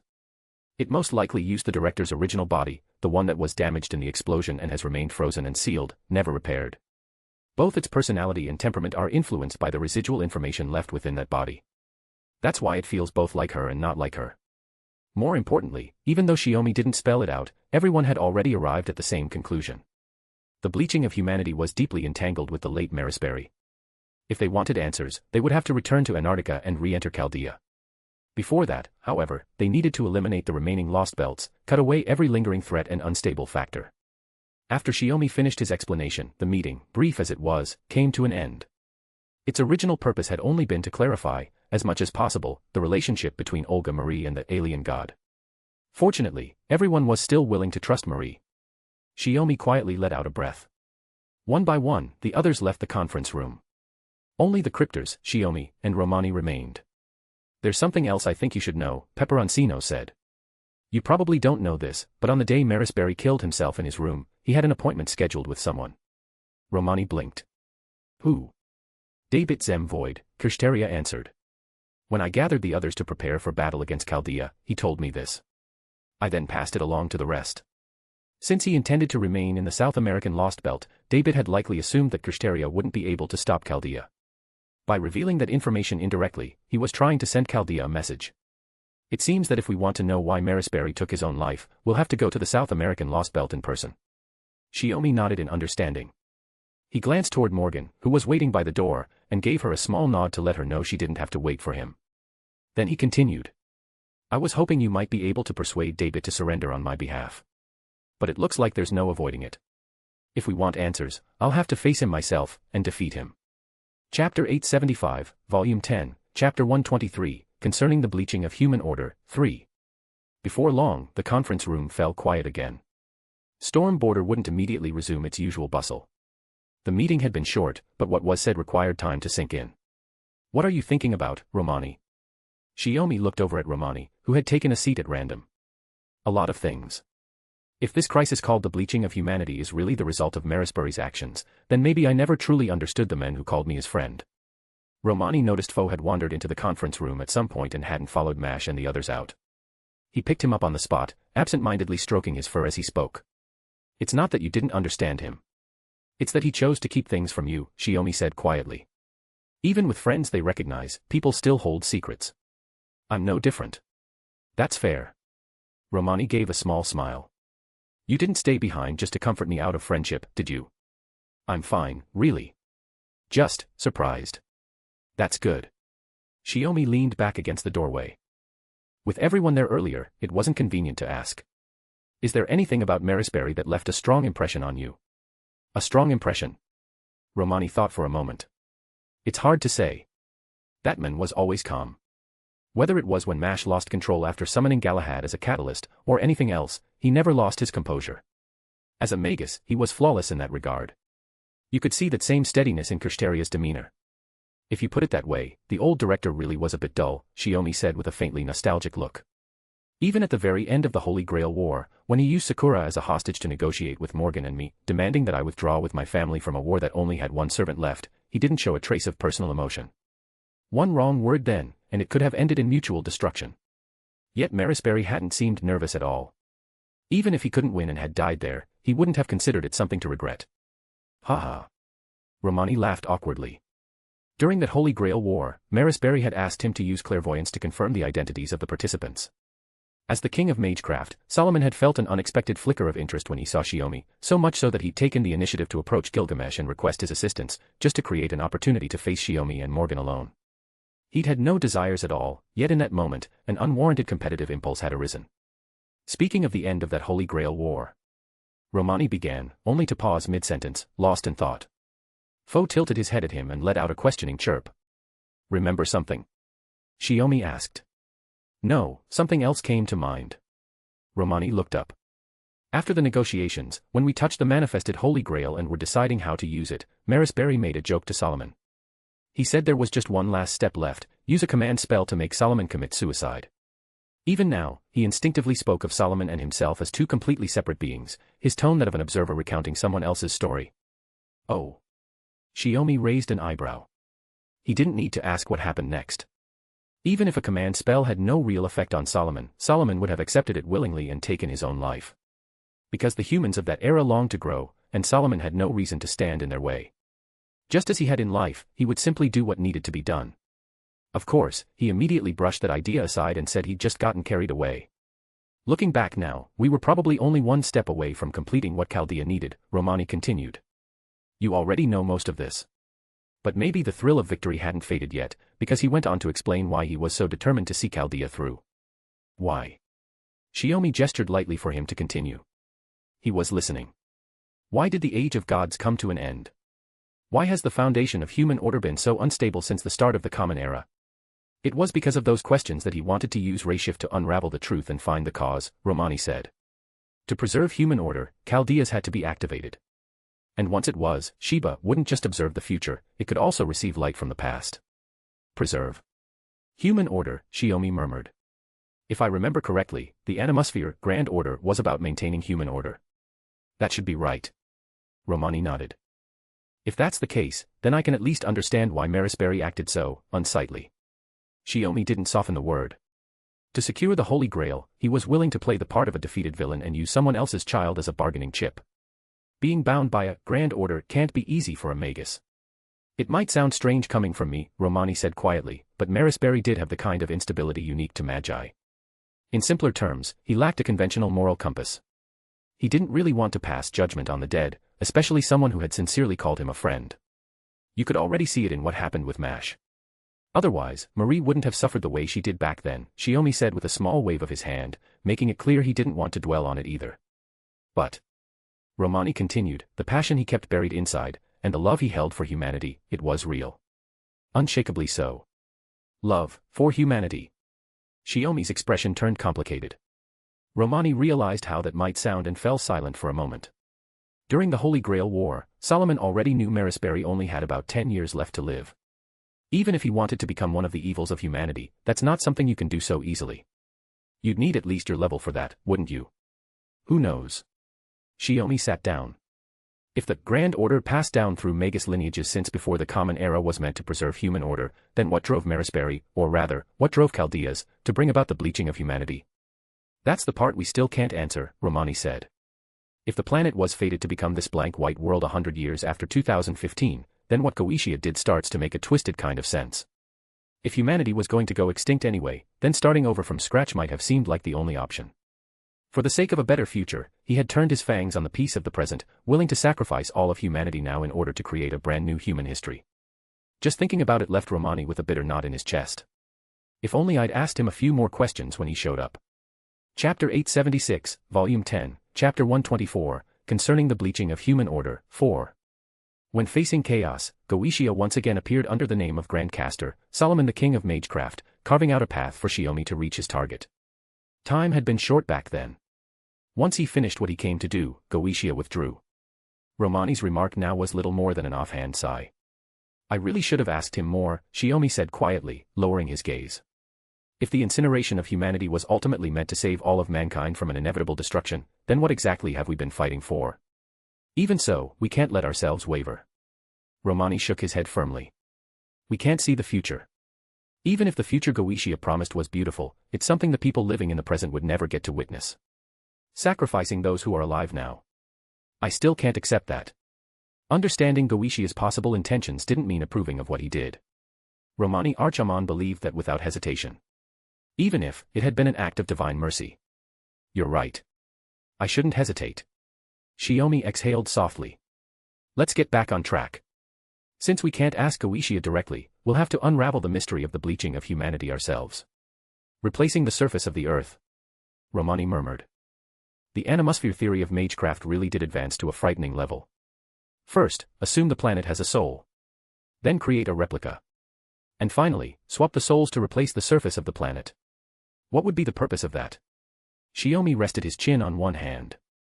If proper human history was transferred into Chaldeas, could fixing human history in place, preserving it as data within a celestial sphere, be considered maintaining human order? It's not impossible, Romani replied, unusually serious. Shiomi fell silent as well. It was only a hypothesis. But it aligned perfectly with the way Magi thought. The Mages Association did something similar. When they encountered an individual with extraordinary magecraft talent, or someone whose bloodline or physical traits made them a unique magical specimen but whose lineage couldn't continue, they would designate them as valuable assets and protect them. That protection meant sealing them away for life. No different from a specimen suspended in formalin. As an executor of sealing designations, Shiomi understood this all too well. Though in his case, he had mostly dealt with magi who violated taboos, so he had long regarded it as a necessary measure to maintain the surface order of human society. Applied to human order, the logic wasn't much different. If its destruction was inevitable no matter what, then perhaps it would be better to preserve it. Seal it away forever. Let it continue to exist in stasis, so that even if another form of life one day arrived on this planet, human order would remain intact, in some fashion.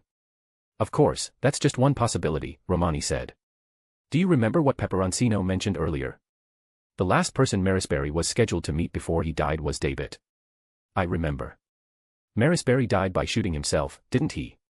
Shiomi had read the autopsy report. He had taken a pistol from his desk drawer and shot himself. Right. Even the Mages Association concluded it was suicide. There were no signs of a struggle, so everyone had no choice but to accept it, Romani said. But it was never made public. Only a small circle knew. If it were me, I could stage a suicide without using magecraft, Shiomi said. When dealing with certain heretical magi, I've used similar methods to avoid causing unnecessary turmoil. But David is a magus, Romani pointed out. His physical combat ability might not even be inferior to yours. Killing another magus with a single gunshot, one shot that immediately proves fatal, would be extremely difficult. Shiomi shrugged, not disagreeing. Either way, we'll have to hear what David has to say, he said. Assuming he's willing to talk. Then I'll be counting on you. Romani let out a long breath. He was still anxious, yet there was also a steady reassurance in the way he relied on Shiomi. The god of Chaldea. TCH. Shiomi scowled. God, my ass. If you're going to call me that, you might as well pray to me. I'll try my best. Maybe I'll even whip up something like the 10 Commandments for you. Not happening. Romani shot back with an utterly unimpressed look. Who prays to a god who serves tea that's 90% sugar? Pray for diabetes. Suit yourself. Shiomi waved him off. Miss this chance and it's gone. They both burst out laughing, and the atmosphere eased a little. Also, what are you planning to do about the cryptors? Romani asked. Aren't there still 3 lost belts left? Shiomi said. Since the alien god treats lost belts as food, we need to cut them away before it gets to them. I'll handle South America personally. As for China and India. He paused, then corrected himself. Let the cryptors handle it. No, call them the new Team A Masters now. Let them take responsibility. It'll be their chance to atone. So you're going to focus on preparing for the South American Lost Belt? Romani asked. No. Before that, I want to deal with Koyanskaya. Even if she's only a beast larva. As Shiomi spoke, Fo hopped onto his shoulder and let out a few quick cries, as if trying to tell him something. Really? Shiomi blinked. And then he realized he could actually understand what Fo was saying. Romani, on the other hand, didn't look surprised. He used to be able to understand him too. Now that he was an ordinary human, he couldn't make out a thing. Fo nodded. Shiomi smiled and rubbed his head a few times. Thanks. Then Fo bounded out of the conference room, clearly thrilled to go run wild. Shiomi stood up from his seat. By the way, aside from sending a contact package to Shaun, don't go back to the Wandering Sea for now. Why? If the coordinates there get exposed, the alien god could do something minor and still cause massive casualties, Shiomi said. There's still time left on the Wandering Sea lease. Have Shaun prepare to evacuate. Once we do return, it'll be to pull out completely. Understood. I'll arrange things on our end, Romani said. And, about the director. This might not sound nice, but in this situation, the only person she can rely on is you. I know. Shiomi sighed. But when something like this happens, something that practically threatens the meaning of your own existence, it's hard to know what you're even supposed to do. Romani sighed as well. Yeah. Someone like Solomon, who knew from the beginning that he was born for a purpose, might actually not feel it the same way. Maybe. Shiomi quietly shook his head. Chapter 877, Volume 10, Chapter 125, regarding Olga Marie, 1. When Shiomi opened Olga Marie's door, even he couldn't help but be startled. It had only been a day since he last saw her, yet she looked visibly more haggard. Wrapped in a blanket, she sat on the floor at the foot of the bed, her back against it, frail and withered. He had planned to bring her something to eat, maybe say a few comforting words. But this was worse than last time. Teacher. She raised her exhausted eyes and greeted him softly. You're awake. Shiomi set the tray down on the table and started to crouch to help her up. But she was hugging her knees tightly, curled into herself at the edge of the bed. There was no way to pull her up without forcing her. So he simply sat down beside her. Olga Marie didn't answer. She only gave a faint nod. Try not to dwell too much on the alien god. That wasn't something you, as the director of Chaldea or as Lord Animosphere, could have prevented, Shiomi said quietly. We should. I read the report. She pressed her lips together and forced the words out, her voice nearly breaking into a sob. Shiomi fell silent. He suddenly realized his mistake. He shouldn't have sent her the report so quickly. He should have waited until she had steadied herself. Teacher, what am I, really? She buried her face in her drawn-up knees. Her voice was thick with pain. It was a grave question. One that cut straight to the core.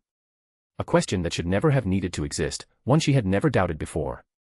And yet, the truth behind the bleaching had dragged it into the open.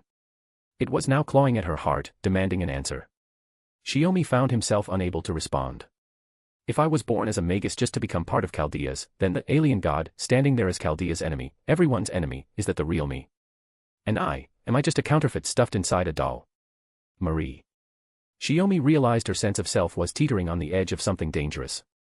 Perhaps that was the true purpose of the alien planet all along. To deliberately appear in Olga Marie's form, as Beast 7, just to throw Chaldea into disarray. To shatter Olga Marie Animosphere from within. I'm sorry. I'm sorry. She covered her face, tears spilling through her fingers. I don't even know what I'm saying. It had been her teacher who gave her the precious spare doll Tuko prepared, meant to serve as her new body. It had been her teacher who pulled her back from a situation she never should have survived. And yet now she was rejecting this self, convincing herself that the one who died in that explosion was the real Olga Marie. You don't need to apologize. It's only natural you'd think that way. Shiomi gently took her hands and lowered them, wiping away her tears with a tissue. The appearance of the alien god, the true nature of the alien planet, the truth behind the bleaching, they all point back to your origins. To the 1,000-year legacy of Animosphere. He offered her a gentle, reassuring smile. You're going through an identity crisis. That's all. Because the alien god looks like you want to deny everything, to deny the legitimacy of your own existence. If you can deny yourself, then maybe you can deny this entire crisis of human order along with it. He paused.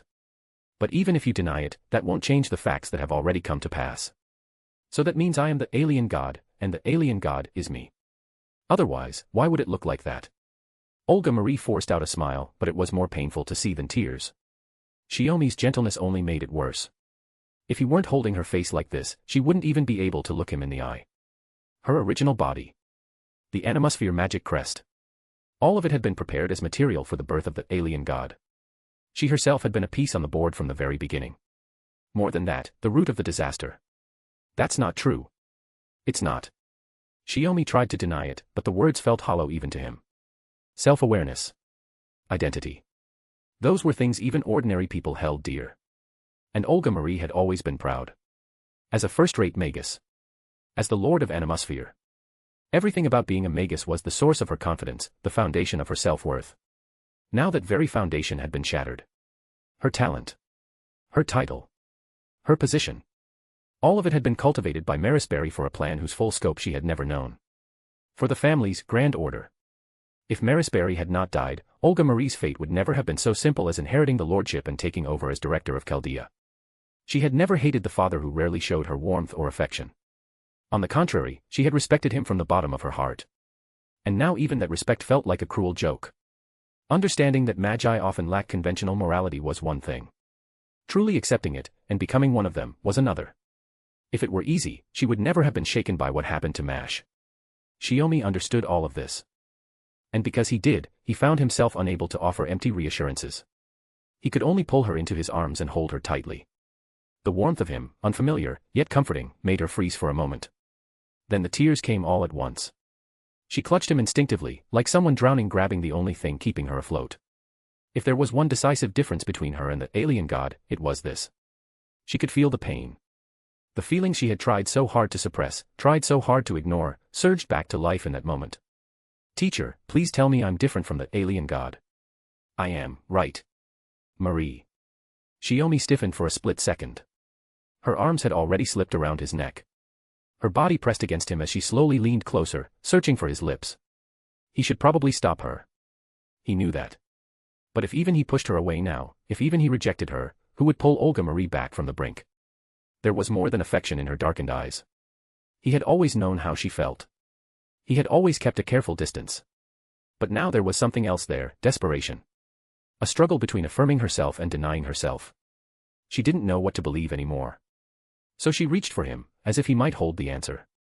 Before her expression could tip fully into panic at failing to reach him, Shiomi slowly lowered his head, and answered her. Chapter 878, Volume 10, Chapter 126, Regarding Olga Marie, 2. In the dim room, Olga Marie's pale fingers traced along Shiomi's shoulder blades, then slowly slid down over his firm chest. Shiomi gently caught her hand, his voice low and tender. Don't think too much. Just leave it to me. Her reply was barely louder than a whisper. One hand braced against his chest as she rested her head on his shoulder. The warmth of bare skin against skin was vivid and undeniable. After the rush of pleasure came a faint sense of fatigue, along with a restless, trembling awareness. It was different from when she was alone. Before even the physical sensations could take hold, something else flooded her first, an indescribable joy that filled both body and heart. Even the sting of that first pain felt like a distant dream now, washed away by the steady rhythm of seeking and being held. Only after she slowly regained her senses did Olga Marie realize just how far she had gone. Teacher. It's not your fault, Shiomi murmured beside her ear, holding her close. If I had pushed you away just now, you might have. She answered softly again. What she had sought was instinctive, comfort, reassurance, and proof of the one decisive difference between herself and the alien god. If it hadn't been Shiomi, no one could have pulled her back from the edge.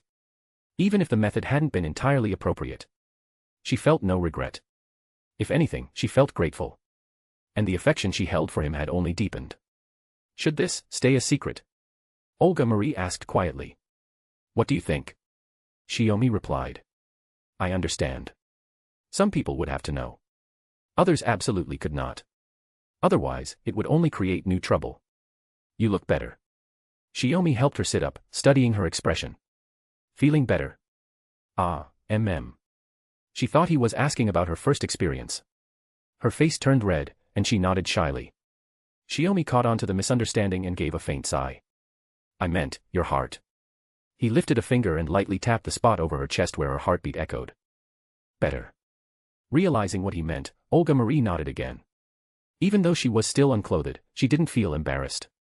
If anything, she wanted to hold on to this moment a little longer. Then, would you listen to something trivial? Shiomi asked. What kind of trivial?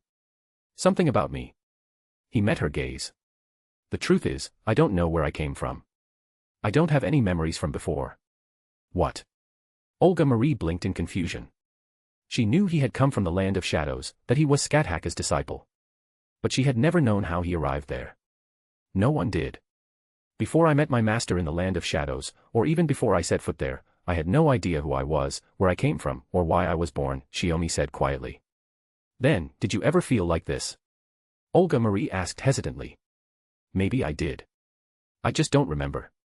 Shiomi cupped her cheeks gently. But over a long time, I realized something. He looked straight at her. What defines who I am isn't my past. It isn't my origins. It's the choices I make in this moment. Choices, now. Even if a life is arranged in advance. Even if fate has already been prepared for us. What truly determines who we are is every choice we make from this point on. His voice remained soft. He could only say this because she had calmed down. When she had been on the verge of collapse, words would have meant nothing at all. It has nothing to do with why you were born, or where you came from. You can become someone terrible, or someone wonderful. As long as you choose to, you can become either. Shiomi spoke with quiet sincerity. On that point, he felt he had more right than anyone to say it. He didn't need to lay out every detail. For Olga Marie, it was enough to know that he had once stood in a similar place. I see. A faint light returned to her expression. She had already known she wasn't alone, otherwise he wouldn't be holding her like this. But realizing she wasn't the only one who had faced such doubts made her feel even steadier. So don't worry. I'm here. Everyone is here. You don't have to face those questions by yourself, okay? I promise, teacher. Still cradling the hand that touched her cheek, Olga Marie felt slightly lightheaded. Whatever Shiomi said, she could accept it. Or perhaps it was simply that right now, she could only listen to him. She only wanted to stay by his side. As that thought crossed her mind, a faint warmth stirred in her body again, a quiet yearning rising with it. Her gaze drifted downward, and she noticed something. Teacher, are you still not satisfied? She asked softly. Ah. Shiomi was briefly at a loss for words. It was true. He had only restrained himself earlier because she had nearly gone limp from exhaustion. Were you worried about me? She asked. Of course. That simple answer made her chest swell with happiness. She had never truly been in a relationship before. Even though this was her first experience, she found herself unexpectedly reluctant to stop. Then, you've done so much for me. I should at least. She trailed off and shifted closer. What she wanted wasn't repayment, not really. It was simply the desire to respond in kind, to stay connected, to feel needed. When he reached out and gently stroked her hair, the small gesture felt like encouragement. It made her want to try a little harder, to give a little more of herself. After a moment, she straightened slightly, swallowing and coughing faintly. That tastes strange. You didn't have to force yourself, Shiomi said with an awkward scratch of his head. Though for you right now, it might actually serve as usable mana. She blinked, then frowned faintly. But it doesn't feel like it's settling at all, ah. Before she could finish, Shiomi gently laid her back against the bedding. Didn't I say? Leave it to me. Her eyes were hazy as she looked up at him, her voice soft and trusting. Chapter 879, Volume 10, Chapter 127, Interrogation. So you were asked to look after Marie's condition, and somehow that turned into taking care of her in bed. In Shiomi's room, he sat Saiza on the floor, back straight, facing Morgan, who was sitting on the bed with one leg crossed over the other as she delivered her calm but pointed question. Ah, yes. Shiomi admitted awkwardly. He hadn't tried to hide anything about crossing that forbidden line with Olga Marie. He had confessed everything honestly. And now, naturally, he was being questioned. It wasn't just Morgan in the room. Scáthach, Artoria, Scotty, and Tuko were all present as well. Each had pulled up a chair and formed a neat semicircle around him. From the formation alone, it looked very much like an interrogation. Only in formation, though. Morgan, this really isn't teacher's fault. It's mine. Olga Marie, who had been guided to sit beside Morgan, blushed furiously as she hurried to defend him. I was the one who seduced him. I used my situation, being alone and helpless. How could that possibly be your fault? Shiomi cut in immediately. Don't just take responsibility for things that aren't yours. If we have to assign blame, then it's probably mine for not guiding you properly. Teacher. Olga Marie felt an inexplicable surge of happiness. She wasn't even sure what exactly she was happy about. That he hadn't denied their relationship. That he was protecting her. Or something else entirely. She just knew she felt light. She should have been ashamed. Instead, there was a strange sense of renewal, as if she had stepped into something new and irreversible. He's right, Scáthach said calmly, folding her arms and raising a finger. Your biggest flaw is taking responsibility for things that were never yours to begin with. Whether it was Kirei-like circumstances or the matter of the alien god and the bleaching of human order, you always do this. Master. Olga Marie blinked, startled at the sudden shift in topic, unsure how to respond. Toko picked it up immediately. To a Magus, whether it's themselves or their children, they're just cogs meant to carry on a lineage and its purpose. If someone more suitable appears, the carefully raised heir can be discarded without hesitation. Or a child with no preparation at all can be dragged into magecraft overnight. Miss Toko. Olga Marie fell silent. She had already heard fragments of the truth about the inheritance of the fifth magic. In that regard, Toko's example carried weight. Even if you were born for a purpose, you still have the freedom to choose, Artoria said evenly. Whether you become a king or live as an ordinary person, as long as you act without betraying your own heart, that is enough. Artoria. Olga Marie was beginning to understand. Artoria had been created as the child of the Red Dragon, shaped to be king of Britain. And yet, the path she walked in the end had still been her own. Fate may have set the rails long ago, Scotty added gently, but that only makes your choices and your attitude more important. If the bleaching truly is the sin of Animosphere, then bear only what you are capable of bearing. Even a god grows weary carrying an entire world. You are only human. Each of them spoke from experience. Their words weren't hollow comfort. They were conclusions drawn from lives that had been just as constrained, just as burdened. Only then did Olga Marie realize. She wasn't the only one shaped by circumstances beyond her control. Her chest felt tight with gratitude, and more than a little embarrassment. So, this turned into counseling for me. Does that mean none of you actually blame me for seducing teacher? She shifted nervously, trying to read their expressions. But all five of them wore their usual calm smiles, as if nothing especially shocking had happened. Probably, maybe, not. Shiomi shrugged and began to move as if to stand. Who said that? All five of them spoke in perfect unison and immediately pressed him back down. Oh. Shiomi scratched his head and obediently returned to his kneeling posture. Olga Marie, still seated on the bed, flinched slightly. In her impression, teacher was always gentle, composed, even a little restrained. On the battlefield, he was sharp and overwhelming. In private, he had shown a quiet firmness that both steadied and captivated her, guiding her patiently and carefully, until the shock and pain brought on by the manifestation of the alien god had faded into nothing. And yet right now, he looked completely at their mercy. Wasn't he supposed to have become a god? Punish me however you like.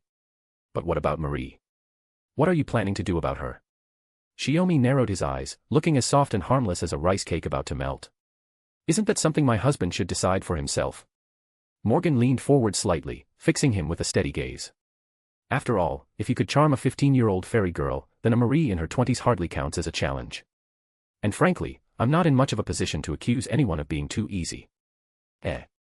Olga Marie blinked. It was that early. For some reason, she suddenly realized. Teacher was unexpectedly, rather predatory. I will, of course, treat Marie properly, Shiomi said seriously. Even if I originally intended to keep some distance, things have progressed this far. Responsibility is only natural. Marie, what do you want? Me. Olga Marie lowered her head and thought for quite a while, fingers twisting together shyly. If teacher is willing to continue this relationship, then I don't want it to end. Is that so? Scáthach lifted a brow. To the rest of us, it's hardly shocking. But as my disciple should have told you, it's better not to let this spread. I understand. Olga Marie nodded quickly. Whether it could be made public wasn't important. She had already gained something decisive. Something that allowed her to believe, without doubt, that she was not the same as the alien god. So, may I stand up now? Shiomi asked again. Let me think. Morgan deliberately pretended to consider it. Well, this wasn't meant to be a formal trial anyway. In that case. She reached out as if to help him up. Suddenly, Storm Border shook violently. Caught off guard, Morgan stumbled forward and landed in Shiomi's arms. What's going on? Enemy contact. An alien apostle. Olga Marie instantly snapped out of her earlier flustered mood and moved to confirm the situation. She connected to the bridge. Da Vinci's voice came through the communication line. Emergency report. Storm Border, currently stationed within the Bleached Earth region, is under attack by an alien apostle. Cross-referencing with the Servant Spirit Origin database confirms the identity. It is the alien apostle who killed the giant god Atlas in the Lost Belt the other day. Chapter 880, Volume 10, Chapter 128, The Assassin. The decision not to return immediately to the Wandering Sea, but instead remain on the surface of the bleached earth, had been Shiomi's proposal. There were several reasons for it. First, returning to the Wandering Sea would require temporarily lifting its inherited defenses and exposing its coordinates, which could easily draw danger to it. Second, Storm Border had not suffered serious damage during the Atlantic Lost Belt campaign. The only true loss was the large number of automatons Tuko had prepared, which were completely expended during several battles in the Atlantis Sea region. Supplies and energy reserves remained more than sufficient. Additionally, Shiomi intended to assign the Lost Belts of China and India to the former Team A cryptors, allowing them to demonstrate their stance in a clear and unmistakable way.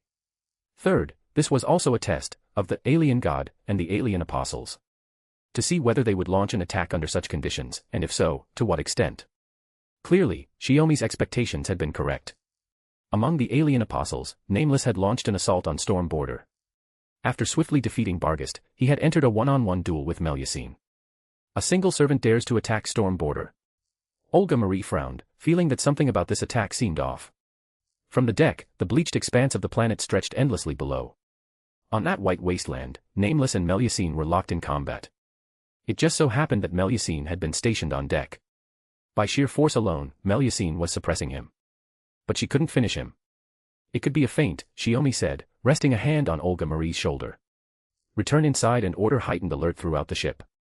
There are two possibilities. Either they're targeting you, or they're targeting Kirsteria and the others. Olga Marie nodded obediently and, under Scáthach's escort, returned inside to resume her duties. The alien god had manifested in that form. Perhaps Olga Marie herself was a key factor. But so far, there had been no direct confrontation, and the alien god had not mentioned her by name. It was only Shiomi's speculation.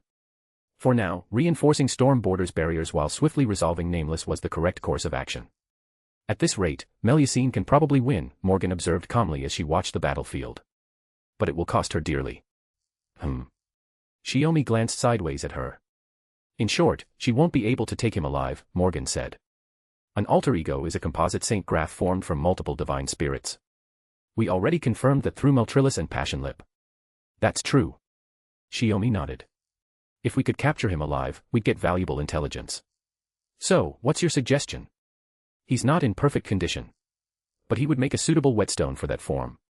Shiomi smiled faintly. As you wish.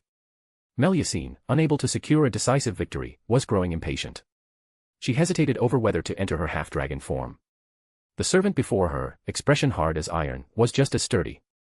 Close combat, ranged bombardment, defense, he constantly projected various noble phantasms to counter her attacks.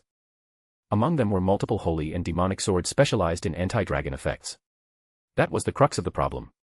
She could suppress him. But she couldn't kill him. Entering her half-dragon form would enhance her overall capabilities, but it would also amplify the effectiveness of anti-dragon noble phantasms against her. Good work. Fall back, Melusine.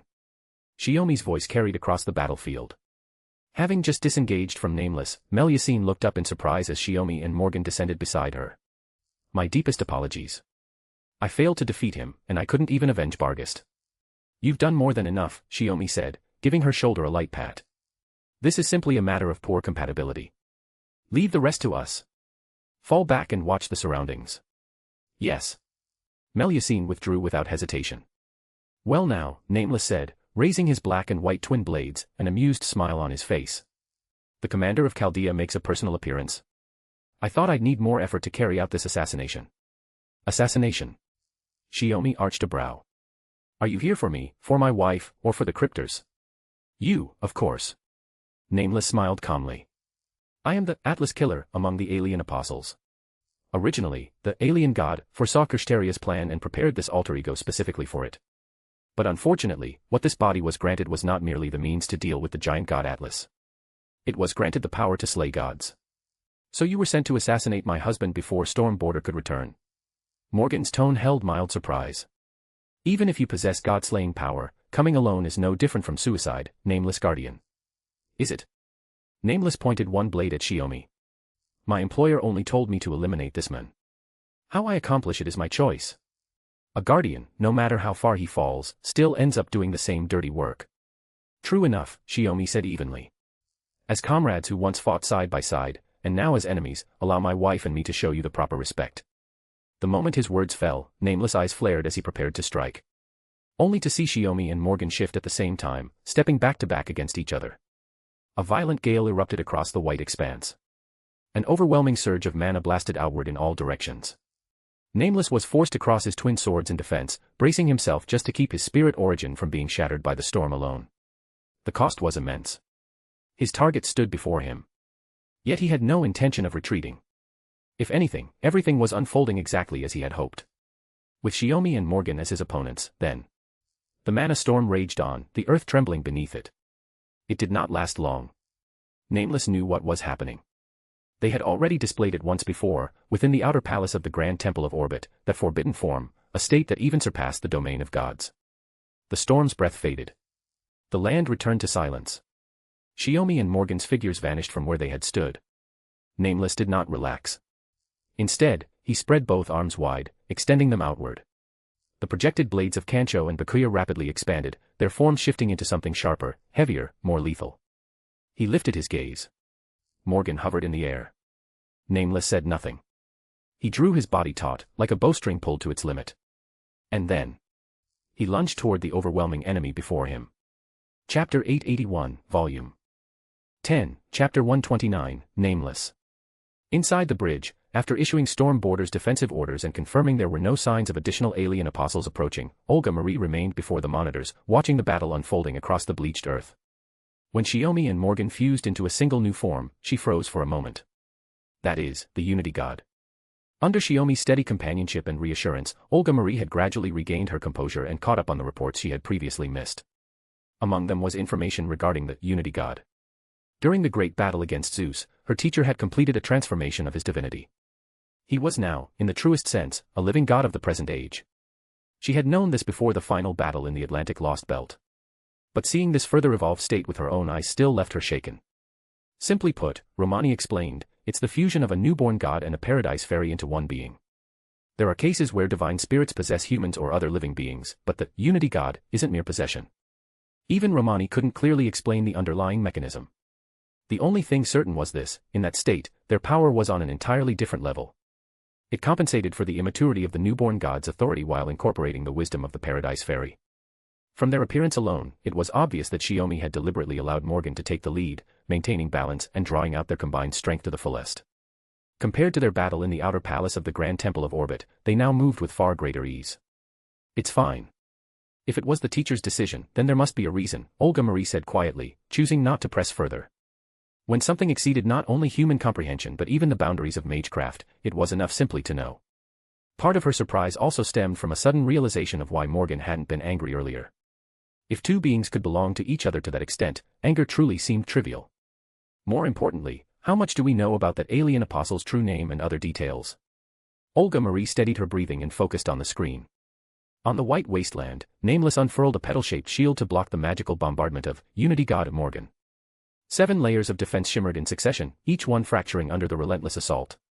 He's a high-tier alter ego infused with multiple divine attributes, Romani said, pulling up the data. Originally just a counter-force guardian, but with his spirit origin reinforced, he's been elevated to what could be called top class. And his true name? Olga Marie frowned. How many noble phantasms has he used so far? Don't tell me his real noble phantasm is some kind of treasury like the King of Heroes Gilgamesh's, an arsenal containing countless noble phantasms. Romani recalled the intelligence from the 5th Holy Grail War. It couldn't be applied wholesale, but it did reveal Nameless essence. Probably not. The noble phantasms he's using are all imitations. Disposable constructs created through projection magecraft with extremely high precision, almost indistinguishable from the originals. He was likely a magus in life. A magus. And one who specializes in projection magecraft. Olga Marie found it increasingly hard to believe. Has his projection magecraft already broken the balance between cost and output? In the world of magi, projection magecraft was usually little more than a supplementary technique. Even the most skilled magus could only create empty shells that looked the part. In emergencies, projecting everyday tools was the most practical and efficient application. But projecting noble phantasms, some of which were divine constructs. Our current hypothesis is that the alien apostle himself didn't originally possess the ability to project divine constructs, Romani said. However, the reinforcement of his spirit origin by the alien apostle system granted him far higher grade forging conditions, allowing him to reproduce noble phantasms that would otherwise be nearly impossible. As Romani finished speaking, Nameless projected the twin holy swords associated with King Arthur and the Knight Gawain. In the span of a heartbeat, he swung them at Morgan and released their true names. Olga Marie instinctively tensed. But the twin torrents of mana unleashed by the holy swords were casually deflected by Morgan, as easily as one might lift a teacup. Olga Marie let out a quiet breath. What she didn't realize was that Nameless' apparent parity was largely because Morgan and Shiomi were deliberately testing their current limits, refining their control over this fused state. Even so, watching the holy swords he had projected at enormous mana cost be brushed aside so effortlessly, even Nameless could not remain entirely unmoved. Even knowing it couldn't compare to the true wielder's power, Nameless still felt a faint, complicated sense of frustration. Unbelievable, this is what they call a god. After taking a few steadying breaths, he straightened and looked up at Morgan, who still hovered above the ground. Have you run out of stored noble phantasm projections? Morgan asked calmly. Of course not. But even projecting a holy sword, something I originally couldn't reproduce at all, was only possible because of this special spirit origin. Without it, I'd have destroyed myself in the process. Nameless gave a careless smile. If even holy swords are useless, I'm starting to regret taking this assassination job.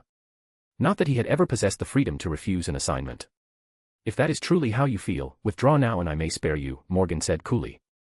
Or show me the true essence of your projection magecraft. Otherwise, the next strike will end your life. That would be troublesome. I have no intention of dying here. At the very least, I need to finish what I came to do. Nameless lifted one hand, wearing that half-troubled, half-resigned smile, and began to chant the incantation of his reality marble. I am the bone of my sword. The guardian whose true name was unknown, or perhaps deliberately concealed, had manifested as the embodiment of a nameless hero, answering the summoning as a servant. No one knew his past. No one understood what he had endured. Only that chant hinted at the life he had lived before becoming a heroic spirit. An ideal pursued to its bitter end, paved with regret. Right or wrong, no one could say. The guardian continued to fight. Even if forced into the role of a pawn in the destruction of the world, he still clung to his path and his convictions. His body was made of infinite swords. So as I pray, unlimited blade works. Flames spread across the ground, swallowing the surroundings as the world itself was overwritten. What manifested was the only noble phantasm Nameless was permitted to wield as a heroic spirit. Unlimited blade works. Since you've revealed your final trump card, there's no need for further words. Before this world is fully overwritten, come at me with everything you have. Morgan descended lightly to the ground, raising her hand with elegant composure as mana rippled outward like waves across water. A contest of reality marbles. It seems the two of you have walked through quite a few trials. Nameless summoned countless swords into the air. Their tips aligned toward a single target. Chapter 882, Volume 10, Chapter 130, True Intent. The battle within the reality marble was decided almost instantly. It was hardly surprising. Even after being infused with divinity, Nameless was not a true divine spirit servant. His spiritual rank still carried the inherent limits of an alien apostle. And his opponent was no ordinary god, but the fusion of god and fairy, the unity god. From the very beginning, Nameless had never truly stood a chance in a clash of reality marbles. Clutching his numbed arm, his body bound tightly in chains, Nameless struggled to breathe. My husband originally intended to keep you alive, Morgan said from several meters away, looking down at the heavily wounded man. Why choose such a self-destructive way of fighting? Even in defeat, you might not have died. Self-destructive. Nameless let out a faint laugh. On the contrary. This is exactly what I wanted. His spirit core had been critically damaged. He was only standing by sheer willpower now. Even his tone had shifted. What do you mean? Morgan raised a brow. A flash of light rippled outward as the unity god state dissolved. Shiomi reappeared beside Morgan. It seems this suicide mission of yours runs counter to the will of the alien god, Shiomi said calmly. As you've seen, that Mankirshteria's right to live is held in the hands of the alien god. We apostles aren't much better off, Nameless replied with a trace of self-mockery. Morgan's expression turned thoughtful. So you've grown tired of being forced to act on behalf of the alien god, and are seeking a way out. A way out. It's closer to liberation. Nameless looked at them steadily. The alien god clearly understands the process by which I became a heroic spirit. The restrictions placed on me are heavier than on the other apostles. If my spirit origin weren't about to collapse, I wouldn't be able to say a word. Shiomi's expression sharpened. It was obvious. Nameless had chosen this moment to end his life as an apostle and pass along whatever intelligence he could to Chaldea. Please, Shiomi said quietly, knowing time was running out. Regarding the alien god, who appeared earlier, she is not the true alien god. She is merely an alien apostle, our captain. She simply doesn't know her true identity. Besides her, there are 6 apostles in total. Morgan frowned. So there are 7 apostles altogether. A number modeled after the heroic spirit summoning system of the counter-force. The Great Witch sees clearly, Nameless nodded. I am the Atlas Killer. Rasputin is the priest.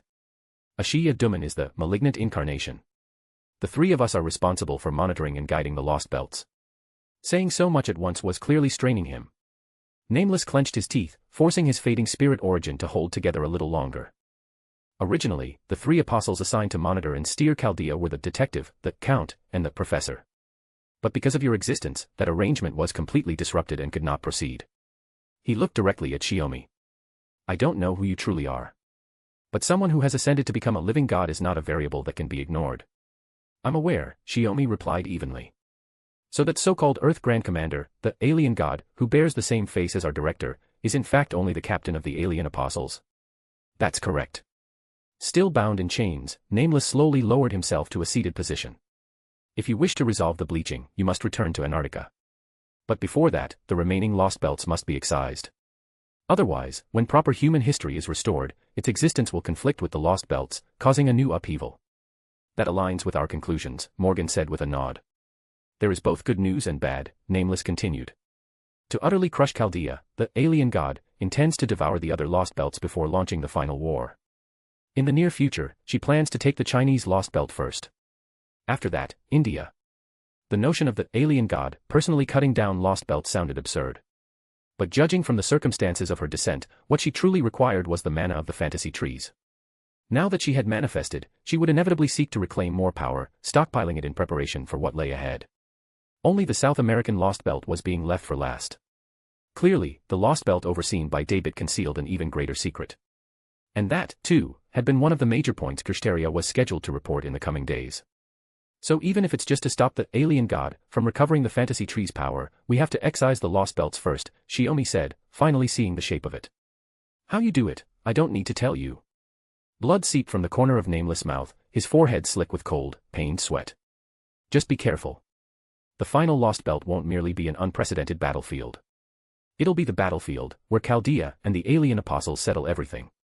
I'm aware, Shiomi said, a rough plan already taking form in his mind. But before that, there's still a beast waiting for us.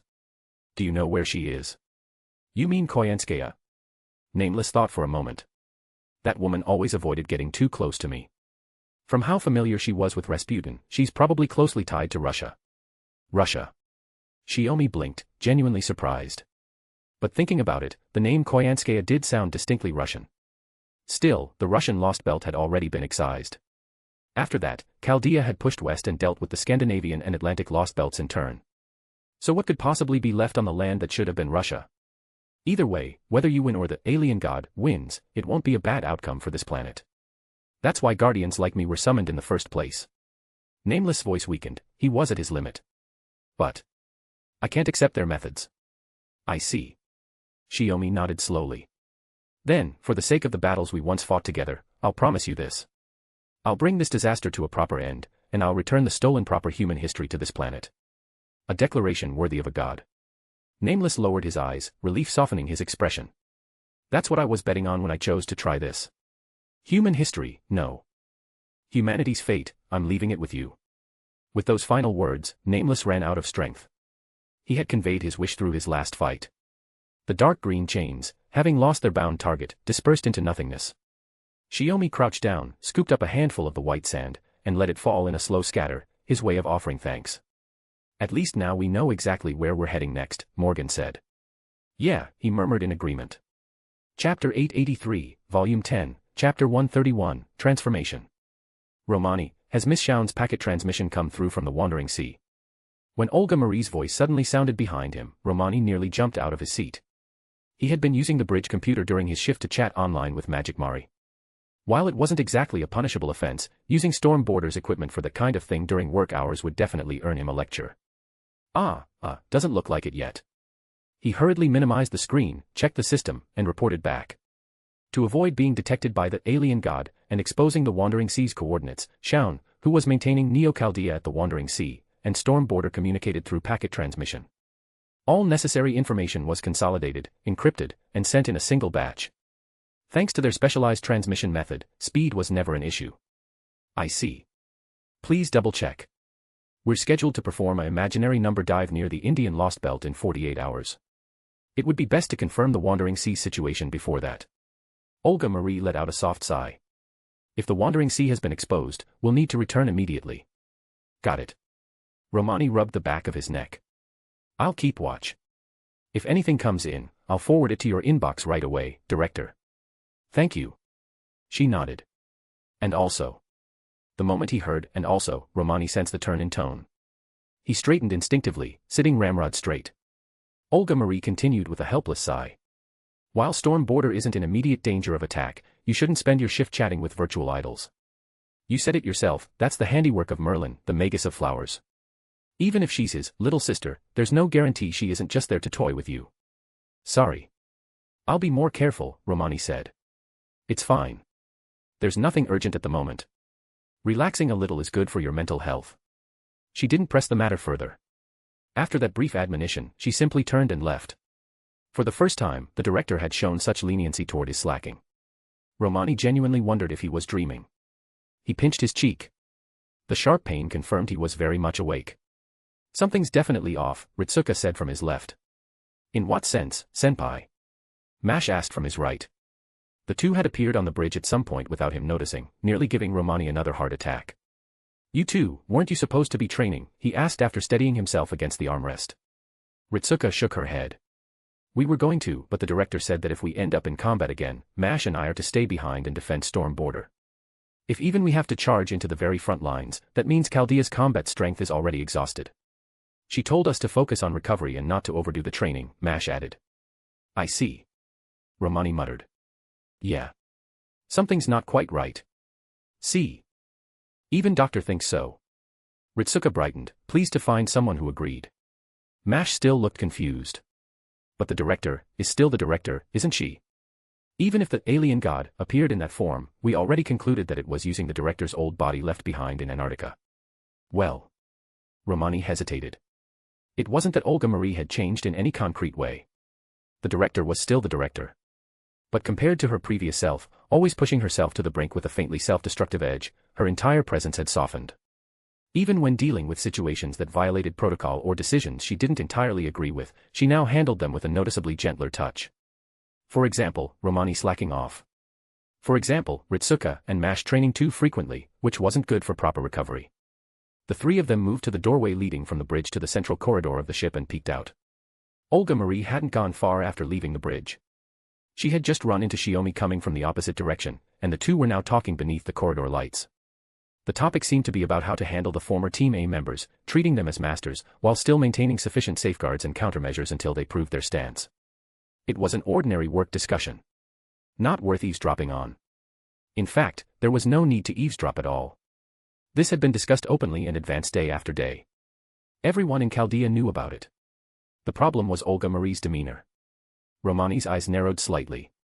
When Olga Marie looked up at Shiomi as she spoke, every subtle expression, every smile, every flicker in her eyes, carried a kind of affection so thick it was almost tangible. Perhaps it was because, once again, it was Shiomi's support that had helped her steady herself after the ordeal with the alien god.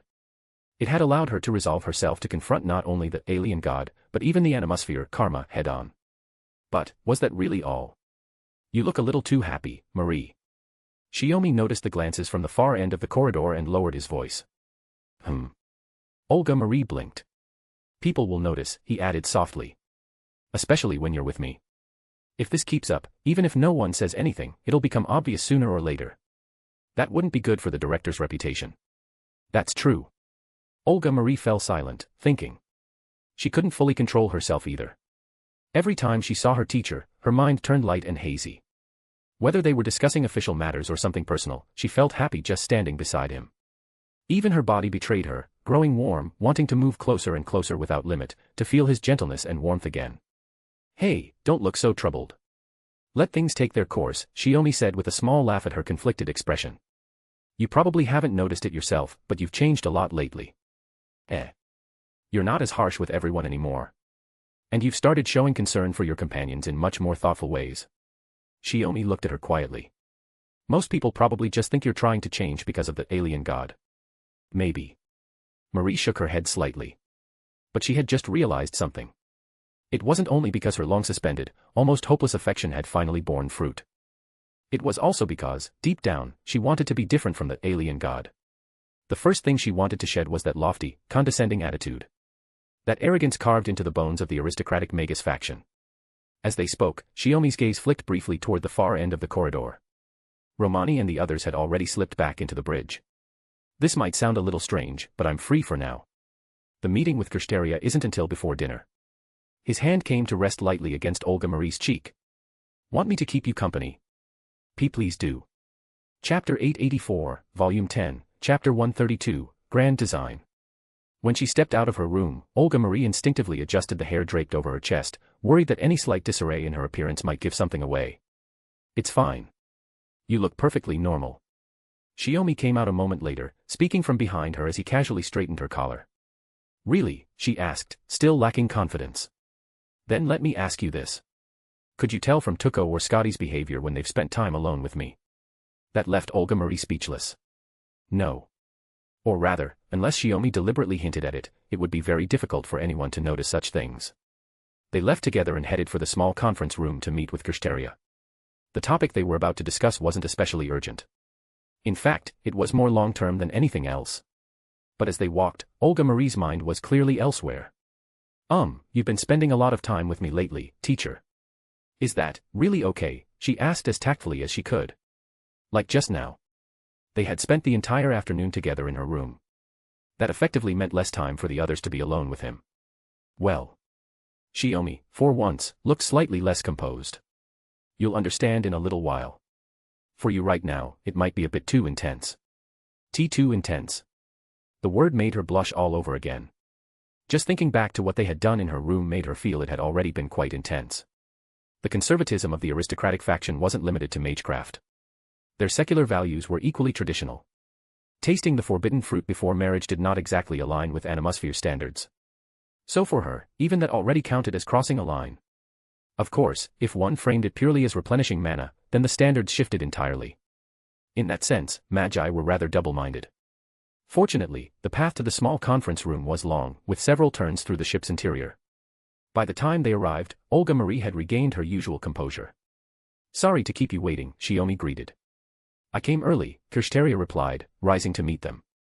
When the director and teacher suddenly said they wished to discuss the future of the Department of Astromancy, I had no choice but to take it seriously. Looking at Kirsteria's calm and steady demeanor, Olga Marie couldn't help but think again that he truly was Marisbury's foremost disciple. I have a feeling that Animosphere may not be able to continue. Once seated, she went straight to the point and explained why they had called this meeting. Is this because of the alien god, or because of the possible cause behind the bleaching? Kirsteria asked. During his time in cryogenic sleep, Kirsteria had come into contact with the alien god, but he had not learned the full details of the bleaching plan. Still, relying on his own brilliance, he had deduced that it was closely tied to his mentor Marisbury, and to Animosphere itself. Both, Shiomi answered. No matter how we frame the report after restoring proper human history, we won't be able to shift responsibility onto some unrelated party the way it was done during the incineration of humanity. The King of Magecraft's ritual and the Animosphere lineage were fundamentally different in the eyes of the Clock Tower and the Mages Association. The former had been something distant and almost unreal. The latter was a concrete, established Magus family. With your current strength and connections in the Clock Tower, safeguarding both Chaldea and Animosphere under shared responsibility shouldn't be difficult, Kirsteria said. Preserving them isn't the problem, Shiomi shook his head. As Marie said, Animosphere itself is unlikely to endure. The original body, before the magic crest could be transplanted, was seized by the alien god. No matter how this ends, Animosphere's inheritance will suffer a severe blow. For the aristocratic faction, losing a millennia-old magic crest was enough to be judged unqualified. The Department of Policies would undoubtedly act. Either they would strip Animosphere of the Department of Astromancy, or reduce the family to a puppet. So Director Olga Marie's intention is. Kirsteria had already guessed the answer. Since losing the Department of Astromancy is inevitable, better to entrust it to someone reliable while we still can. That's exactly it, Kirsteria Wodime, Shiomi said, resting his chin on one hand. With your standing at the Clock Tower and the status of the Wodime family, and with the recommendation of the former Lord of Astromancy, along with support from other lords of both the democratic and aristocratic factions, taking that seat as the new lord shouldn't be difficult, right? Though his assumption had been confirmed, Kirsteria remained composed. Don't forget, I was an accomplice in the bleaching crisis. Once the world is restored, I know the Wodime family will face considerable criticism. Compared to the responsibility that Animusphere can never fully shake off, you and the other cryptors will have an easier time distancing yourselves, Shiomi said. As long as the division of responsibility is handled properly when the time comes. And if you accumulate enough achievements, the report will look far more favorable. By achievements, he meant the excision of lost belts. It does sound like a reasonable proposal. But why? Kirshteria's smile sharpened. As the current lord of the Department of Astromancy, would the director really give up her position so easily just because she realized Animusphere can't be inherited? He wasn't so much doubting her as he was worried. After all, she was his mentor's daughter. His fellow disciple. Kirsteria might be calm and exacting, but he wasn't heartless. And yet, his question went unanswered. Only when he looked away did he notice Olga Marie staring at Shiomi, completely absorbed, as if the moment Shiomi took over the discussion, she had stopped managing anything at all. Marie, Shiomi prompted, Kirsteria's asking you. Are you really willing to give up the lord position? Olga Marie blinked, then her shoulders sagged. Of course I'm reluctant. But, there's no other way. Besides, if she stayed bound to the identity of the Animusphere family head, sooner or later she would have to separate from her teacher. And that was something she couldn't accept either. Whether as a magus or as a woman, Olga Marie wanted to choose the road that suited her best. Shiomi understood that. I see. Kirsteria seemed to grasp the situation and, tactfully, didn't press any further. Then, regarding the handover of the lord position in the Department of Astromancy between the Animusphere family and the Wodime family, it may look like that day is still far off, but I'd like to lay out my view first, along with a few details I consider necessary. Better early than late. Let's start discussing it now. Olga Marie was, in truth, eager to begin, but she still forced herself to stay composed. Chapter 885, Volume 10, Chapter 133, The Council. Based on the intelligence provided by the alien apostle Nameless, Storm Border once again initiated imaginary number diving, shifting closer to the lost belts of China and India. They surfaced from imaginary number space in what had once been the Pamir Plateau. Though it should have been a high-altitude region, the bleached planet showed no real trace of elevation. Aside from the fact that this stretch of white sand sat slightly higher than the surrounding terrain, there was no difference at all. Temperature, wind direction, sunlight, everything remained uniformly unchanged. Humans could operate here for a time, but long-term survival was impossible. There were simply no resources left to sustain life. Only the mana in the atmosphere remained normal, maintaining the standard state of the post-Age of God's world. From here, we can see both the Chinese and Indian lost belts, Shiomi said. Inside the strategy room, the monitors clearly displayed the distant silhouettes of the two regions. More precisely, what they saw were the storm walls surrounding those lost belts. The alien apostle who attacked Storm Border said that Alien God plans to harvest the remaining two lost belts next. That's true? Peperoncino asked. Shiomi was about to answer, but Kirsteria spoke first. There's no reason for that to be a lie. From a strategic standpoint, the fantasy trees in the remaining lost belts are indispensable mana resources that must be reclaimed. In fact, the Alien God already did the same in the Atlantic Lost Belt. So our next move is to excise the Indian Lost Belt before the Alien God does. Scáthach asked. If we head into the Chinese Lost Belt instead, we'll probably run straight into her. Excising the Indian Lost Belt would give them a chance to prove their position. But it wasn't meant to be a suicide mission. That's why Fujimaru, Ritsuka and Mash are being included, so we can form a new Team A master unit. Ophelia asked. Unhappy about that? Shiomi replied. No. Ophelia turned her face away. To be honest, she was actually happy to fight alongside Mash as a fellow master. Her concern lay elsewhere. Both Mash and Ritsuka had limited direct combat capability. That was what worried her. You don't need to worry about that, Shiomi said with a faint smile. When it comes to battlefield experience and overall tactical judgment, the few of you might not necessarily surpass Ritsuka. After all, Fujimaru Ritsuka had been the 48th master candidate. During the battle against the incineration of humanity, thanks to Shiomi's presence, she hadn't been forced to charge headlong into life-and-death combat at the very front. Instead, she served as the core support and backbone of the team, sustaining the campaign to repair the singularities. In terms of experience alone, she had already grown to the point where she could grasp the entire battlefield, make sound decisions, and guide the course of operations. During the resolution of the subspecies singularities and minor singularities, Ritsuka had fully demonstrated those qualities. Coupled with her own desire to participate in combat, that was why Olga Marie had arranged for her and Mash to act alongside the new Team A masters, fighting together, while also taking on a degree of oversight over the former cryptors. I can vouch for that, Peperoncino added with a grin. That girl's adorable and steady. As a Magus, she's only just stepped through the door, sure, but she definitely won't drag anyone down on the battlefield. What I mean is, Ophelia frowned, trying to phrase it carefully. Aren't there others who are more suited for combat? She was referring to Sakura and Gray. After her confinement was officially lifted and she was granted freedom of movement within the ship, Ophelia had requested access to past combat records. In terms of individual capability, Sakura and Gray were clearly stronger choices. And then there was Caren from the medical department. She could fight on the front lines or hold the rear and treat the wounded. Her proficiency in healing magecraft surpassed even that of Team A's elite members. They're the second echelon, Shiomi said, his tone turning serious as he made it clear. They'll extract Ritsuka and Mash if you abandon your attempt to prove yourselves and choose betrayal. And carry out your execution. Ophelia was left speechless. But it was the truth. They were still bound by the triple restraints jointly imposed by the Great Witch Morgan, Queen Scáthach, and the goddess Scotty. If they wavered, their lives could be claimed at any moment. Sakura and the others were the backup personnel entrusted with control of those restraints. But don't worry, Shiomi continued, his tone easing slightly. We're not throwing you straight into the Indian Lost Belt without support. Peperoncino has provided intelligence on India. Besides summoning servants locally, Storm Border will deploy combat forces to accompany you. Fairy Knights, right? Scáthach recalled. Shiomi nodded. Or we could send the 3 Valkyries. Either way, Storm Border will enter the Indian Lost Belt as a rear support base. I'm not cold-blooded enough to make you fight alone. Kirstaria's combat ability alone was already formidable. But just as Peperoncino had said, within the Indian Lost Belt, Kirstaria might not be able to display his full strength. At least when I left the Indian Lost Belt to rendezvous with Kirstaria's Lost Belt, nothing had changed there, Peperoncino said with a troubled look. That final god was still repeating the cycle of destruction and creation. Once every 10 days. The pitch-black final god born after devouring all the Indian deities.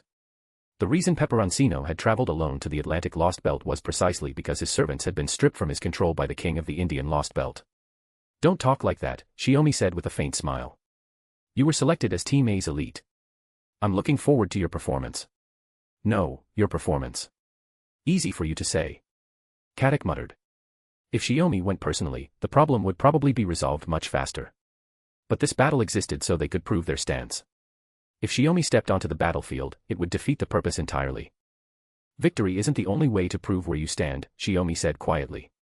Kirstaria smiled. Even so, I will prove our choice through victory. The defeated follow the victor. Since you won, that proves Neo-Chaldea's path was more correct than mine. His attitude lightened the atmosphere in the conference room. Shiomi was just about to call Ritsuka and Mash in to discuss the next phase of the operation when the previously silent Hinako Akuta suddenly spoke. So we're giving up on stopping the alien god from reclaiming the fantasy tree in the Chinese Lost Belt, and using this opportunity to excise India instead.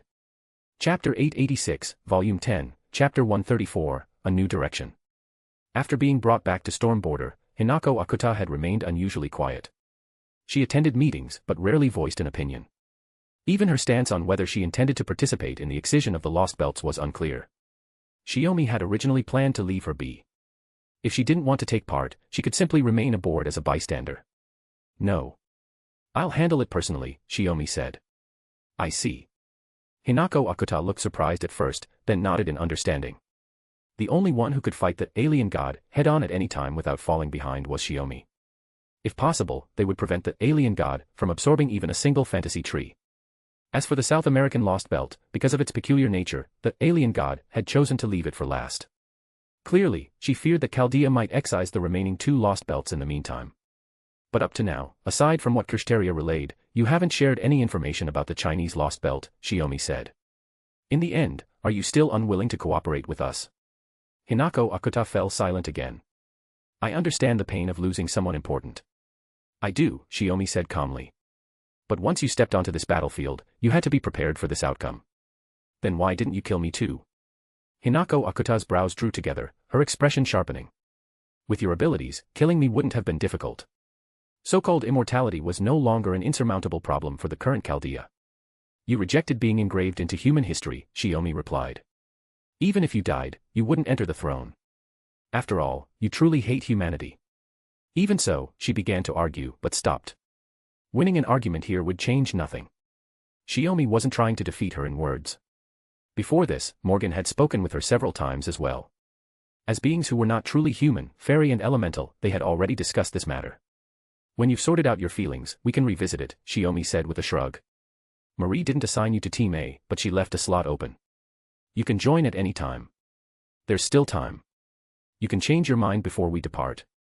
Peperoncino couldn't help but smile. Teacher Shiomi really is a perfectionist. If David were here too, the new Team A would exceed the original head count. Not perfectionism, Shiomi replied with a faint laugh. I've told Scáthach and Ophelia before, I believe in hating the crime, not the person. You did commit a crime by participating in the bleaching as cryptors. But that wasn't something you were truly free to choose. Since they wished to atone and had not committed anything irredeemable, giving them a chance was only reasonable. The restraints placed upon them were simply insurance. Blind trust would only invite another disaster. Seeing that Hinako Akuta had nothing more to say, Shiomi didn't press further. Instead, he contacted Ritsuka and the others. Before long, Ritsuka and Mash entered the conference room, carrying freshly baked pastries in their hands. Oh my, you even brought snacks. Is it really okay to eat this kind of thing in a strategy room? Peperoncino said in exaggerated surprise, and, naturally, reached for the basket. Won't the director get mad? This was the director's idea. Discussing operations is exhausting, so we need sugar to replenish brainpower, Mash replied seriously. You're kidding. Don't tell me the director baked them herself.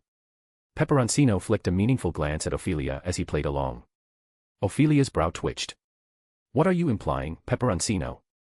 Did I imply anything? Peperoncino put on an innocent, cartoonish face, as if Ophelia were just imagining things. This taste doesn't feel like the director's cooking, Kirsteria said, already helping himself. I remember teacher Marisberry saying she couldn't cook. He still ate elegantly, but talking with his mouth full made the casualness oddly jarring. At least swallow before you speak, Scáthach groaned. Ritsuka set the basket on the table. Their sweet Sakura-senpai made. Bringing food at a time like this, now the strategy meeting's turning into a tea party, Shiomi sighed. But fine. A little breathing room is good. We've got some pretty brain-melting planning to do, and then there's coordination training after. Speaking of training, Ritsuka said with a wry smile, I asked Master Scáthach about runes again yesterday.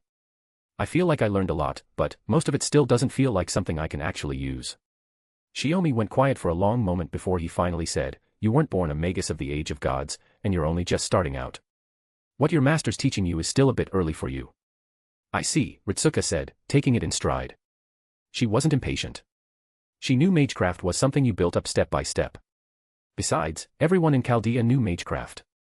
If she didn't understand something, she could ask anyone.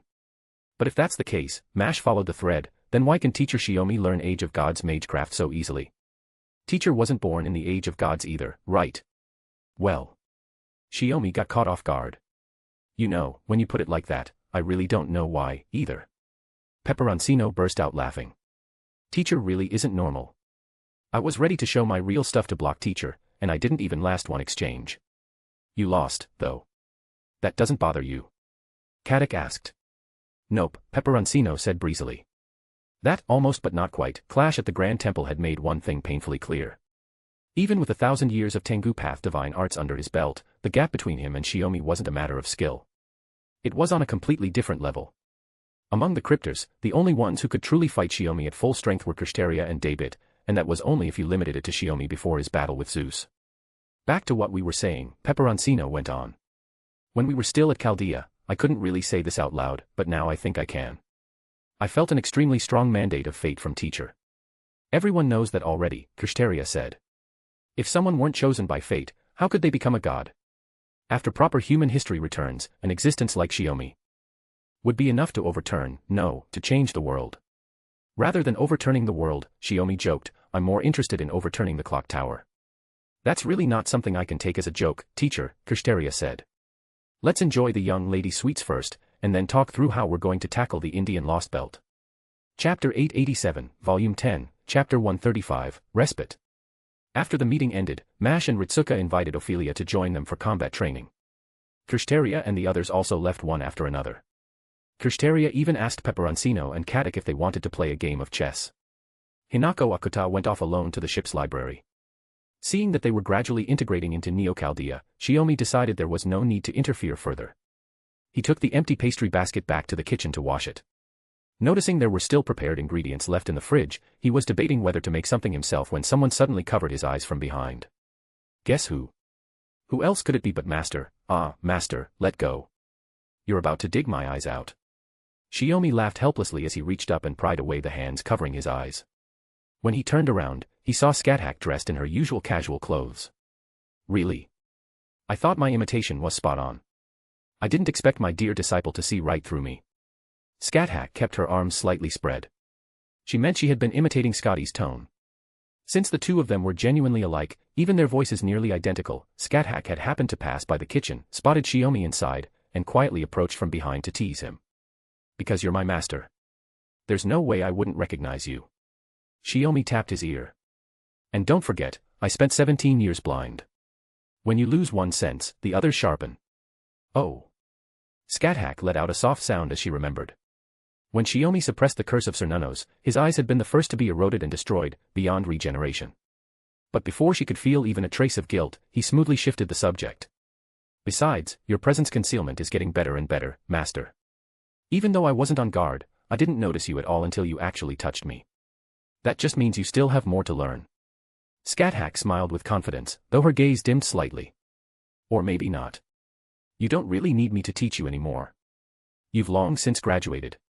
Before she could finish the thought, Shiomi stepped forward and took advantage of her still open arms to pull her into an embrace. There's an old saying, he said gently. A master doesn't have to surpass the disciple, and a disciple doesn't have to fall short of the master. To me, you'll always be my master. All right, all right. You really do know how to talk. Scáthach slipped her arms around his waist and laughed. They stayed like that for quite a while, until the refrigerator began beeping with its door alarm. Only then did Shiomi reluctantly free a hand to close it. So were you just passing by the kitchen, master? Looks like you're free today. I was free to begin with. Just routine watch duty for Storm Border. We switch shifts when it's time. Scáthach shifted lazily in his arms. My only chance to fight got snatched away by my beloved disciple. If I keep resting a few more days, I'll start rusting. So that means master's getting up there in MMPH. Shiomi couldn't resist teasing her, and immediately suffered the consequences. You dare say that with that mouth of yours? You're the one who's become even older than your master, Scáthach shot back, throwing his own past words at him. You might have a point. Shiomi laughed awkwardly as he slipped out of her grasp. All it took was one casual touch for Scáthach to find his weak spot. No more joking. Since I'll be going to the Chinese Lost Belt in person, Morgan will definitely come with me. Aside from her, I'll probably only bring you, master, and Artoria, Shiomi said. The Unity God, is it? Scáthach looked at him.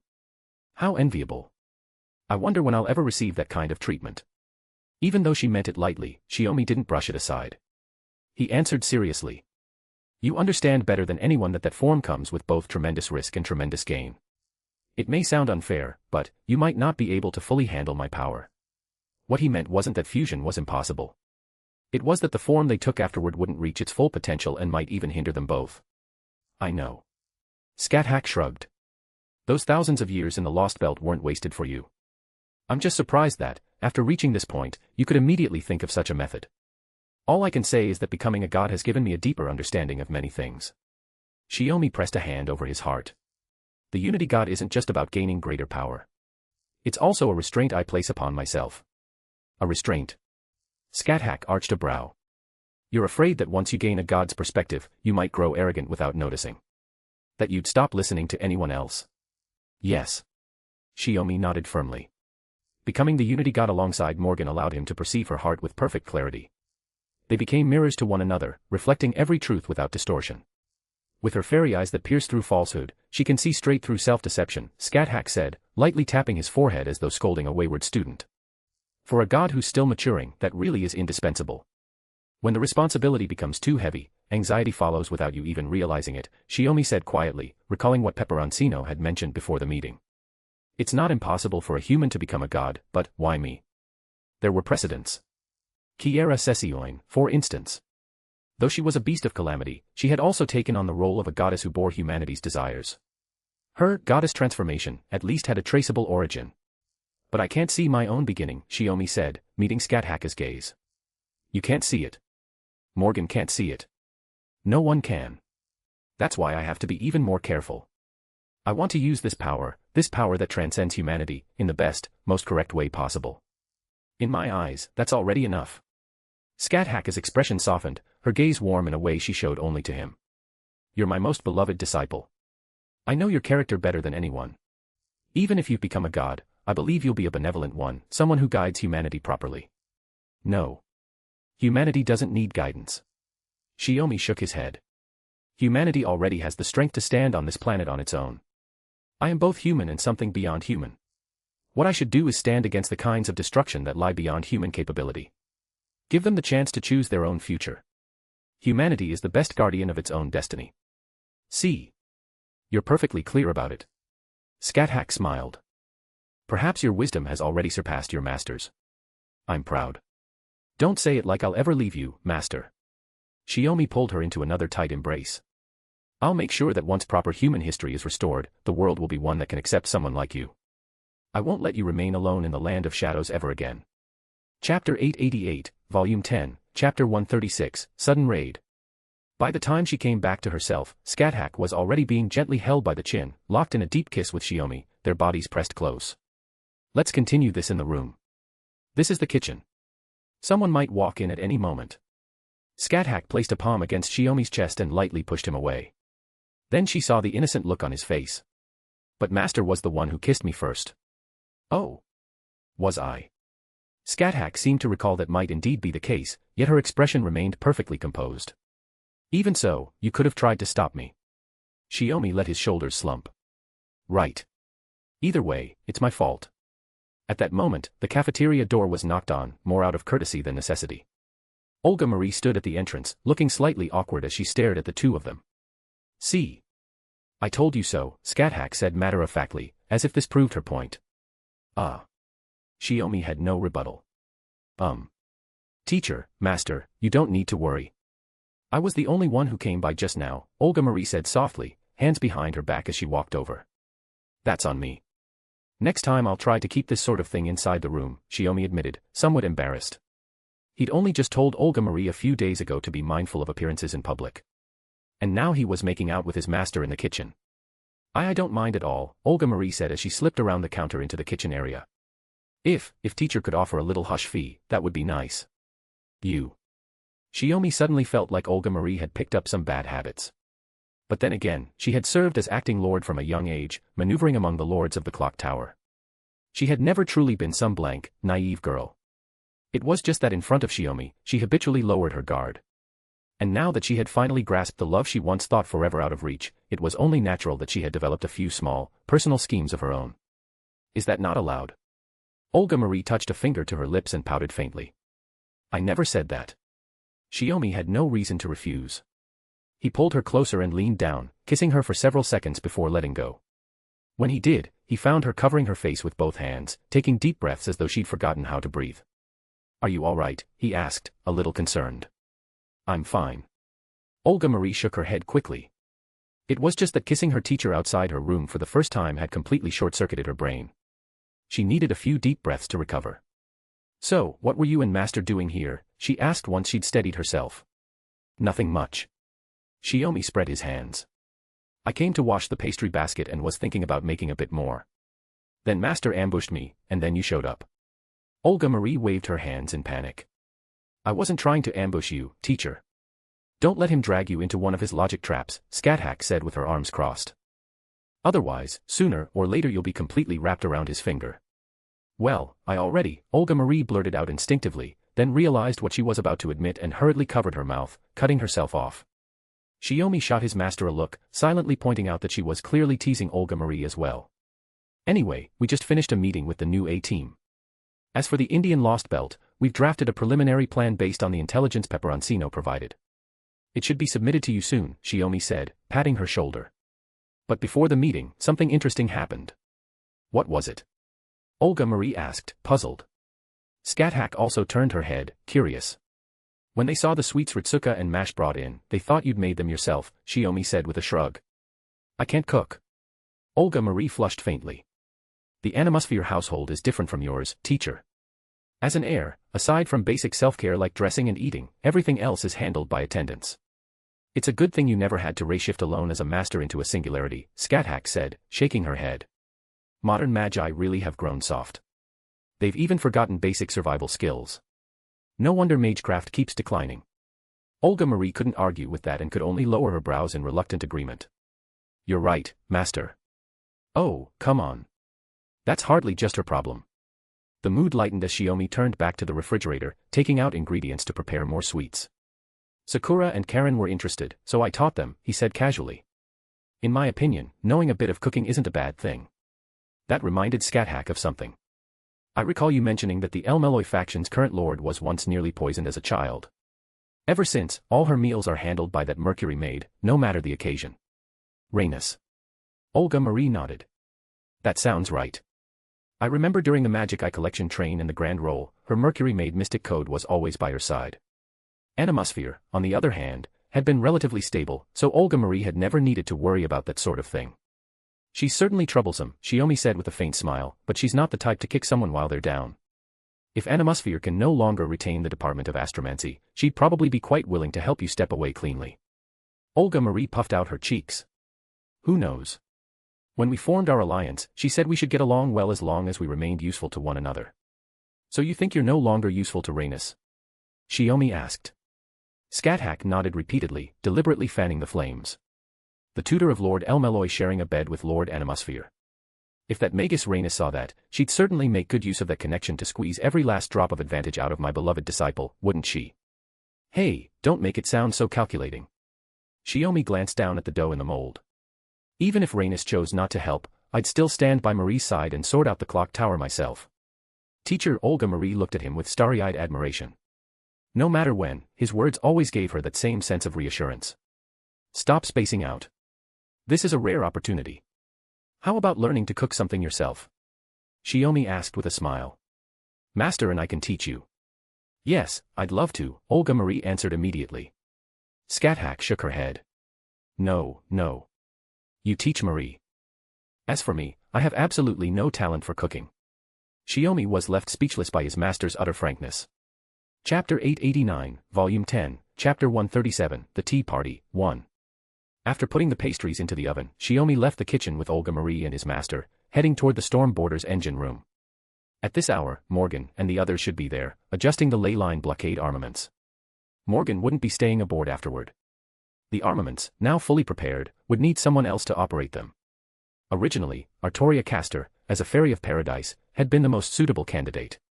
But due to Shiomi's teaching philosophy, Castor hadn't been raised with battlefield experience in mind. In the end, they had to make other arrangements. Goddess Scotty had become the next choice to take over control of the systems. How's it going? Can it synchronize properly with your magic circuits? Shiomi asked as he entered the engine room and looked at Scotty, who was still making adjustments.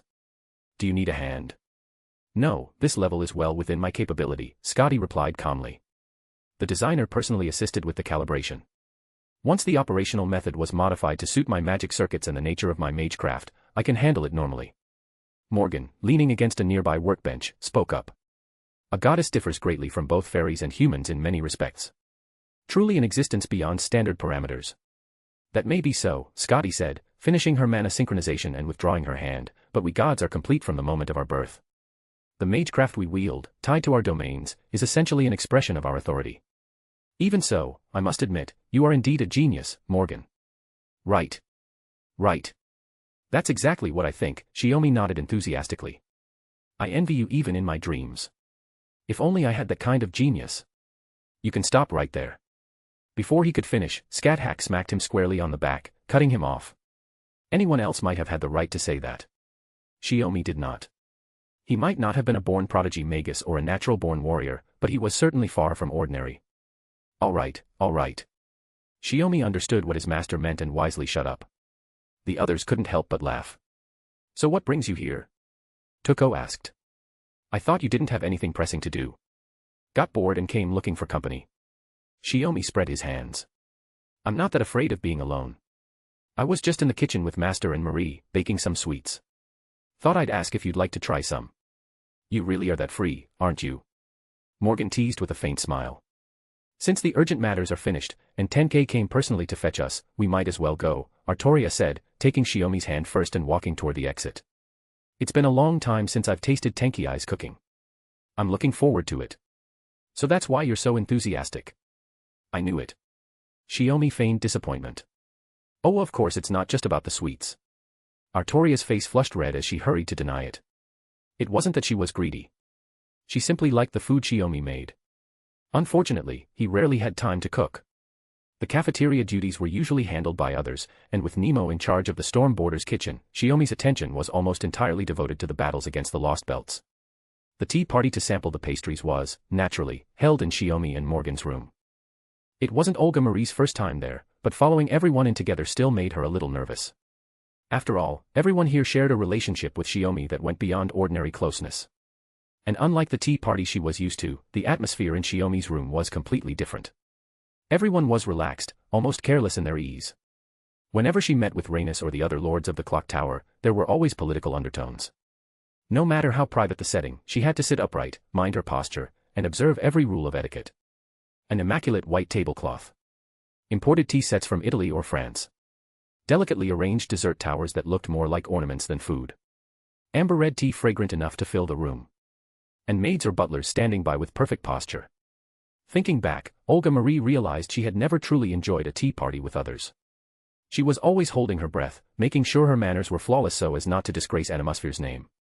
The only afternoons she could call relaxing were those spent alone, facing a garden so quiet that only flowers, birds, fish, and insects kept her company. But now, sitting casually on the carpet, reaching out to pick whatever pastry she liked, listening to conversations that ranged from serious to utterly trivial, she felt no restraint at all. "What are you thinking about?"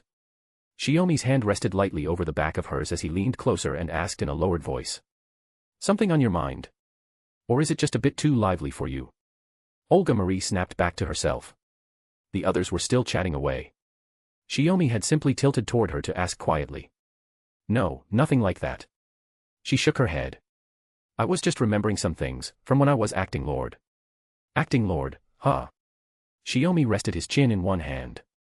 "Marisberry was obsessed with magecraft research and left all of Animusphere's external affairs to you." "The girls of the clock tower do mature quickly," Morgan remarked. "Rhaenys is the same. At that age, she already carries herself like a seasoned and calculating politician." Tuko laughed softly. "Magecraft warps people more than we like to admit. As for the Lord of the Department of Policies, Bartholomew, you may not have met her, but she's the true embodiment of a magus among magi." "You don't need to meet her to get the idea," Shiomi said, still propping up his chin. Right after the incineration of humanity ended, the first ones eager to exploit Chaldea's so-called violations, dismantle its authority, and insert their own people were the Department of Policies, weren't they? Sigh. Olga Marie cupped her face in both hands. She's a candidate for the next director of the clock tower. And she inherited the title of Wizard Marshal from the second magician. Those glittering titles alone were enough to make Olga Marie reluctant to get too close. Coincidentally, Bartholomew also avoided close ties with the other lords, maintaining contact only with the Archibald family. In her eyes, the only one truly worthy of standing on equal footing was the wielder of the first magic. When magecraft is pursued to its extreme, people tend to lose their humanity, Shiomi sighed. How did Magi end up like this? When the king of magecraft established the system, did he really hope it would become this? Why not ask the king of magecraft yourself? Morgan teased meaningfully. Unaware of the deeper context, Olga Marie instinctively thought of the demon god king who had once manifested and blinked. But, wasn't that one a fake? Oh, don't take it seriously. We're just joking. Shiomi laughed. Relax a little more. You're so tense it's like you think my room is some kind of forbidden lair. Chapter 890, Volume 10, Chapter 138, The Tea Party, 2. He had only meant it as a joke, but to his surprise, everyone except Marie nodded in full agreement. Hey. Shiomi nearly choked on his pastry. Tuko smiled sweetly at him. It really is a den of demons. The extremely dangerous kind. If the director doesn't leave soon, she might not be able to leave at all. Huh. Olga Marie blinked. What kind of demon, you ask? Scáthach tapped her chin as if thinking. Ah, right. An incubus. Shiomi immediately pulled a long face. What kind of master calls her own disciple an incubus? Aren't you at all worried about your reputation? No need. Scáthach's foot slid under the table and brushed deliberately against Shiomi. All of my disciples are more or less like that. But the only one who doesn't even spare his own master is you. She paused, then added casually. Fortunately, you haven't left your name in human history. The only ones who know you're my disciple are those in Chaldea. We just won't record it later. As she spoke, she cast a pointed look toward Marie. Olga Marie listened in a daze, instinctively nodding along before realizing something was off and quickly shaking her head instead. Meanwhile, Shiomi had gone rigid, slumped forward over the table. With his weakness currently under his master's control, he couldn't even form a proper rebuttal. After a long struggle, he finally managed to squeeze out. Who exactly is the lust demon here? Oh. Morgan raised a brow. Are you denying it? Shiomi fell silent. He couldn't bring himself to say something that would so blatantly contradict reality. In the end, he could only give a faint, reluctant nod. Sensing something strange, Olga Marie hesitantly glanced beneath the table. The moment she understood what was happening, her face flushed bright red. And after that, there was no escaping. So this is what you meant by tea party? Olga Marie asked timidly after being pulled into Shiomi's arms. Do you hate it? Shiomi murmured beside her ear. His breath brushed against her skin, making her head spin. Warmth spread through her body almost instantly. She gave a small shake of her head. She didn't hate it. She just suddenly understood what Shiomi had meant a few days ago. Back then, she'd worried that she was monopolizing too much of his time, taking away from the others. Shiomi had told her not to worry. He hadn't explained why, only saying that for her, it might feel a little too intense. Now she understood. This was the intense he had meant. Being held in her teacher's arms in front of everyone, Olga Marie was so embarrassed she didn't dare look at anyone else. Shiomi didn't go any further. He simply held her gently, almost tenderly, as if that alone was enough. Relax a little, or I'll start feeling bad for you, Shiomi reminded her with a smile. Olga Marie was still trying to steady herself. By the way, where were we in the conversation? Shiomi tried to redirect the topic. The demon's den, Tuko answered immediately. No, before that, Shiomi corrected. We were talking about the puppet body, weren't we? After this, maybe we should run another check on Marie. See why the doll can't replicate her original magic circuits. The moment the topic shifted, Olga Marie snapped back to her senses. The awkward heat in her chest subsided somewhat. There's probably no need, Morgan said, looking at Olga Marie. As I mentioned before, Marie was born as an animosphere for a specific purpose. Much like the Einsborn homunculi, she was likely adjusted even before birth, while still in the womb. Otherwise, it's impossible to explain how someone with only E rank in quantity could possess magic circuit quality rated at an immeasurable EX. At first, Morgan had assumed Olga Marie was simply a rare prodigy born within the Animosphere lineage. The truth, however, was far more ruthless. In other words, it's not that Tuko's puppet can't reproduce a Magus's innate aptitude, Artoria said thoughtfully. It's that Marie's original body was already modified from the start. But if that's the case... Her gaze shifted to Shiomi. But my beloved disciple himself has nothing particularly unusual, Scáthach said. I confirmed that when I brought him back from the land of shadows. He had the aptitude of a Magus and the potential to be forged into a warrior. The only remarkable thing was that he had survived in a realm saturated with the concept of death. That alone had been enough for her to take him as a disciple. Whether he had arrived there on his own or been sent made no difference.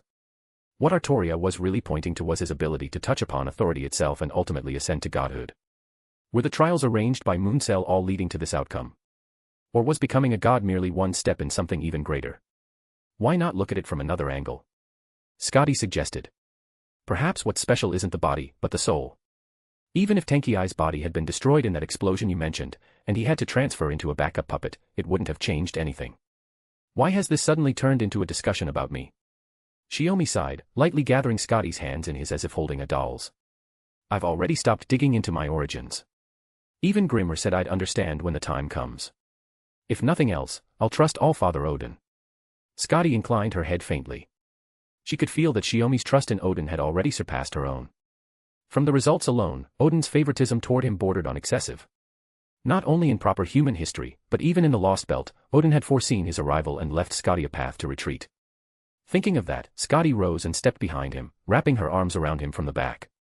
No matter how many times it happened, this tightrope walking fate always left her feeling as though she, too, had been granted a blessing.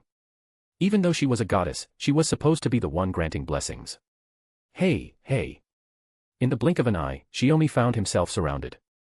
One after another, they closed in around him, and even the mouth that was about to complain was silenced. It was Olga Marie. As if acting on instinct, she turned and kissed him.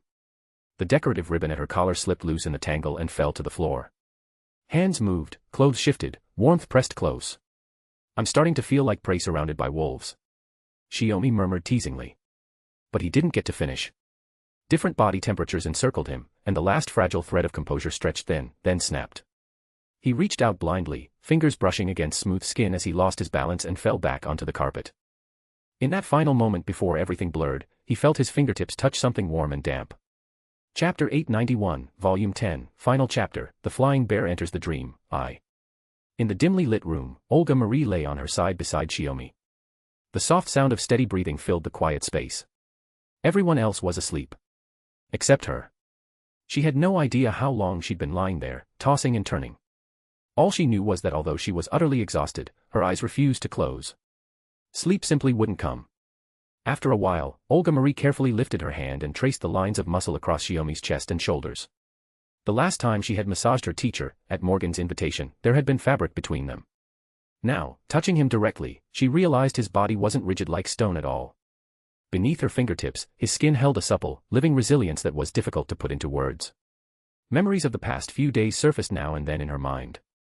Each time, they felt like a beautiful dream she couldn't wake from.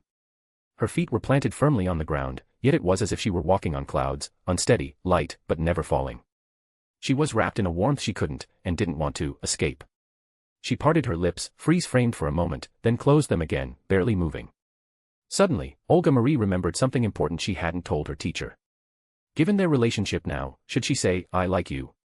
Or go straight to "I love you"? Or maybe both, like and love? The thrill of first love swelled in her chest. She pushed herself up slightly and looked at Shiomi's sleeping face. In the darkness, it was faintly illuminated by the standby light of the bedside device. She thought about stealing a kiss, then going back to sleep without disturbing anyone.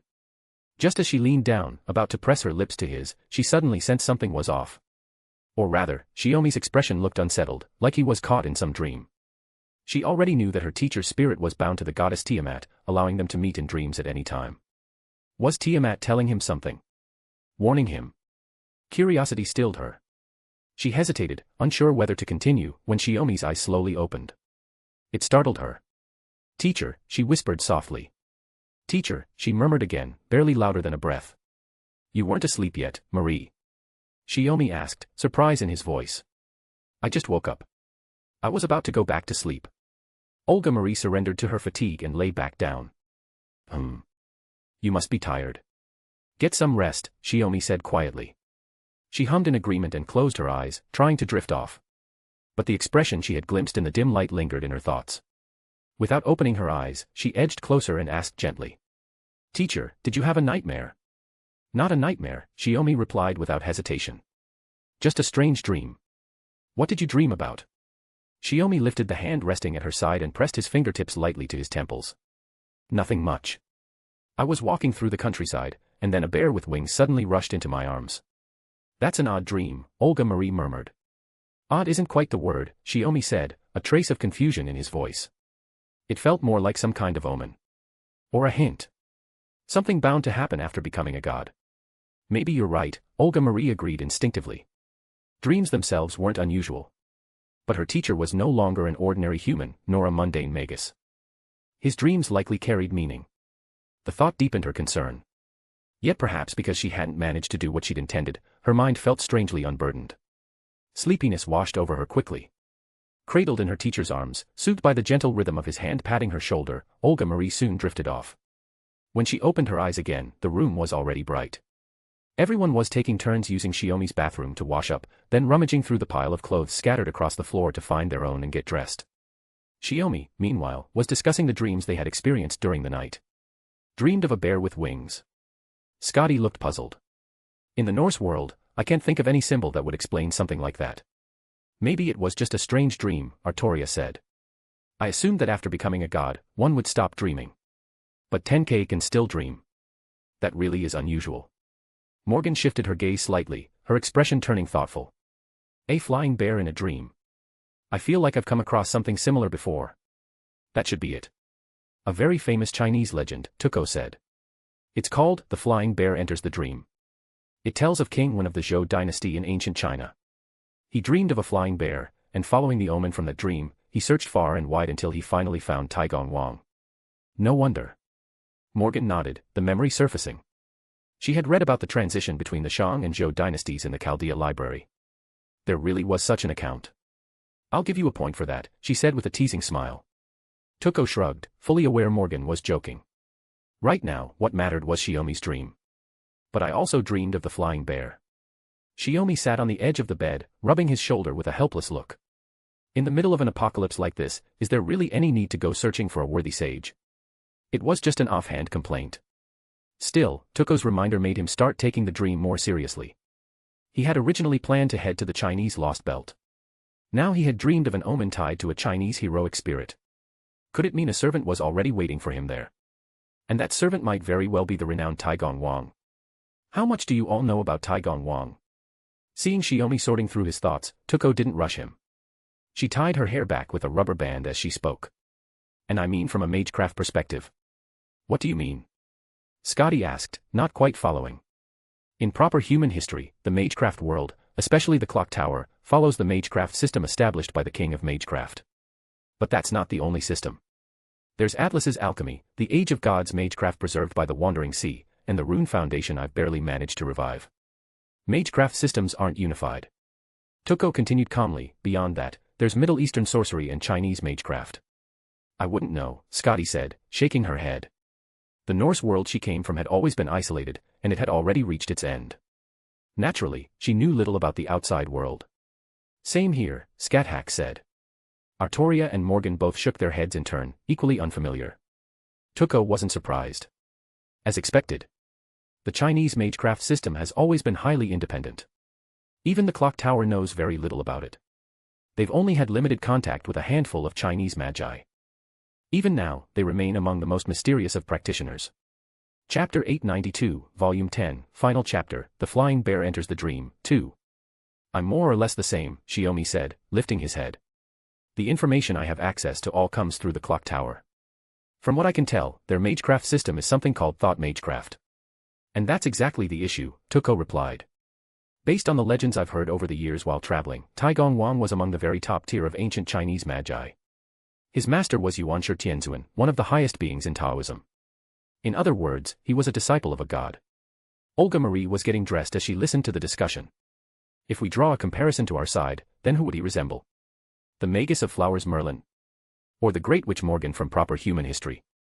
Judging by the era he was active in, he'd at least be on the same level as the king of magecraft, Tuko said with a shrug. Shiomi nodded. If we go by the idea that older mystery means greater power, then Taigong Wang, as an ancient magus of the age of gods, would be extraordinarily old. He might even qualify for grand. Then why would my beloved disciple dream of a magus like that? Scáthach asked. Could it really be connected to the Chinese Lost Belt? Hard to say. Shiomi leaned forward slightly. Originally, before entering the Chinese Lost Belt, I planned to search for Beast Koyanskaya, who's most likely hiding somewhere within Russian territory. So it's a matter of choosing between two directions, Scotty mused. You intended to push both at once, but this dream may be telling you to prioritize the side connected to it. If that's the case, why not try divination? Shiomi raised a hand. I did learn rune divination from my master. But divining for myself? There's no way the results would be reliable. Not only that, the closer the diviner is to the subject, the more likely the result is to be distorted. Silence settled over the room again. Everyone present was an exceptional magus. The problem was that each of them had a close bond with him. That connection alone would interfere with the accuracy of any divination. If I hadn't already, with my teacher. Olga Marie muttered gloomily, hugging her knees. Maybe I could have tried astrological magecraft. Celestial magecraft had originally been used by the ancient Chaldeans to draw power from the cosmos. Only later, after its decline, did it gradually evolve into the astrology and stargazing magecraft known today. Even so, it still had its uses.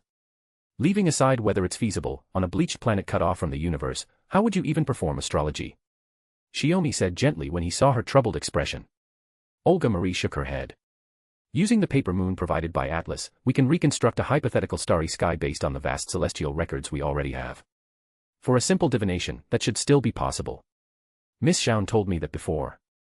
Even before taking charge of the astromancy department at the clock tower, before the clock tower itself was formally established, the Animosphere line had been observing and compiling records of celestial movements.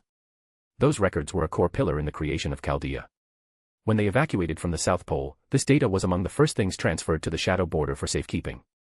Olga Marie had only spoken out of subconscious self-reproach, thinking that if she had been more decisive, she might have been able to help her teacher now. But her words sparked an idea in the others.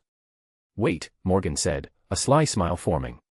If we're talking about celestial magecraft, isn't there someone on the storm border who specializes in it? It took everyone a few seconds to catch on. Kirsteria Wodime.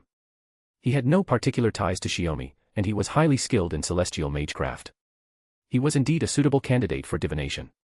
After tidying up the room and finishing breakfast, Shiomi brought Olga Marie along to find Kirsteria, who was in the middle of a chess match with Peperoncino. They explained the idea. Astrology. Kirsteria looked surprised, but he didn't dismiss it. He considered the conditions Olga Marie had outlined. If I can access the celestial records accumulated by Animosphere and construct a hypothetical star chart, then as long as the subject of the divination isn't too complex, I should be able to manage it. Good. I'll arrange it right away. Kirsteria, you prepare as well, Olga Marie urged immediately. Kirsteria glanced at Peperoncino with slight hesitation. The game can wait, Peperoncino said with an intrigued smile. I'm far more curious what matter would require a mortal to divine on behalf of the divine teacher Shiomi. Kirsteria, you'd better be careful.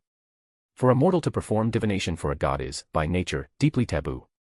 If I can't bear even that level of taboo, Kirsteria replied with a confident smile, then how could I hope to defeat Zeus and earn his acknowledgement? With that, they followed Olga Marie to the bridge of the storm border. The instruments for observing the bleached world were there. And so was the paper moon. Following Olga Marie's instructions, Da Vinci activated the instruments, accessed the vast archive of astronomical records, and reconstructed a star chart that closely approximated the real cosmos. It should work in principle, Kirsteria said. What would you like to divine, Teacher Shiomi? The flying bear entering the dream, Shiomi replied. Koyanskaya once declared that she would devour me and turn me into one of her tails. If she is a beast akin to a nine-tailed fox, then it wouldn't be impossible for the counterforce to dispatch Taigong Wang to eliminate her. On the other hand, the Chinese lost belt must also be connected to Taigong Wang in some way. So, you want to divine which should take priority? Subjugating the beast, or severing the Chinese lost belt? Kirsteria raised his staff and stepped closer to the star chart, beginning the astrological rite. Even for him, celestial magecraft was rarely put into practice. Though he had mastered it long ago, its inherent constraints meant he had seldom had the chance to apply it after becoming proficient. And now, his very first serious application was to divine the path forward for a being who had already ascended to godhood. An indescribable weight pressed down on him. But it was still within his limits. The shape of the stars. The shape of the void. The shape of gods. My shape. The celestial bodies are hollow. The hollow is the void. The void abides through gods. O stars that shimmer beyond this planet, reveal to me the direction of the unknown path. In an instant, immense mana surged through the bridge, overwhelming the systems and plunging it into brief darkness. The backup power engaged at once. As the lights flickered back on, Kirsteria dropped into a nearby chair, breathing heavily. After catching his breath, he lifted his head and looked at Shiomi. The stars have given their answer. Whether you choose to trust it is up to you, teacher. Chapter 893, Volume 11, Prologue, Tunguska Special Territory, I. The bleached earth, within what had once been Russian territory. Storm Border veered off its original course, heading once more toward the land where the Russian Lost Belt had briefly taken root, the place where they had fought before. This time, however, their destination was the central western region of Siberia. Shaun, who remained at the Wandering Sea, had sent in an observation report on the bleached world. According to her findings, a magical energy reaction resembling a pseudo-lost belt had appeared on the planet's surface near the Tunguska River basin. Combined with the mark left on Koyanskaya by Orion's noble phantasm, Chaldea was able to pinpoint the beast's hiding place after it escaped from Atlantis and concealed itself on this planet. This is far enough. We can already see what looks like a barrier over Tunguska with the naked eye, Shiomi said from the deck, communicating with the bridge. Storm Border has other missions. There's no need to waste resources escorting us any further. Are you really going in alone, without bringing anything? Olga Marie asked anxiously. This is better. We travel light, Shiomi replied calmly. Her trust in Shiomi outweighed her unease. Olga Marie did not argue further. Then please have teacher, Ms. Morgan, master, and Ms. Artoria disembark here. After receiving confirmation, Shiomi ended the transmission and turned to Artoria. Are you sure you're not bringing the holy sword? I'm going with you. The holy lance is enough, Artoria shook her head. Besides, the Storm Border combat enhancement plan we drafted revolves around the holy sword of the planet. Its power still needs to be analyzed. Once this mission was complete, Storm Border would return to the Wandering Sea to further reinforce its mana reactor, allowing servants to be summoned and placed on standby aboard the ship. That preparation was essential for the final campaign against the South American Lost Belt. In addition, there was Morgan's plan to expand the battleship's main cannon output. Using her ley line sealing armament as a foundation, they would incorporate the holy sword of the planet itself as the base model. Ordinarily, Excalibur could be temporarily entrusted to another with the consent of its current wielder, Artoria Pendragon. But if separated from its bearer for too long, its radiance would gradually fade, eventually leaving it unable to manifest its power as a noble phantasm. So that's why you temporarily entrusted the holy sword to Castor, Morgan said in understanding. Like her, that girl was a fairy of paradise. Though not skilled in combat, she had been born for the sake of forging the holy sword. As Arthur's counterpart within the Lost Belt, she was currently the most suitable guardian for it. So we didn't forget anything, correct? Scáthach said knowingly, the tip of her boot tapping lightly against the deck with a crisp sound. Shiomi and the other three then descended from the deck of Storm Border one after another, landing on the ground below. They watched as the warship rose back into the sky, turning toward the Indian Lost Belt and disappearing into the distance. Only after it vanished did Shiomi turn his gaze forward. Dozens of kilometers away stood a vast barrier. Its boundary was formed from countless translucent golden hexagons. Even from the outside, one could vaguely glimpse what lay within. It was clearly nothing like the storm wall that encircled a Lost Belt. As they approached, Shiomi and Morgan activated their respective mystic eyes, scrutinizing the structure in greater detail. Just as I thought, Morgan murmured, rubbing her brow. The barrier looked simple at first glance, broad and clean in design. In reality, its structure was immensely complex. Simply analyzing its composition was enough to make Morgan's eyes ache with strain. Fortunately, she had managed to discern the nature of the barrier. Similar to the wall of light you used to replace the storm wall, Shiomi said with his arms folded. It's a special barrier that anchors a large-scale phenomenon in place, stabilizing it on the surface of the bleached earth. Without the dimensional boring vessel Storm Border, forcing your way in would normally be impossible. You'd have to wait for the ruler inside to open an entrance and allow you through. Of course, that's the conventional approach. If we wanted to break through by force, we'd probably need to release at least 10 restraints on the Holy Lance, Morgan said lightly, casting a teasing glance at Artoria. Shiomi gave a wry smile. That would be more trouble than it's worth. At that point, we might as well have Storm Border send us in directly. Already used to this sort of exchange, Artoria narrowed her eyes and revealed a soft expression the Knights of the Round Table would never see, quietly waiting for what came next. Heh. If you two are joking around at a time like this, you must already have a plan, Scáthach said bluntly, smacking Shiomi on the backside.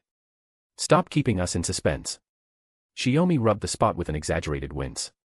In simple terms, we'll use independent manifestation. According to what Kirsteria and the others said, the Cryptor's ability to travel between Lost Belts relied on Koyanskea's power. At first, Shiomi had assumed independent manifestation only allowed its user to ignore the boundaries of time and space for their own movement. But the fact that Koyanskea could transport others as well, even turning it into a service she offered to the alien god and the Cryptors, proved that independent manifestation was not so limited. Perhaps there were additional secrets behind how Koyanskea freely moved between Lost Belts. But that didn't matter. Now that Morgan had grown increasingly proficient in wielding the power of the United God, both she and Shiomi were confident they could enter and exit this special region hiding Koyanskea on their own. So, Morgan stepped to Shiomi's side and took his hand. A brilliant radiance flared. When the light faded, what stood there was Morgan in her United God form. Compared to before, the shockwave from your fusion is much weaker, Scáthach observed. It was never an unavoidable side effect, Morgan replied, shaking her head. That shockwave was simply a surprise attack launched at the moment of fusion. You're not enemies. There's no need for that. As she spoke, she placed a hand on Scáthach and Artoria. We're transferring, Shiomi's voice echoed directly in their minds. We know nothing about what lies inside. We're using the coordinates of this region and referencing its original world position, but with zero information about the interior, assume we'll face combat the moment we arrive. More than that, Morgan added, Trismegistus II predicted the internal environment could be highly unusual. Understood. Artoria readied herself to summon the Holy Lance at any moment. Then, as Morgan finished speaking, their figures vanished from the bleached earth. A long wind swept across the barren ground, and white sand quickly buried their footprints, leaving no trace behind. Chapter 894, Volume 11, Prologue, Tunguska Special Territory, 2.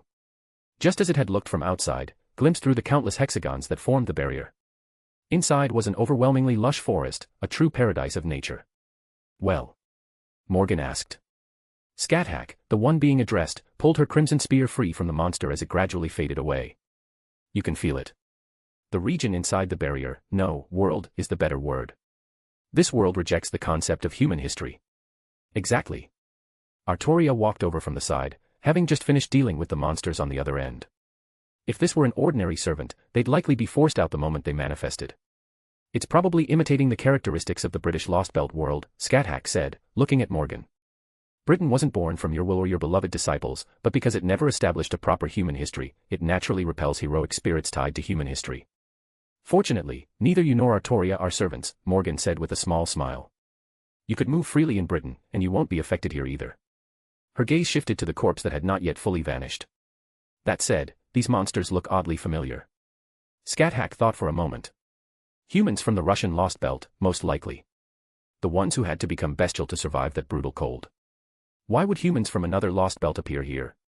Artoria crouched to examine the remains. I didn't sense any intelligence during the fight. It was like battling pure animals. No anger, no fear, not even a will to live, Shiomi's voice followed. They felt like dependents being puppeteered at will. Although the united god form was centered on Morgan, he could still project his words outward through thought. Beasts' dependents, then. Scáthach's expression turned interested. Before we set out, I happened to hear Foe, in other words, Cathpallic, mention that Koyanskaya is a candidate, Shiomi continued. Simply by existing, it prevents a candidate beast from ascending into an evil of humanity. It probably won't ever obtain a complete form, all the way to the end. In that case, maybe we should bring that little one along too, Scáthach said with a smile.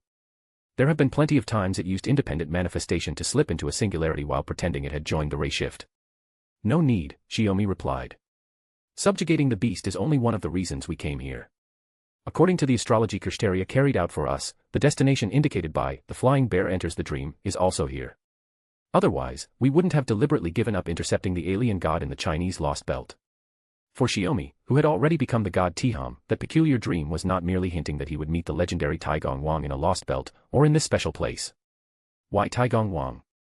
Why deliver the message through a dream like that? Shiomi believed there had to be a deeper meaning behind it. If he met Taigong Wang, he might obtain at least part of the answers he was looking for.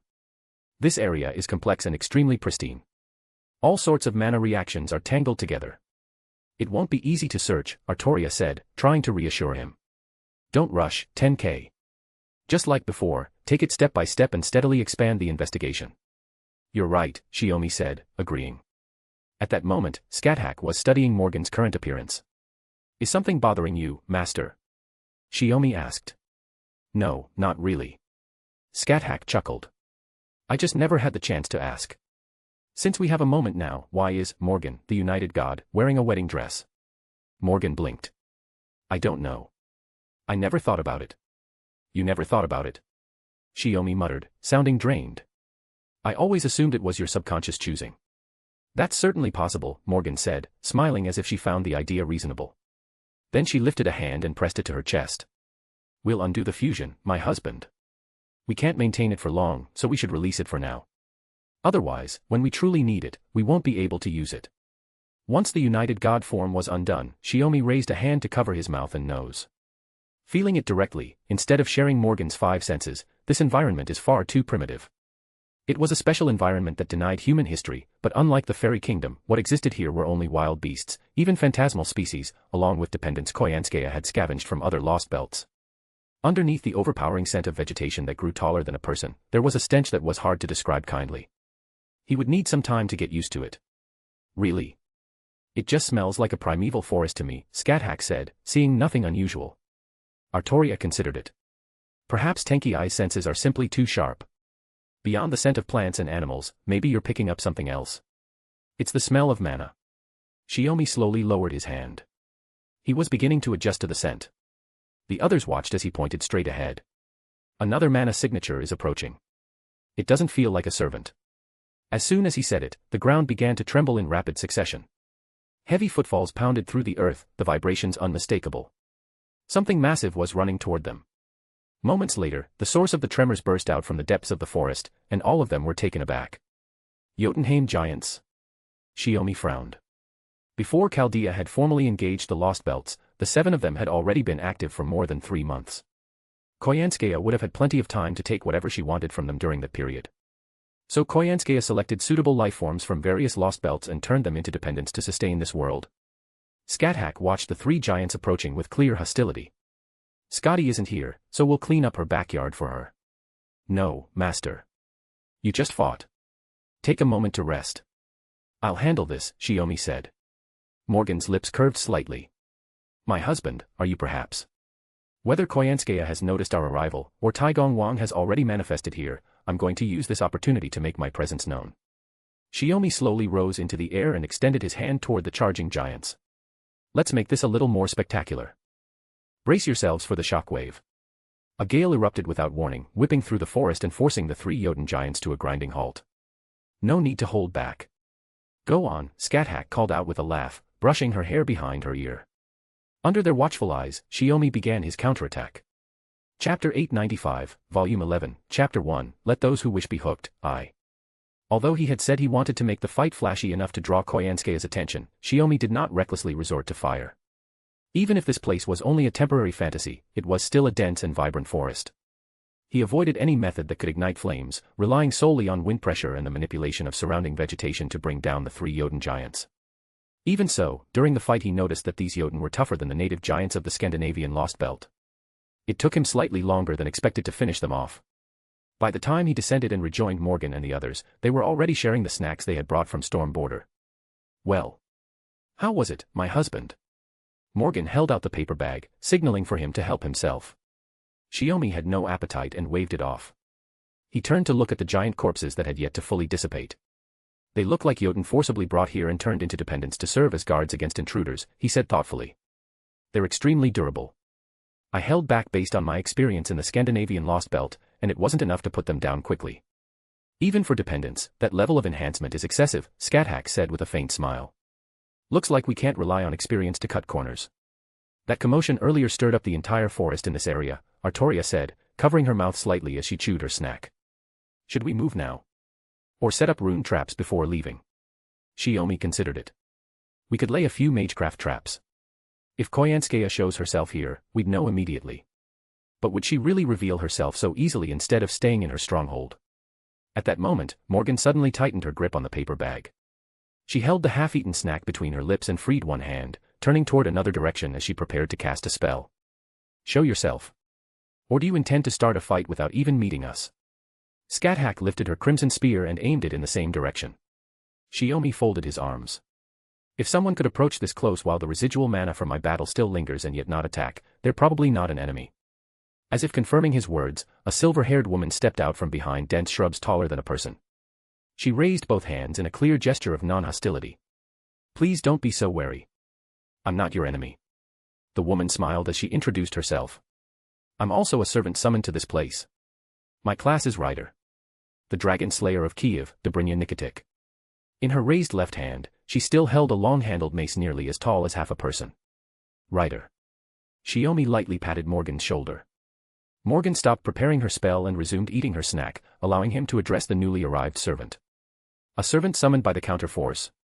Scáthach lowered her spear. Did you track us here after sensing the mana from our battle? Seeing their hostility fade, Nikotik smiled warmly. No. I was traveling with someone. When we sensed the mana from your fight, that person asked me to come and receive you. Receive us. Shiomi raised a brow. Another servant. What's their true name? I could tell you now, Nikotik said, gesturing invitingly, but that person would prefer to introduce themselves properly in person. If you're willing to trust me, follow me. They're fishing by the Tunguska River at the moment. This special anomalous region happened to encompass the Tunguska River area. The river, long gone in the outside world, flowing again here was not particularly strange. What do you think? Will you come? In situations like this, Artoria still deferred to Shiomi's judgment. Fishing by the river. Shiomi felt fairly certain already and did not hesitate. Very well. We'll trouble you to lead the way, Ms. Dobrynya Nikotik. Ah. You really are decisive. Does that person know you, perhaps? Nikotik looked both pleased and slightly surprised. In any case, follow me. I'll go ahead and clear the way. There aren't any proper paths here, so be careful not to fall behind. With that, she swung her mace and carved a passage through the thick brush and tangled branches, allowing Shiomi and the others to follow. They kept a distance of about 10 meters behind her. Not out of distrust, but because they needed to discuss Dobrynya Nikotik among themselves. Dobrynya Nikotik, if I remember correctly, he's a hero recorded in the Russian epic The Song of the Heroic Deeds. Shiomi glanced at Artoria as he spoke. Of course, in the epic itself, Nikotik, like King Arthur, is depicted as male. Like me, then. Someone who lived presenting as male, which is why that version was passed down. Artoria didn't seem particularly surprised. With her own case as precedent, encountering another similar heroic spirit was hardly shocking. Hard to say. We can ask her when we have time. Shiomi didn't seem overly interested in digging into the details. I only mentioned it because it looked like you weren't too familiar with this servant's background. She's at least a heroic spirit remembered by history under the name of a hero. On that level, she's trustworthy enough, Scáthach said. What interests me more is the person who sent Ryder to receive us. Morgan casually flicked her wrist, and the unfinished snack in her hand vanished into thin air. It was a simple application of imaginary number space, used like a four-dimensional pocket for storage. Who else could it be? Morgan folded her arms. If my husband's dream wasn't mistaken, then there's only one possible person waiting for us. Since we were deliberately guided here, I can only hope he won't disappoint my husband. For now, let's stay ready for a fight, Shiomi said with a small shrug. If the other side is the type who tests strength before speaking, there's not much we can do about that. I don't think you need to worry about it. Nikitik had been able to hear their conversation all along but hadn't interrupted. She only spoke up now to reassure them. They moved quickly. Before long, they had passed through the forest, avoiding roaming dependents, and arrived at the riverbank. Just as Nikitik had said, someone was sitting there, quietly fishing. After Nikitik called out to him, the man turned his head and inclined it toward Shiomi. I have been waiting for quite some time, Lord Tenkei. Chapter 896, Volume 11, Chapter 2, Let Those Who Wish Be Hooked, 2. The one who greeted Tenkei Shiomi in a refined and courteous tone was a young man who looked no older than 25. He wore a black crane robe trimmed in red, with a fur-lined mantle draped over his shoulders. As he spoke, his eyes were curved in a gentle smile, his bearing carrying an air of detached immortality. Fishing with a straight hook. Shiomi's gaze shifted to the river where the man's line hung. There was no proper fishhook beneath the surface, only a slender steel needle with a tiny barb. Those who are willing will take the bait, the man laughed openly, completely unconcerned about startling any fish that might or might not be there. I can more or less guess your true name, Shiomi said, shaking his head with a helpless smile and gesturing politely. But please, introduce yourself properly. After all, you already know who I am. Indeed. One should always give one's own introduction. The man set down his fishing rod, remaining seated as he folded his hands and offered Shiomi a respectful bow. My true name is Taigong Wang. My Taoist name is Feixiong. A servant manifested in the rider class. As expected. Shiomi scratched his head. So, flying bear entering the dream truly was a prophecy. Good thing I had someone perform divination before setting out. Otherwise, I might really have missed this. Haha, flying bear entering the dream. Taigong Wang's expression turned nostalgic. Back then, His Highness King Wen also dreamed thus, and that is how we met by the Wei River while I was fishing. I never imagined Lord Tenkei would encounter the same. You flatter me, Taigong Wang. How could I compare to King Wen of old? Shiomi motioned for Morgan and the others to sit, then took a seat nearby. For me, that dream wasn't merely foreknowledge. It felt more like a deliberate message, wasn't it? Very perceptive. Taigong Wang's narrowed eyes opened slightly, as if examining Shiomi more closely, before relaxing again. I am here at the command of Lady Nuwa, awaiting Lord Tenkei. You said who? Shiomi thought he had misheard. I could not observe your earlier battle directly, Taigong Wang continued calmly, lifting his fishing rod again and watching the water's surface. But the ease with which you eliminated the lost belt dependence here speaks for itself. Your growth has been swift indeed. You have ascended to the seat of a god. As one who stands between humanity and divinity, fighting for humankind, that is truly worthy of congratulations. I see. Shiomi was beginning to understand the meaning of that dream, and the reason he had come here. This was not merely about subjugating Beast IV's candidate, Koyanskaya. There were matters he needed to learn. So, Taigong Wang did not come here solely to subdue the incomplete beast, but also to convey something to my husband. Morgan asked. Taigong Wang shook his head gently. The fairy lady misunderstands. I have many matters to attend to here. The beast is but one of them. I originally intended to handle it myself. However, Lady Nuwa personally entrusted these tasks to me. I cannot ignore such responsibility and act on my own whims. It seems we have much to discuss, Shiomi said. But after the disturbance I caused earlier, shouldn't we be concerned that Koyanskaya or her subordinates might come to interrupt us? Taigong Wang remained composed. While those dependents are no match for Lord Tenkei alone, if they were to swarm us, conversation would indeed become difficult. However, you need not worry. The beings deployed within this domain act automatically, attacking only those they recognize as enemies. At that, Taigong Wang raised a finger.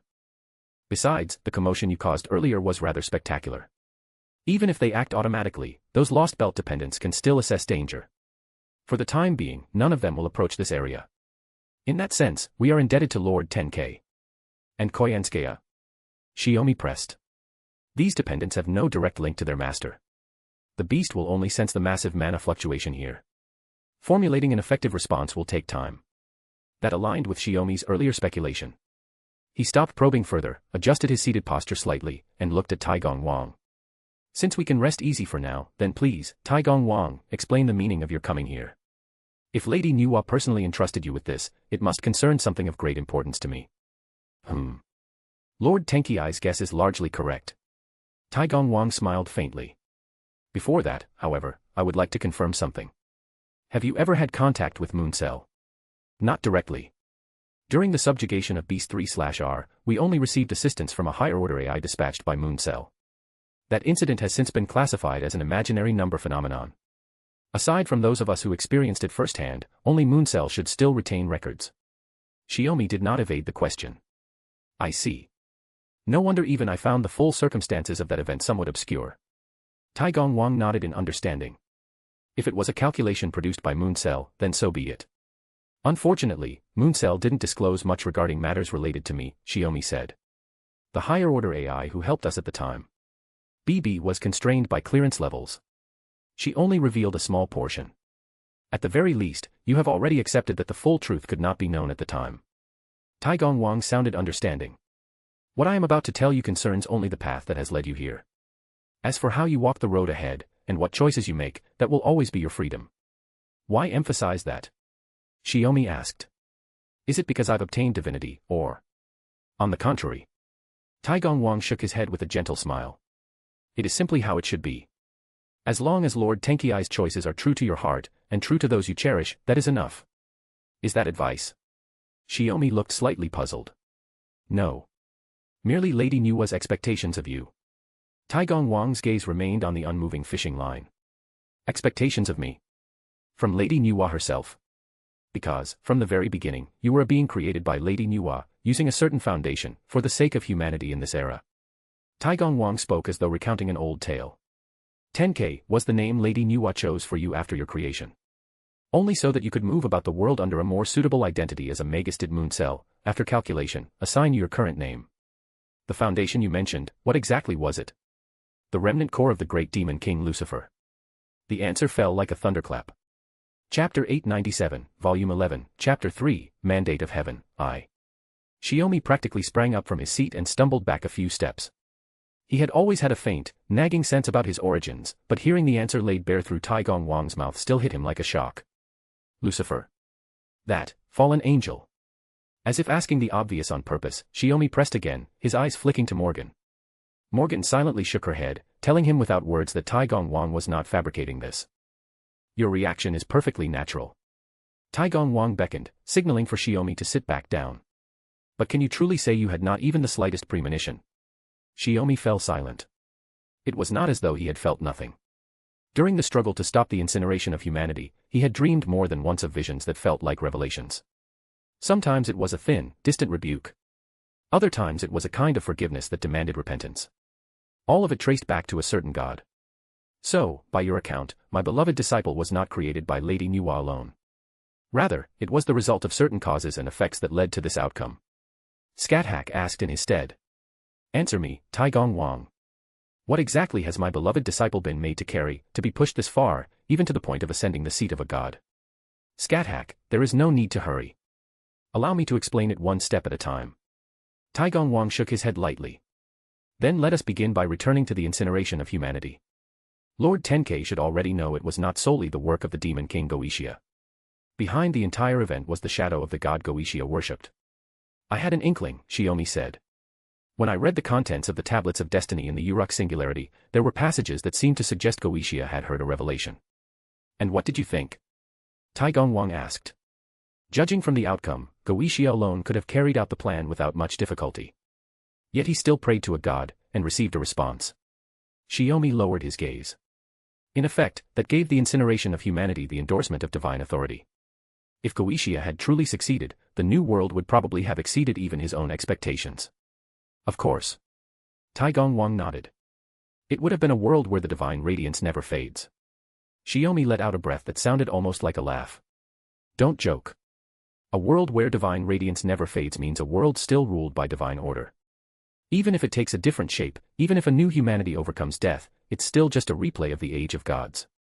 I've already seen that in the Olympus Lost Belt. It is not the same. Taigong Wang shook his head. Olympus was a pruned phenomenon. The world Yahweh would grant Goetia, however, could become a new compiled phenomenon. Even so. Shiomi pressed his lips together. I could never accept that kind of order. Taigong Wang gave a small nod. Good. Lord Tenkei truly is the kind of person I expected. Lady Nuwa's hopes were not misplaced. Then what does any of this have to do with Lucifer? Shiomi still sounded lost. Because the first to rebel against Yahweh, seeking to deny a world that stripped humanity of its freedom, was Lucifer, Taigong Wang said quietly. But unfortunately, Lucifer failed. In the end, even his very existence was shattered. Still, it was not entirely in vain. Lucifer's desperate resistance made it impossible for Yahweh to interfere so casually in the human world again. Shiomi fell silent. He was thinking. So Lucifer wounded the god he once served, or perhaps. Artoria pressed, unable to help herself. They were all intensely curious. After all, this was tied directly to the mystery of Shiomi himself. You could call it a grievous wound, Taigong Wang said, but since he was not killed, recovery was inevitable. The real problem is this: if Yahweh were to interfere in Goetia's plan, by the time the other gods beyond the outer sea realized what was happening, the planet would already have completed its recreation. The implication was clear. Lucifer's rebellion had drawn the attention of many other mythic gods to this matter. Even Yahweh could not simply ignore their obstruction and proceed with recreation. In the end, everything returned to the original stalemate. Only Goetia himself could carry out what the Lord had permitted. Simply stopping Goetia would not have been enough. To completely negate Yahweh's creation, Lady Nuwa used the remnants of Lucifer as a foundation and, after a long absence, molded a brand new human from clay. Taigong Wang looked at Shiomi. That human is you. Lady Nuwa hoped that you would continue what Lucifer began, thoroughly deny the order of Yahweh, and protect a world that belongs to humanity. Shiomi let out a helpless smile. Lady Nuwa really does love all of humanity. She is the Earth Mother who created humankind. It would be strange if she did not love her own children, Taigong Wang replied. But up to this point, the only deity connected to my husband's birth and path has been Lady Nuwa, Morgan interjected. If that is the case, then why did Odin take action? It was not only Lady Nuwa who opposed Yahweh's actions, Taigong Wang said evenly. After she decided on this course, she contacted the chief gods of various mythologies. Some of those who cared about humanity joined the plan, making it more stable and feasible. Among those measures was using Mooncell to guide the process. At that point, the conclusion was obvious. The completed plan, along with the newly created human, had been sent to Mooncell. After performing vast calculations and recognizing the validity of the outcome, Mooncell naturally became the executor of the plan. So being thrown into the land of shadows was the very first step of it all. Shiomi asked again. You could put it that way. Taigong Wang nodded thoughtfully. As Lady Nuwa said, the gods did not agree on how you should be raised. Odin insisted that Scáthach, who never truly died and has long remained in the land of shadows, should take responsibility. After all, I inherited the primordial runes and have trained countless heroes. Scáthach spread her hands, clearly pleased. And unlike Chiron of Greek myth, who is long since fixed upon the throne, I remain active. In other words, I was the ideal choice for a mentor. Taigong Wang laughed heartily. Ha ha. Scáthach, you are quite spirited. But you are not wrong. In truth, there was no better candidate. Do you have any objections to the arrangement? Hardly. Scáthach replied with deliberate composure. Once this matter is resolved and you return, Taigong Wang, be sure to convey my gratitude to Odin. And to Lady Nuwa as well. Chapter 898, Volume 11, Chapter 4, Mandate of Heaven, 2. Scáthach no longer minded in the slightest that her meeting with her beloved disciple had been arranged from the very beginning. Even if she herself had been part of the god's design, the reality suited her perfectly. There was nothing to resent. Taigong Wang readily agreed to pass along her thanks. If that's the case, then a lot of things make sense. Shiomi nudged a patch of flattened grass with the toe of his shoe, trying to set it upright again. YHWH knew about this, but couldn't directly stop it. That's why he kept trying to make me submit. Or erase me. A new life born from the remnants of Lucifer, shaped by Nuwa's hands. Even if Shiomi himself had never been aware, he was undeniably tied to Lucifer. To YHWH, who had once been gravely wounded by Lucifer, that connection was nothing short of rebellion. Heresy. Only two possible outcomes existed, submission or destruction. To be honest, even Lady Nuwa did not expect you to go as far as you did, Taigong Wang said, referring to the Temple of Time. It was indeed the only way to defeat the incineration of humanity and halt YHWH's creation. But destroying the Ten Commandments also gave YHWH a legitimate channel to interfere in this world. Fortunately, even after enduring the harshest divine punishment, Shiomi had not fallen. He had survived. Then, what exactly am I? Shiomi asked quietly. A reborn Lucifer. Or. You are Tenkei. That much you know better than anyone. Taigong Wang shook his head. Even if you became a god, you would not inherit any of Lucifer's records. In the end, you are merely connected to him. The Demon King's son. Shiomi frowned, his expression complicated. That depends entirely on how you choose to see yourself. Taigong Wang looked out over the calm river. Whether you are Lucifer's child, or a child personally created by Lady Nuwa, no, that is not quite accurate. He suddenly turned, fixing Shiomi with a mildly troubled look. After all, in the end, you chose to become Tiamat's child. Even if it was only a temporary measure, meant to remind the enraged Earth Mother of her original love for humanity and return her to her slumber in the imaginary sea. A bead of cold sweat slid down Shiomi's cheek. Is Lady Nuwa angry? He had no idea what the temperaments of these unseen gods might be.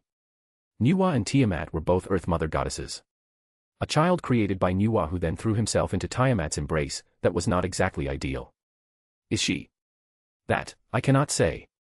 Taigong Wang's answer was deliberately ambiguous, and more than a little teasing. Unless Lady Nuwa herself chooses to reveal her thoughts, none of us would know. If we ever meet her, we'll think of an explanation then. Morgan chuckled softly and reassured Shiomi. I have a question, Taigong Wang. Please. My husband's ascension to godhood. Was that also part of the plan? Of course. Though the process itself was never entirely controllable. Taigong Wang spoke frankly. Originally, it would have been enough for him to remain human, merely brushing against authority. That would have sufficed to fulfill the mission. Yet Lord Tenkei used an unexpected method and gained an additional 6,000 years for himself. There was unmistakable teasing in his tone. Morgan handled it calmly. Shiomi, on the other hand, felt a little awkward. After all, he had only just met Taigong Wang. They were not that familiar. So now that Lord Tenkei has truly obtained divinity, it is something to celebrate, Taigong Wang added with a sigh. In fact, one of the purposes of my coming here was to assist you in becoming a god. At that point, even though it was no longer necessary, Shiomi could not help feeling embarrassed. That thorough, huh? But the feeling passed quickly. The greater the grace one receives, the heavier the responsibility one must bear. Before this, Shiomi had always felt a little arrogant. He had merely stumbled into godhood by chance, yet tried to shoulder everything as if it were only natural. But now, he finally understood. None of this had been accidental. It was the inevitable result of expectation and choice intertwining, of following his own will step by step until he arrived here. It was destiny. I imagine Lord Tenkei is thinking that since all of this is fate, there must be some correct way you're supposed to act now. Am I right? Taigong Wang suddenly said. My advice is not to overthink it. You are indeed a chosen savior, entrusted with the hopes of gods across many pantheons, meant to protect the human world and human history. But that is not a reason to force yourself to bear everything at any cost.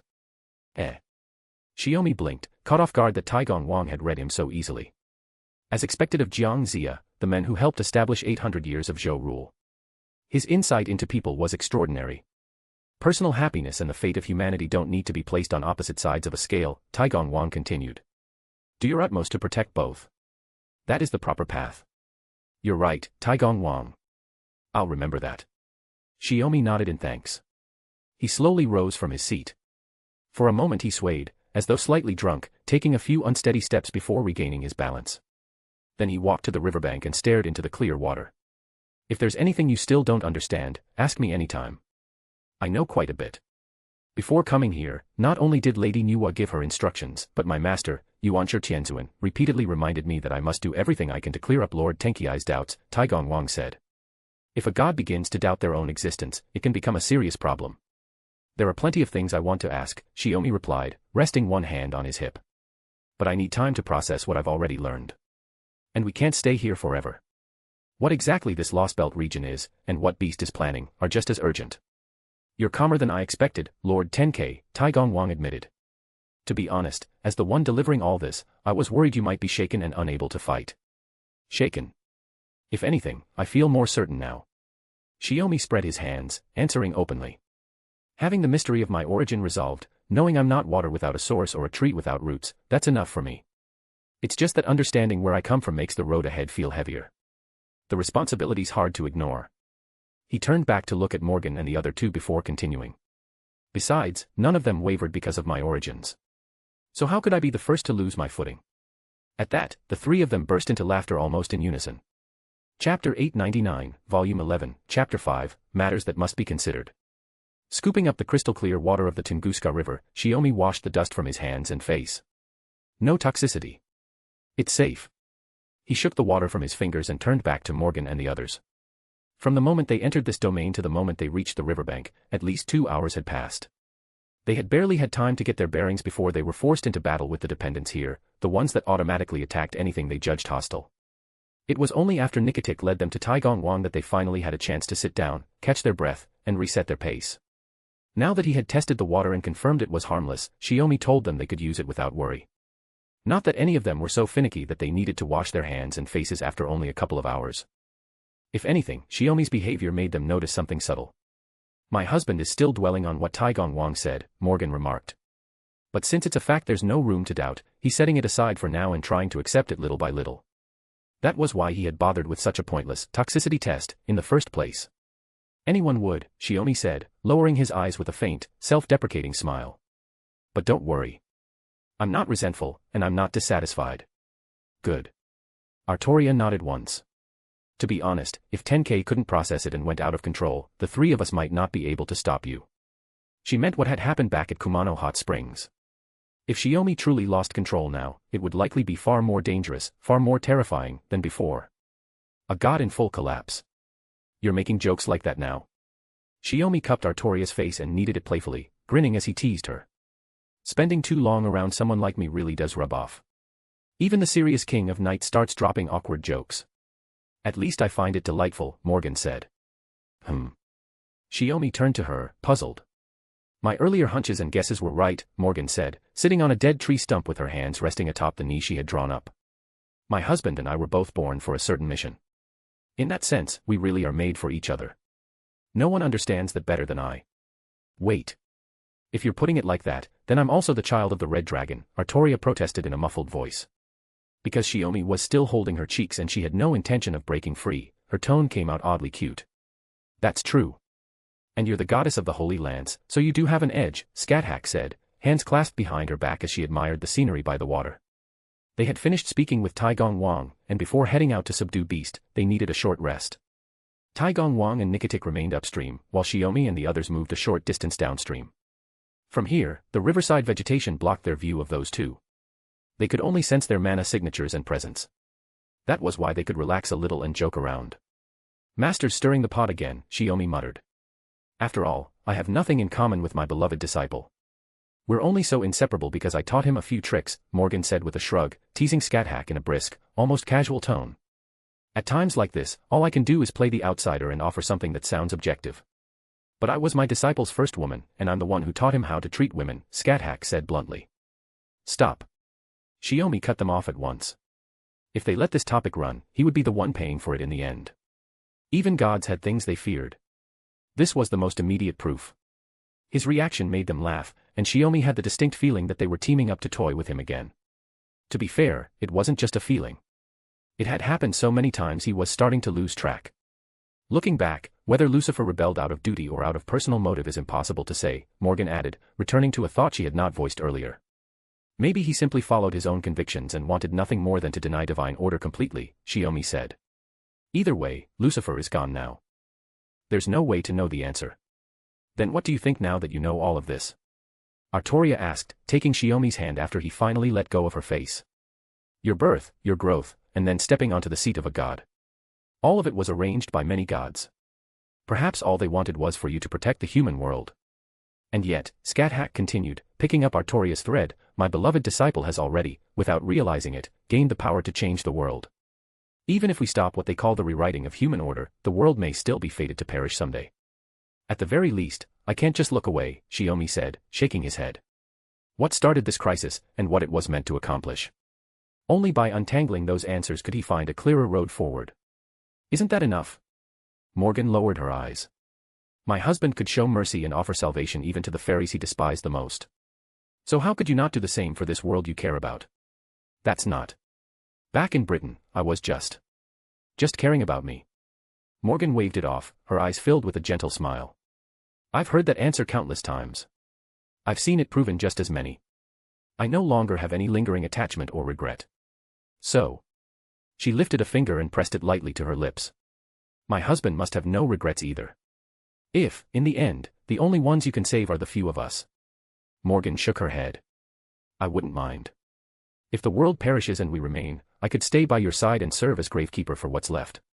Her gaze softened further. But you would regret it forever. Shiomi fell silent.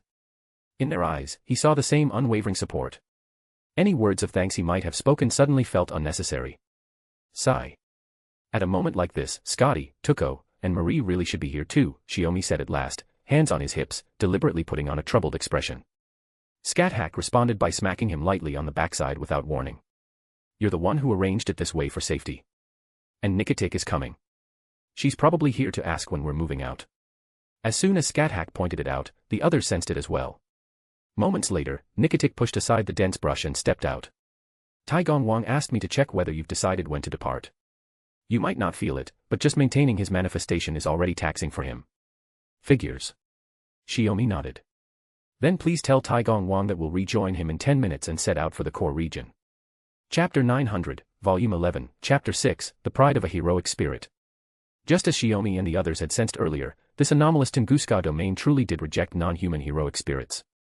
Yet from what Taigong Wang and Nikatik themselves reported, the situation differed. Both were masterless servants summoned by the counterforce, but Taigong Wang had to rely on his arts to maintain his manifestation here and avoid being forcibly repelled by the domain. Nikatik, however, felt no such pressure at all. That discrepancy alone was intriguing.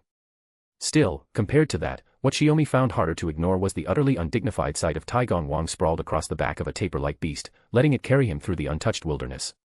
Even if you need to use your arts to maintain your manifestation, it's not like you're too exhausted to walk, right, Taigong Wang? Shiomi said, eyeing him suspiciously. You're just being lazy.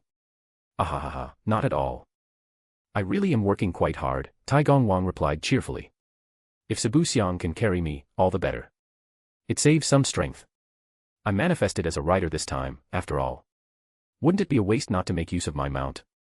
He laughed openly, completely unconcerned about appearances. If anything, he carried himself like a carefree wandering immortal. A disciple of Yuanshi Tianzuan who only encountered King when at the age of 70 would naturally have that kind of unbothered temperament. So this is the legendary Sabuxiang, Shiomi muttered, studying the tapir-like creature.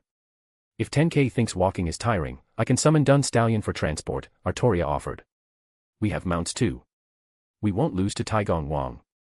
Since when did you get competitive about this, my king of knights? Shiomi covered his face in mock despair. But if you want a ride, I won't stop you. There isn't even a proper path here. At the moment, they were simply following behind Nikatik as she hacked a way forward. It was efficient enough, sparing them the trouble.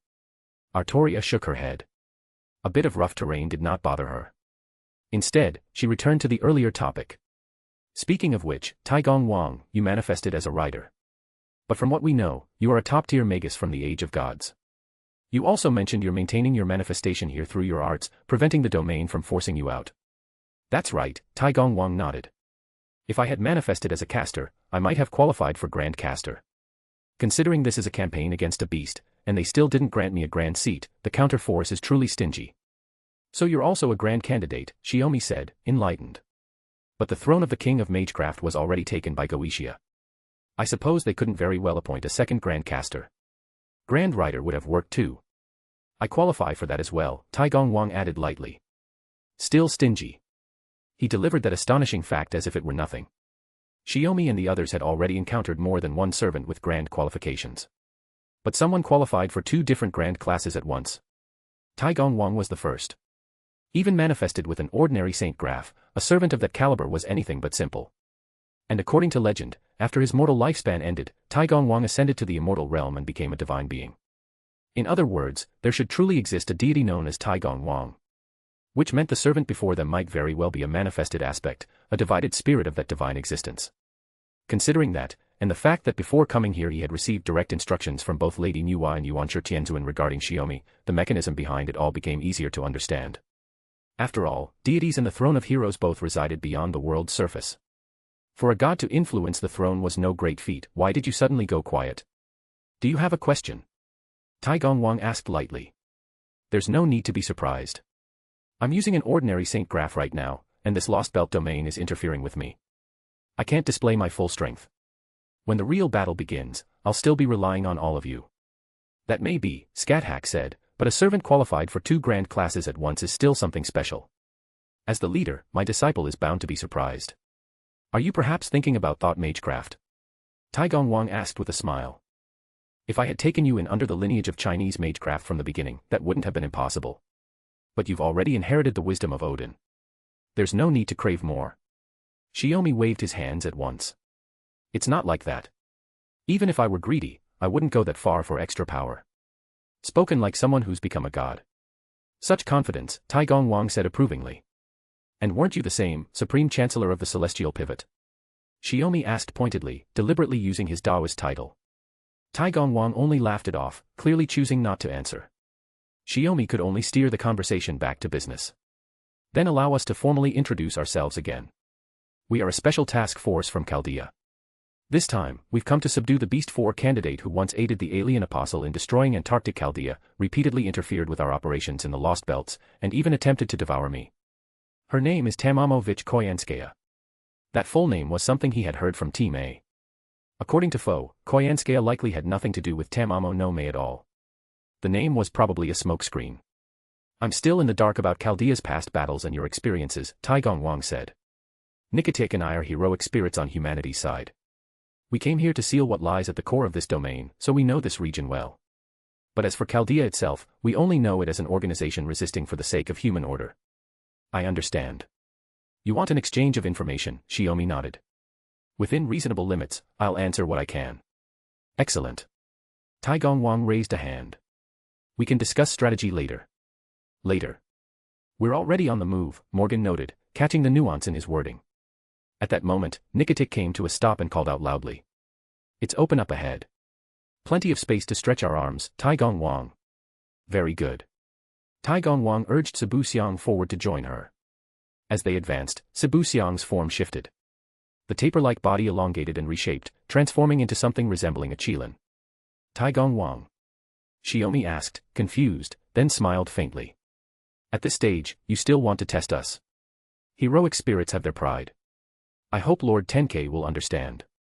Tai Gongwang cupped his hands in salute from atop Cebu Xiang's back. Fine. Shiomi scratched his head for a moment before agreeing. Chapter 901, Volume 11, Chapter 7, Sparring, 1. Originally, Shiomi had thought that running into the heroic spirits Tai Gongwang and Nikatik this time was nothing but good luck. They were capable, reasonable, easy to talk to. Yet in the blink of an eye, it had turned into this, a spar to test each other's strength. Something about a heroic spirit's pride.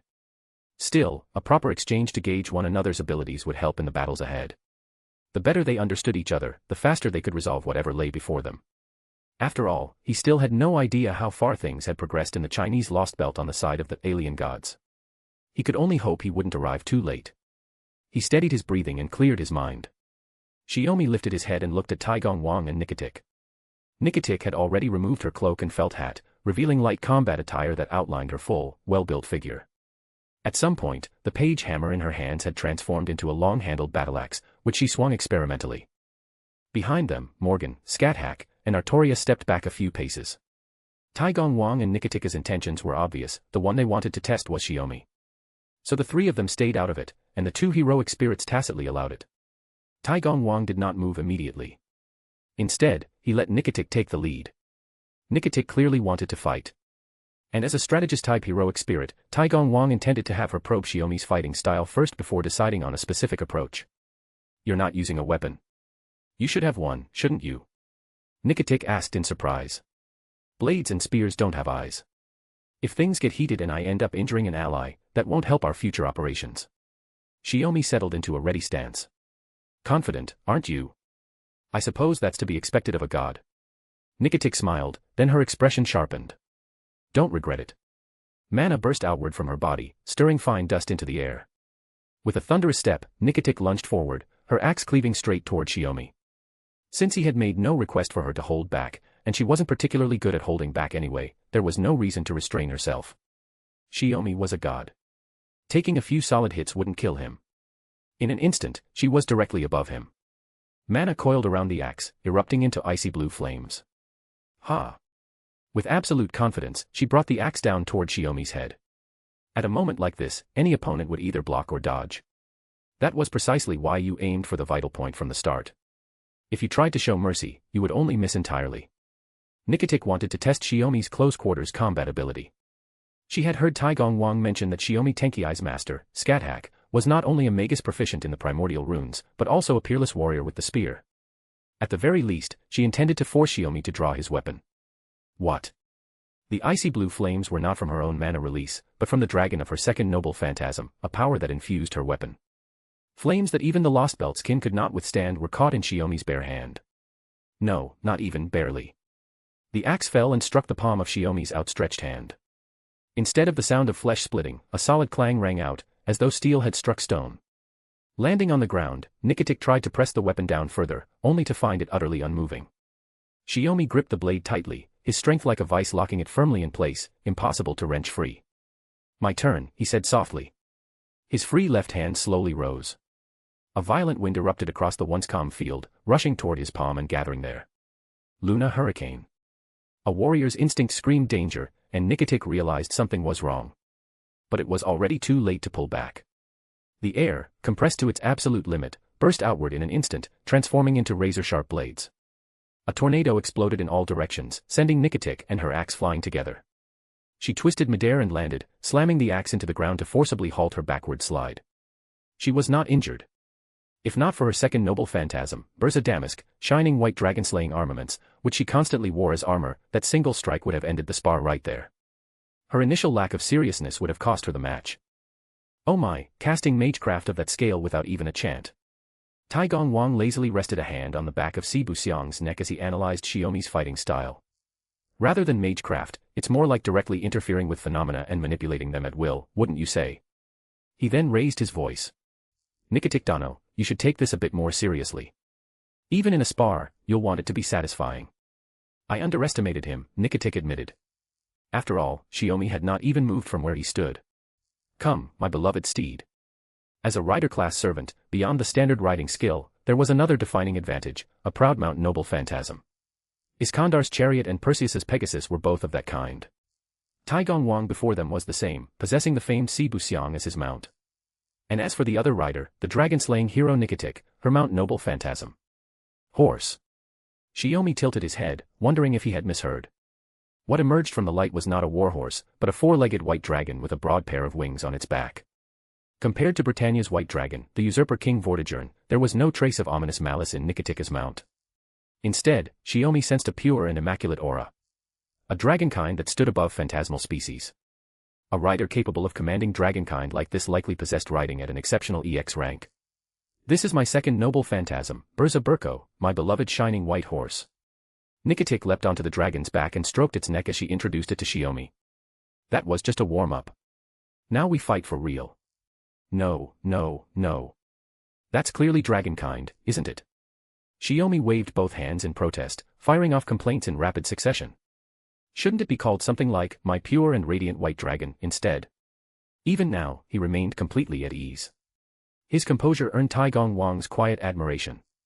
If only such rare talent had once fallen into his hands as a disciple. Being his master would have been immensely gratifying. What a pity Lady Nuwa never considered letting me serve as Tenkei Dano's teacher.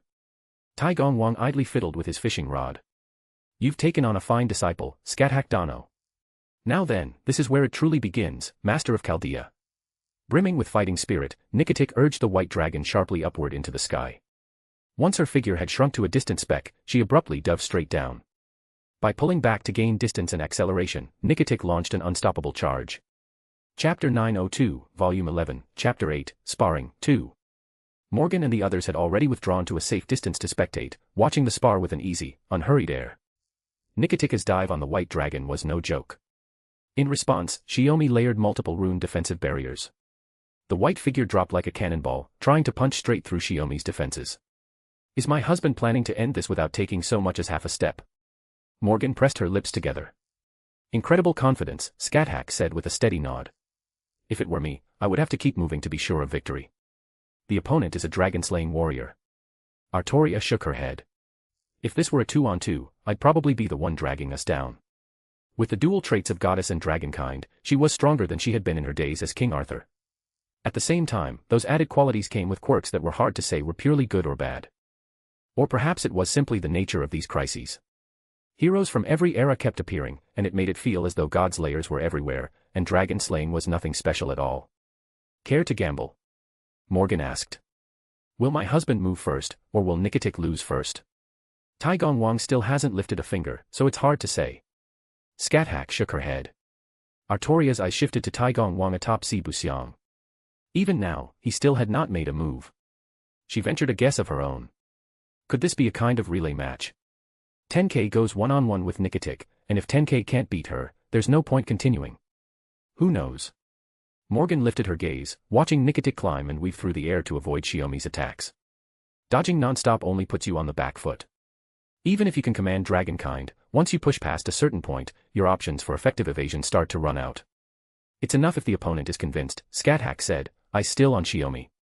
If it were me as I am now, could I make my dear disciple shift even half a step? You, a god slayer, are an extremely dangerous opponent for my husband, Morgan said flatly, shooting her a look. Whether or not you could actually kill him in a real fight aside, if he doesn't handle you carefully and you both go all out, he won't come away unscathed. Artoria couldn't help smiling. A god-slaying teacher who raised a disciple who became a god.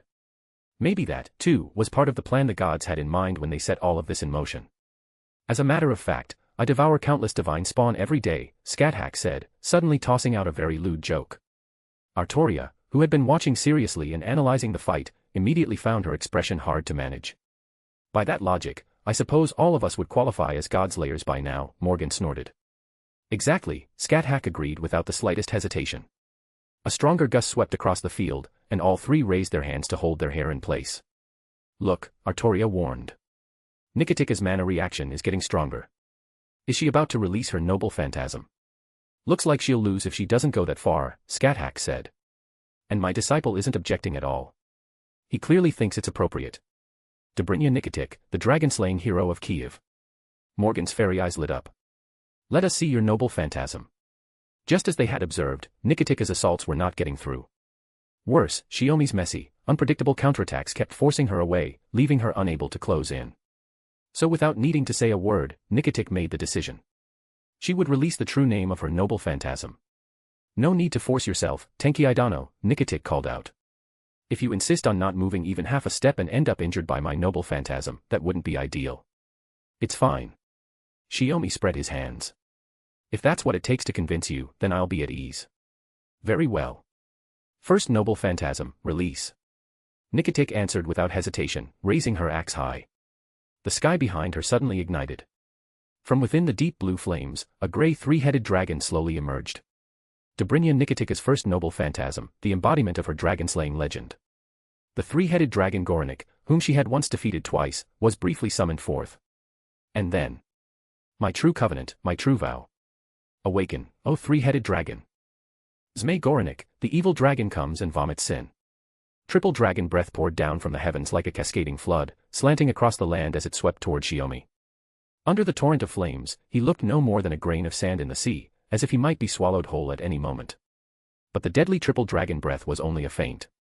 And even that sea of fire was stopped by Shiomi, unable to scorch so much as a thread of his clothing. It's not over yet. Now comes the true killing blow. While Goranik continued spewing dragon breath to pin him down, Nickatic seized the opening and swung her great axe forged of Damascus steel, launching her real attack. No matter the servant, even if they endured the triple dragon breath, defending against it would inevitably create the slightest opening. And in that fleeting instant, Nickatic would unleash the true core of her noble phantasm. Her own strike. More ferocious and far more threatening than any previous charge, this was an assault that should have forced Shiomi to move at last. That was Taigong Wang's judgment. Which meant a true counterattack had to be waiting. Would he release his own noble phantasm to intercept and break the charge, or? As Taigong Wang pondered, watching the battlefield, his half-lidded eyes slowly widened. that is. Shiomi raised his hand. The dragon breath raging across the land seemed to freeze in place for a split second. Even Nikitika's charge appeared to stall. No. It was not stasis. Taigong Wang had simply caught sight of Shiomi's counter, clearly perceiving his movement. My body is that of a god, yet my principles are not those of a god. Here, a fragment of that truth is revealed. Chaotic will. In that instant, phenomena collapsed. Space fractured, then immediately fused back together, as though it had all been a brief illusion. The proof that it was no illusion lay before them. The dragon breath had vanished. Nikitika's decisive strike lost both its momentum and its aim, flying past Shiomi and crashing into the earth ahead. Rider and dragon tumbled several times before finally coming to a stop. The white dragon's eyes were filled with clear confusion. Nikitik herself could not hide her shock. That was close. I nearly lost control of the scale. Are you both all right? Shiomi slowly turned back around, lowering his hand with a relieved sigh as he addressed Nikitik and her beloved steed. Looks like the match is decided. After confirming that Nikitik was unharmed, he shifted his gaze to Taigong Wang. Mounted on Si Buxiang, Taigong Wang was already approaching at an unhurried pace. Without any visible hostility, Shiomi found it difficult to tell what Taigong Wang was thinking. Chapter 903, Volume 11, Chapter 9, Setting Out Once More. Well then, Nikitik Dano, was this round of sparring to your satisfaction? Taigong Wang leisurely urged Sibuxiang closer as he spoke. With Tenkei's ability, even if you were to temporarily serve under his command as a servant, it would hardly be beneath you. Following his words, Shiomi turned again to look at Nikitik, who was now sitting on the ground. He raised his arms and gave his loosened limbs a thorough stretch. I'm satisfied. Nikitik lowered her hand. Even after releasing my first noble phantasm, I still couldn't do anything to the master of Chaldea. No, Taigong Wang corrected calmly. If you had truly been hostile toward Tenkei Dano just now, you would have been reduced to ashes after that single strike and dismissed from this place. Oh. Nikitik blinked in realization. No wonder I had a premonition of death just now. So it wasn't just my imagination. Shiomi merely shrugged without comment, neither confirming nor denying it. Then he turned to Taigong Wang. So, since Nikitik Dano is done, is it my turn to exchange a few moves with Taigong Wang Dano? Ha, if Tenkei Dano sincerely wishes to spar, I wouldn't mind accompanying him, Taigong Wang replied with a hearty laugh. So only one of us actually wants to fight? Shiomi crossed his arms. Then why did you have Sibuxiang take on its Qilin form? Taigong Wang opened his eyes slightly, silver-gray pupils gleaming with quiet wisdom. Naturally, I was worried the two of you might get carried away and forget this was only a friendly exchange. Better not lose a servant before we even begin dealing with the anomaly zone. Servants capable of manifesting and maintaining their existence were rare to begin with. Even though Shiomi had brought sufficient combat strength, the more forces available, the better their chances of resolving the beast problem. Moreover, servants summoned to singularities and lost belts by counter-forces were often closely connected to the root cause of those worlds' distortions. Shiomi suspected that possibility applied to both Taigong Wang and Nikitik. Is that so? Shiomi spread his hands with a hint of regret. I was hoping to witness the mystery at the apex of ancient Chinese magecraft. No hurry. There will be chances for me to show everyone a trick or two, Taigong Wang said lightly. After all, the longer I remain here, the more troublesome it becomes for me. Then his tone shifted, turning almost playful. Or perhaps I should simply withdraw. After all, as a human god shaped by goddess Nuwa, Tenkei Dano should be able to handle this lost belt alone. Especially with Nikitik Dano still here. Hey, don't run. Shiomi raised a hand, pretending he was about to tie Taigong Wang up and drag him to the front lines as a shield. How can the founding father of military strategists run away? Retreating at the right time to fight another day is just as important, Taigong Wang replied, idly adjusting his fishing rod. I can tell Tenkei Dano is not the sort to withdraw lightly. With sheer personal valor alone, you can influence the course of a battlefield. Shiomi lowered his hand, utterly speechless. At that moment, Morgan and the others, seeing that the brief test of strength had concluded, returned to their side. Not fighting anymore. Scáthach looked like she still hadn't had her fill. Then how about Master fights Nikitik Dano next? Shiomi said, sounding faintly aggrieved. Scáthach turned to Nikitik, who wore the same eager expression. The two exchanged a nod, then moved off to the side and began sparring. Is her brain made entirely of muscle? How does someone like that even manage to raise a disciple? Morgan muttered. Shiomi pinched the bridge of his nose. That's just how things are in the land of shadows. I'm the odd one out among Master's students. Since you don't intend to continue here, shall we get straight to the point and discuss this anomaly domain? Artoria glanced toward Scáthach, who was trading blows with Nikitic at full enthusiasm. Both of them clearly seemed to be enjoying themselves. A properly matched opponent always made sparring far more satisfying. On this side, facing the King of Knights question, Taigong Wang nodded. Indeed. When we first met, Taigong Wang Dano mentioned that as servants aligned with the human order, you understand this domain better than we of Chaldea.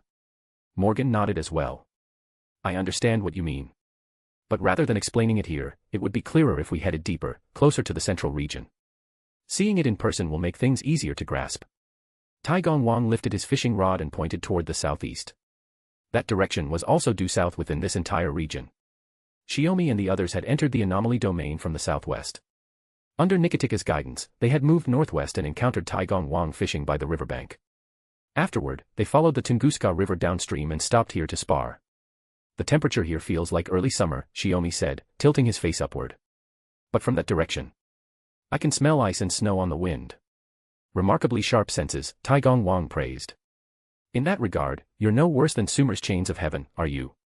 He was referring to Enkidu, the heroic spirit with A+ presence detection, capable of perceiving even assassins' presence concealment. Enkidu is the chains of heaven crafted from clay by the gods of Mesopotamia. Shiomi shrugged, making a casual joke. I was personally shaped by goddess Nuwa using remnants of Lucifer as material. I can't exactly lose in this area, can I? From my perspective, Tenkei Idano's abilities likely improved across the board after acquiring divinity, Taigong Wang analyzed seriously. Then he smiled faintly. Still, I shall report Tenkei Idano's earlier remark to goddess Nuwa. Morgan suddenly covered her mouth, laughing to herself. Artoria blinked in confusion, then quickly caught on and began laughing as well. Hey, stop laughing. Shiomi protested gruffly. They were laughing because, after discovering his nominal birth mother, Shiomi had immediately started saying flattering things, clearly hoping Taigong Wang would pass them along so goddess Nuwa wouldn't hold it against him for acknowledging Tiamat as his mother. Before long, even Sabuxiang, having reverted to its taper form, began snorting as though it were laughing at him. Annoyed, Shiomi casually conjured a carrot and stuffed it into Sabuxiang's mouth. Then he turned toward his master and Nikitic, who were still sparring with gusto. Hey, stop already. We need to move. If you don't come now, we're leaving you behind. The obvious attempt to change the subject only made Morgan and Artoria laugh harder. Taigong Wang grew too embarrassed to continue laughing. He simply shook his head sympathetically and helped steer the conversation elsewhere. In any case, if we're heading where I indicated, we'll have to pass through the source of that winter aura. Chapter 904, Volume 11, Chapter 10, Stumbling Block. Isn't that winter aura what we're looking for? Not the least bit embarrassed, Shiomi followed up naturally as the group set out again. No. It's just that our destination happens to lie beyond it, Taigong Wang replied. After a brief pause, he added, we'll be passing through the stronghold of that extraordinary entity. An extraordinary entity? Morgan arched a brow. Taigong Wang remained as relaxed as ever. There's no need to dwell on it. For Tenkei Idano and his party, guided here by the Flying Bear's dream and choosing this location through astrology to meet me, the objective has already been achieved. Dealing with the beast is the real task that must be completed. In other words, although that extraordinary entity far surpassed the other hostile lifeforms in this domain in both scale and strength, to Shiomi and the others, it was merely a massive obstacle along the way. Of course, there are quite a few obstacles like that, Taigong Wang continued. Ideally, we should clear out as many as possible before confronting the beast. After all, when you're fighting a ferocious beast, having hyenas circling nearby would be inconvenient, wouldn't it? Personally, I'd rather assume the form of the Unity God and use Marduk's axe to wipe out this entire domain in one go. Shiomi folded his arms. But first, the mana cost would be enormous. Second, it might cause irreversible damage to the planet itself. Precisely. Taigong Wang nodded. I know Tenkei Idano has the means to destroy an anomaly domain like this in a single stroke. But if it harms the planet, then the planet's counterforce would awaken and turn against Shiomi. The counterforce of primates and that of the planet stood on completely different sides. Let's go take a look first, Scáthach said, idly brushing back her long hair. I've just finished warming up. I was starting to worry there wouldn't be a worthy opponent to test my spear on. The Queen of the Land of Shadows radiated the heat of a battle-hungry warrior. It felt as if anything that approached her would be ignited and reduced to ash on the spot. They passed through the forest, drawing closer to the source of the winter aura. The weather changed just like that. It's even colder than the Nordic lands. Shiomi squinted into the blizzard, trudging forward through the deep snow. Scáthach slipped an arm around his, leaning in as though she needed his warmth. This feels familiar. Rather than the Nordic lands. Before she could finish, lightning tore through the storm, followed by rolling thunder. I was already thinking about it on the way here. There are werewolves, giants, even lesser fae from Britain. Morgan tightened her cloak from the inside. As for the extraordinary entity Taigong Wang mentioned, I should have anticipated it. Koyanskaya. Can that beast even recreate a lost belt king? Artoria's voice carried unmistakable shock. Storm winds and thunder.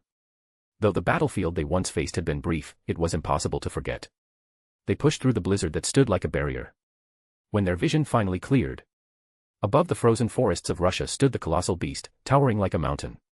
A wandering glacial monster loomed nearby. And there, unmistakable, was the figure of Ivan the Thunderous Emperor, once more appearing before their eyes. It was only after hearing you describe the other lost belts that I could say that so confidently. Taigong Wang's robes whipped in the wind. After all, this is an enemy you dealt with easily once before. It's nothing for you. The Ivan the Thunderous Emperor before them was not the original, but a recreation reconstructed from the mana of this domain. At present, it stood here as a guard for the defensive outpost protecting the core region of the anomaly domain. Just as Taigong Wang Dano says. Shiomi fixed his gaze on the recreated Ivan the Thunderous Emperor. Last time, the four of us had to work together to bring him down. But that was then. There's no need to go through that much trouble anymore. Morgan let out a soft laugh and brushed the snow from Shiomi's hair. So what my husband means is, we can send 1 or 2 people at most, and the rest of us stay here and wait for the good news. My wife understands me.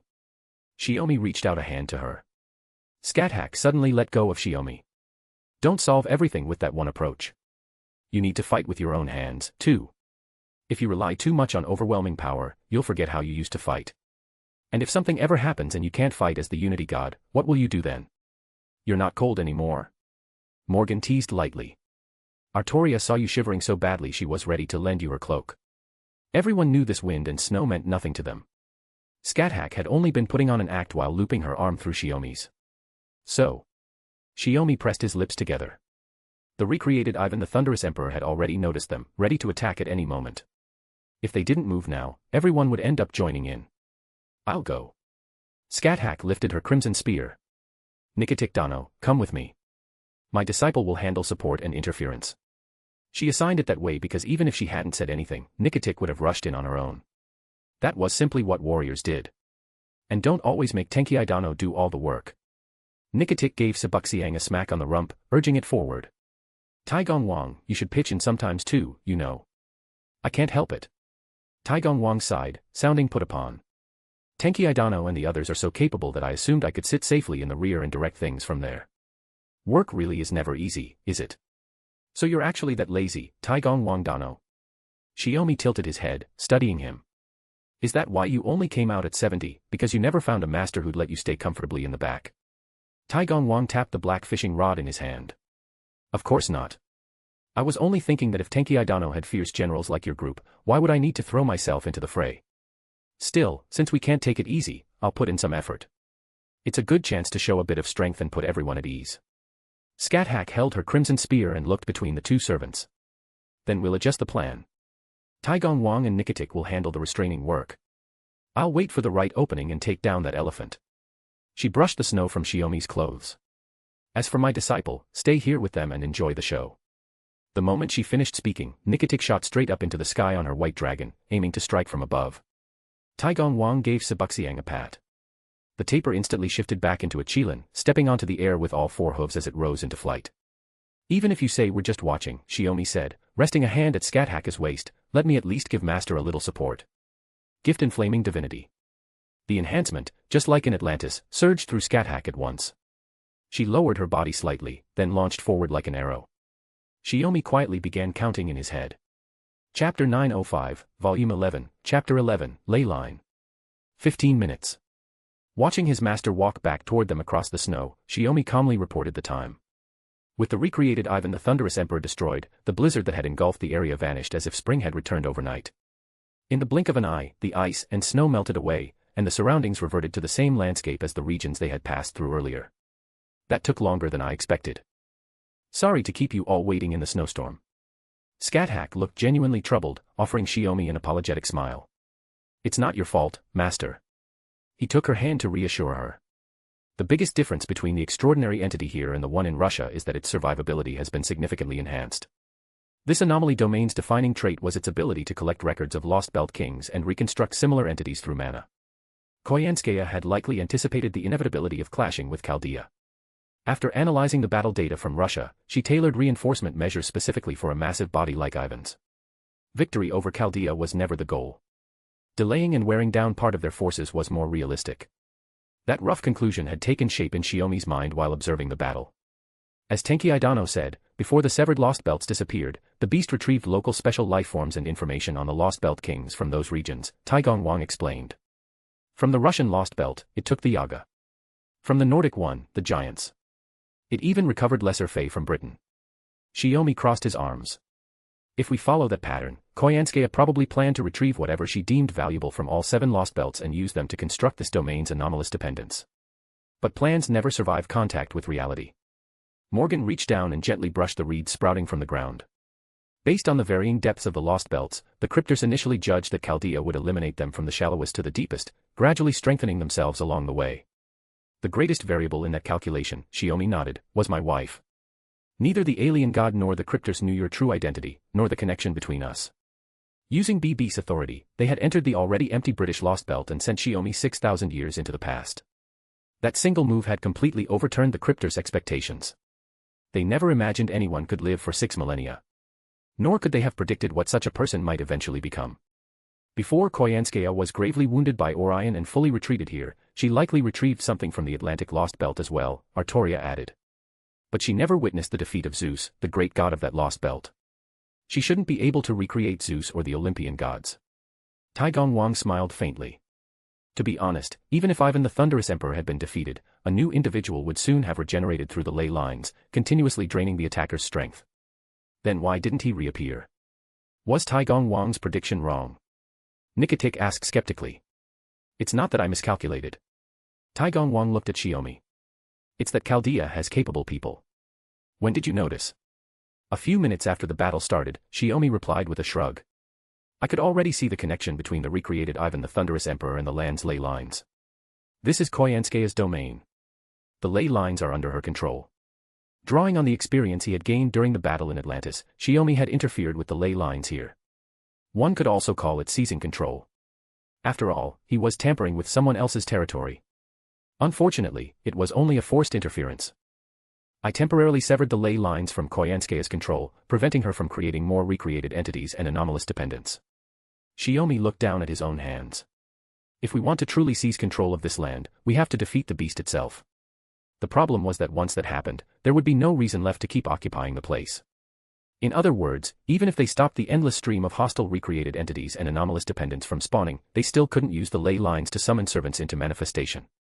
Whether it was altering the anomaly domain's rejection of human servants or making use of the ley lines at all, everything ultimately traced back to the beast itself. A classic deadlock where the result became the cause. If we want to change the environment and summon more servants, we have to defeat the beast. But once the beast is defeated, there's no need to summon servants anymore. Shiomi spread his hands helplessly. Taigong Wang nodded repeatedly. However, while the dependents and the recreated weapons do not share information with the domain's ruler, the ley lines are a different matter. She'll notice through them, won't she? Shiomi raised a brow. Scáthach smiled faintly. Then couldn't we use this stretch of land, where control over the ley lines has been cut off, to set up a defense and lure Koyanskaya into trying to reclaim it? Your idea is sound, but I would make a small adjustment. Taigong Wang nodded in approval and began sketching a simple map in the snow. Nikitik Dano and I will remain here and hold this severed territory. Tenkei Dano and the others will proceed northwest. From there, there's a route leading deeper into the interior, straight toward the beast. A straightforward division of forces. On one side, they would pressure Koyanskaya to retake control of the ley lines. On the other, they would push forward to engage her directly, forcing her to divide her attention. Ah. Shiomi made a face. Shouldn't it be Taigong Wang Dano and Nikitik Dano going to subjugate the beast, while we handle cutting off all ley line control? Ha ha ha, that's not impossible. If Tenkei Dano truly wishes it, I wouldn't object. Taigong Wang laughed at Shiomi's complaint. After all, Yuanshi Tianzuan has already informed me that the beast here is neither Daji nor the nine-tailed fox, but an existence merely imitating their form. Taigong Wang had no particular obsession with personally defeating the beast. That was precisely why Yuanshi Tianzuan had clarified the matter to his disciple, lest he lose sight of his actual duty. No, I was just saying. Shiomi scratched his cheek. Let's go with Taigong Wang Dano's plan. Then before you depart, take this. Taigong Wang drew a finely crafted bronze disc from his sleeve. It was engraved with the taiji, the 4 symbols, and the 8 trigrams. What's this? A mystic code for long-distance communication, Taigong Wang explained. Activate it, and we can contact one another at any time. I have a few matters I intend to explain to Tenkei Dano, and this location will serve well for that. With this in hand, even if we split up, nothing important will be delayed. Chapter 906, Volume 11, Chapter 12, Primate. Following the route Taigong Wang proposed, Shiomi and the others parted ways with the 2 of them and headed farther north on their own, searching for a way deeper into the interior. Before that, though, they needed to test the mystic code Taigong Wang had given them. When they reached the canyon area Taigong Wang had mentioned, Shiomi activated it as instructed before they split up. It started up smoothly, projecting the figures of Taigong Wang and Nikatik. So it really is similar to Chaldea's communication system, Artoria said, surprised. Technology is just another way of making miracles happen, one that isn't magecraft, Shiomi replied. As human technology advances, the scope of magecraft only gets narrower. Even after the Age of Gods receded and the 5th imaginary element was proven to exist, it didn't change the fact that mystery is still in decline. Tenkei Dano is right. Taigong Wang agreed. Originally, the retreat of the Age of Gods was meant to be the inevitable trend across the world. Divine spirits, phantasmal species, even phantasmal lifeforms would gradually withdraw, returning to the inner sea of the planet or departing for the outer realm. The planet's physical laws would stabilize, becoming better suited to primate humanity. That was the correct path. The correct path. Shiomi echoed, genuinely caught off guard. As I said before, Yahweh allowed Goetia idea and guided him toward a creation called the incineration of humanity.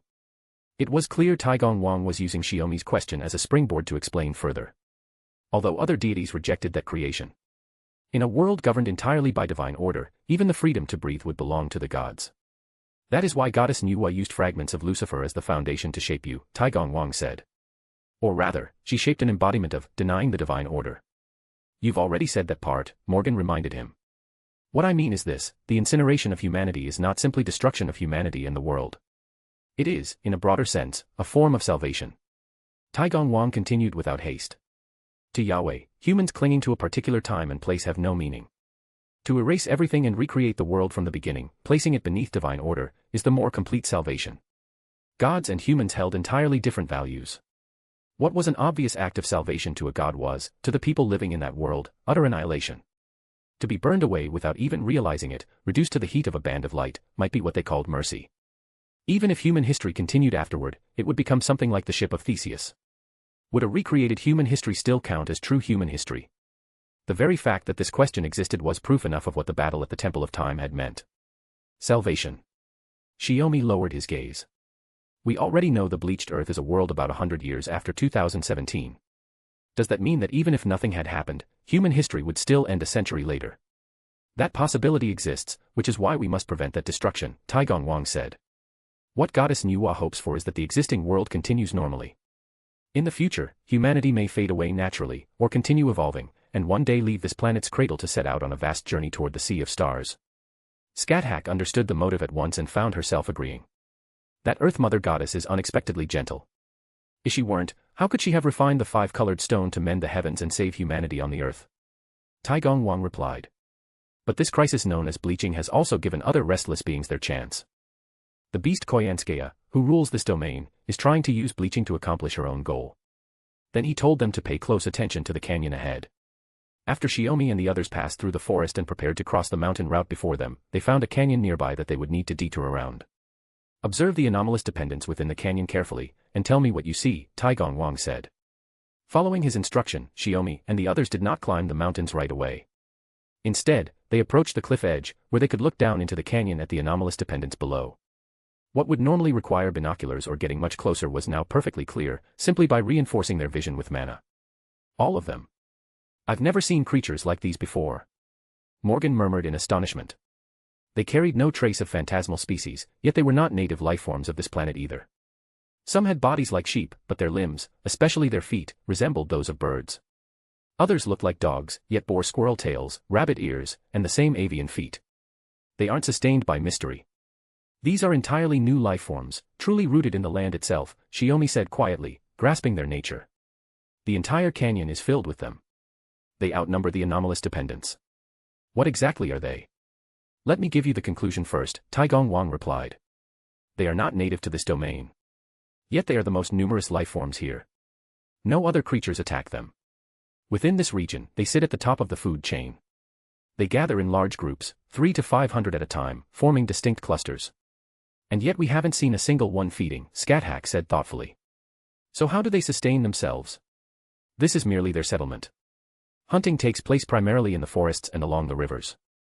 There are individuals specifically responsible for that function, Taigong Wang explained calmly. Functions? Shiomi and the others were visibly surprised. Yes. They have families.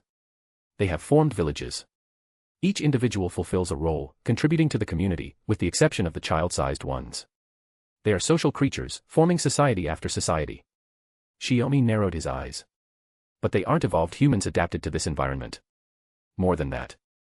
Though Taigong Wang still wore a faint smile, his tone turned unexpectedly grave. Aside from the anomalous dependence, every form of life here, whether beast, bird, fish, or even the plants and trees before your eyes, none of them exist or have ever existed in proper human history.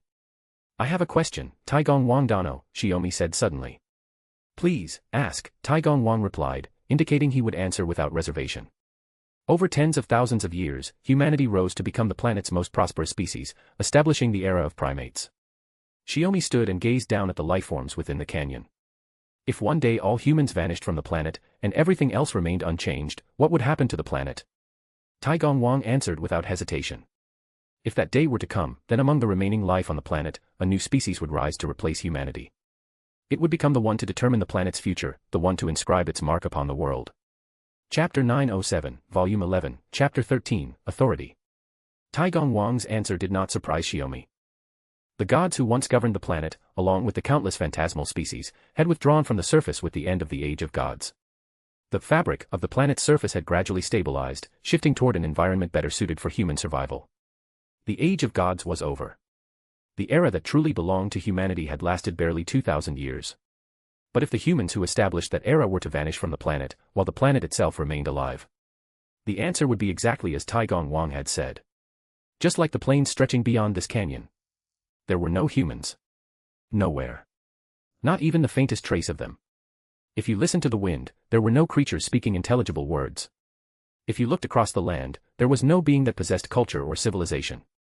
There were species that stood at the top of the food chain, forming vast colonies, yet none ruled as primates and developed further. None that could be called human. Even if some creatures formed groups resembling human communities, humanity itself had left no mark. No sign of migration. No remnants of camps. In the original Tunguska forest, traces of human activity would have been inevitable. Here, there was nothing. The raven familiars circling through the canyon and weaving between the trees shared what they saw with Shiomi. Through a mana link, he passed that vision on to Morgan and the others. All they saw was a world covered in unknown plants and animals. A sanctuary for lifeforms that had never existed on the original Earth. So, within this anomaly domain, they've taken the place of primates. Shiomi asked, standing at the cliff's edge and looking down at the strange clustered creatures below. You could say that. But it isn't entirely accurate, Taigong Wang replied. They have not assumed the role or responsibility of primates. They merely stand in the position where humans ought to be. Is that so? Shiomi neither agreed nor disagreed. This place was beautiful.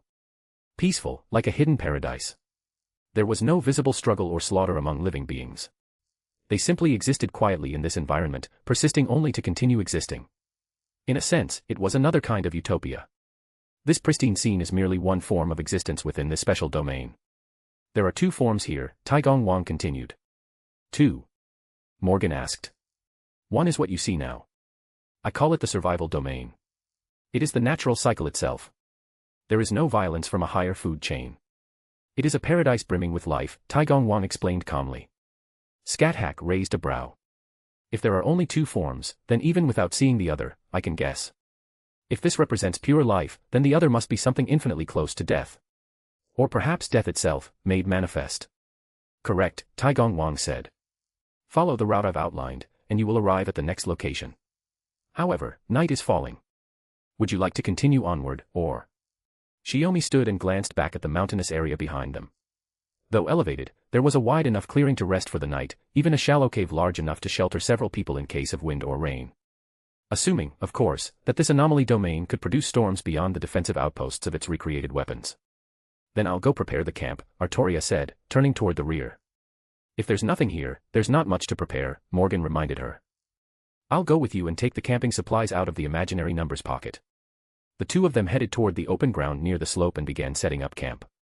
Only Scáthach remained, standing beside Shiomi as he continued to gaze over the survival domain. Why Koyanskaya had created such an environment remained unclear. But perhaps, if a planet's biosphere continued without humans, it would look something like this. Shiomi did not go so far as to declare this the planet's correct form, nor did he deny the value of humanity's existence.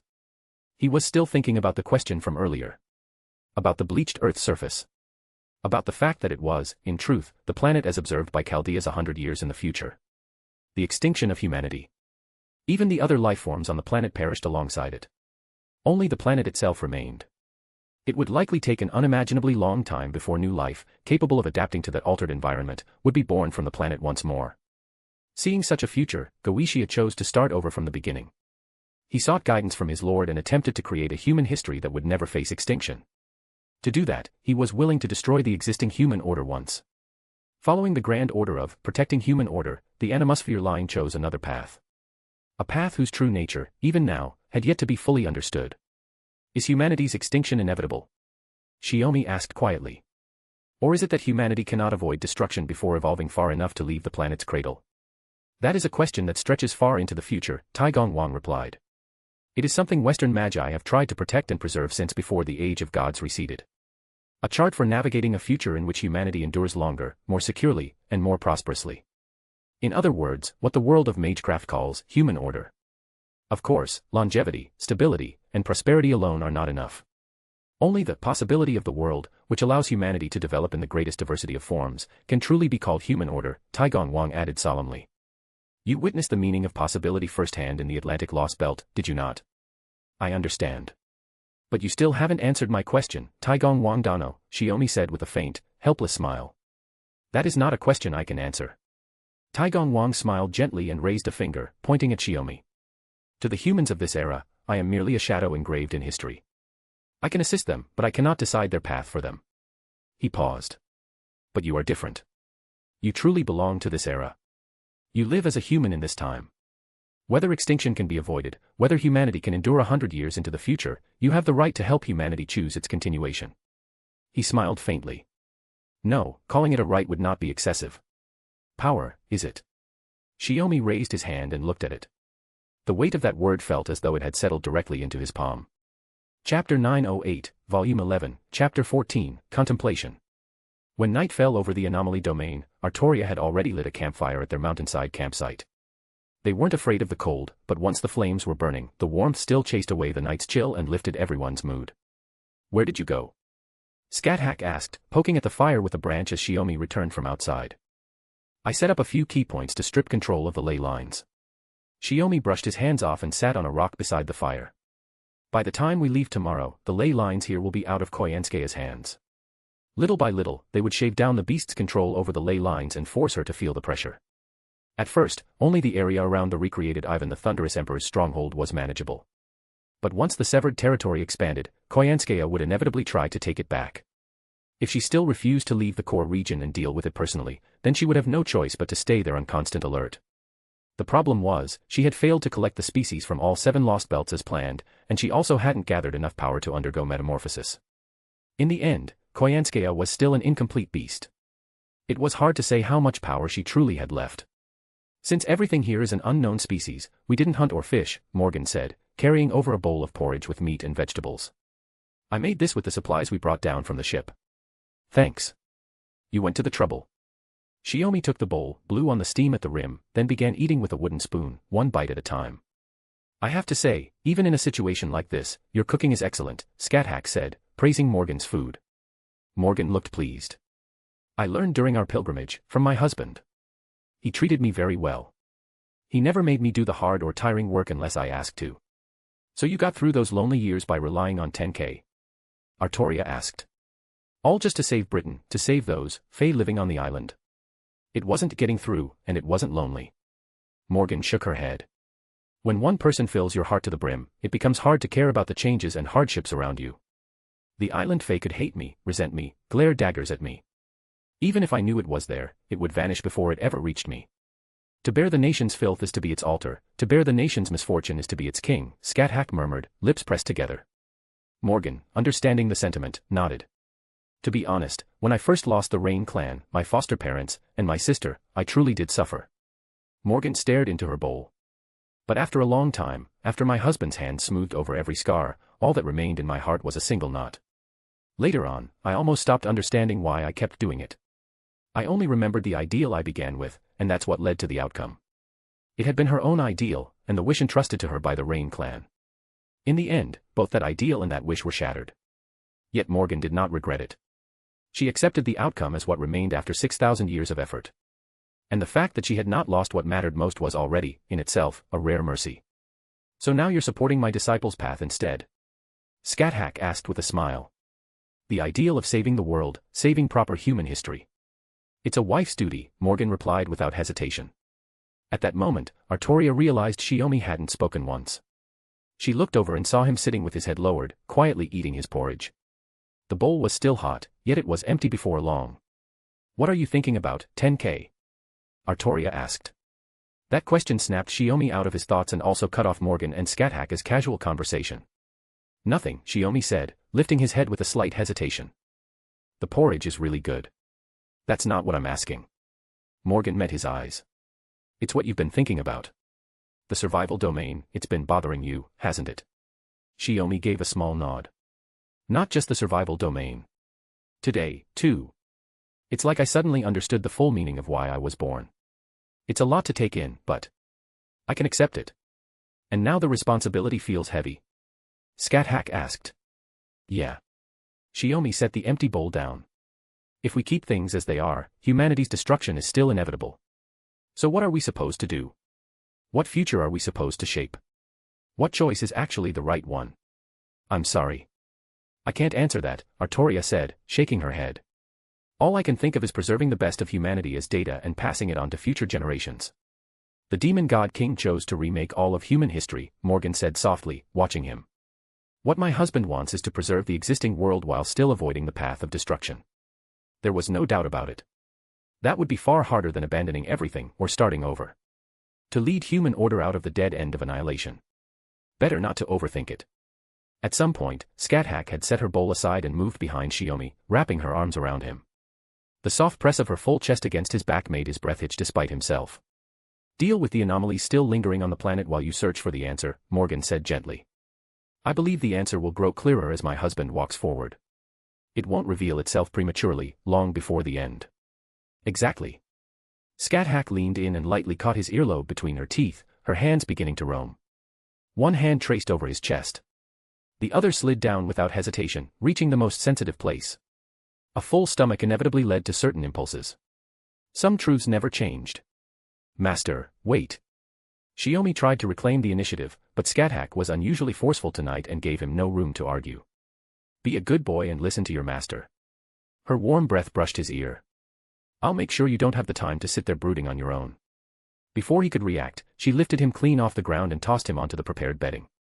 At least finish tidying up first, Morgan complained, though there was no real heat behind it. Who has time for that? Scáthach pressed a hand against Shiomi's chest and swung herself over him, straddling his waist. A certain foolish god needs drastic measures to clear his head. I'm taking the first round. I'm not confused. Shiomi caught her hand and laced their fingers together. You just want to. Before he could finish, Scáthach lowered her hips.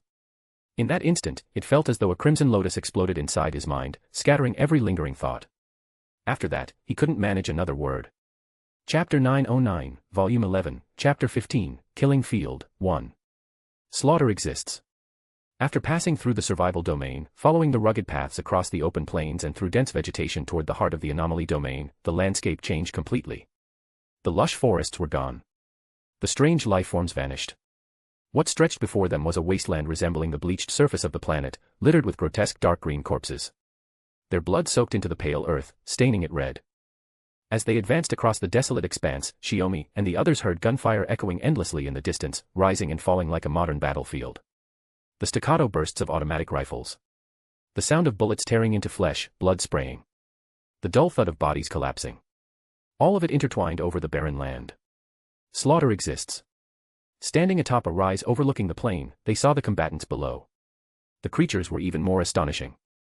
Identical beings of the same species, expelling fire from lethal organs, spitting out countless chunks of lead as they massacred one another. They killed. They sneered. They searched for the next target, then sneered again. Repeat. Over and over. The blood soaking into the ground did not even have time to dry before fresh blood was spilled over it. This was what Taigong Wang had mentioned. The other form of this anomaly, the counterpart to the survival domain. Its name was the slaughter domain. Killing and mutual slaughter played out here without end. To Shiomi and the others, who had just come from the survival domain, the place they had passed through almost felt like a fabricated illusion, as though it had never been real. But it was no hallucination. The survival domain was real. And so was the slaughter domain before them. These twisted beasts wielding the hot weapon known as guns did not fight for the food chain. They killed for the sake of killing. A world steeped in cruelty and violence. Before we entered this anomaly domain, Storm Border attempted to observe the interior from above the barrier, Shiomi said quietly. This domain in the Tunguska Basin showed two distinct colors from the outside. Green, symbolizing life. White, symbolizing desolation.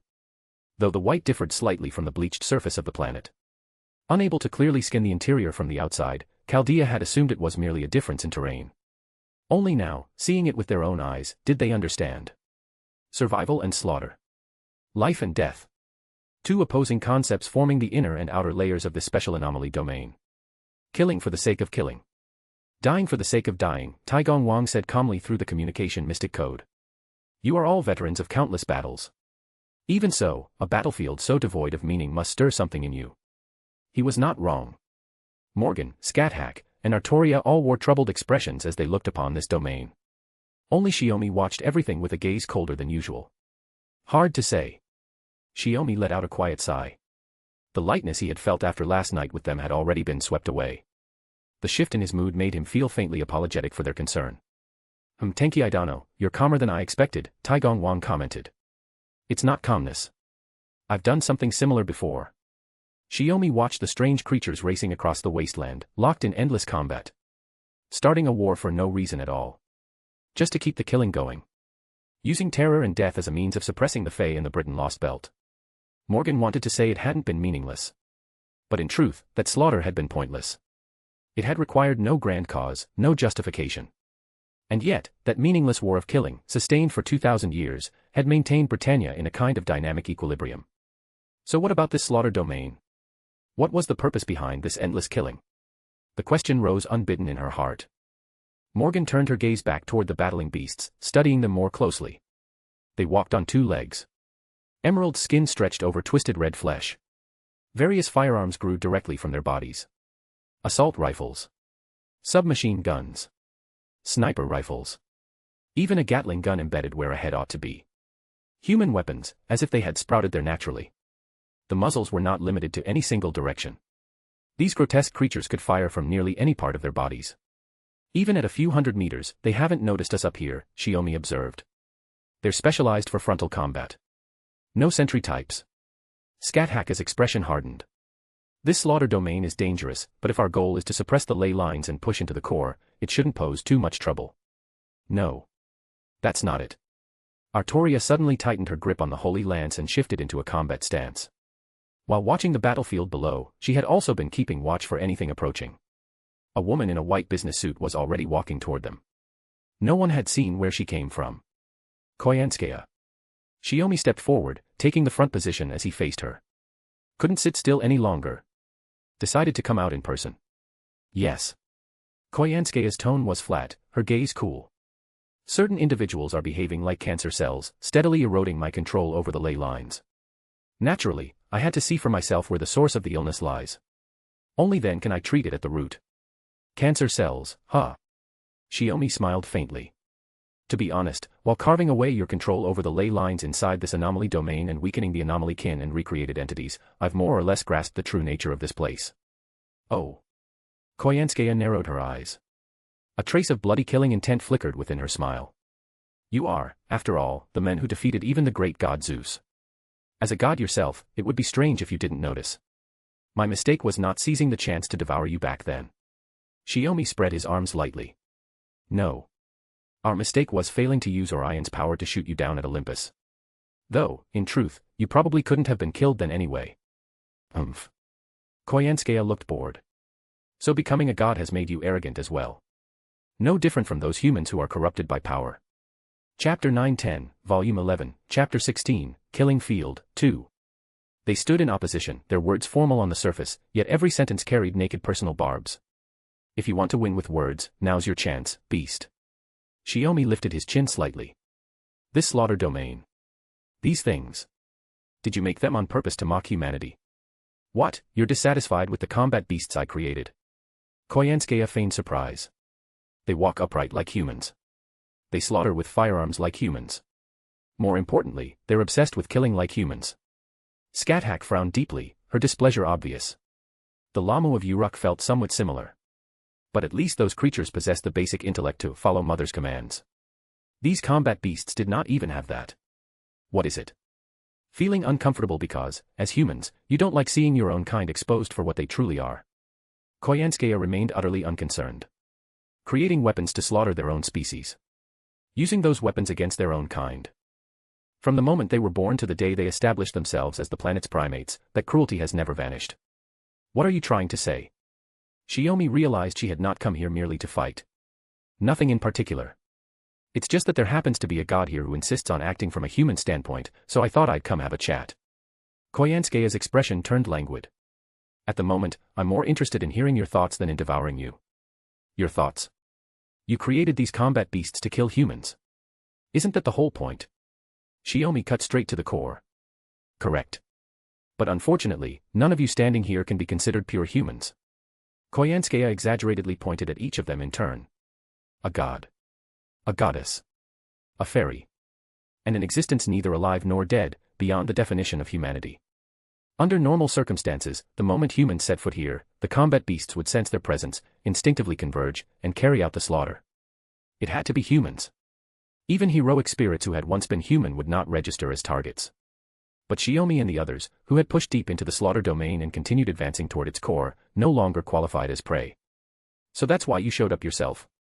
Shiomi's star eyes flared as his gaze swept over Koyanskaya. Then he shook his head lightly. No, not quite yourself. You never intended to fight us here. Of course not. If it's battle, they're more than sufficient. Koyanskaya smiled faintly. They aren't directly linked to me. But if I issue a command, they'll swarm any enemy and tear them apart. Then try it.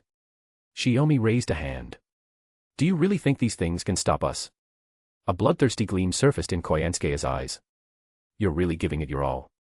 You've already stepped beyond humanity, yet you still intend to fight for a species that cannot free itself from its own brutality. Solving one problem after another for their sake. Morgan let out a derisive laugh. That attempt at provocation is far too crude, Koyanskaya. Provocation. If stating facts counts as that, then call it whatever you like. Koyanskaya's tone remained indifferent. I assume you already know where the bleaching of Earth originated. And you've probably uncovered the true identity of the alien god as well. And Shiomi prepared himself to erase her. Unfortunately, what stood before them was not her true body. Just like in Olympus, it was merely a terminal capable of exercising a portion of the beast's authority. Koyanskaya, fully aware of how dangerous Shiomi and the others were, had already resolved to fortify her true body. No matter what happened to this terminal, it would not feed back to her core. To solve one crisis, you create another. To ensure your own survival, you seize the right of survival from every other form of life. As the planet's primates, you claim the authority to strip away the lives of other beings, even your own kind. Koyanskaya's lips curled in ridicule. Tell me, humans who cannot abandon that animal instinct, in the end, aren't you just beasts that learn to walk upright? So you chose to assist the alien god's plan, Shiomi raised a brow, to eliminate humanity and bleach away the human order engraved upon this planet. In your eyes, humans are no different from animals, so you intend to strip them of their primate status. Of course. This planet has no need for humans. Nor for primates, Koyanskaya replied flatly. Shiomi shook his head. When you spout that kind of nonsense and attempt to dictate humanity's fate, you're lowering yourself to the same level as the humans you claim to despise. Resorting to wordplay now. Then there's no point continuing. Koyanskaya lifted her hand. During their exchange, the battle beasts had already surrounded them. Morgan and the others noticed at once and readied themselves for combat. But do not forget, Koyanskaya said calmly, even a tiny insect has a will to live. As a beast, even when facing a god, I will not yield to a few empty words. So you won't reveal your true form here? Shiomi feigned mild surprise. Afraid that hazy silhouette of yours won't accomplish much, and would only waste power. That has nothing to do with you, Koyansuke replied. I will be waiting at NFF headquarters.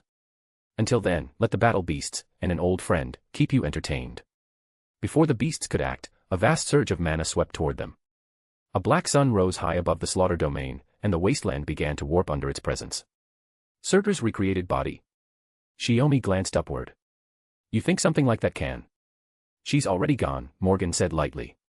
A barrier had already unfolded around them, deflecting the hail of bullets fired by the battle beasts. Running away is her specialty. That's the charm of independent manifestation, I suppose, Shiomi said with a small shrug. Still, since she claims she'll be waiting at headquarters, there's no need to waste time here. Then we cut straight through. Scáthach hurled her crimson spear into the center of the horde, triggering a violent explosion that tore through the beasts. Speed wins wars. No reason to linger. Artoria nodded and raised the holy lance. I'll clear a path. Morgan and Scáthach, by Tenkei time to sever the ley lines. Crouching down, Shiomi pressed his palm against the earth and gave a small nod. It's time to bring this journey to its conclusion.